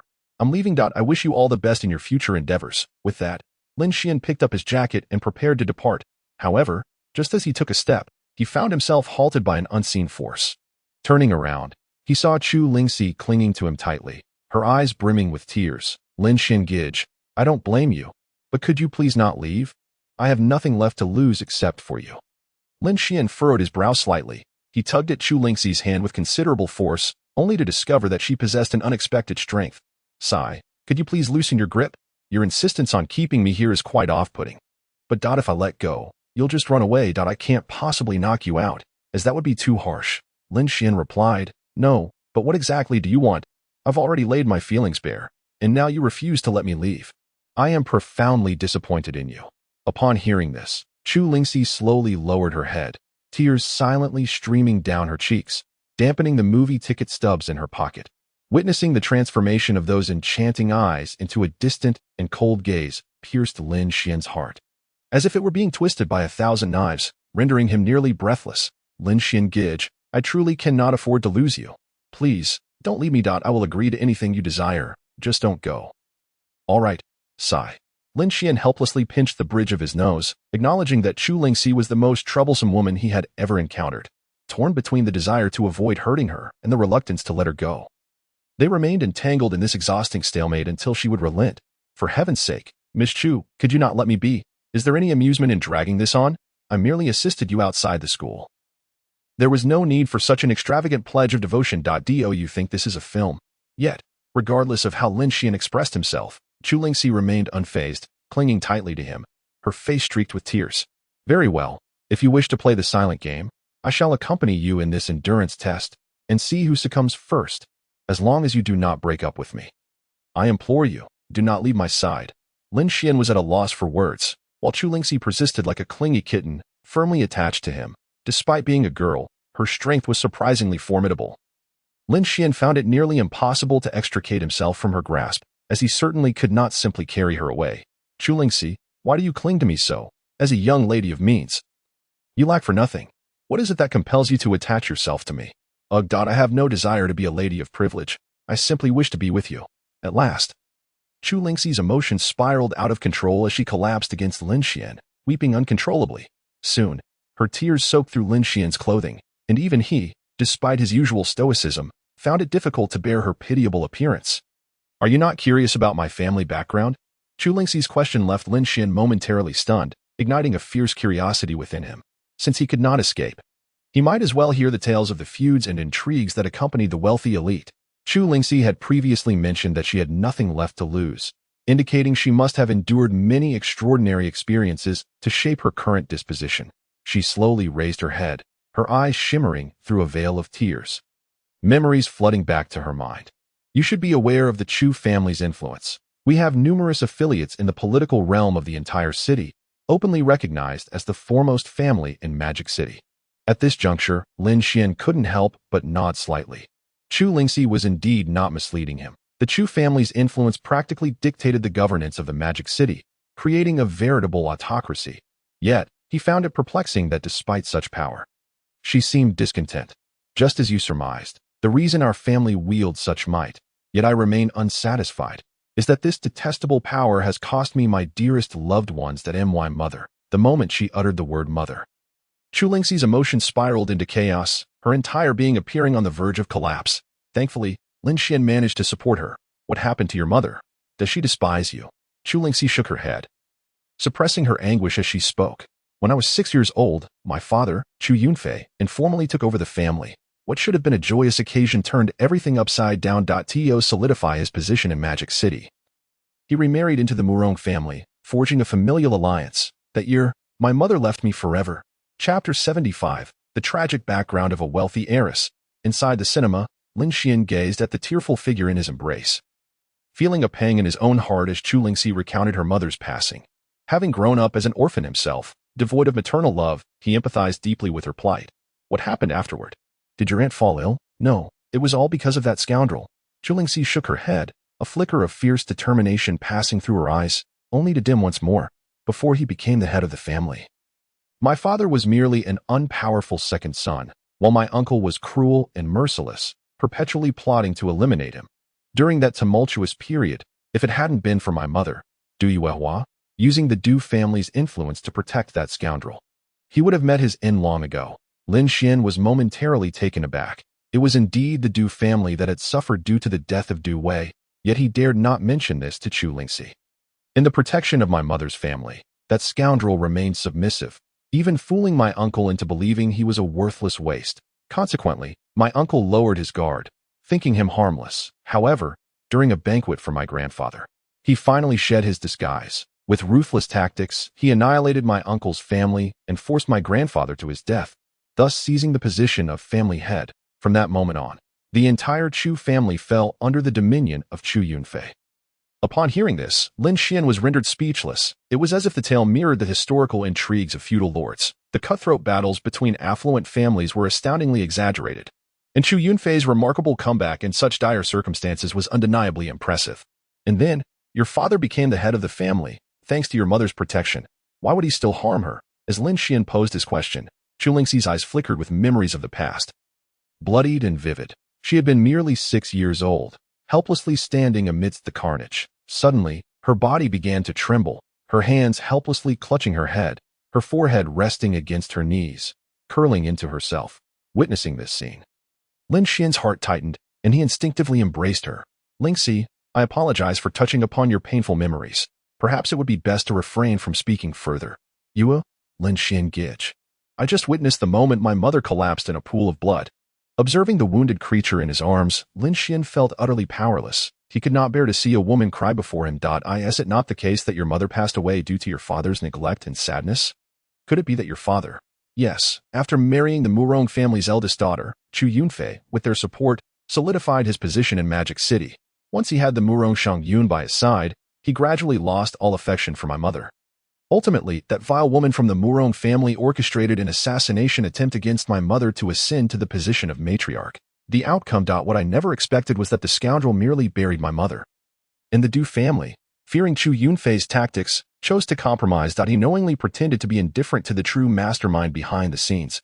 Chu Lingxi's fury ignited, her head snapping up to meet Lin Xian's gaze, which was filled with righteous indignation. He found himself at a loss for words and offering comfort that he could hardly fathom how Chu Lingxi had endured all those years, aware of her mother's killer, yet forced to feign indifference while living under someone else's roof. Had he been in her shoes, he might have succumbed to darkness, seeking vengeance with a blade for his mother's honor. Lingxi, though I lack your experiences, I can empathize with the tumult of your heart. A gentleman's revenge is a dish best served cold. That Chu Yunfei revels in patience, but one day he will pay for his misdeeds. When that time comes, I wonder if he will still be able to endure. At Lin Xian's comforting words, the emotions Chu Lingxi had long suppressed erupted forth, and she collapsed into his embrace, weeping profusely. From Lin Xian, she felt a profound sense of safety, akin to the warmth of her mother, who resided in the heavens. Lin Xian Gage, now you truly understand. In this world, you are all I have left. I implore you, do not leave me. At least grant me a small space, just a little. As long as I can stay by your side, I will not impose upon you. As Lin Xian gazed into her pleading eyes, the irritation he had felt earlier dissipated completely. If he were to refuse Chu Lingxi today, would he still consider himself human? I promise you, Lingxi, we can be good friends, and I will always support you. Just friends? Chu Lingxi lowered her gaze, a shadow of disappointment crossing her features, yet she found solace in Lin Xian's acceptance. Matters of the heart were best nurtured gently over time. Let us go. The sky is nearly dark, and we should head out. The night in Magic City seemed to descend with startling swiftness. As they stepped out of the cinema, the world outside had already plunged into darkness, the sun dipping below the horizon. Lin Xian Gage, thank you for accompanying me today. I haven't felt this joyful in quite some time. Chu Lingxi hopped ahead, while Lin Xian indulgently followed, their scene resembling that of a couple in the throes of romance. Happy are you? Then I shall refrain from accompanying you next time. Absolutely not. I want you by my side every day. Upon hearing Lin Xian's remark, Chu Lingxi immediately flared up, transforming into an enraged little cat as she pounced on him, clawing playfully. Please, cease your pursuit. You resemble a delicate little cat, utterly devoid of the poise befitting a lady of high society. Humph, who asked you to toy with me earlier? I, for one, shall not forgive you so readily, unless you bestow a kiss upon me. Observing the mischievous glint in Chu Lingxi's eyes, Lin Xian shot her an exasperated glare. Indeed, she was still coveting my affection. You are already blessed with beauty. Do not indulge in such fanciful thoughts. Chu Lingxi contemplated retorting but, realizing Lin Xian had just complimented her looks, decided to dismiss her initial thoughts. Humph, I forgive you that I have an upcoming English Level 6 exam. Yet my self-discipline is woefully inadequate. Therefore, I seek your assistance, Senior Lin Xian. I'm not sure. English, haven't you already passed Level 4? Why must you insist on pursuing Level 6? I shan't partake in it. Upon hearing Lin Xian's immediate rejection, Chu Lingxi became quite displeased. It appeared she would have to employ her trump card. Hasselblad H4D, 200 ms. Assist me in my revision that you've long desired it. Should I succeed, I'll purchase that camera for you. English is essential. It must be learned. Helping juniors is my greatest joy. Leave it to me. Witnessing Lin Xian's beaming expression, Chu Lingxi couldn't help but smile, realizing that no man could resist such temptation. However, just as they reached the entrance of the school, a chilling voice suddenly halted them. Lin Xian, where do you think you're going? Chapter 76. Women Clash. Lin Xian suffers you truly or something else, sneaking off to rendezvous with this woman behind my back. What are your intentions? Lin Xian turned at the sound, spotting Lu Ruyan, clad in an elegant black gown, standing beneath a street lamp, her gaze fixed intently upon them. With measured steps, her high heels clicked against the pavement, producing a series of crisp sounds, her shadow elongated by the lamplight, exuding an air of austere beauty. Yet, Lin Xian was too preoccupied to appreciate such aesthetics. As a man frequently toyed with by women, he could sense the distinct aroma of a battleground. Ruyan, I merely accompanied Chu Lingxi for English tutoring. I assure you, nothing untoward occurred. Tutoring in English. Humph. What complex concepts necessitate external assistance? I shall ask you once more, where did you go? Lu Ruyan's piercing gaze bore into Lin Xian, her fists clenched tightly, long nails digging into her palms. Faced with her queenly demeanor, Lin Xian wilted, reluctantly confessing to their trip to the movies. After all, there was no deceiving Lu Ruyan. It was better to be forthright and suffer less. Humph. Lu Ruyan, must you be so controlling? What of my relationship with Lin Xian? What harm is there in attending a movie together? Although Lin Xian felt trepidation towards Lu Ruyan, Chu Lingxi, as a member of the Chu family, exhibited no such fear and boldly retorted that it can only be said that young ladies are indeed courageous. I am conversing with my man. Do you have the right to interject? Lu Ruyan offered no leniency, her icy glare and chilling warning suffocating Chu Lingxi. The intensity of Chu Lingxi's aura was terrifying. This was not merely a teacher's natural authority over a student, but rather the commanding presence cultivated through years of experience by Lu Rian. In contrast, although Chu Lingxi was the daughter of the Chu family, she had always been a figure of little substance, her only power being the ability to spend her family's wealth. Naturally, she was intimidated by such a formidable woman. Lu Rian, she is merely a student. If you harbor grievances, direct them at me. Do not take it out on her. What did you say? You raise your voice for a mere child. Do you believe she surpasses me? Do you comprehend your actions? I am to be your future wife. Seeing Lin Xian defend Chu Lingxi ignited Lu Ruyan's pin of frustration. After all, Mr. Xiao had declared she was to be Lin Xian's lifelong companion. Why should he be entangled with another woman? You mad woman. Lin Xian would never marry you. You can only coerce him into doing things against his will, stifling his freedom, and adhering solely to your desires. He will never love you, unlike me, who genuinely cares for him. Chu Lingxi fought back tears, hiding behind Lin Xian as she vehemently lashed out, causing Lu Rian's expression to darken further. She now wished to strangle Chu Lingxi on the spot. But Lin Xian was resolute in protecting that wretched girl. Get lost. I shan't repeat myself. Lu Rian, do not overstep. I assure you, we are merely friends, attending a film together. Your anger truly warranted. Lu Rian shot Lin Xian a frosty glare before redirecting her focus to Chu Lingxi. A cruel smirk gracing her lips. That I advise you to leave promptly. Your status as the Chu family's daughter cannot deter me. You are nothing but a fatherless wretch. Upon hearing this, Chu Lingxi's temper flared, and the once timid girl transformed into a fierce opponent, rolling up her sleeves and charging at Lu Rian. Fortunately, Lin Xian's quick reflexes allowed him to seize Chu Lingxi, for should she unleash her strength upon Lu Rian, it would surely lead to disaster. Lingxi, remain calm. Impulsiveness is a devil. Do not stoop to her level. Lu Rian, I shall end you. Release me. Observing Chu Lingxi's fury, her eyes ablaze with rage, Lu Rian displayed no fear. Instead, as she watched Lin Xian holding Chu Lingxi, the shadows in her eyes deepened. Lu Rian, how can you utter such hurtful words? Apologize to her at once. Humph, why should I apologize? How dare she covet my man? It would suffice for me not to eliminate her. Lu Rian's words ignited another wave of fury in Chu Lingxi. However, Lin Xian suddenly shouted, silencing both women. Enough! Lin Xian shot a dark glare at Lu Rian before releasing Chu Lingxi from his embrace, patting her back in a gesture of comfort. He then stepped before Lu Rian, who was momentarily intimidated by his imposing presence due to their height difference. Let me reiterate, we are merely friends. Nothing has transpired between us. Cease your baseless accusations. That I ask for you. Lingxi, please return home. I have matters to address. That I apologize for the earlier incident on behalf of Lu Rian. After saying this, Lin Xian approached Chu Lingxi, gently ruffling her hair, provoking a surge of jealousy in Lu Rian. Yet, due to Lin Xian's earlier words, she suppressed her envy and waited patiently. Humph, Lin Xian, do not plead for her. A mere beating is all that is required for such a wretch. Certainly not. You are a lady. We must conduct ourselves with grace.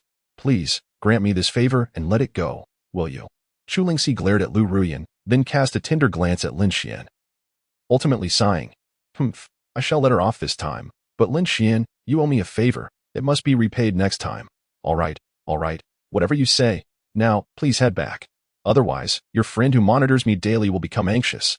Chu Lingxi obediently nodded, and as Lin Xian turned away, she suddenly wrapped her arms around his neck and planted a kiss on him. Before Lin Xian could react, she spun around and left, tossing a provocative glance at Lu Rian as she departed. Goodness, she ambushed me. Lu Rian is still here. Is she trying to get me killed? Indeed, just as Lin Xian anticipated, Lu Rian, who had initially planned to wait a bit longer, could no longer contain herself. She quickly retrieved a pre-prepared stun baton, ready to charge after Chu Lingxi. However, Lin Xian swiftly intercepted her, unwilling to let the two women clash once more after finally calming one down. Release me. If I do not eliminate that wretch today, I shall write my name backward for eternity. Do not act rashly. Impulsiveness is the devil. Besides, this situation was instigated by you, deliberately exposing someone else's scars. Is that amusing to you? Lu Rian shot Lin Xian a resentful glare, furiously discarding the stun baton, then frantically began to rub Lin Xian's neck. What are you doing now? I am erasing that wretched girl's kiss mark. You are my man, and your body should bear only my imprint. No one else is permitted to leave such marks. Chapter 77. Packing overnight, preparing to flee, Lu Ruyan frantically scrubbed at the red mark, repeating the action until Lin Xian's neck was thoroughly flushed. Are you taking a bath here? Release me. You are killing me. Lin Xian could endure no more, forcefully pushing Lu Ruyan aside, wincing as he clutched his neck. While the kiss mark had been removed, the superficial skin had been rubbed raw. Are you unwell? I can wash myself without your assistance. Lin Xian, I should never have permitted you to remain outside. Entangled with these wretches day after day, it seems I must bind you back to the capital. It will also help you avoid Lin Ruoxua. Lu Ruyan's gaze bore into Lin Xian, her words laced with an unmistakable threat, causing Lin Xian to feel a twinge of fear. Let us adhere to gentlemanly conduct. We must not resort to violence in civilized society. I am a woman. I do not adhere to reason. I shall have someone prepare tomorrow's plane tickets immediately. You will remain by my side, awaiting your return. Suddenly, Lu Ruyan snapped her fingers, and Wang Er, who had been waiting patiently, slowly emerged, standing beside Lin Xian with a professional smile. Son-in-law, let us depart. I have already taken care of everything for you. Old Master Wang will recover shortly, and the orphanage has also relocated to the Magic City. Everything you were concerned about has been addressed. You can rest assured and return to the capital with Mississippi. Lin Xian stared at Wang Er in disbelief, then glanced at Lu Ruyan, whose icy demeanor was laden with undeniable authority.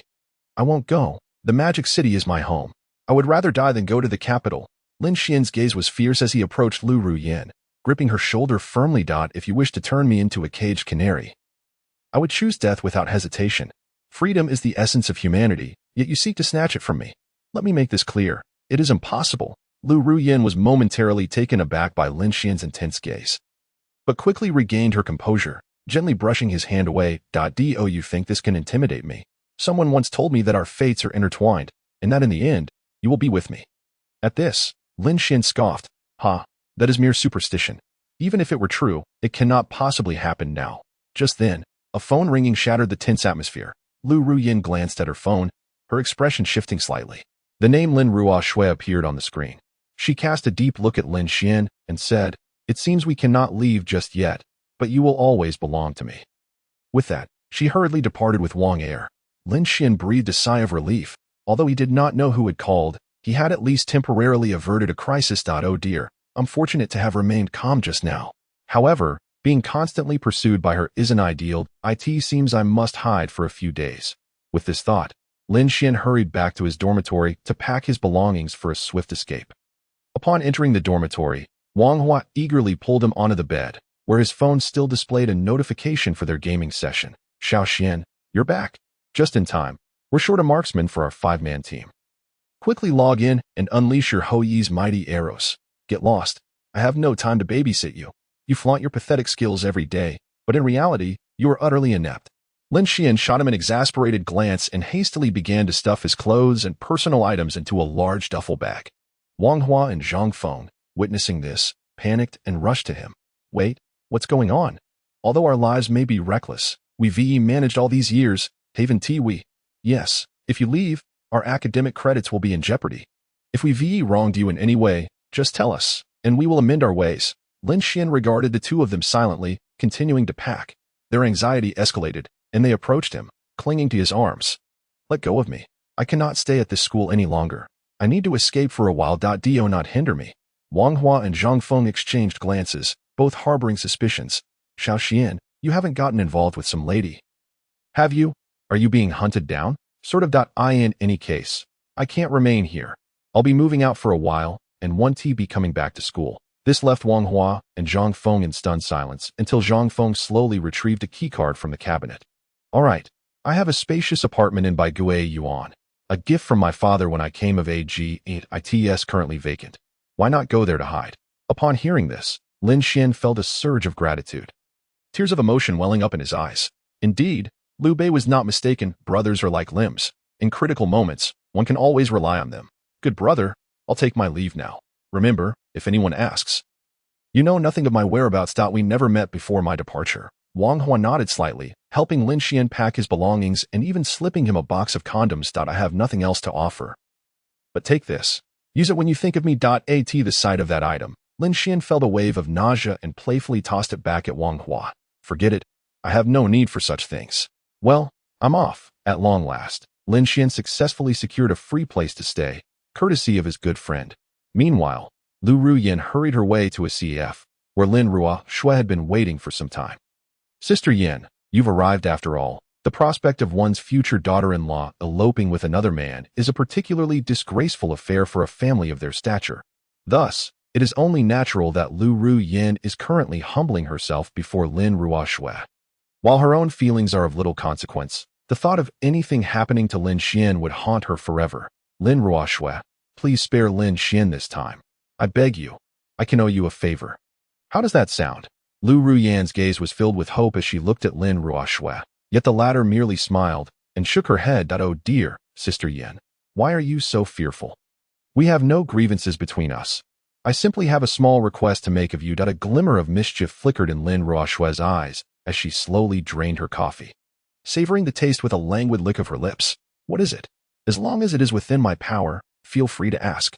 Seeing that the conversation was still in progress, Lu Ruyin couldn't help but breathe a sigh of relief, naturally seating herself beside Lin Ruoxue. After all, Lin Ruoxue was exceptionally astute, and Lu Ruyin dared not recklessly provoke her.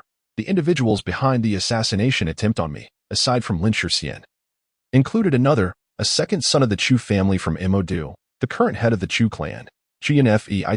My purpose for coming to Imodu is to eliminate him and his only daughter. I intend to systematically dismantle the Chu family. Upon witnessing the sudden chill in Lin Ruoxue's expression, Lu Ruyin instinctively inhaled sharply. She had heard whispers of past events, yet never did she fathom that they were entangled with Mo. Why would Chu Yunfei wish to kill you? That makes no sense. Observing Lu Ruyan's bewilderment, Lin Ruoxue's lips curled into a sinister smile as she leaned closer, whispering into Lu Ruyan's ear. Because he seeks advancement, at that time, Chu Yunfei had already ascended to the position of family head, but have you ever pondered how he attained such status? The moment Lin Ruoxue uttered these words, Lu Ruyin grasped the underlying implication that he relied on Lin Shixian's influence to secure his position, and as repayment, he must eliminate you. This way, Lin Shixian could further edge closer to the head of the Lin family. Sister Yin, you are truly perceptive. My uncle orchestrated the downfall of your fiancé, my so-called brother, and now he seeks to harm me. Hence I must strike first. Suddenly, Lin Ruoxue laughed, grasping Lu Ruyan's hands tightly, her enchanting gaze locking onto hers. Sister Yin, if you assist me in dealing with the Chu family, I will grant my consent for you to be with Lin Xian. How does that sound? Very well, it's a deal. I have long desired to rid myself of that little vixen from the Chu family. This will also serve to resolve my pent-up grievances. The glimmer in Lu Ruyan's eyes brightened as the two reached a mutual understanding. Lin Ruoxue, with a beguiling smile, happily dispatched Lu Ruyin after achieving her objective. As Lu Ruyin gradually distanced herself, Lin Ruoxue's smile vanished in an instant, replaced by a calculating expression. She slowly retrieved a report from her bag, a hint of amusement dancing in her eyes as she opened it, revealing Lin Xian's data. Oh dear brother, I apologize, but I must first leverage you to eliminate that individual. As for your return to your roots, that can wait a while longer. While the world around them indulged in intoxication, I alone remained sober. How intriguing. Chapter 79, The Veiled Threat. 2 days later. Within a luxurious residential building in Baigui Yuan, a robust man was sweating profusely on the balcony. This man was none other than Lin Shifu, Lin Xian, who had been in hiding for 2 days to evade Lu Ruyin. To avoid detection, he had even purchased a new phone, ensuring Lu Ruyin could not track him down. What a relief. Lin Xian stretched his back, realizing it had been far too long since he last exercised. However, rehabilitation training was better late than never. Ding! At that moment, a notification sounded from his phone, revealing a WeChat expression sent by Wang Jianjun. Seeing the "Are you there?" emoji, Lin Xian couldn't help but smile. Ever since Wang Jianjun learned to use WeChat, they had been communicating daily via their phones. That he eagerly initiated a video call, which was answered almost instantly. Grandpa, have you had breakfast? The doctor messaged me, saying you're on the mend. I'll come to fetch you soon. Go away. It's been ages since you visited. I don't need you to come and get me. I can leave on my own. Lin Xian chuckled at his grandfather's scolding, offering a sheepish apology. Grandpa, I've just been a bit busy lately with various situations arising, but I promise I'll come to get you soon. How does that sound? At least you have some conscience. Oh, right. Yesterday, Xiao Yin came to see me and asked where you were. I joked that you two aren't having another quarrel, are you? At the mention of Lu Ruyin, Lin Xian was struck with a cold sweat and an ominous feeling washed over him. Surely, she wouldn't use Grandpa's leverage against me. The more he thought about it, the more troublesome it seemed. Unbeknownst to him, Lu Ruyin was sitting beside Wang Jianjun, eavesdropping on their conversation. Wang Jianjun, with a smile, glanced at Lu Ruyin and gave her an okay gesture before asking Lin Xian about his whereabouts. Xiao Xian, where are you now? Hurry back and apologize to Xiao Yin. I tell you, if you sincerely coax a woman, you'll be reconciled in no time. Grandpa, our situation is a bit special right now. Please don't complicate matters for me. I'll come to get you soon. Just don't listen to Lu Ruyin. Beep. With that, Lin Xian hung up the call, infuriating Lu Ruyin beside Wang Jianjun. You little rascal, you dare hang up on my call. Xiao Yin, wait here. I'm going to call him back and teach him a lesson. However, Lu Ruyin swiftly stopped Wang Jianjun, shaking her head as she left the hospital room. She lowered her head, leaning against the hospital corridor wall, her gaze fixed on the ground, her stunningly beautiful face reflecting on the marble floor. A special relationship. Am I truly so detestable to you?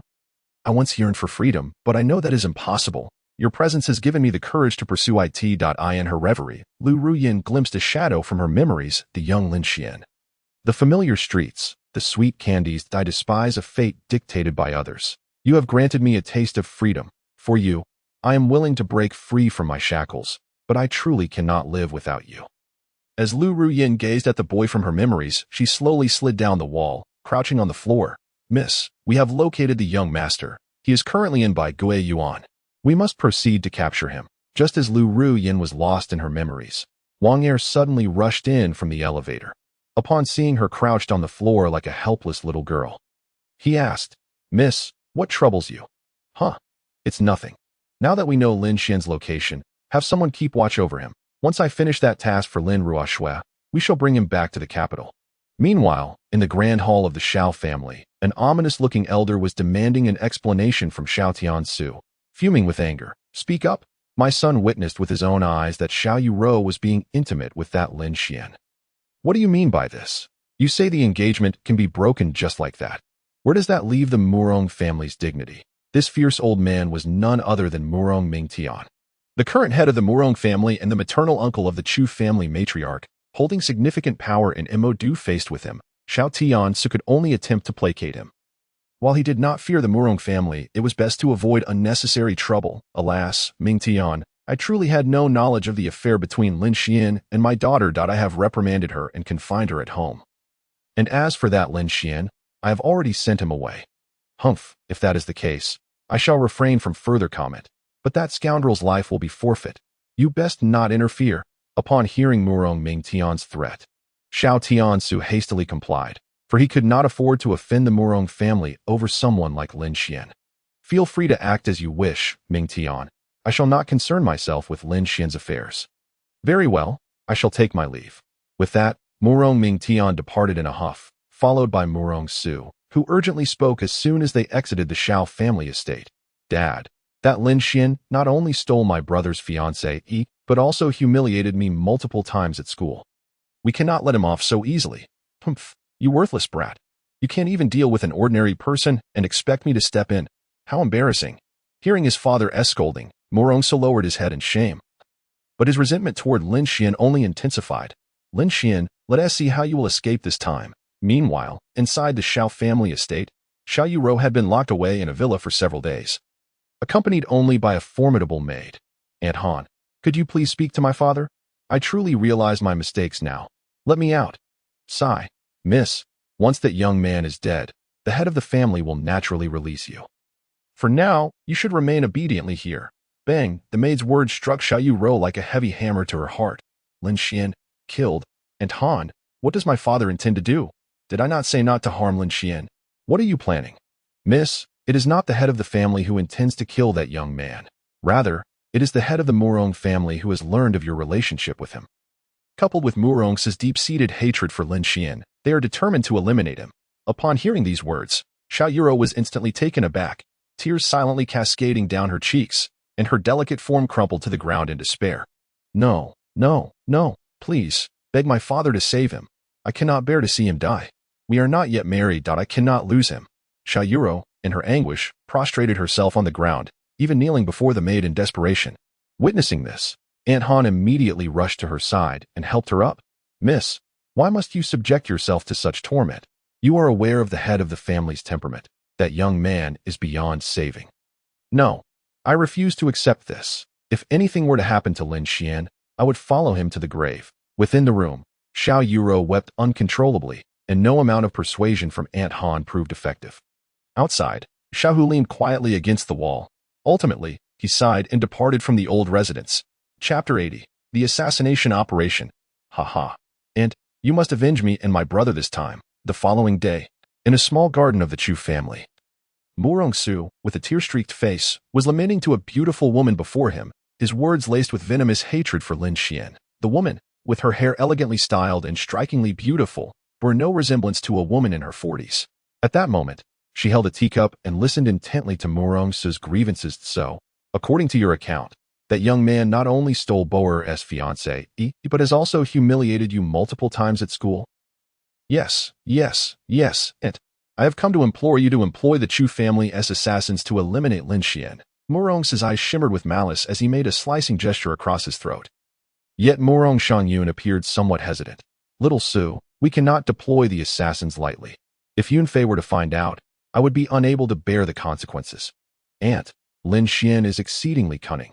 It is not only I who have attempted to deal with him, but also Du Wei from the Du family, and yet the outcome was Du Wei's demise. Mu Rongsu spoke gravely, causing Mu Rong Shangyun's mouth to part in shock. It is astonishing that Lin Xian, a mere orphan without any background, could evade the grasp of wealthy heirs. That I have heard whispers of that incident, but I do not understand it fully. If Lin Xian is indeed that formidable, then even an assassin may find it challenging to take him down. Mu Rong Shangyun regarded her nephew with a profound gaze, then fell silent for a moment before instructing a nearby servant.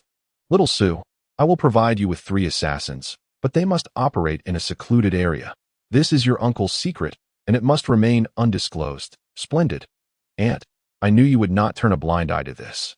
Rest assured, I have already located Lin Xian's residence. It would be ideal to eliminate him within the confines of his home. Mu Rongsu gleefully poured tea for his aunt, his eyes brimming with satisfaction.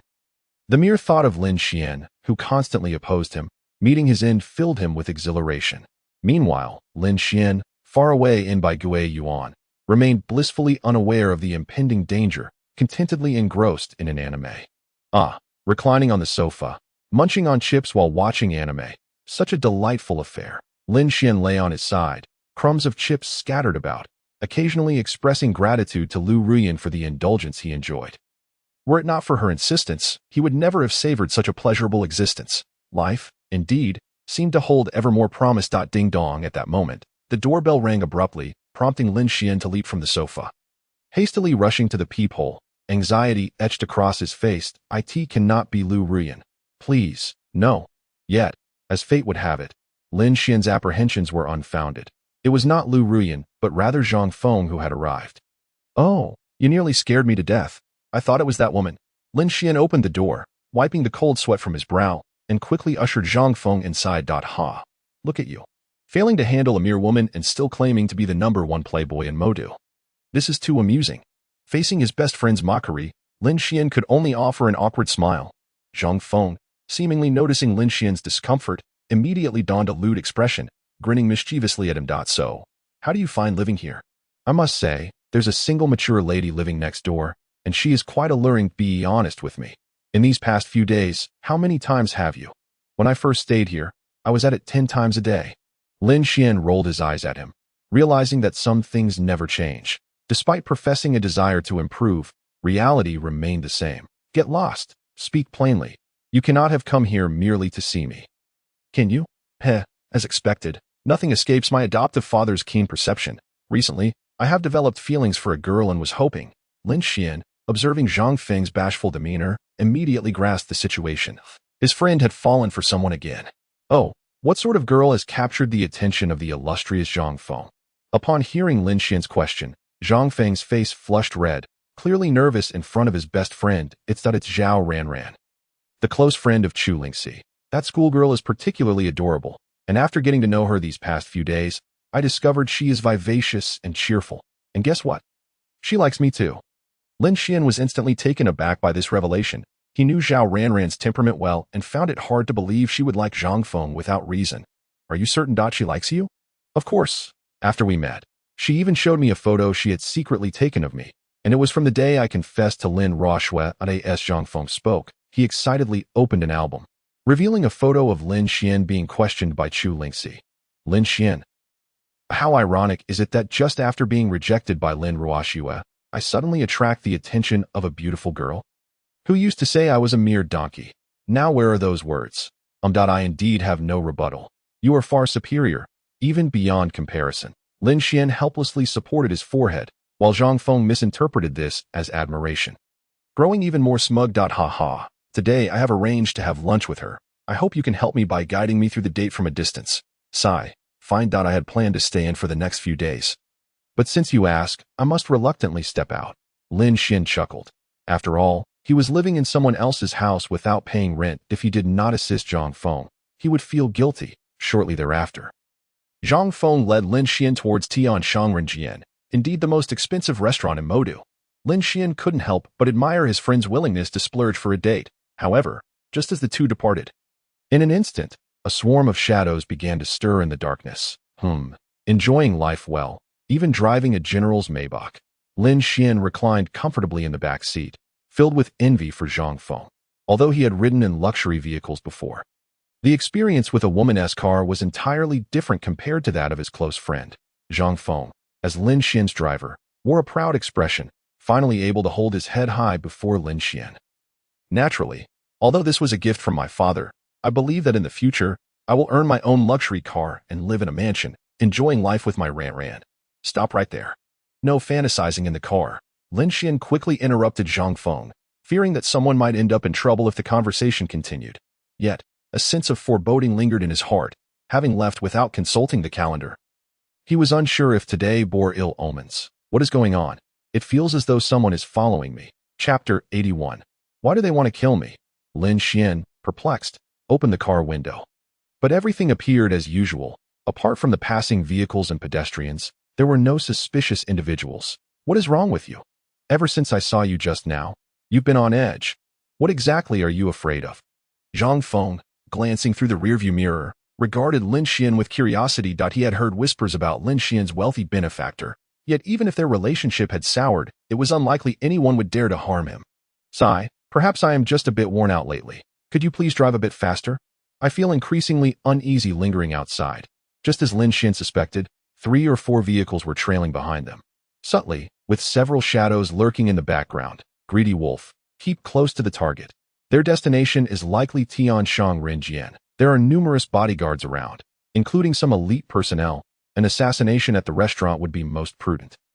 Understood. At that moment, the guards dispatched by Lu Ruyan to protect Lin Xian noticed something amiss. Someone was indeed following him. This is bad. Quickly report to Wang Air. Something is about to happen, soon enough. Lin Xian and Zhang Feng arrived at Tianshang Renjian, revisiting old memories. Although he had nearly been forced by Lu Ruyan here, he had to admit the food was exceptional, just like before. You wear headphones while I provide you with guidance from a distance. Zhao Ranran is rather easy to deceive, certainly not as clever as Lin Ruoxue. Observing his good brother's confident demeanor, Zhang Feng was instantly filled with excitement. Trust in Lin Xian, he thought. There was no doubt about it. As the two entered the restaurant, Zhao Ranran arrived punctually moments later. Given Zhang Feng's modest budget, they chose a table by the window on the first floor. Lin Xian, donning a mask, seated himself across from Zhang Feng and promptly signaled that he was ready. Ahem, Ranran, you must be quite hungry after your journey.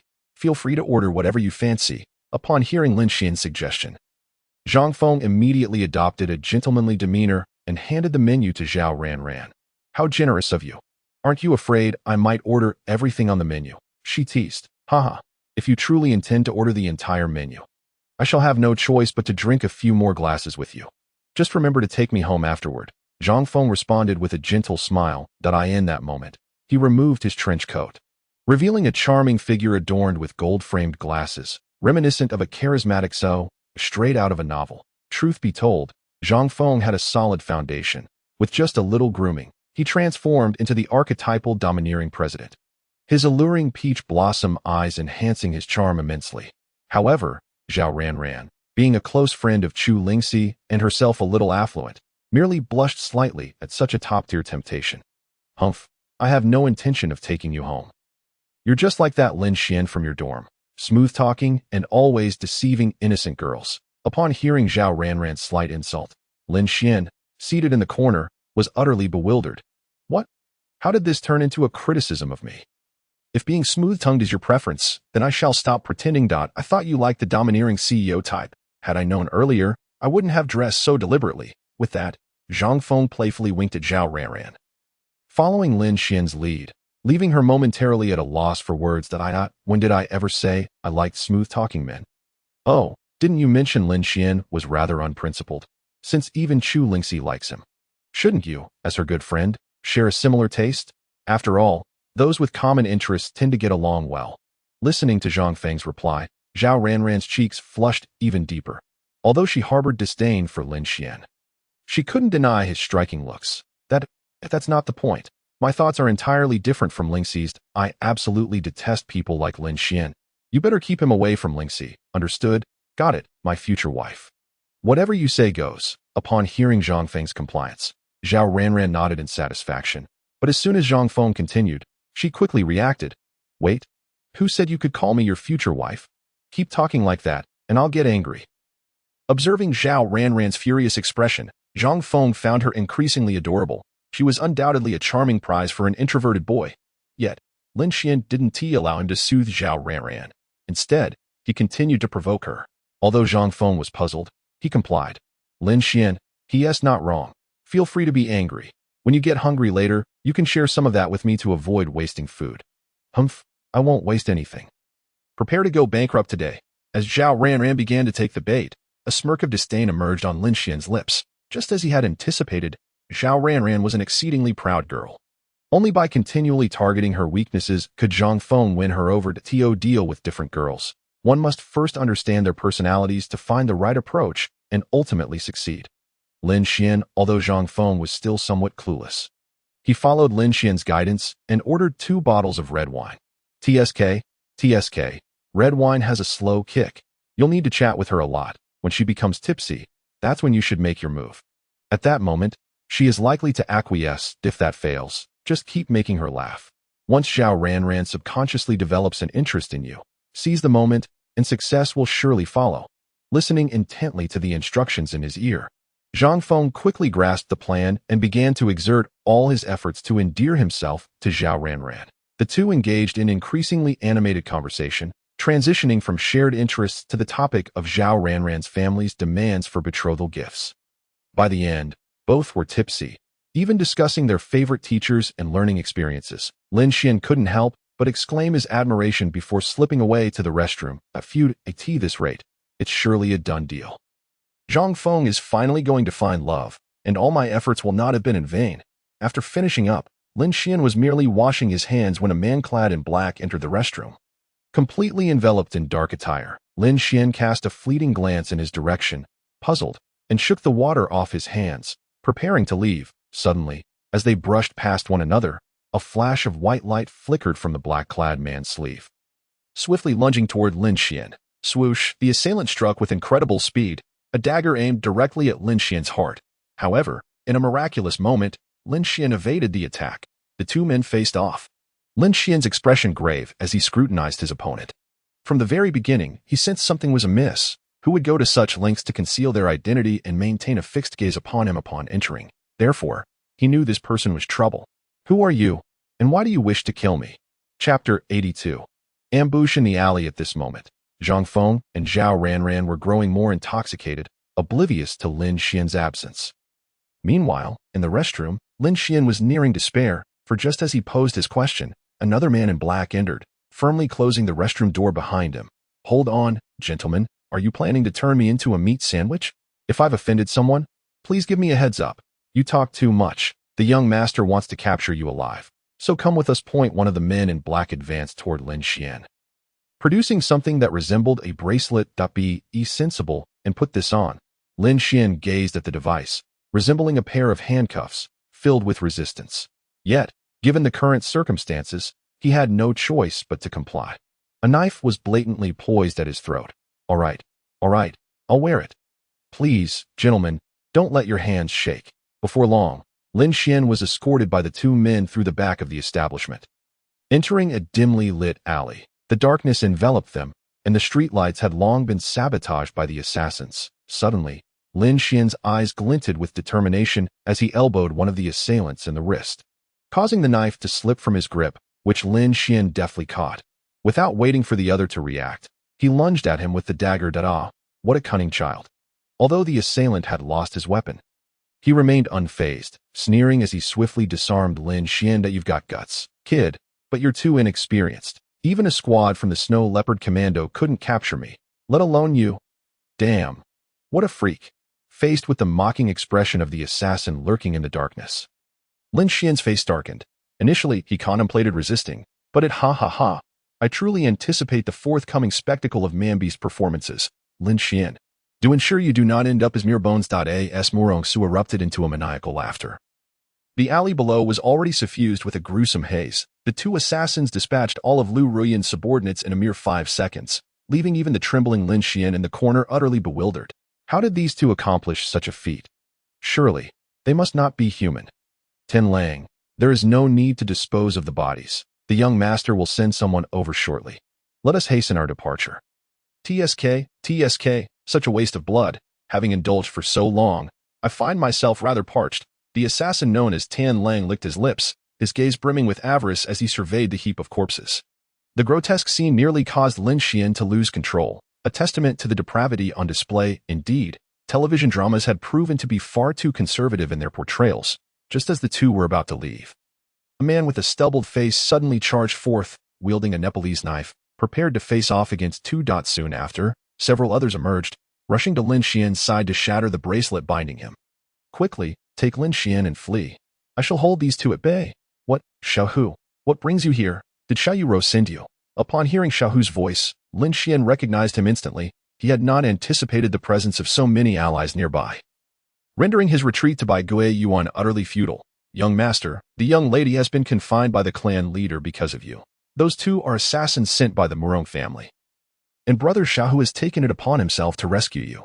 Lin Xian's heart raced, but the urgency of the situation left him no time for contemplation, compelling him to swiftly follow the Xiao family's guards in their escape.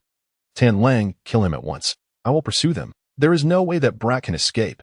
As long as I am here, none of you shall leave. Despite Xiaohu's valor, he began to struggle against the two top assassins. Tian Lang revealed a sinister smile, and with a blade appearing in his hand, he accelerated his assault, swiftly inflicting a wound upon Xiaohu's arm. The other assassin, with an uncanny agility, intensified his strikes. And within moments, Xiaohu was left battered and bruised. Puffed. Finally, Xiaohu could no longer endure and collapsed to the ground, while Lin Xian slowly retreated, for a third figure now stood before him. Clad in black leather, this person brandished 2 handguns, aimed directly at Lin Xian's head. Two useless fools nearly allowed the target to escape. As the third figure emerged, he methodically eliminated the Xiao family guards surrounding Lin Xian, wielding his firearms with deadly precision. What fools to wield knives when guns are at their disposal. The expressions of Tian Lang and his companion were filled with dread as they beheld the leather-clad man. Yet at that moment, Xiaohu, lying in a pool of blood, suddenly sprang up, drawing a slender sword from his waist to charge at Tian Lang and his accomplice. Chapter 83. Do you not have any sign of gratitude? Xiaohu's speed was remarkable. Despite the swift reactions of Tian Lang and his partner, he managed to plunge the slender blade into their chests at the cost of sustaining severe injuries himself. His left hand nearly severed and his abdomen pierced. Puffed. The two assassins fell lifelessly, while Xiaohu, having exhausted all means, lay sprawled atop the corpses, gazing weakly at the sky. Young lady, I have truly done my utmost. Lin Xian, quickly come to my side. Upon hearing Xiaohu's command, Lin Xian rushed to his side, horrified by his multitude of wounds. Ugh, Lin Xian, you must flee. If you can escape the alley, he will surely not dare to pursue you. I shall remain here to keep him at bay. Moreover, the young lady's safety is now entrusted to you. Protect her well on my behalf. Lin Xian looked at the wounds that bled profusely, his eyes filled with a complex mix of emotions. Why would he go to such lengths for him? Ha! You are indeed formidable, but alas, you are now but a spent force, incapable of stopping me. Lin Xian shall be taken. With that, The leather-clad man began to approach them slowly, while Lin Xian felt increasingly powerless. Xiao Hu summoned every ounce of strength to push him away. Hurry, do not let my sacrifice be in vain. I am sorry. Without a moment's hesitation, Lin Xian bolted, yet Xiao Hu miraculously gathered his strength. Lunging at the assassin and firmly grasping one of his feet, bang, the leather-clad assassin, devoid of emotion, fired 2 shots at Xiao Hu, the latter's back instantly reduced to a bloody mess. Yet Xiao Hu clung on steadfastly, his gaze vacant as he stared at the ground, breath barely escaping his lips. Go. How bothersome. The assassin, no longer able to tolerate the situation, kicked Xiao Hu away, then retrieved a small knife from the ground, expertly striking Lin Xian's calf. Lin Xian cried out in pain, collapsing to the ground as the leather-clad man approached with an impassive demeanor. Do not come any closer. Morong Su is committing a crime. I am a student of Magic City University, and I have connections. If this matter were to leak, would he not fear imprisonment? That is not my concern. Regardless, I will take you with me. Lin Xian gazed at him in despair. The specter of death looming over the alley, the leather-clad man approached with his firearm steadily. What is your name? Can you tell me? It would be fitting for me to transform into a vengeful spirit to haunt you after my demise. Ha ha ha. Realizing escape was futile, Lin Xian surrendered to laughter, deciding to at least provoke this man before his end. The assassin smirked slightly, having now reached Lin Xian, revealing a face weathered by time. He was a middle-aged man with piercing eyes, and Lin Xian was taken aback, sensing a peculiar familiarity. I hail from Guangdong Mountain. Those who know me refer to me as the first marksman. Now, it is time for you to accompany me back to see the young master. The leather-clad assassin slowly drew forth a length of rope, preparing to bind Lin Xian. But at that moment, he seemed to sense something, instinctively turning aside just as a bullet grazed his chest. Damn, it missed. Is this person a monster? The leather-clad man observed Wang Er and his entourage drawing closer, his brow furrowing in contemplation before he vanished into the shadows. Phew. Lin Xian, where has that assassin gone? How could he disappear in the blink of an eye? Hiss, why are you concerned about that assassin? Quickly help me with my wounds, and check on those who were injured earlier. Lin Xian clutched his thigh, enduring excruciating pain, when the sound of urgent high heels echoed from afar. Tap. As Lin Xian turned his head, he was suddenly enveloped in Lu Rian's embrace, her excitement palpable. Lin Xian. Whoa, I thought I would never see you again. If you had stayed by my side, none of this would have happened. If anything were to happen to you, I would turn the entire Magic City into a river of blood for vengeance, and then follow you into the afterlife. Lu Ruyan clung to Lin Xian with deep affection, her words brimming with both reproach and love. Doc, could you please get off? My leg is practically bleeding out beneath you. Ah, I am so sorry. I was just too worried about you. I will take you to the hospital immediately. Lin Xian groaned in agony, his gaze towards Lu Ruyan filled with reproach. He had not felt such despair even when facing the assassins. It was absurd that he had survived the assassin's onslaught only to nearly meet his end at Lu Rian's hands. Hurry, I truly cannot hold on much longer. Before he could finish, his mind began to swirl, and then darkness enveloped him. When he awoke again, he found himself lying in a hospital bed at Tianqi Hospital, with Lu Rian and Wang Jianjun anxiously watching over him. Oh, Xiao Xian has awakened. Do not sleep any longer, old man. Wang Jianjun, roused by his wife's call, shook off his daze and hurried to Lin Xian's side. Xiao Xian, you have finally awakened. If it were not for the remarkable skill of the doctors here. Old man, I might have had to bury you. Get out of here. What nonsense are you spouting?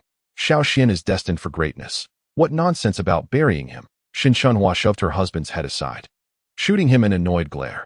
Then, she gently picked up a bowl of nutritious porridge from the table, feeding it to Lin Xian. Xiao Xian, the doctor said you need to eat something light and nourishing.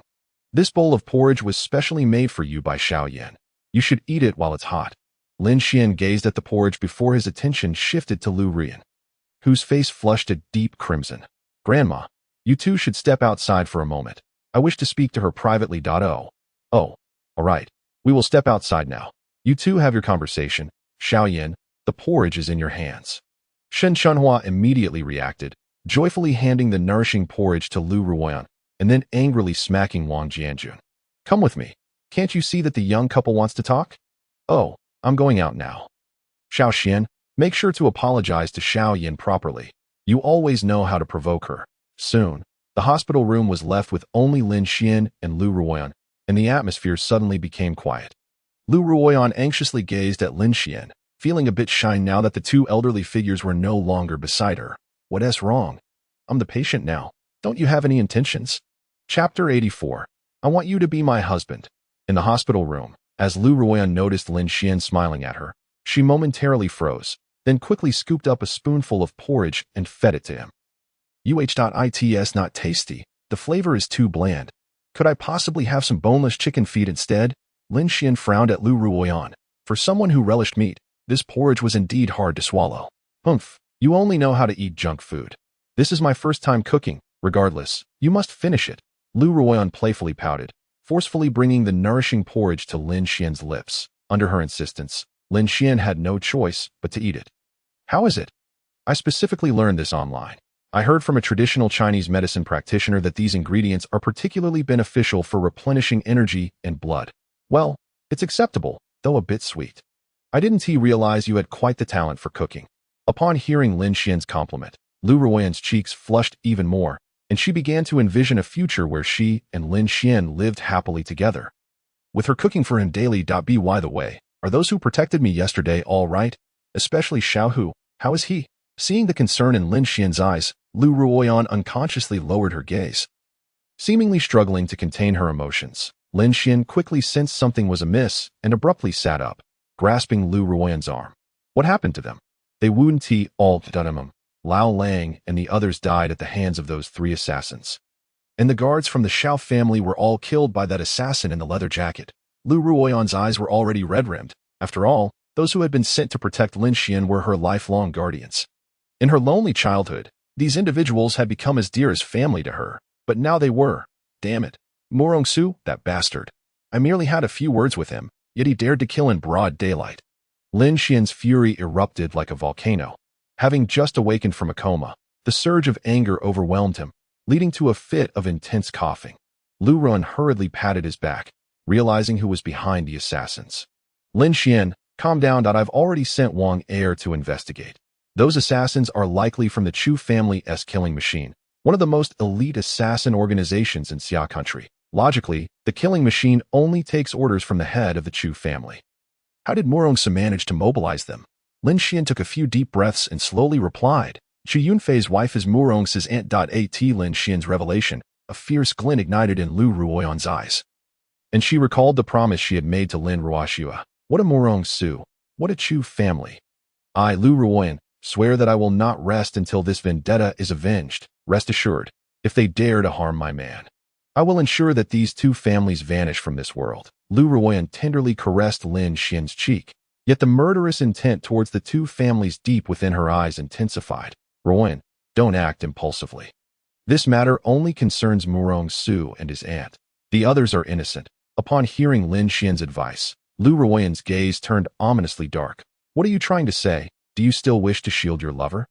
No, this matter has nothing to do with Lingxi. Don't act recklessly. As Lu Ruoyan heard him mention Chu Lingxi, a layer of frost instantly covered her face, and she coldly retorted, do you think I only seek vengeance for you? Lao Lang and the others died because of the Chu family, so regardless, I will eliminate everyone from these two families. Lin Xian stared at her in shock, his lips moving but ultimately remaining silent. Given Lu Ruoyan's current state, he understood that whatever he said would fall on deaf ears. Humph, why are you silent now? In your eyes, I ascend Chu Lingxi, your most cherished woman, now that I intend to kill her.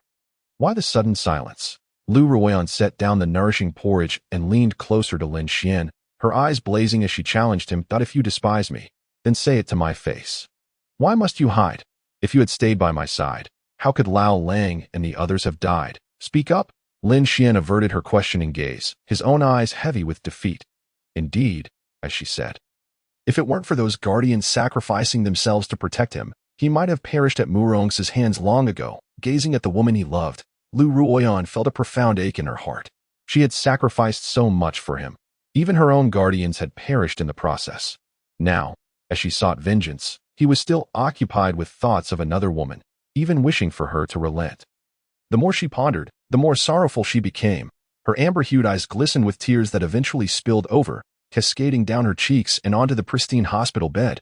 Ruoyan, I'm sorry. It's all my fault. IVE caused so much suffering. As Lin Xian watched her tear-streaked face, he reached out to wipe her tears but halted midway. Whoa, Lin Xian.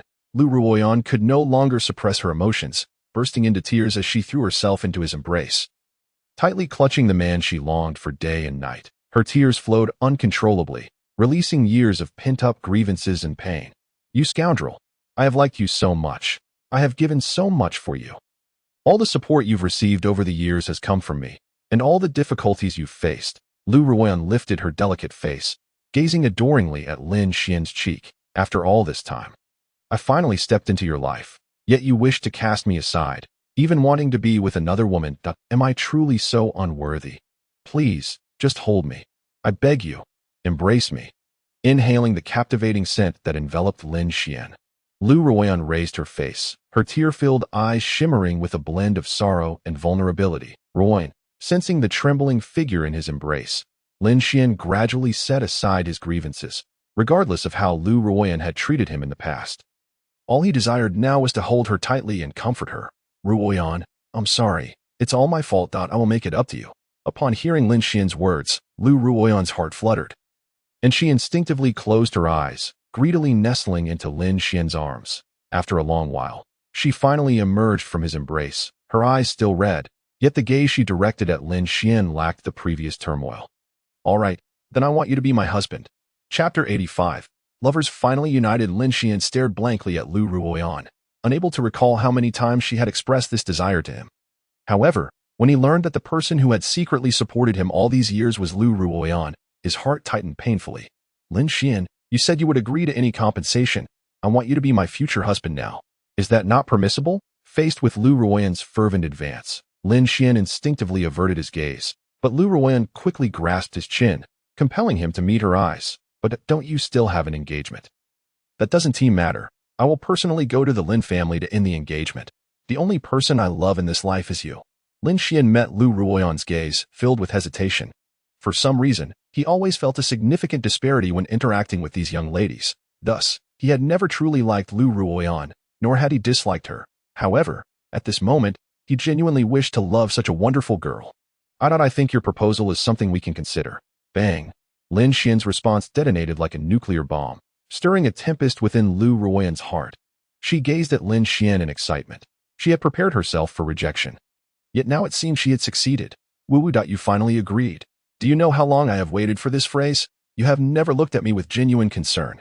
You rascal. Tears glimmered in Lu Ruoyan's eyes. Her lips trembling slightly, expressing joy and relief, she nestled tightly against Lin Xian, carrying countless grievances and heartaches, finally receiving acknowledgement for her years of silent dedication and waiting. All right, I was wrong in the past. When I first heard your name, I was uncertain. After all, not just anyone could win the heart of the illustrious Lu Ruoyan. Lin Xian scratched his head in bewilderment. Any normal man would hesitate to approach the Emperor of Ruoyan, for no one wished to be a mere backup. Humph, do not think to make so many excuses. You have always been indifferent towards me. Do you have any idea how heartbroken I am? The voice of Lu Ruoyan carried a tinge of sorrow, and a flicker of pain flashed in her eyes. Fine. It is all my fault. That's satisfactory. You can punish me however you desire. Very well. Your punishment is to love only me from now on. If you cannot fulfill this, then you shall be cut off from progeny. Do you dare to agree? Faced with Lu Ruoyan's piercing gaze, Lin Xian felt a chill course through him. This dilemma was truly challenging. Just then, a knock sounded at the door. Lu Ruoyan shot Lin Xian an annoyed glance, wiped away her tears, and resumed her earlier icy demeanor. Come in. Creaking open, the door revealed Wang Er, who solemnly approached Lu Ruoyan with a list in hand, presenting it to her. Miss, I have returned the bodies of the Xia family. Xia, who was remarkably loyal, having been struck by 8 bullets. If it were not for his valiant struggle against that leather-clad assassin, my lord might have died at this point. Admiration glimmered in Wang Er's eyes, despite their previous enmity at Tianshang Renjian. He still respected such a man as Xiaohu. Lin Xian, too, recalled the scene from last night, where so many had perished in blood to protect him, even knowing they were outmatched. It is all my fault. Had I not provoked Murong Su, this would not have happened. I am truly sorry that my lord. Please do not blame yourself too much. It is our duty to protect you, and I will ensure that the Murong family pays dearly.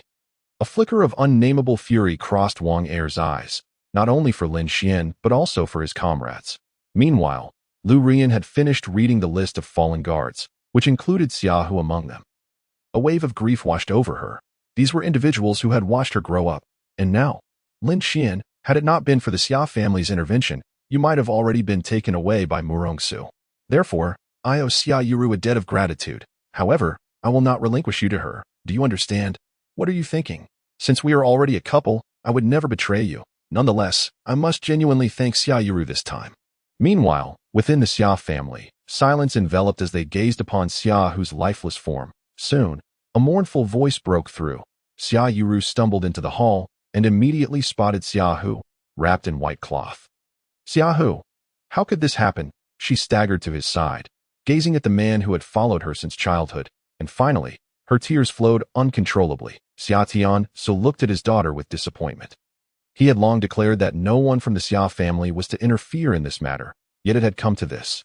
Yuru, the dead cannot return to life. I will ensure Xiaohu's ashes are interred in our ancestral grave.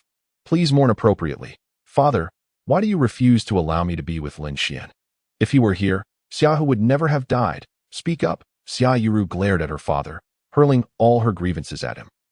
Yuru, is this how you speak to your father? I have stated before that our family has significant ties with the Murong family. Furthermore, the matriarch of the Chu family is the younger sister of Murong Mingtian.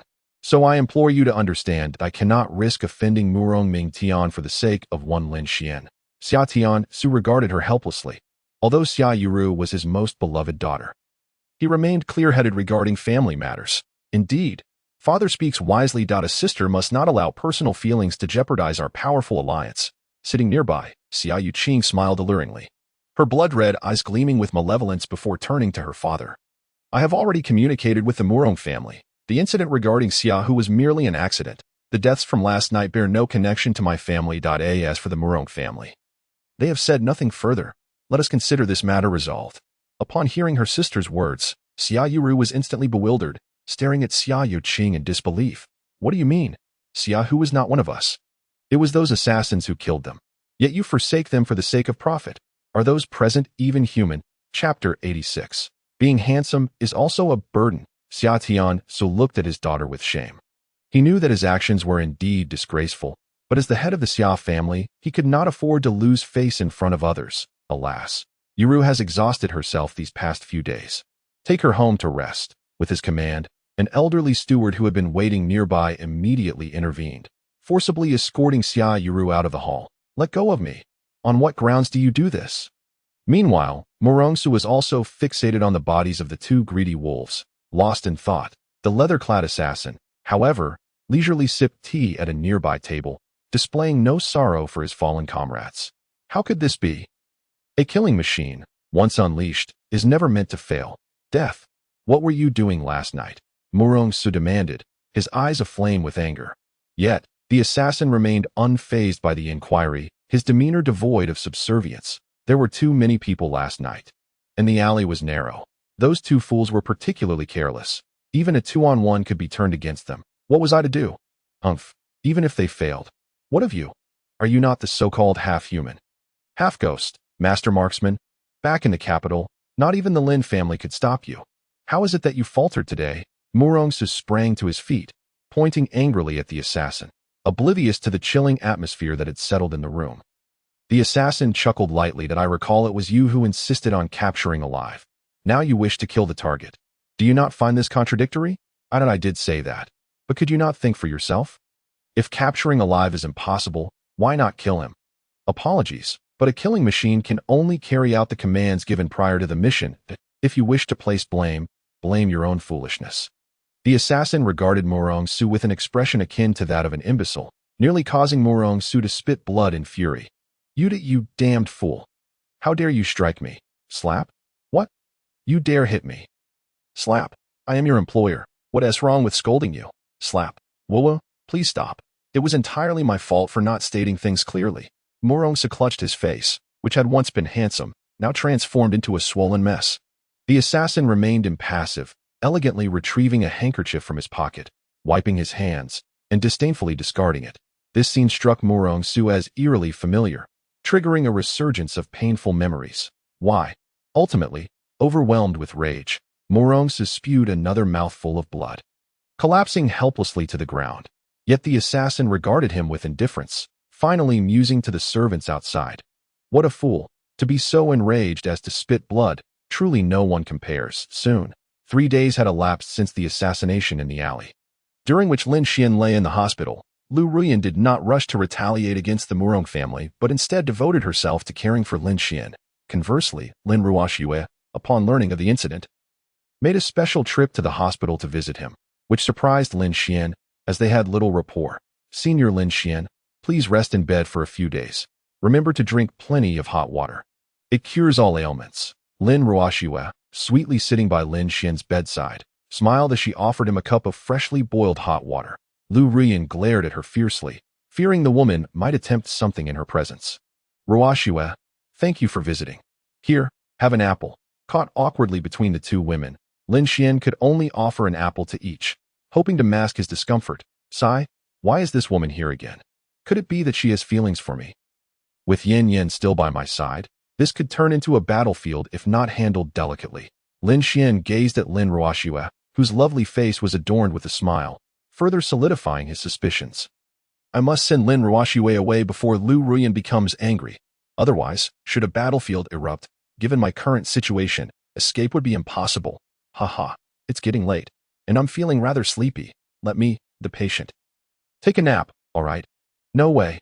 It's so rare for me to find time to see you, senior. Are you so eager to drive me away? With a delicate pout, Lin Ruoxue's playful voice echoed, causing Lu Ruyan to cast a murderous glare in an instant. Though her ire was not directed at Lin Xian. However, Lin Xian was convinced that Lu Ruyan was undoubtedly feeling jealous, yet Lin Ruoxue remained undeterred, playfully flirting before him. Senior Lin Xian, when I was a child, I learned an ancient technique for massaging acupoints in the legs. Would you like me to give you a massage? It might hasten your recovery, she suggested, attempting to lift the covers of Lin Xian's bed. This bold move startled him, prompting him to sit up abruptly and grasp her delicate hand. Cough. Lu Ruyan's expression darkened as she cleared her throat forcefully, and Lin Xian could distinctly feel the temperature in the room drop. He quickly released Lin Ruoxue's hand and turned to Lu Ruyan with a conciliatory demeanor. Let's skip the massage for now. I'm genuinely feeling tired. Could you both kindly allow me to take a brief nap? Hee, Senior Lin Xian is rather dull. You know that if you keep this up, you might find it difficult to secure a partner in the future, Lin Ruoxue teased, undeterred by Lin Xian's subtle dismissal, inching closer to him as if to sit on his bed. At that moment, Lu Ruyan, who had been silent for too long, could no longer contain herself. She stood up abruptly, her gaze piercing into Lin Ruoxue. If looks could kill, Lin Ruoxue would have certainly met her demise. Enough. Did you not hear Lin Xian express his need for rest? We should leave, Lu Ruyan commanded. Fine, fine, you make a valid point. Teacher Lu. I shall not disturb the patient any longer, Lin Ruoxue acquiesced, standing up gracefully, adjusting her skirt, and mischievously winking at Lin Xian before following Lu Ruyan out of the ward. As the two women finally departed, Lin Xian released a sigh of relief, the previous atmosphere having been exceedingly tense. He picked up his phone, opening the camera to gaze at his handsome visage. Becoming increasingly attractive, he mused. Alas, is being good-looking truly a burden? Why must these women always have their eyes on me? Chapter 87. Mr. Xiao, truly a person of remarkable character. Outside the ward, Lu Ruyan dragged Lin Ruoxue into her private office, her demeanor as stormy as a brewing tempest. Lin Ruoxue, I have already told you that I will assist you in bringing down Xu Yunfei. But before that, you must maintain your distance from Lin Xian. That is my bottom line. Done in the face of Lu Ruyan's furious outburst, Lin Ruoxue appeared utterly nonchalant, casually picking up a teacup from the desk and taking a sip. Quite refined. This Westlake Longjing is rich. Sister Yin, you seem to be living rather well. I am warning you now. Do not attempt to divert the topic. Lu Ruyan glared coldly, yet the more relaxed Lin Ruoxue appeared, the more wary Lu Ruyan became. She felt as though Lin Ruoxue was playfully toying with her. Hee, are you so concerned about Lin Xian? Of course, he is my everything, my rare dependence in this world. Lin Ruoxue replied, pouting slightly, her expression indicating her agreement with Lu Ruyan's sentiments. Does that mean you intend to break off the engagement with our Lin family? Breaking off the engagement is inevitable. I have never met your mysterious brother, and I doubt he would appreciate being tied to a stranger, Lin Ruoxue stated matter-of-factly. Lu Ruyan stared at her with unwavering conviction. Yet Lin Ruoshue's expression morphed into one of peculiar amusement, as if she were stifling a laugh. This only served to irritate Lu Ruiyan further, making her feel as though she lacked any authority. What are you laughing at? I have been confined by my identity as the eldest daughter of the Lu family my entire life. Is it wrong for me to pursue my own love now? No, not at all. That I find it quite reasonable. However, have you considered the implications of breaking off the engagement? What if you and he actually get along? Impossible. Absolutely not. As soon as Lin Ruoshue finished speaking, Lu Ruiyan vehemently denied her, her eyes betraying her disdain for her betrothed. If I am unable to break off the engagement in the future, I would rather be struck by lightning. Ah, such boldness. I am increasingly impressed by you, Sister Yin. Since you have not forgotten our agreement, I shall take my leave now. Do take good care of your little love interest. Lin Ruoshue said with a radiant smile as she turned to exit the office. However, the moment she closed the door, her expression morphed into a cunning grin. Hee, I hope you do not go back on your word. If you truly get struck by lightning, it would be quite the spectacle. Lu Ruiyan looked disdainfully at Lin Ruoshue's departing figure and tossed the teacup she had just used into the trash bin. Suddenly, her phone rang, and upon seeing the caller ID, her expression turned solemn. Hello, Mr. Xiao. What brings you to call me? Before she could finish her sentence, the voice on the other end erupted into a torrent of expletives, devoid of any noble composure. What do you mean? What brings me to call? I happened to pass by Tianqi Hospital, and your bodyguard seized me without a word. This foolish idiot claimed I possessed great medical skills and insisted I treat that Lin Xian's leg injury. I was just about to enjoy a luxurious wash at the Imperial Bathhouse, and now this idiot has dragged me here. What do you suggest I do? Lu Ruiyan stared at her phone in disbelief. Taken aback by Xiao Ju's crude language, she found herself momentarily at a loss for words. Wait, did you just mention treating Lin Xian's leg injury? Realizing that Wang Er had detained Xiao Ju at Tianqi Hospital, she couldn't help but exclaim in excitement. Well done. Her enthusiastic proclamation left Xiao Ju momentarily speechless. What is happening? That Wang Er detained me. Did you not understand what I said? Not at all. I believe he acted quite appropriately. Have him bring you upstairs. What? Are you out of your mind? This is called illegal detention. I am a lawful citizen of Xia country. You cannot treat me this way. Before he could finish, the other end of the line fell silent, and a smile of delight crept onto Lu Ruiyan's face. She quickly made her way to the elevator, eagerly awaiting Wang Er to bring Xiao Ju up. Ding! As the elevator doors opened, a fierce barking filled the air. Woof! If you lay a finger on me, I will bite you to death. Xiao Ju, disheveled and cornered in the elevator, glared warily at Wang Er and his lackeys. Mr. Xiao, it's been a while. This time, it seems you're in quite the predicament. Stop. Silence. Lu Ruiyan attempted to respectfully engage with Xiao Ju, but he interrupted her, pointing an accusatory finger at her in disbelief. Ah, so it's true. I never realized that all of you from the Lu family are nothing but troublemakers, coercing me to do your bidding. Fuming, Xiao Ju's face turned crimson, while Lu Ruiyan recognized her lack of respect and lowered her head in shame. Yet, thinking of Lin Xian made her embarrassment dissipate entirely. Mr. Xiao, since you are here, please attend to Lin Xian without delay, or I assure you, you will not be leaving here today. Xiao Ju, taken aback by Lu Ruiyan's threat, was momentarily at a loss for words. You sobbed at I, a kind and law-abiding citizen, am here because I possess some skills in the mystical arts, and now I find myself captured by you. Is there no law? Are you even human? Xiao Ju glared at everyone present, slowly withdrawing his right hand from his pocket, pointing it at Wang Er. Wang Er was taken aback, unsure if Xiao Ju was about to challenge him. Mr. Xiao, what is the meaning of this? Where's the money? Huh? I asked you where the money is. Are you serious? If you don't pay me, I'm not doing this for free. Stop acting like a fool. Xiao Ju berated him, prompting Wang Er to hurriedly pull out a bank card from his pocket, handing it over respectfully to Mr. Xiao. Please calm down. It's the same amount and the same password. Humph. Considering my recent financial constraints, I shall assist you this once. Now, where is the patient? Upon hearing Xiao Ju's agreement, Lu Ruiyan felt a surge of excitement. Lin Xian's leg injury would take at least 10 days to heal without assistance. But with Xiao Ju's arrival, everything would change. Although he was merely a wandering practitioner, it was well known that metaphysics was the most formidable science. Lin Xian's leg injury would be a breeze for Xiao Ju to handle. Mr. Xiao, I entrust Lin Xian's leg injury to you. Just in time. I too wish to see him once more. Chapter 88. Is Mu Ruan being burgled? Damn. Hurry, defend the house. Defend the house. Han Xin, guard it, as Xiao Ju and Lu Rian approached the ward. They were met with a furious roar from within. The man was shouting in a manner that even made Xiao Ju feel a twinge of embarrassment that, oh come on, if you lack the ability. Please refrain from joining the pinnacle match and causing trouble. Just as Lin Xian concluded his match and was about to pull his teammates into a small room for a discussion. The door creaked open. Coughing slightly, he was met with the sight of Lu Ruyan, arms crossed, leaning against the door frame with a cold gaze fixed upon him. Didn't you say you were going to sleep? Why are you guarding the house now? Lin Xian, feeling a twinge of awkwardness under Lu Ruyan's scrutiny, quickly reminded himself that he was now her boyfriend, and his confidence surged. Why should she dictate my actions?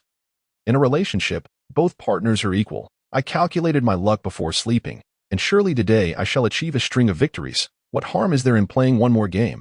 Lu Ruyan rolled her eyes at him in exasperation before stepping aside. There stood Xiao Ju, grinning widely at Lin Xian. Haha, Lin Xian, my friend, it has been quite a while. I have missed you dearly. You are the fortune teller from that day. Lin Xian scrutinized Xiao Ju closely, taking a moment to recall their previous encounter. However, Xiao Ju appeared unsatisfied with Lin Xian's recollection, quickly correcting him. Fortune teller? How pedestrian. In our profession, we now refer to ourselves as fate masters. We contend with the heavens to shape destiny, bestowing yin and yang upon all things. That is what it means to be a fate master. But alas, you wouldn't comprehend. Just know that I am quite formidable. Lin Xian, feeling bewildered, nodded blankly to AT this moment. Whatever the master said must be right. All he had to do was agree. Ahem, Mr. Xiao, shouldn't we begin? Oh yes, indeed. Leave this trifling matter to me. Upon hearing Lu Ruyan's prompt, Xiao Ju promptly moved beside Lin Xian, eager to fulfill the task for which he had been compensated. Yin Yin, what are we doing? I will help you treat your injuries. Now, lift the blanket, Lu Ruyan insisted. Mr. Zhao's methods are incredibly effective. Lin Xian gazed at Lu Ruyan in astonishment. Although he held a deep respect for mysticism, surely it could not be employed to heal a leg injury. Wait. I think I'll allow my wounds to heal on their own. What if I attract some karmic retribution or something? Xiao Ju, noticing Lin Xian's distrust, became infuriated. What do you mean by that? I, Xiao, have traveled far and wide. There is nothing I cannot handle. A mere knife wound is no challenge. With that, Xiao Ju forcefully lifted Lin Xian's leg and tossed him a pill. Just take this. Don't worry, it won't hurt. No. Don't. Moments later, when Lin Xian opened his eyes again, he was astonished to find his leg wound had miraculously healed within a mere 2.5 seconds. What on earth is happening? This defies logic. Such a large gash healed in an instant. He stared in terror at his thigh, then glanced at the composed Xiao Ju, and his worldview shattered. Ah, Lin Xian. My friend, this world is inherently a blend of truth and illusion. Everything you recognize is merely a construct imposed by others. Xiao Ju gazed at Lin Xian with profound significance, his demeanor that of a sage, leaving Lin Xian utterly captivated. Impressive, truly impressive. Mr. Xiao, you speak the truth. From now on, who would dare call you a charlatan? I, Lin Xian, will be the first to object. Well then, since the task is complete, I shall take my leave. Lu, your luck is quite remarkable, but your fates with him are becoming increasingly entangled. Farewell. With that, Xiao Ju exited the room, leaving Lin Xian in a state of bewilderment and Lu Ruyan deep in thought. Yin Yin, what did Mr. Xiao mean? I didn't quite understand. Nothing of importance. You need not understand. Just remain by my side obediently, Lu Ruyan replied, returning to her senses, affectionately stroking Lin Xian's cheek. However, Lin Xian quickly became anxious. He might not grasp Xiao Ju's words, but Lu Ruyan's intentions were crystal clear. Wait, did we not agree to avoid any form of confinement? I have no interest in other women, Lu Ruyan. Noticing his resistance, understood his wariness and sighed deeply that I never said I would imprison you. I merely wish for you to accompany me more often. Moreover, I have already arranged for your withdrawal from the dormitory. You shall live with me from now on. What? In the afternoon, Lin Xian finally returned to the long-missed campus, but the first order of business was to pack his belongings to Mu Ruan, having not seen Lin Xian for several days. Was nearly frantic and had even interrogated Wang Hua and others for information. As Lin Xian entered the classroom, Mu Ruan was still in the midst of questioning Wang Hua and the others.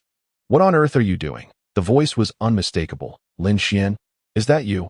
Upon hearing that familiar voice, Mu Ruan immediately turned, her excitement causing tears to spring to her eyes the moment she laid eyes on him.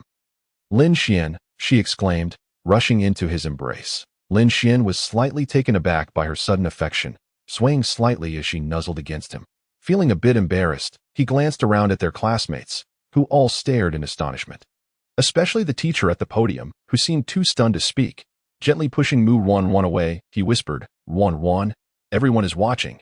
Realizing her indiscretion, Mu Ruan's face flushed crimson as she extricated herself from his embrace. Yet her small hands remained tightly clasped around him. Father, you have finally returned. Watching the heartfelt reunion, Wang Hua and his companions breathed a sigh of relief.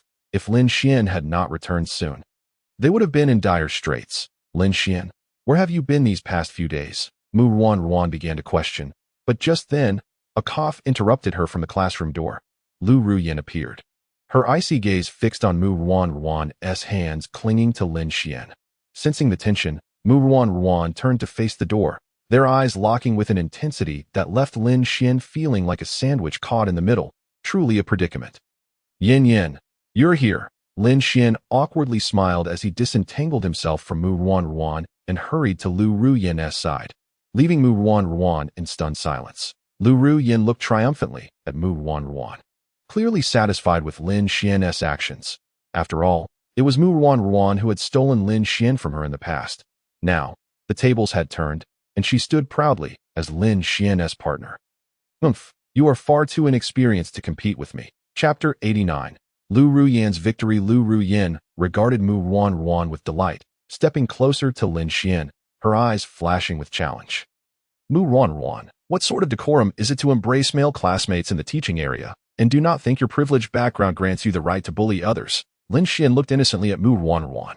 Though Lu Ruyin's words were pointedly aimed at her, Lin Xian understood all too well that this was a warning to Mu Ruan. He could already envision the ensuing drama. Given Mu Ruan's personality, it was a miracle she hadn't turned dark yet. Just as Lin Xian anticipated, Mu Ruan, hearing Lu Ruyin's admonition, defiantly retorted, Why not? Lin Xian is clearly my boyfriend. Don't forget, we are in MOD. You have no right to dictate here as an outsider. Following that, Mu Ruan shot a dark glare at Lu Ruyin and confidently approached Lin Xian. Taking his hand, Come on, Lin Xian, let us go to class. As soon as her hand clasped his, Lin Xian felt a wave of hostility emanating from Lu Ruyin. Wait a moment, Ruan. I only came to inform my roommates that I no longer reside in the dormitory and to submit a leave request for the past few days. Indeed, so Lin Xian, please hurry. There's no need to attend class today, that I'm sure Teacher Li won't mind, right? Lu Ruyin effortlessly explained on Lin Xian's behalf, directing a piercing gaze toward Teacher Li at the podium, who was instantly intimidated by her fierce demeanor. Teacher Li quickly nodded in agreement. Of course, we'll defer to Teacher Lu. His eyes gleamed with flattery as he regarded Lu Ruyin. As someone who had navigated the financial world for years, he had mastered the art of reading the room that in his eyes. Mu Ruan was merely a sweet but novicky girl from a good family.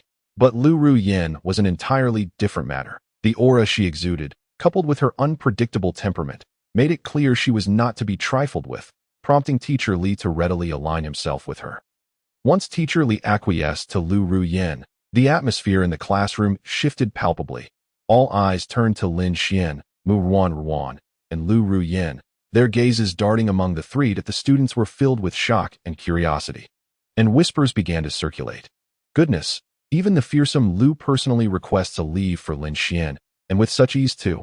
Isn't Mu Ruan supposed to be Lin Xian's girlfriend? Why does it seem like Lu and Lin Xian share a special bond? TSK. This love triangle is more dramatic than a soap opera. I'm afraid you may not comprehend this, but Lin Xian is quite the notorious scoundrel. Isn't he? It seems entirely reasonable for these affluent women to vie for his attention. What prowess does such a rogue possess? You can stew in your jealousy. After all, being a scoundrel is a skill in itself. If you were more handsome than he, you could indulge in frivolous affairs as well. Although the whispers around them were faint, they sliced through Mu Ruan's heart like sharp blades, causing her gaze towards Lu Ruyin to darken gradually. Observing the impending chaos surrounding Mu Wanruan, Lin Xian felt a tremor of concern within him. He yearned to comfort her, yet he found himself struggling due to the presence of a certain individual. Oh, dear heavens, please don't let her descend into despair. I truly cannot bear it. Lin Xian, why are you standing there? Come with me to the office. I need to finalize your leave request from the past few days. Noticing Lin Xian's hesitation, Lu Rian hastily urged him on, sensing his lingering guilt towards Mu Wanruan. However, the thought of upsetting Mu Wanruan today filled her with a perverse delight. Very well, teacher Liu not leave. Brother Lin Xian, why are you doing this? Just as Lin Xian turned to depart, Mu Wanruan suddenly grasped his hand, stubbornly refusing to let him go. Her eyes glistened with unshed tears as she bit her lower lip. Desperately trying to hold back her emotions, she looked at Lin Xian, her gaze a tumult of expectation and grievance, yearning for an explanation or a comforting glance from him. Yet, Lin Xian's expression was a complex tapestry of emotions. He recognized the weight of his previous words to Mu Wanruan, but those had merely been empty reassurances. It seemed he had unwittingly dug his own grave. What a misfortune! Wanruan, please release me. That I neglected to report my absence from school these past few days. And it's a serious matter. I must discuss it with teacher Lu Da. No. What has Lu Rian given you? Did you not profess your exclusive affection for me just moments ago?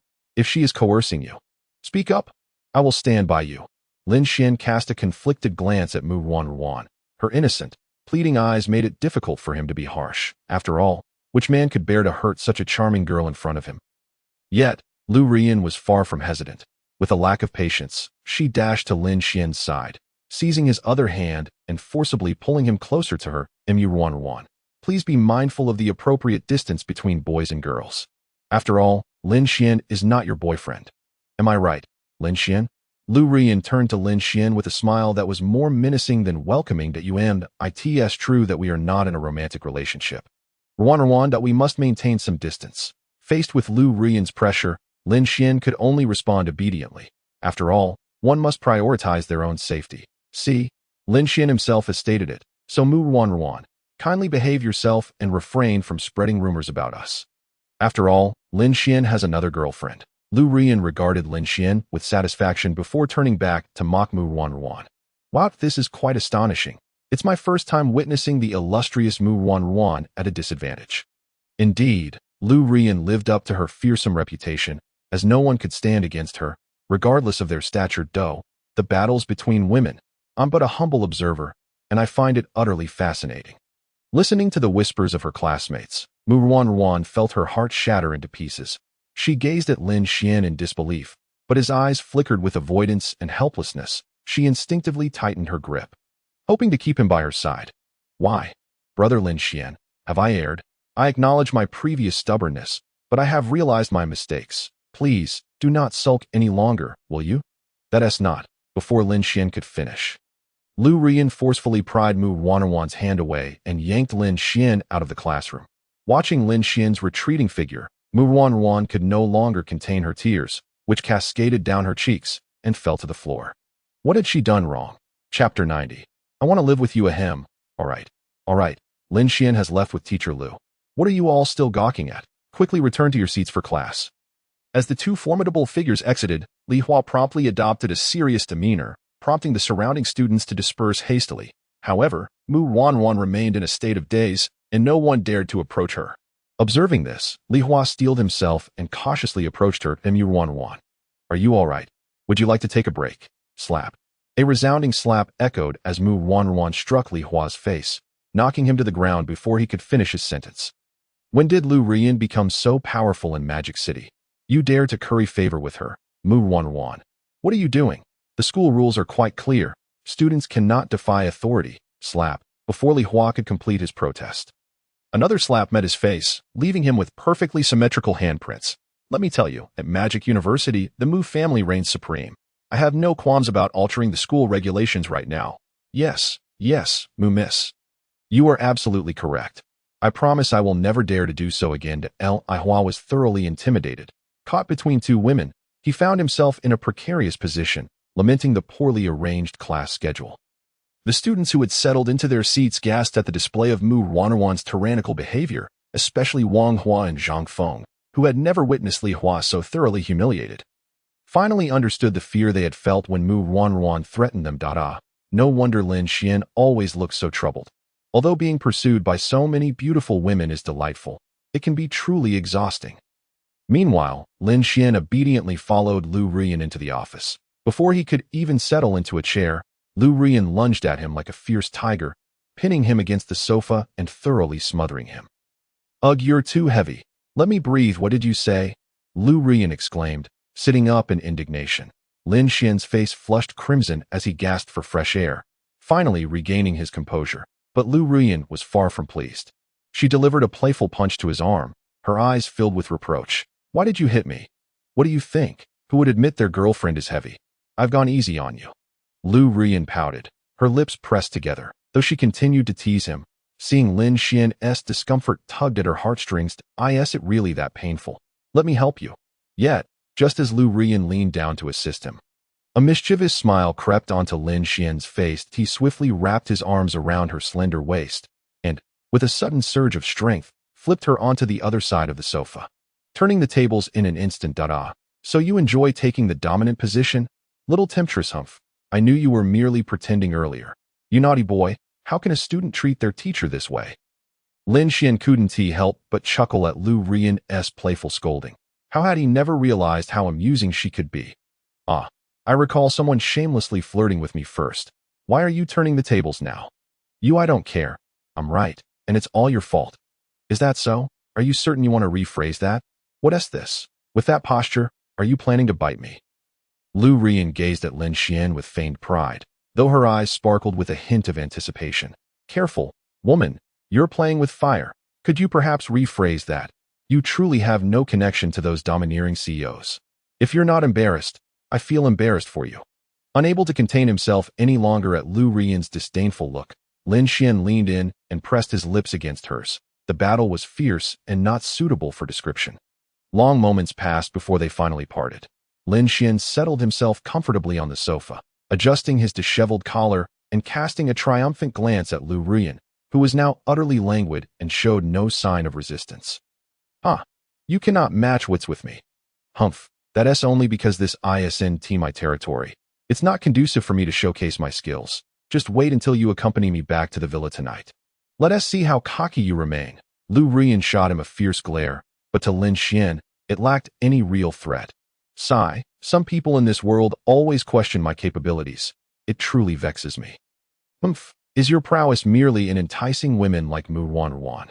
Suddenly, Lu Rian sat up, wrapped her arms around Lin Xian's waist, and leaned against him with a feigned air of sorrow.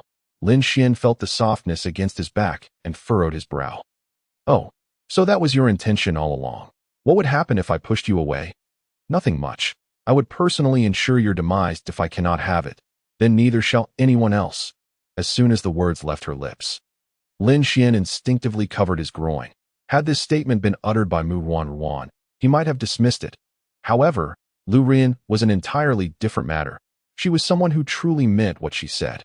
That is to say, my feelings for you are as vast as the heavens, and I certainly would never." "Shoo, why are you so nervous? Am I really that frightening?" Lu Rian flashed a charming smile, then donned her clothes and returned to her desk, retrieving a piece of paper from her drawer.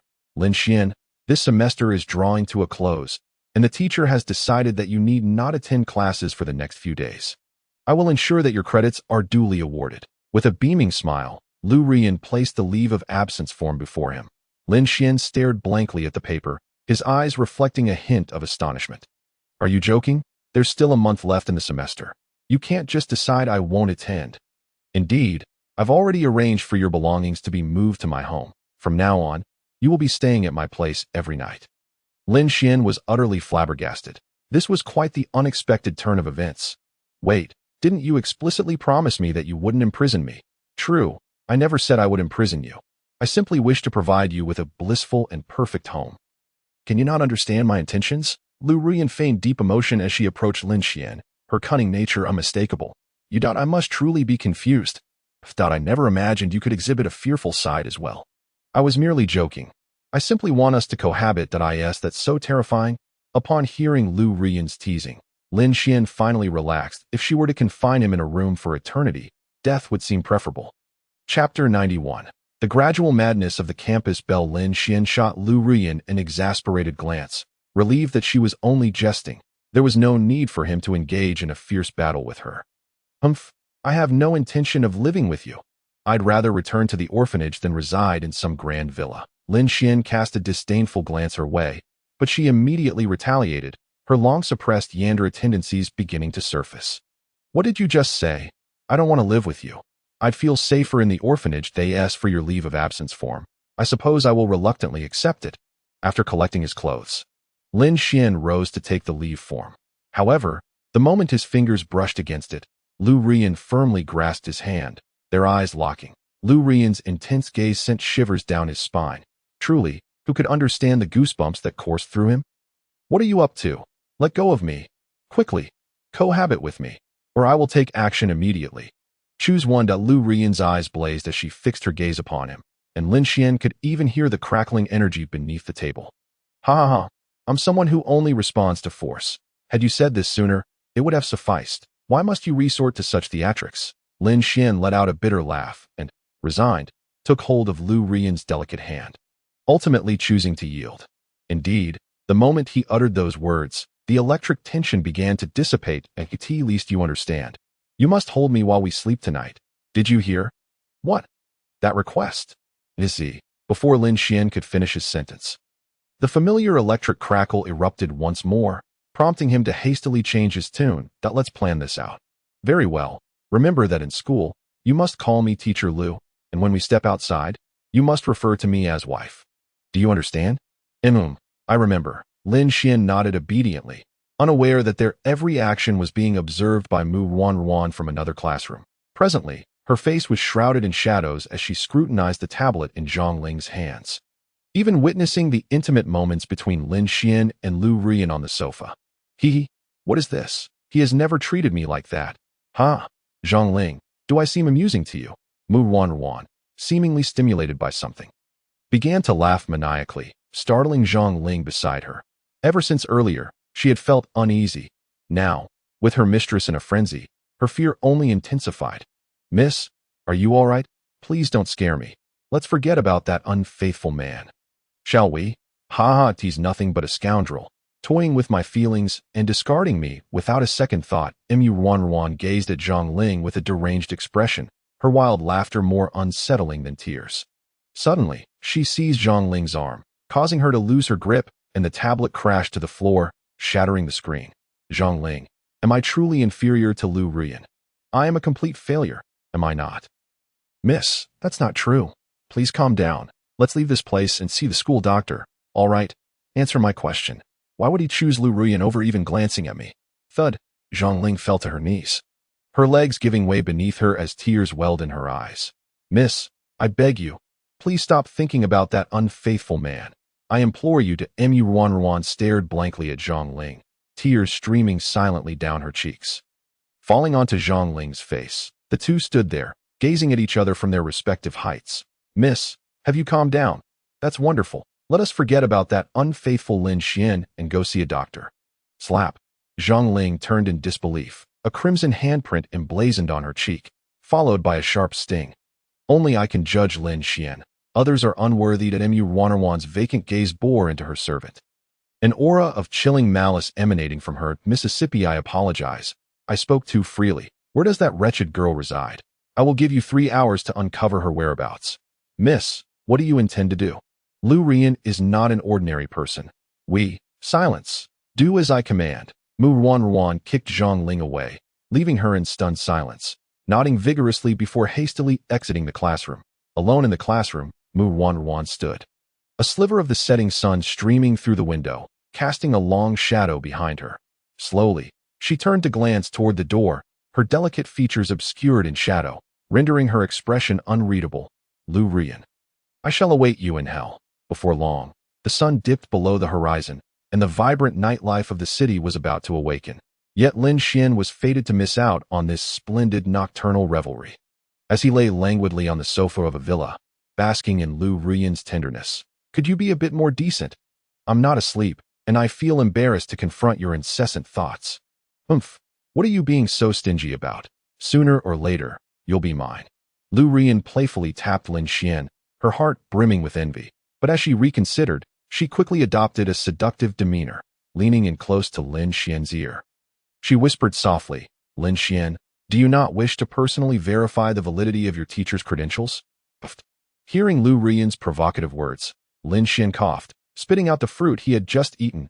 He shot upright in shock, nervously wiping his lips, and involuntarily recalled the moments they had shared that afternoon. Goodness, has she truly become this resilient? How am I to survive from here on out? Yet Lu Rian remained blissfully unaware of Lin Xian's inner turmoil. Continuing to flaunt her charms, when she noticed Lin Xian's dazed expression, a sense of triumph welled within her. Indeed, all men are the same. A little provocation and they crumble. Had I known it would be this easy. I shouldn't have forced him before. Lu Rian felt a twinge of regret, but quickly dismissed it. That aside, I am rather hungry. Let us eat first, and we can discuss these matters later. God, I understand. My dear husband wishes to conserve his strength, of course. I'm all ears. I'll go prepare dinner. With that, Lu Rian cheerfully strode into the kitchen, prompting Lin Xian to exhale in relief. At last, tranquility had returned. Chapter 92.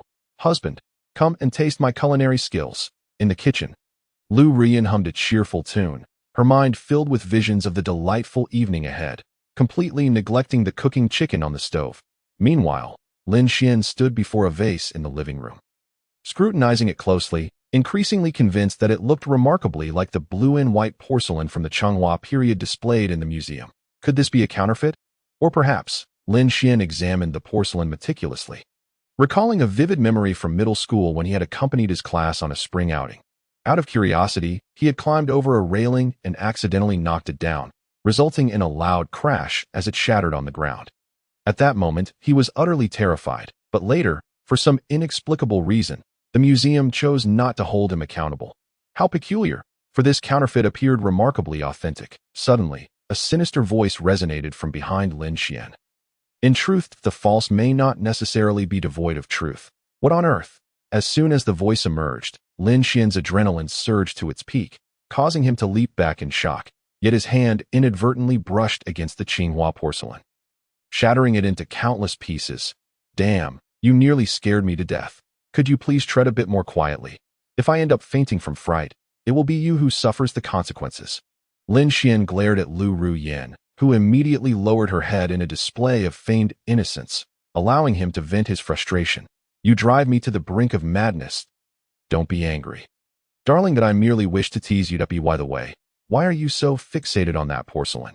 Is it truly more beautiful than I am? Lin Xian's reproach softened slightly, yet he remained indifferent to Lu Rian's playful antics.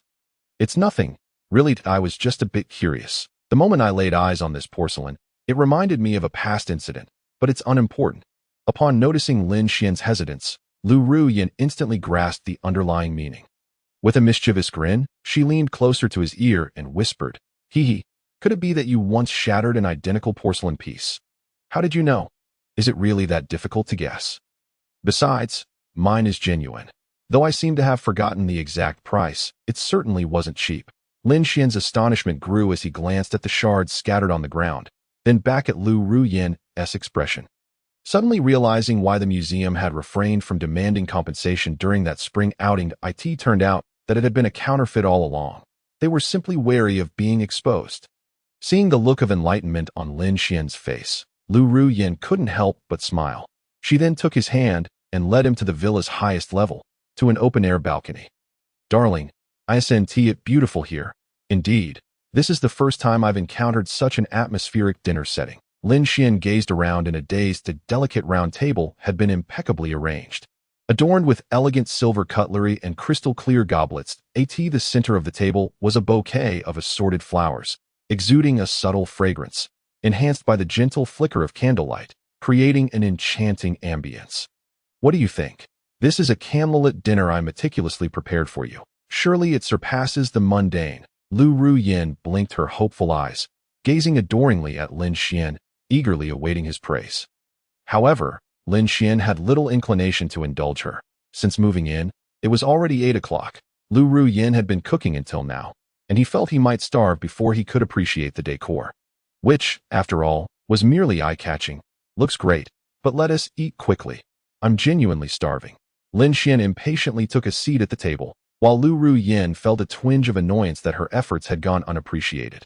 Yet, after a moment's thought, she smiled sweetly and sat beside him, mischievously reaching into her pocket. Then let us begin. Darling, try my culinary skills. I promise it will tantalize your taste buds. Soon, Lu Ruyin excitedly lifted the dish cover, releasing an enticing aroma. What do you think? I specially prepared charcoal grilled oysters for you. 10 of them should be more than enough for tonight. And Lu Ruyin enthusiastically detailed her culinary achievements. But Lin Xian's expression darkened with increasing concern. It seemed this meal concealed a hidden peril, and now for the final dish. It should be ready. I'll have it brought out immediately. Before long, a smiling middle-aged woman presented a clay pot before them. Darling, you must try this. Yellow wine braised pig trotters. I followed an online tutorial and used 2 pounds of yellow wine to make this. Please indulge. What? Not me. Lin Xian stared in disbelief at the yellow wine pig trotter, a strong aroma wafting towards him, already making him feel slightly tipsy just from the scent. Don't be shy. Let me feed you, Lu Ruyin declared, seizing a pig trotter and ripping off a layer of collagen, presenting it to Lin Xian's mouth. Come on, open wide. This is the most popular recipe for pig trotters online. It has to be delicious. No, I don't enjoy such greasy food. You should eat it instead. Absolutely not. This took 2 hours to prepare, and you must eat every last morsel, soup included. Lin Xian struggled against her insistence, well aware of the dish's notorious reputation, especially since Lu Ruyin was not known for her culinary prowess. One bite could indeed spell disaster. Lu Ruyin, perceiving Lin Xian's reluctance as ungratefulness, felt an inexplicable anger rising within her, ultimately resorting to her trump card. I see you're yearning for something more exciting. Yin, I truly dislike pig trotters. Can you please spare me? I want to repeat myself. Consume it now, and do not test my patience. Lu Ruyin fixed him with an unwavering gaze, her hand pressing the pig trotter closer to his mouth. Oh, this is so bitter. Lin Xian was forcibly fed, the bitter taste of yellow wine and the charred flavor of the pig's skin inundating his palate. For him, the sensation was more unbearable than ingesting a fly. Don't you dare spit it out. Even if it's unpalatable, you must swallow it. Lu Ruyin quickly covered his mouth, and he had no choice but to gulp it down, the alcohol flavor hitting him like a freight train. Ugh, this is utterly horrendous. I'd rather order takeout.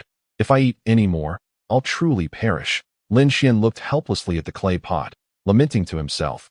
Who understands? Yellow wine braised pig trotters would be one thing, but the pig skin was burnt. Yet Lu Ruyin remained blissfully unaware of her culinary shortcomings, continuing her relentless pursuit. Humph, you are forbidden from consuming that junk food. Today, you shall eat only my cooking. Chapter 93. The effects of the medicine are about to begin. While Lin Xian endured his torturous meal, at another opulent estate, 2 women stood in a tense standoff. So, Chu Lingxi, though you may not be valued by your father, you are still his only child. That I believe utilizing a bit of family influence that should be feasible, don't you think? Mu Wanran maintained a stoic expression as she gazed at the coffee in her hand. Sitting across from her was none other than the eldest daughter of the Chu family, Chu Lingxi. Upon entering the estate, she had immediately handed over the footage captured earlier that afternoon and embellished the relationship between Lin Xian and Lu Ruyin. This is impossible. Lin Xian, that he clearly promised to always be by my side. How could he? Chu Lingxi stared despondently at the video of the two entwined, an unnamed anguish piercing her heart. Memories of a day spent watching movies with Lin Xian flooded back to her. Mu Wanran, listening to Chu Lingxi's muttering, felt a surge of vindictiveness rise within her. Her jealousy rekindled. It seems he is even more of a scoundrel than I imagined. He is playing both sides with you. You wretched man. Yet, in the presence of Chu Lingxi, she dared not voice her true thoughts, for she still had needs to fulfill. Well, isn't it true? Lin Xian is a scoundrel. He deceived our feelings. Don't you wish to exact revenge? Please, stop. I really can't bear to hear any more. No. Chu Lingxi slumped against the table, her tablet slipping from her grasp and crashing to the floor, resembling a wounded creature. Evoking sympathy, however, Mu Wanran found great satisfaction in her display of despair. She slowly approached Chu Lingxi, crouching beside her ear to continue her insidious persuasion that I refuse to believe you harbor no hatred towards him. Deep down, You must long to eliminate that wretched Lu Ruyin. Am I right? If you unleash those mercenaries of yours, it wouldn't take long for Lin Xian to return to your side. Get away from me. Chu Lingxi abruptly shoved Mu Wanran away, her eyes a fierce crimson, yet within moments, her expression dulled. Just go. I no longer wish to hear your words. Leave. Though Chu Lingxi had dismissed her, Mu Wanran remained undeterred, shouting in her face, "What a pathetic existence! You, a daughter of the Chu family, living in such a pitiful state. Your mother has passed, your father is seduced by another woman, and now your man has been stolen away. What meaning does your life hold? You are nothing but a complete loser. Enough!" Mu Wanran froze, taken aback. It was her first time witnessing Chu Lingxi lose control in such a manner. Yet, the goal had been achieved. Chu Lingxi covered her ears, tears streaming uncontrollably down her face. Sensing an opportunity, Mu Wanran pressed on. "What's wrong? Is the truth too much to bear? You are utterly useless, incapable of keeping your own man. Do you even deserve to be called a woman?" Chu Lingxi coldly turned to face Mu Wanran, her expression laced with derision. "Aren't you just like me? You? I won't waste my breath on you. Do you wish to eliminate Lu Ruyin? The choice is yours." With that, Mu Wanran stormed away in anger, and truth be told, Chu Lingxi's last remark had struck a nerve with a brutal force. She tore open the wounds of her past, mercilessly sprinkling salt upon them. After Mu Wanran departed, Chu Lingxi lingered in her room for an extended period, her gaze fixed upon the shattered screen on the floor. Frozen in a haunting image that inflicted unbearable anguish within her heart, her love for Lin Xian was profound. Yet the scenes captured in the video pierced her heart like needles, as memories of the past surged forth. One by one, the most cruel reality, however, was that all the sweetness she shared with Lin Xian had been orchestrated intentionally by him. Why must I endure this pain? I have already lost my mother. Why must you also hurt me? Why is fate so unjust? If I were not Chu Lingxi, would I be spared from such suffering?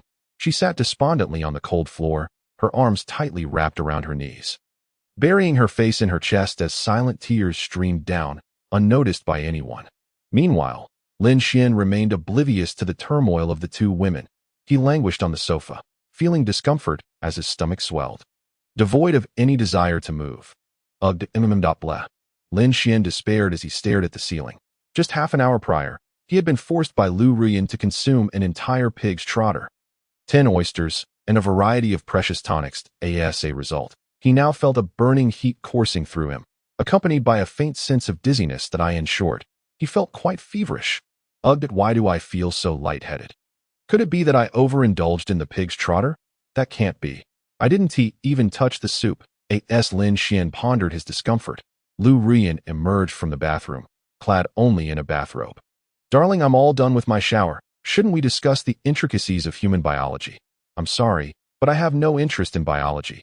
Let us skip it." No sooner had Lin Xian spoken than Lu Ruyin lunged at him like a frenzied tigress.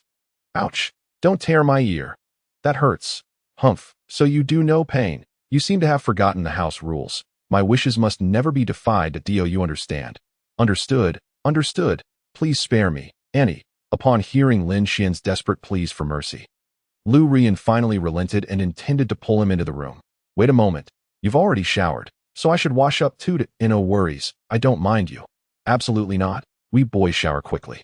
Just give me the length of a song. All right."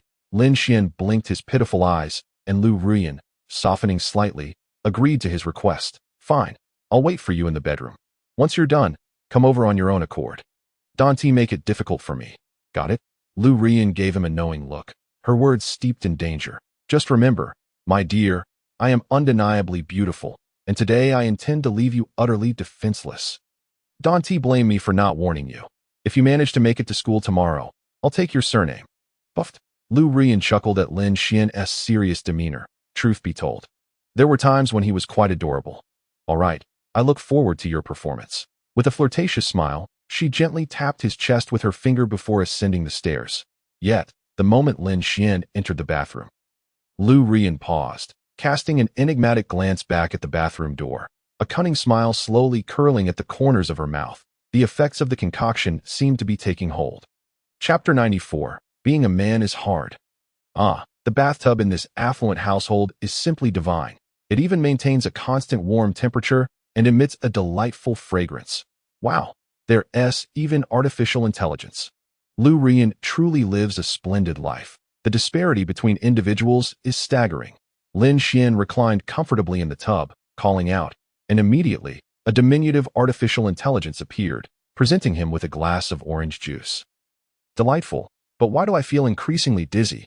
Lin Xian rubbed his head, attributing his discomfort to having overeaten the pig's trotter the previous night. After all, who would use yellow wine to cook pig's trotters?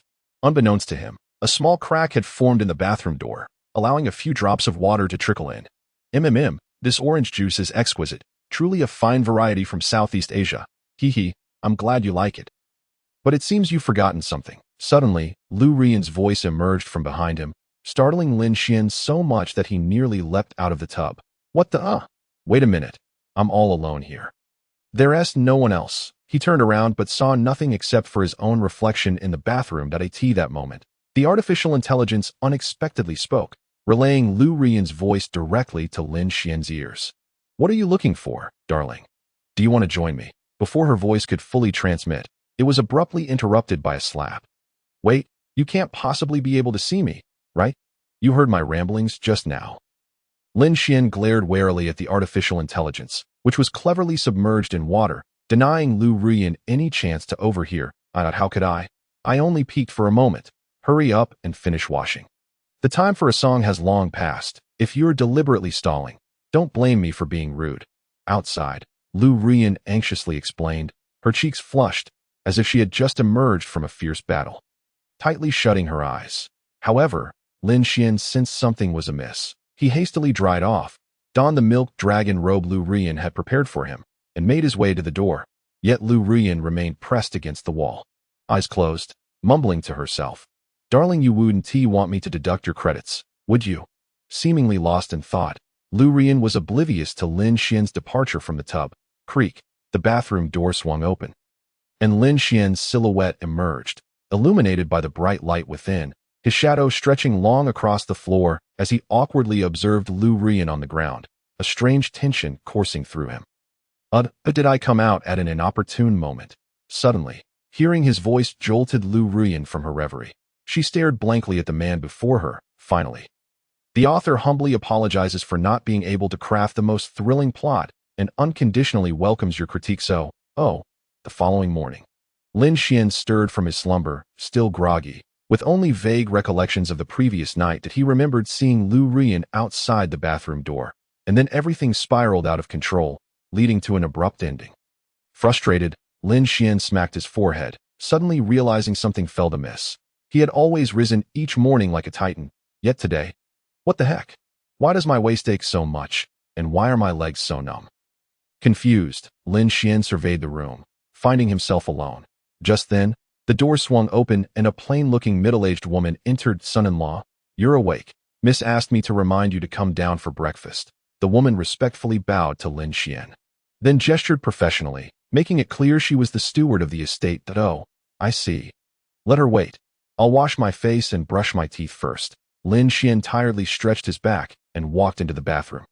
He gazed vacantly at his reflection in the mirror, appearing haggard and frail, devoid of the vibrant spirit he once possessed.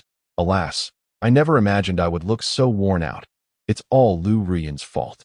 She has left me feeling rather listless. With a resigned sigh, Lin Xian lamented that his girlfriend's influence left him relying on tonics for vitality. Being a man is tough. Is my dear husband lamenting his fate or blaming me? Just as Lin Xian sighed in despair, a gentle voice floated in from outside the door, and Lu Rian sauntered into the bathroom, wrapping her arms around him from behind. The rosy glow on her face indicated that the man she embraced was indeed quite appealing. Could you wait a moment? Can't you see I'm brushing my teeth? You've been clinging to me since last night. Aren't you tired? Not at all, as long as I can stay by your side. I could never tire. Lin Xian.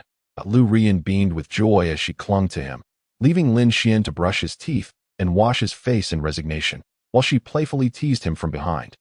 She even nibbled on his shoulder like an unruly kitten. Damn it, Lu Rian, you're pushing your luck. At last, unable to tolerate her antics any longer, Lin Xian seized her wrist and effortlessly lifted her off the ground. Lu Rian appeared startled by his sudden action, resting against his arm, utterly bewildered. Humph, you'd better behave yourself out there. Lin Xian exited the bathroom and tossed Lu Rian onto the sofa, then nonchalantly returned to the bathroom, slamming the door shut behind him. The entire process left Lu Rian utterly bewildered, as Lin Xian had deftly taken control. By the time she regained her composure, Lin Xian had already secured the door. How infuriating! How infuriating! Her husband was once again being disobedient. She had anticipated he would come back for more. How vexing! Lu Rian, feeling indignant, stamped her foot in frustration, yet found herself powerless, compelled to head downstairs alone for breakfast. Upon descending, her eyes immediately fell upon Wang Er, who was respectfully awaiting her presence in the living room, a dossier in hand. Miss, you have finally arrived. The investigation you requested regarding the Chu and Murong families has revealed their misdeeds over the years. Furthermore, I've summoned those two from the capital. What do you say we eliminate Murong Su? At these words, Lu Rian's delicate face turned icy cold in an instant. She accepted the dossier, scrutinizing the documents within, a cruel smile curling at the corners of her lips. Murong Su's birthday banquet tomorrow? Huh. That old fool is on the brink of death, yet still wishes to celebrate that. In that case, we ought to prepare a grand gift for this elderly gentleman. Lu Rian cast a cunning glance at Wang Er, who immediately understood her intentions. Seizing the dossier from her hands and departing the estate she watched Wang Er's figure recede. A savage glee emerged within her. She could already envision a scene of bloodshed at the Murong household.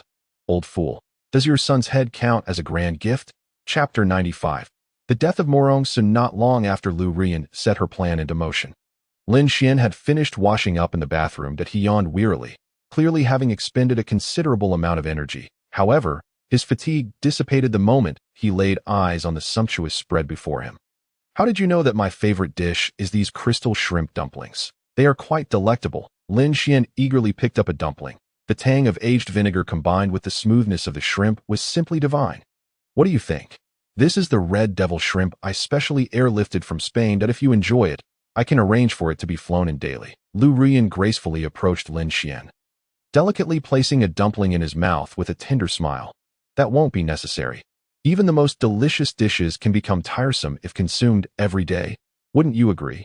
Lin Xian smiled slightly, his words hinting at a deeper meaning. Lu Rian shot him an exasperated glance before bypassing him to begin her breakfast. If you find it unbearable, just say so that we could manage once a day. Or if that is too much, how about every other day? Would that suffice? Wait, you are somewhat insulting, Lin Xian retorted, feeling a surge of indignation. As a man, he could endure grievances and be subjected to insults. However, he could not allow anyone to claim he was inadequate. Enraged, Lin Xian downed a cup of goji berry and red date soup, disregarding Lu Rian's presence as he scooped her up and carried her into a small bedroom on the first floor. Yet, unbeknownst to him, a triumphant smile gradually spread across Lu Rian's face. What a thrill, my dear friends. In a certain affluent venue in the City of Magic. Could you hurry it up a bit? Suck with conviction. Murong Su lay on a hospital bed, his face etched with worry. Ever since he had been spitting blood, his health had deteriorated with alarming rapidity.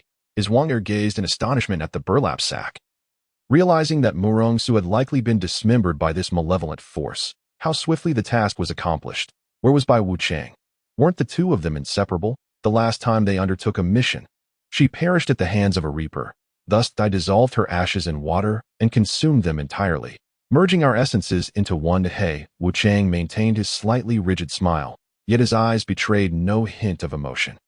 Wang Er stared at him, his gaze filled not only with disbelief, but also a profound fear. This was pure psychological torment. Family. Gulp. That I see. Since your task is complete, you may leave. Return to the capital. For your presence is no longer required here. After receiving the burlap sack, Wang Er promptly issued an eviction order to He Wuchang, as having such a bizarre killer nearby was truly unsettling.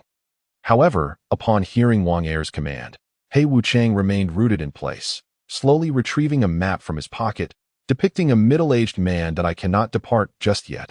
This individual was previously involved in an assassination in a narrow alley, which indicates he is here in Modu. I must stay to eliminate him.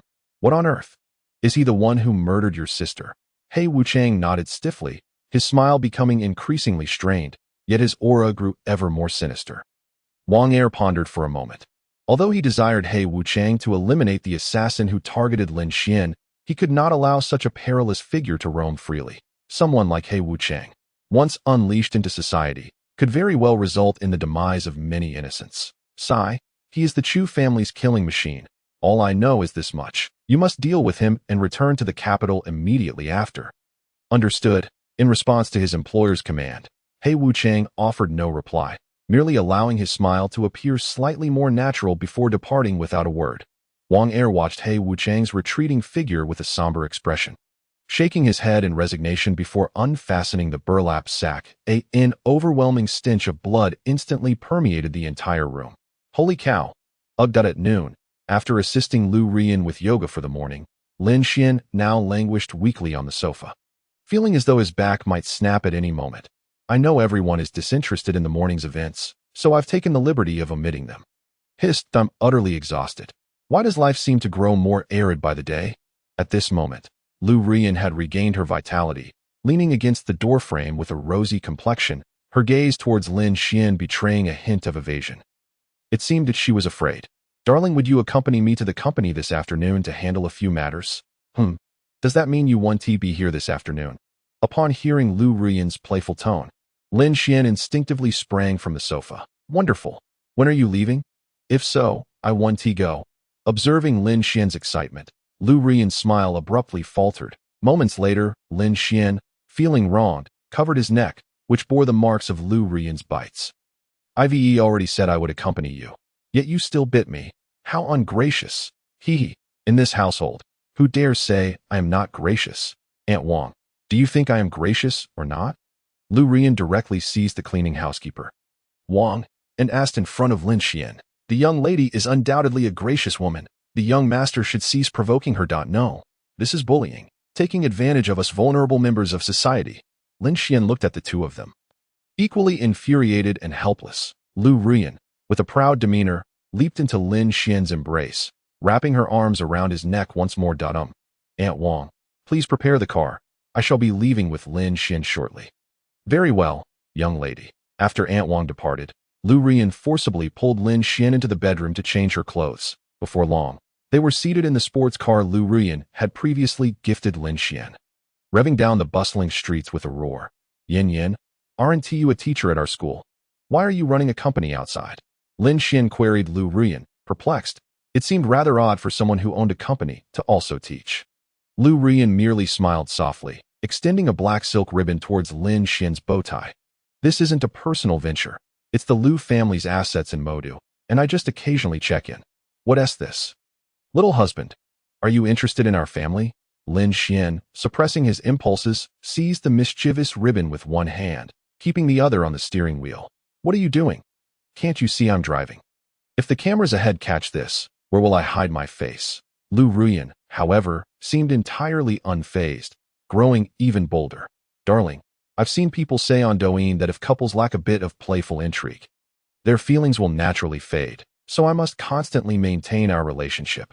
Lin Xian listened in disbelief to Lu Rian's nonsensical reasoning, firmly grasping her while steering with the other hand. In the future, refrain from watching those foolish vloggers. They only seek views. TCH, you don't understand my point at all. Just wait and see how. Soon, they arrived at the foot of a square skyscraper, its facade emblazoned with the words Qiangxing Technology. Holy cow, a Fortune Global 500 company. Is this merely one of your family's enterprises? Lin Xian gazed in astonishment at the towering structure, aware that only 13 companies in all of Modu made it onto the National Fortune 500 list. And this one was among them. What's so surprising about that? Once you step inside, you'll be even more astounded. Lu Rian chuckled, taking Lin Xian's arm as they entered the company. The interior scene was breathtaking, resembling a grand shopping mall, yet the layout exuded an even more futuristic ambience. For Lin Xian, it felt like stepping into a beautiful new world, simply unbelievable. It seems that living off a partner might not be so shameful after all. Chapter 97. The relationship continues to heat up as Lin Xian stepped inside. He was greeted by a holographic projection suspended in midair bearing the words, Futuristic Trajectory Tech. He was left utterly spellbound, sensing that this world was quietly evolving in ways unbeknownst to him, with thousands of miniature drones hovering overhead, These drones utilized various preset algorithms and big data models to create a dynamic art installation, a series of flowing images. How curious. Futuristic trajectory. ISNT, this company called Xiangxing Technology. Lin Xian pointed at the holographic projection, puzzled. Lu Rian glanced at the English text and smiled slightly. I named this company. Xiangxing Technology sounded too mundane. Like any other enterprise, once I fully take over, I will rename it. No, it should be called Xinyin Trajectory. After all, this company has witnessed our love. What do you think, darling? Lu Rian gazed at him with glimmering eyes, and Lin Xian felt his face flush at her sweet words, surprised that such a serious woman could utter such cheesy sentiments. That I think it's a wonderful name. It's no wonder you're my wife. With such charm in your choices, Lin Xian replied with a smile, unable to resist planting a kiss on Lu Rian. Their moment was fleeting, but after the kiss, he froze, realizing it had been purely instinctive. Lu Rian and the surrounding employees wore expressions of astonishment as well. Ugh! How embarrassing. This is the company. How could you kiss me here? Lu Rian blushed furiously, her face turning crimson, spreading down to her chest. Employees passing by couldn't help but glance at the couple, and soon, one keen-eyed colleague began to murmur. Wow, do you know who that guy standing next to her is? Who? He is way more handsome than my boyfriend. That's the president we just welcomed. I got to attend a high-level meeting thanks to my uncle, and I saw President Lu there. Oh my gosh, after the meeting, I remembered nothing but President Lu. I thought that woman looked familiar. Turns out she is President Lu. Once that employee spoke up, the others gasped in disbelief. At that moment, a female colleague noticed Lin Xian beside Lu Rian. Oh, who is that man? He is so handsome, way better than our campus heartthrob. I don't know, but I can assure you that guy is President Lu's boyfriend. He must be some rich heir. Oh, I'm so envious of those young masters and misses. Just then, a holographic navigation station in the center of the building activated, and a poised woman stepped out. She appeared to be in her 20s, with a vibrant ponytail, exuding the confidence of a career woman. Mr. Lu, you have arrived. They are all waiting for you in the conference room for the meeting. I have reviewed this product report, and the quality has indeed improved. The woman hurriedly approached Lu Rian, respectfully reporting her work, to which Lu Rian merely nodded slightly. She then turned to Lin Xian, meticulously adjusting his tie around his neck, and unexpectedly planted a heavy kiss on his lips in front of others. A sudden ambush. He, caught off guard. Did you dare to surprise me? What a little tease you are. Darling, I have a meeting to attend shortly. This is my team leader, Chun Wenjing. She will take you to the entertainment area to relax for a bit. And I will finish my meeting soon. All right, go ahead. I will wait for you outside. Lin Xian obediently nodded, and once Lu Rian gradually walked away, he could no longer conceal his excitement, his smile stretching from ear to ear, his heart racing wildly. In truth, he didn't even realize he was gradually falling in love, and Lu Rian's significance in his heart was growing ever stronger. Chun, upon witnessing Lu Rian's departure and Lin Xian's sudden exuberance, felt a strange surprise, wondering if this man might be suffering from some serious condition. However, she dared not voice her thoughts and could only diligently attend to Lin Xian, as he was Lu Rian's partner. And serving him well might even lead to a salary raise. Mr. Lin, you must be quite tired after your journey. Shall I take you to the entertainment area for a stroll? Sure, the exhibits here look impressive. Just the opportunity one need to broaden my horizons. Lin Xian readily accepted Chun Wenjing's invitation. This place was certainly far more entertaining than certain high-tech exhibition halls. The nanorobots and artificial intelligence simulation systems alone surpassed anything found outside. Moreover, the entertainment area Chun Wenjing mentioned was even more extraordinary, featuring virtual reality scenes that simulated natural landscapes and a gaming zone created with augmented reality technology, especially the virtual reality setup, which required no headgear. Simply stepping inside would instantaneously transform the surrounding space, akin to the mystical realms depicted in fantasy novels. As for the other advanced technologies, Lin Xian could hardly comprehend, merely nodding along as Chun Wenjing explained. Pretending to understand afterward, Mr. Lin, there is also a gourmet restaurant here where our employees dine, and it rivals any outside restaurant. That sounds delightful. Coincidentally, I didn't eat much this morning, so a lunch here would be perfect. Lin Xian rubbed his hands in excitement. Truth be told, after all the fuss with Lu Rian, he was on the verge of exhaustion. Chun Wenjing seemed to sense this. As soon as they entered the restaurant, a chef approached, and she whispered something in his ear. Subsequently, she led Lin Xian into Lu Rin's exclusive dining room, which was extravagantly luxurious, with a faint, pleasant aroma wafting through the air. Mr. Lin, I notice you appear somewhat fatigued. You must have endured quite a bit under Ms. Lu's leadership. Lin Xian awkwardly glanced at the ceiling. Such matters were laid bare by her. Chen Wenjing, seeing his expression, quickly reassured him. Mr. Lin, there's no need to feel embarrassed. My husband is much like you. He often looks drained and has dark circles under his eyes. My father is a physician, and he prepared a revitalizing soup for my husband, which instantly rejuvenated him that very night. I've already arranged for a pot to be made for you. Upon hearing Chen Wenjing's words, Lin Xian's eyes sparkled with interest, but out of pride, he coughed lightly. Ahem, I don't think I need it. Chen Wenjing, catching his expression, gave him an understanding look. Rest assured, Mr. Lin, my husband drinks it every night, and it works wonders. After all, that you wouldn't want to always be overshadowed by Ms. Lu, would you? Gazing into Chen Wenjing's sly eyes, Lin Xian's long-lost dignity returned in an instant. All right, make me a larger batch. Today, I must prevail. Chapter 98. Darling, we meet again. Hurry and prepare that revitalizing soup for me, along with some grilled oysters or something. It must be beneficial for strengthening the body. Chen Wenjing promptly pulled out a menu, jotting down everything Lin Xian requested, and then hurried to the back to urge the chef to in no time. The spacious lounge was left with Lin Xian alone. Bored, he picked up his phone, intending to play a game, only to find his WeChat messages nearly exploding. Xiao Huazi, Deyitsi damn. You actually sneaked off to the tech exhibition alone. Didn't you? Xiao Fengzi, Yitsi Xian, you've truly disappointed me. Going out to have fun alone, while leaving us to endure that boring finance class at school, it seems our friendship has come to an end. Lin Xian helplessly looked at his WeChat. He had merely posted a few photos from the entertainment area to his moments. Yet, these two clowns caught wind of it and immediately came to interrogate him. The universe's most dashing man, Lin Xian, not having to attend class is simply delightful. That virtual reality experience was incredibly fun, unlike some who can only stare at their phones. Relying on their imagination, Lin Xian smugly sent the message, then ignored it, reclining comfortably on the leather sofa. Bliss. In a classroom at Magic City University, Wang Hua and Zhang Feng stared at their phones in disbelief. The two lines of black text stood out glaringly, leaving them speechless in anger. Damn, this ungrateful brat. He's really getting bold. After Mu Ruan tortured us that day, we didn't betray him.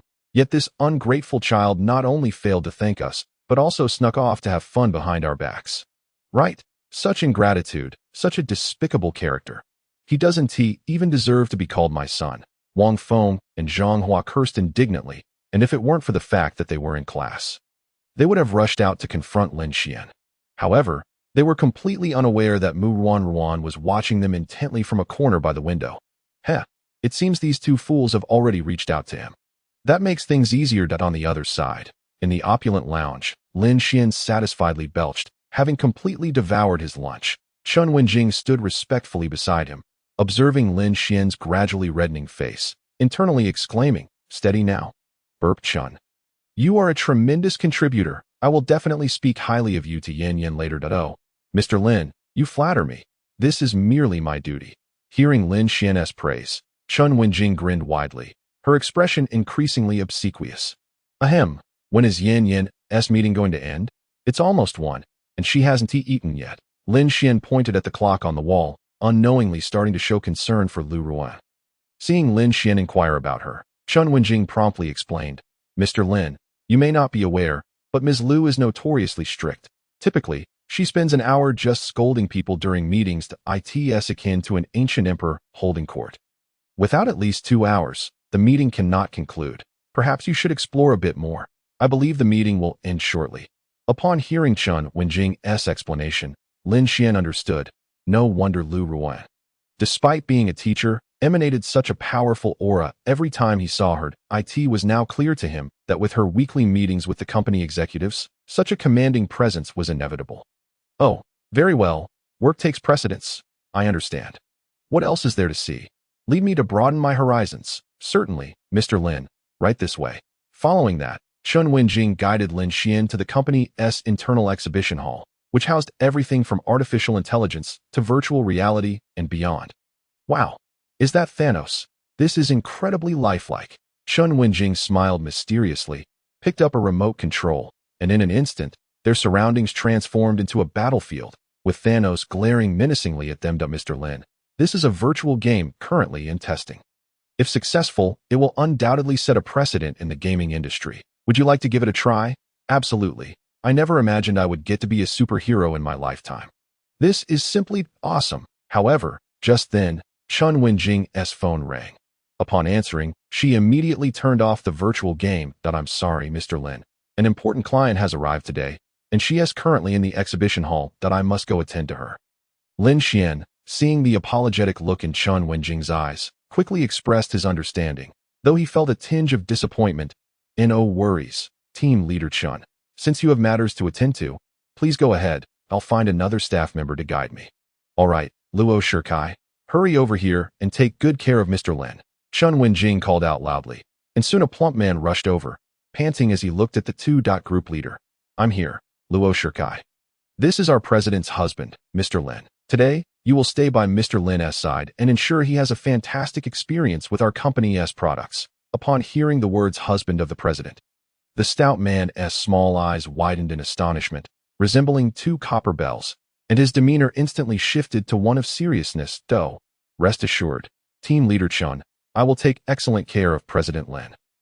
Just then, while Luo was brimming with delight, a sharp female voice suddenly pierced through the atmosphere, prompting everyone to turn their gaze toward the entrance. There, a woman radiating an imposing aura was gracefully striding into the exhibition hall, instantly capturing the attention of all present the moment she appeared. Her long hair cascaded like a waterfall over her shoulders, shimmering with a subtle blue light under the venue's illumination. She wore a form-fitting black gown adorned with delicate silver sequins, complemented by an exquisite women's blazer. With the crisp sound of her high heels echoing, she made a beeline for Lin Xian. Isn't that Xiao Yuqing? Lin Xian stared at her in disbelief, as her blood-red eyes, brimming with a sinister allure, were fixated on him from the moment she entered, conveying a hint of mischief and provocation. President Lin, do you know President Xiao? Chen Wenjing, noticing Lin Xian's words, cautiously inquired. However, Lin Xian was too preoccupied to respond. At that moment, his gaze was locked with Xiao Yuqing's, and he felt as though he was ensnared by an inexplicable force. Something feels off. Xiao Yuqing flashed a wicked smile, her crimson lips parting as she unknowingly approached Lin Xian.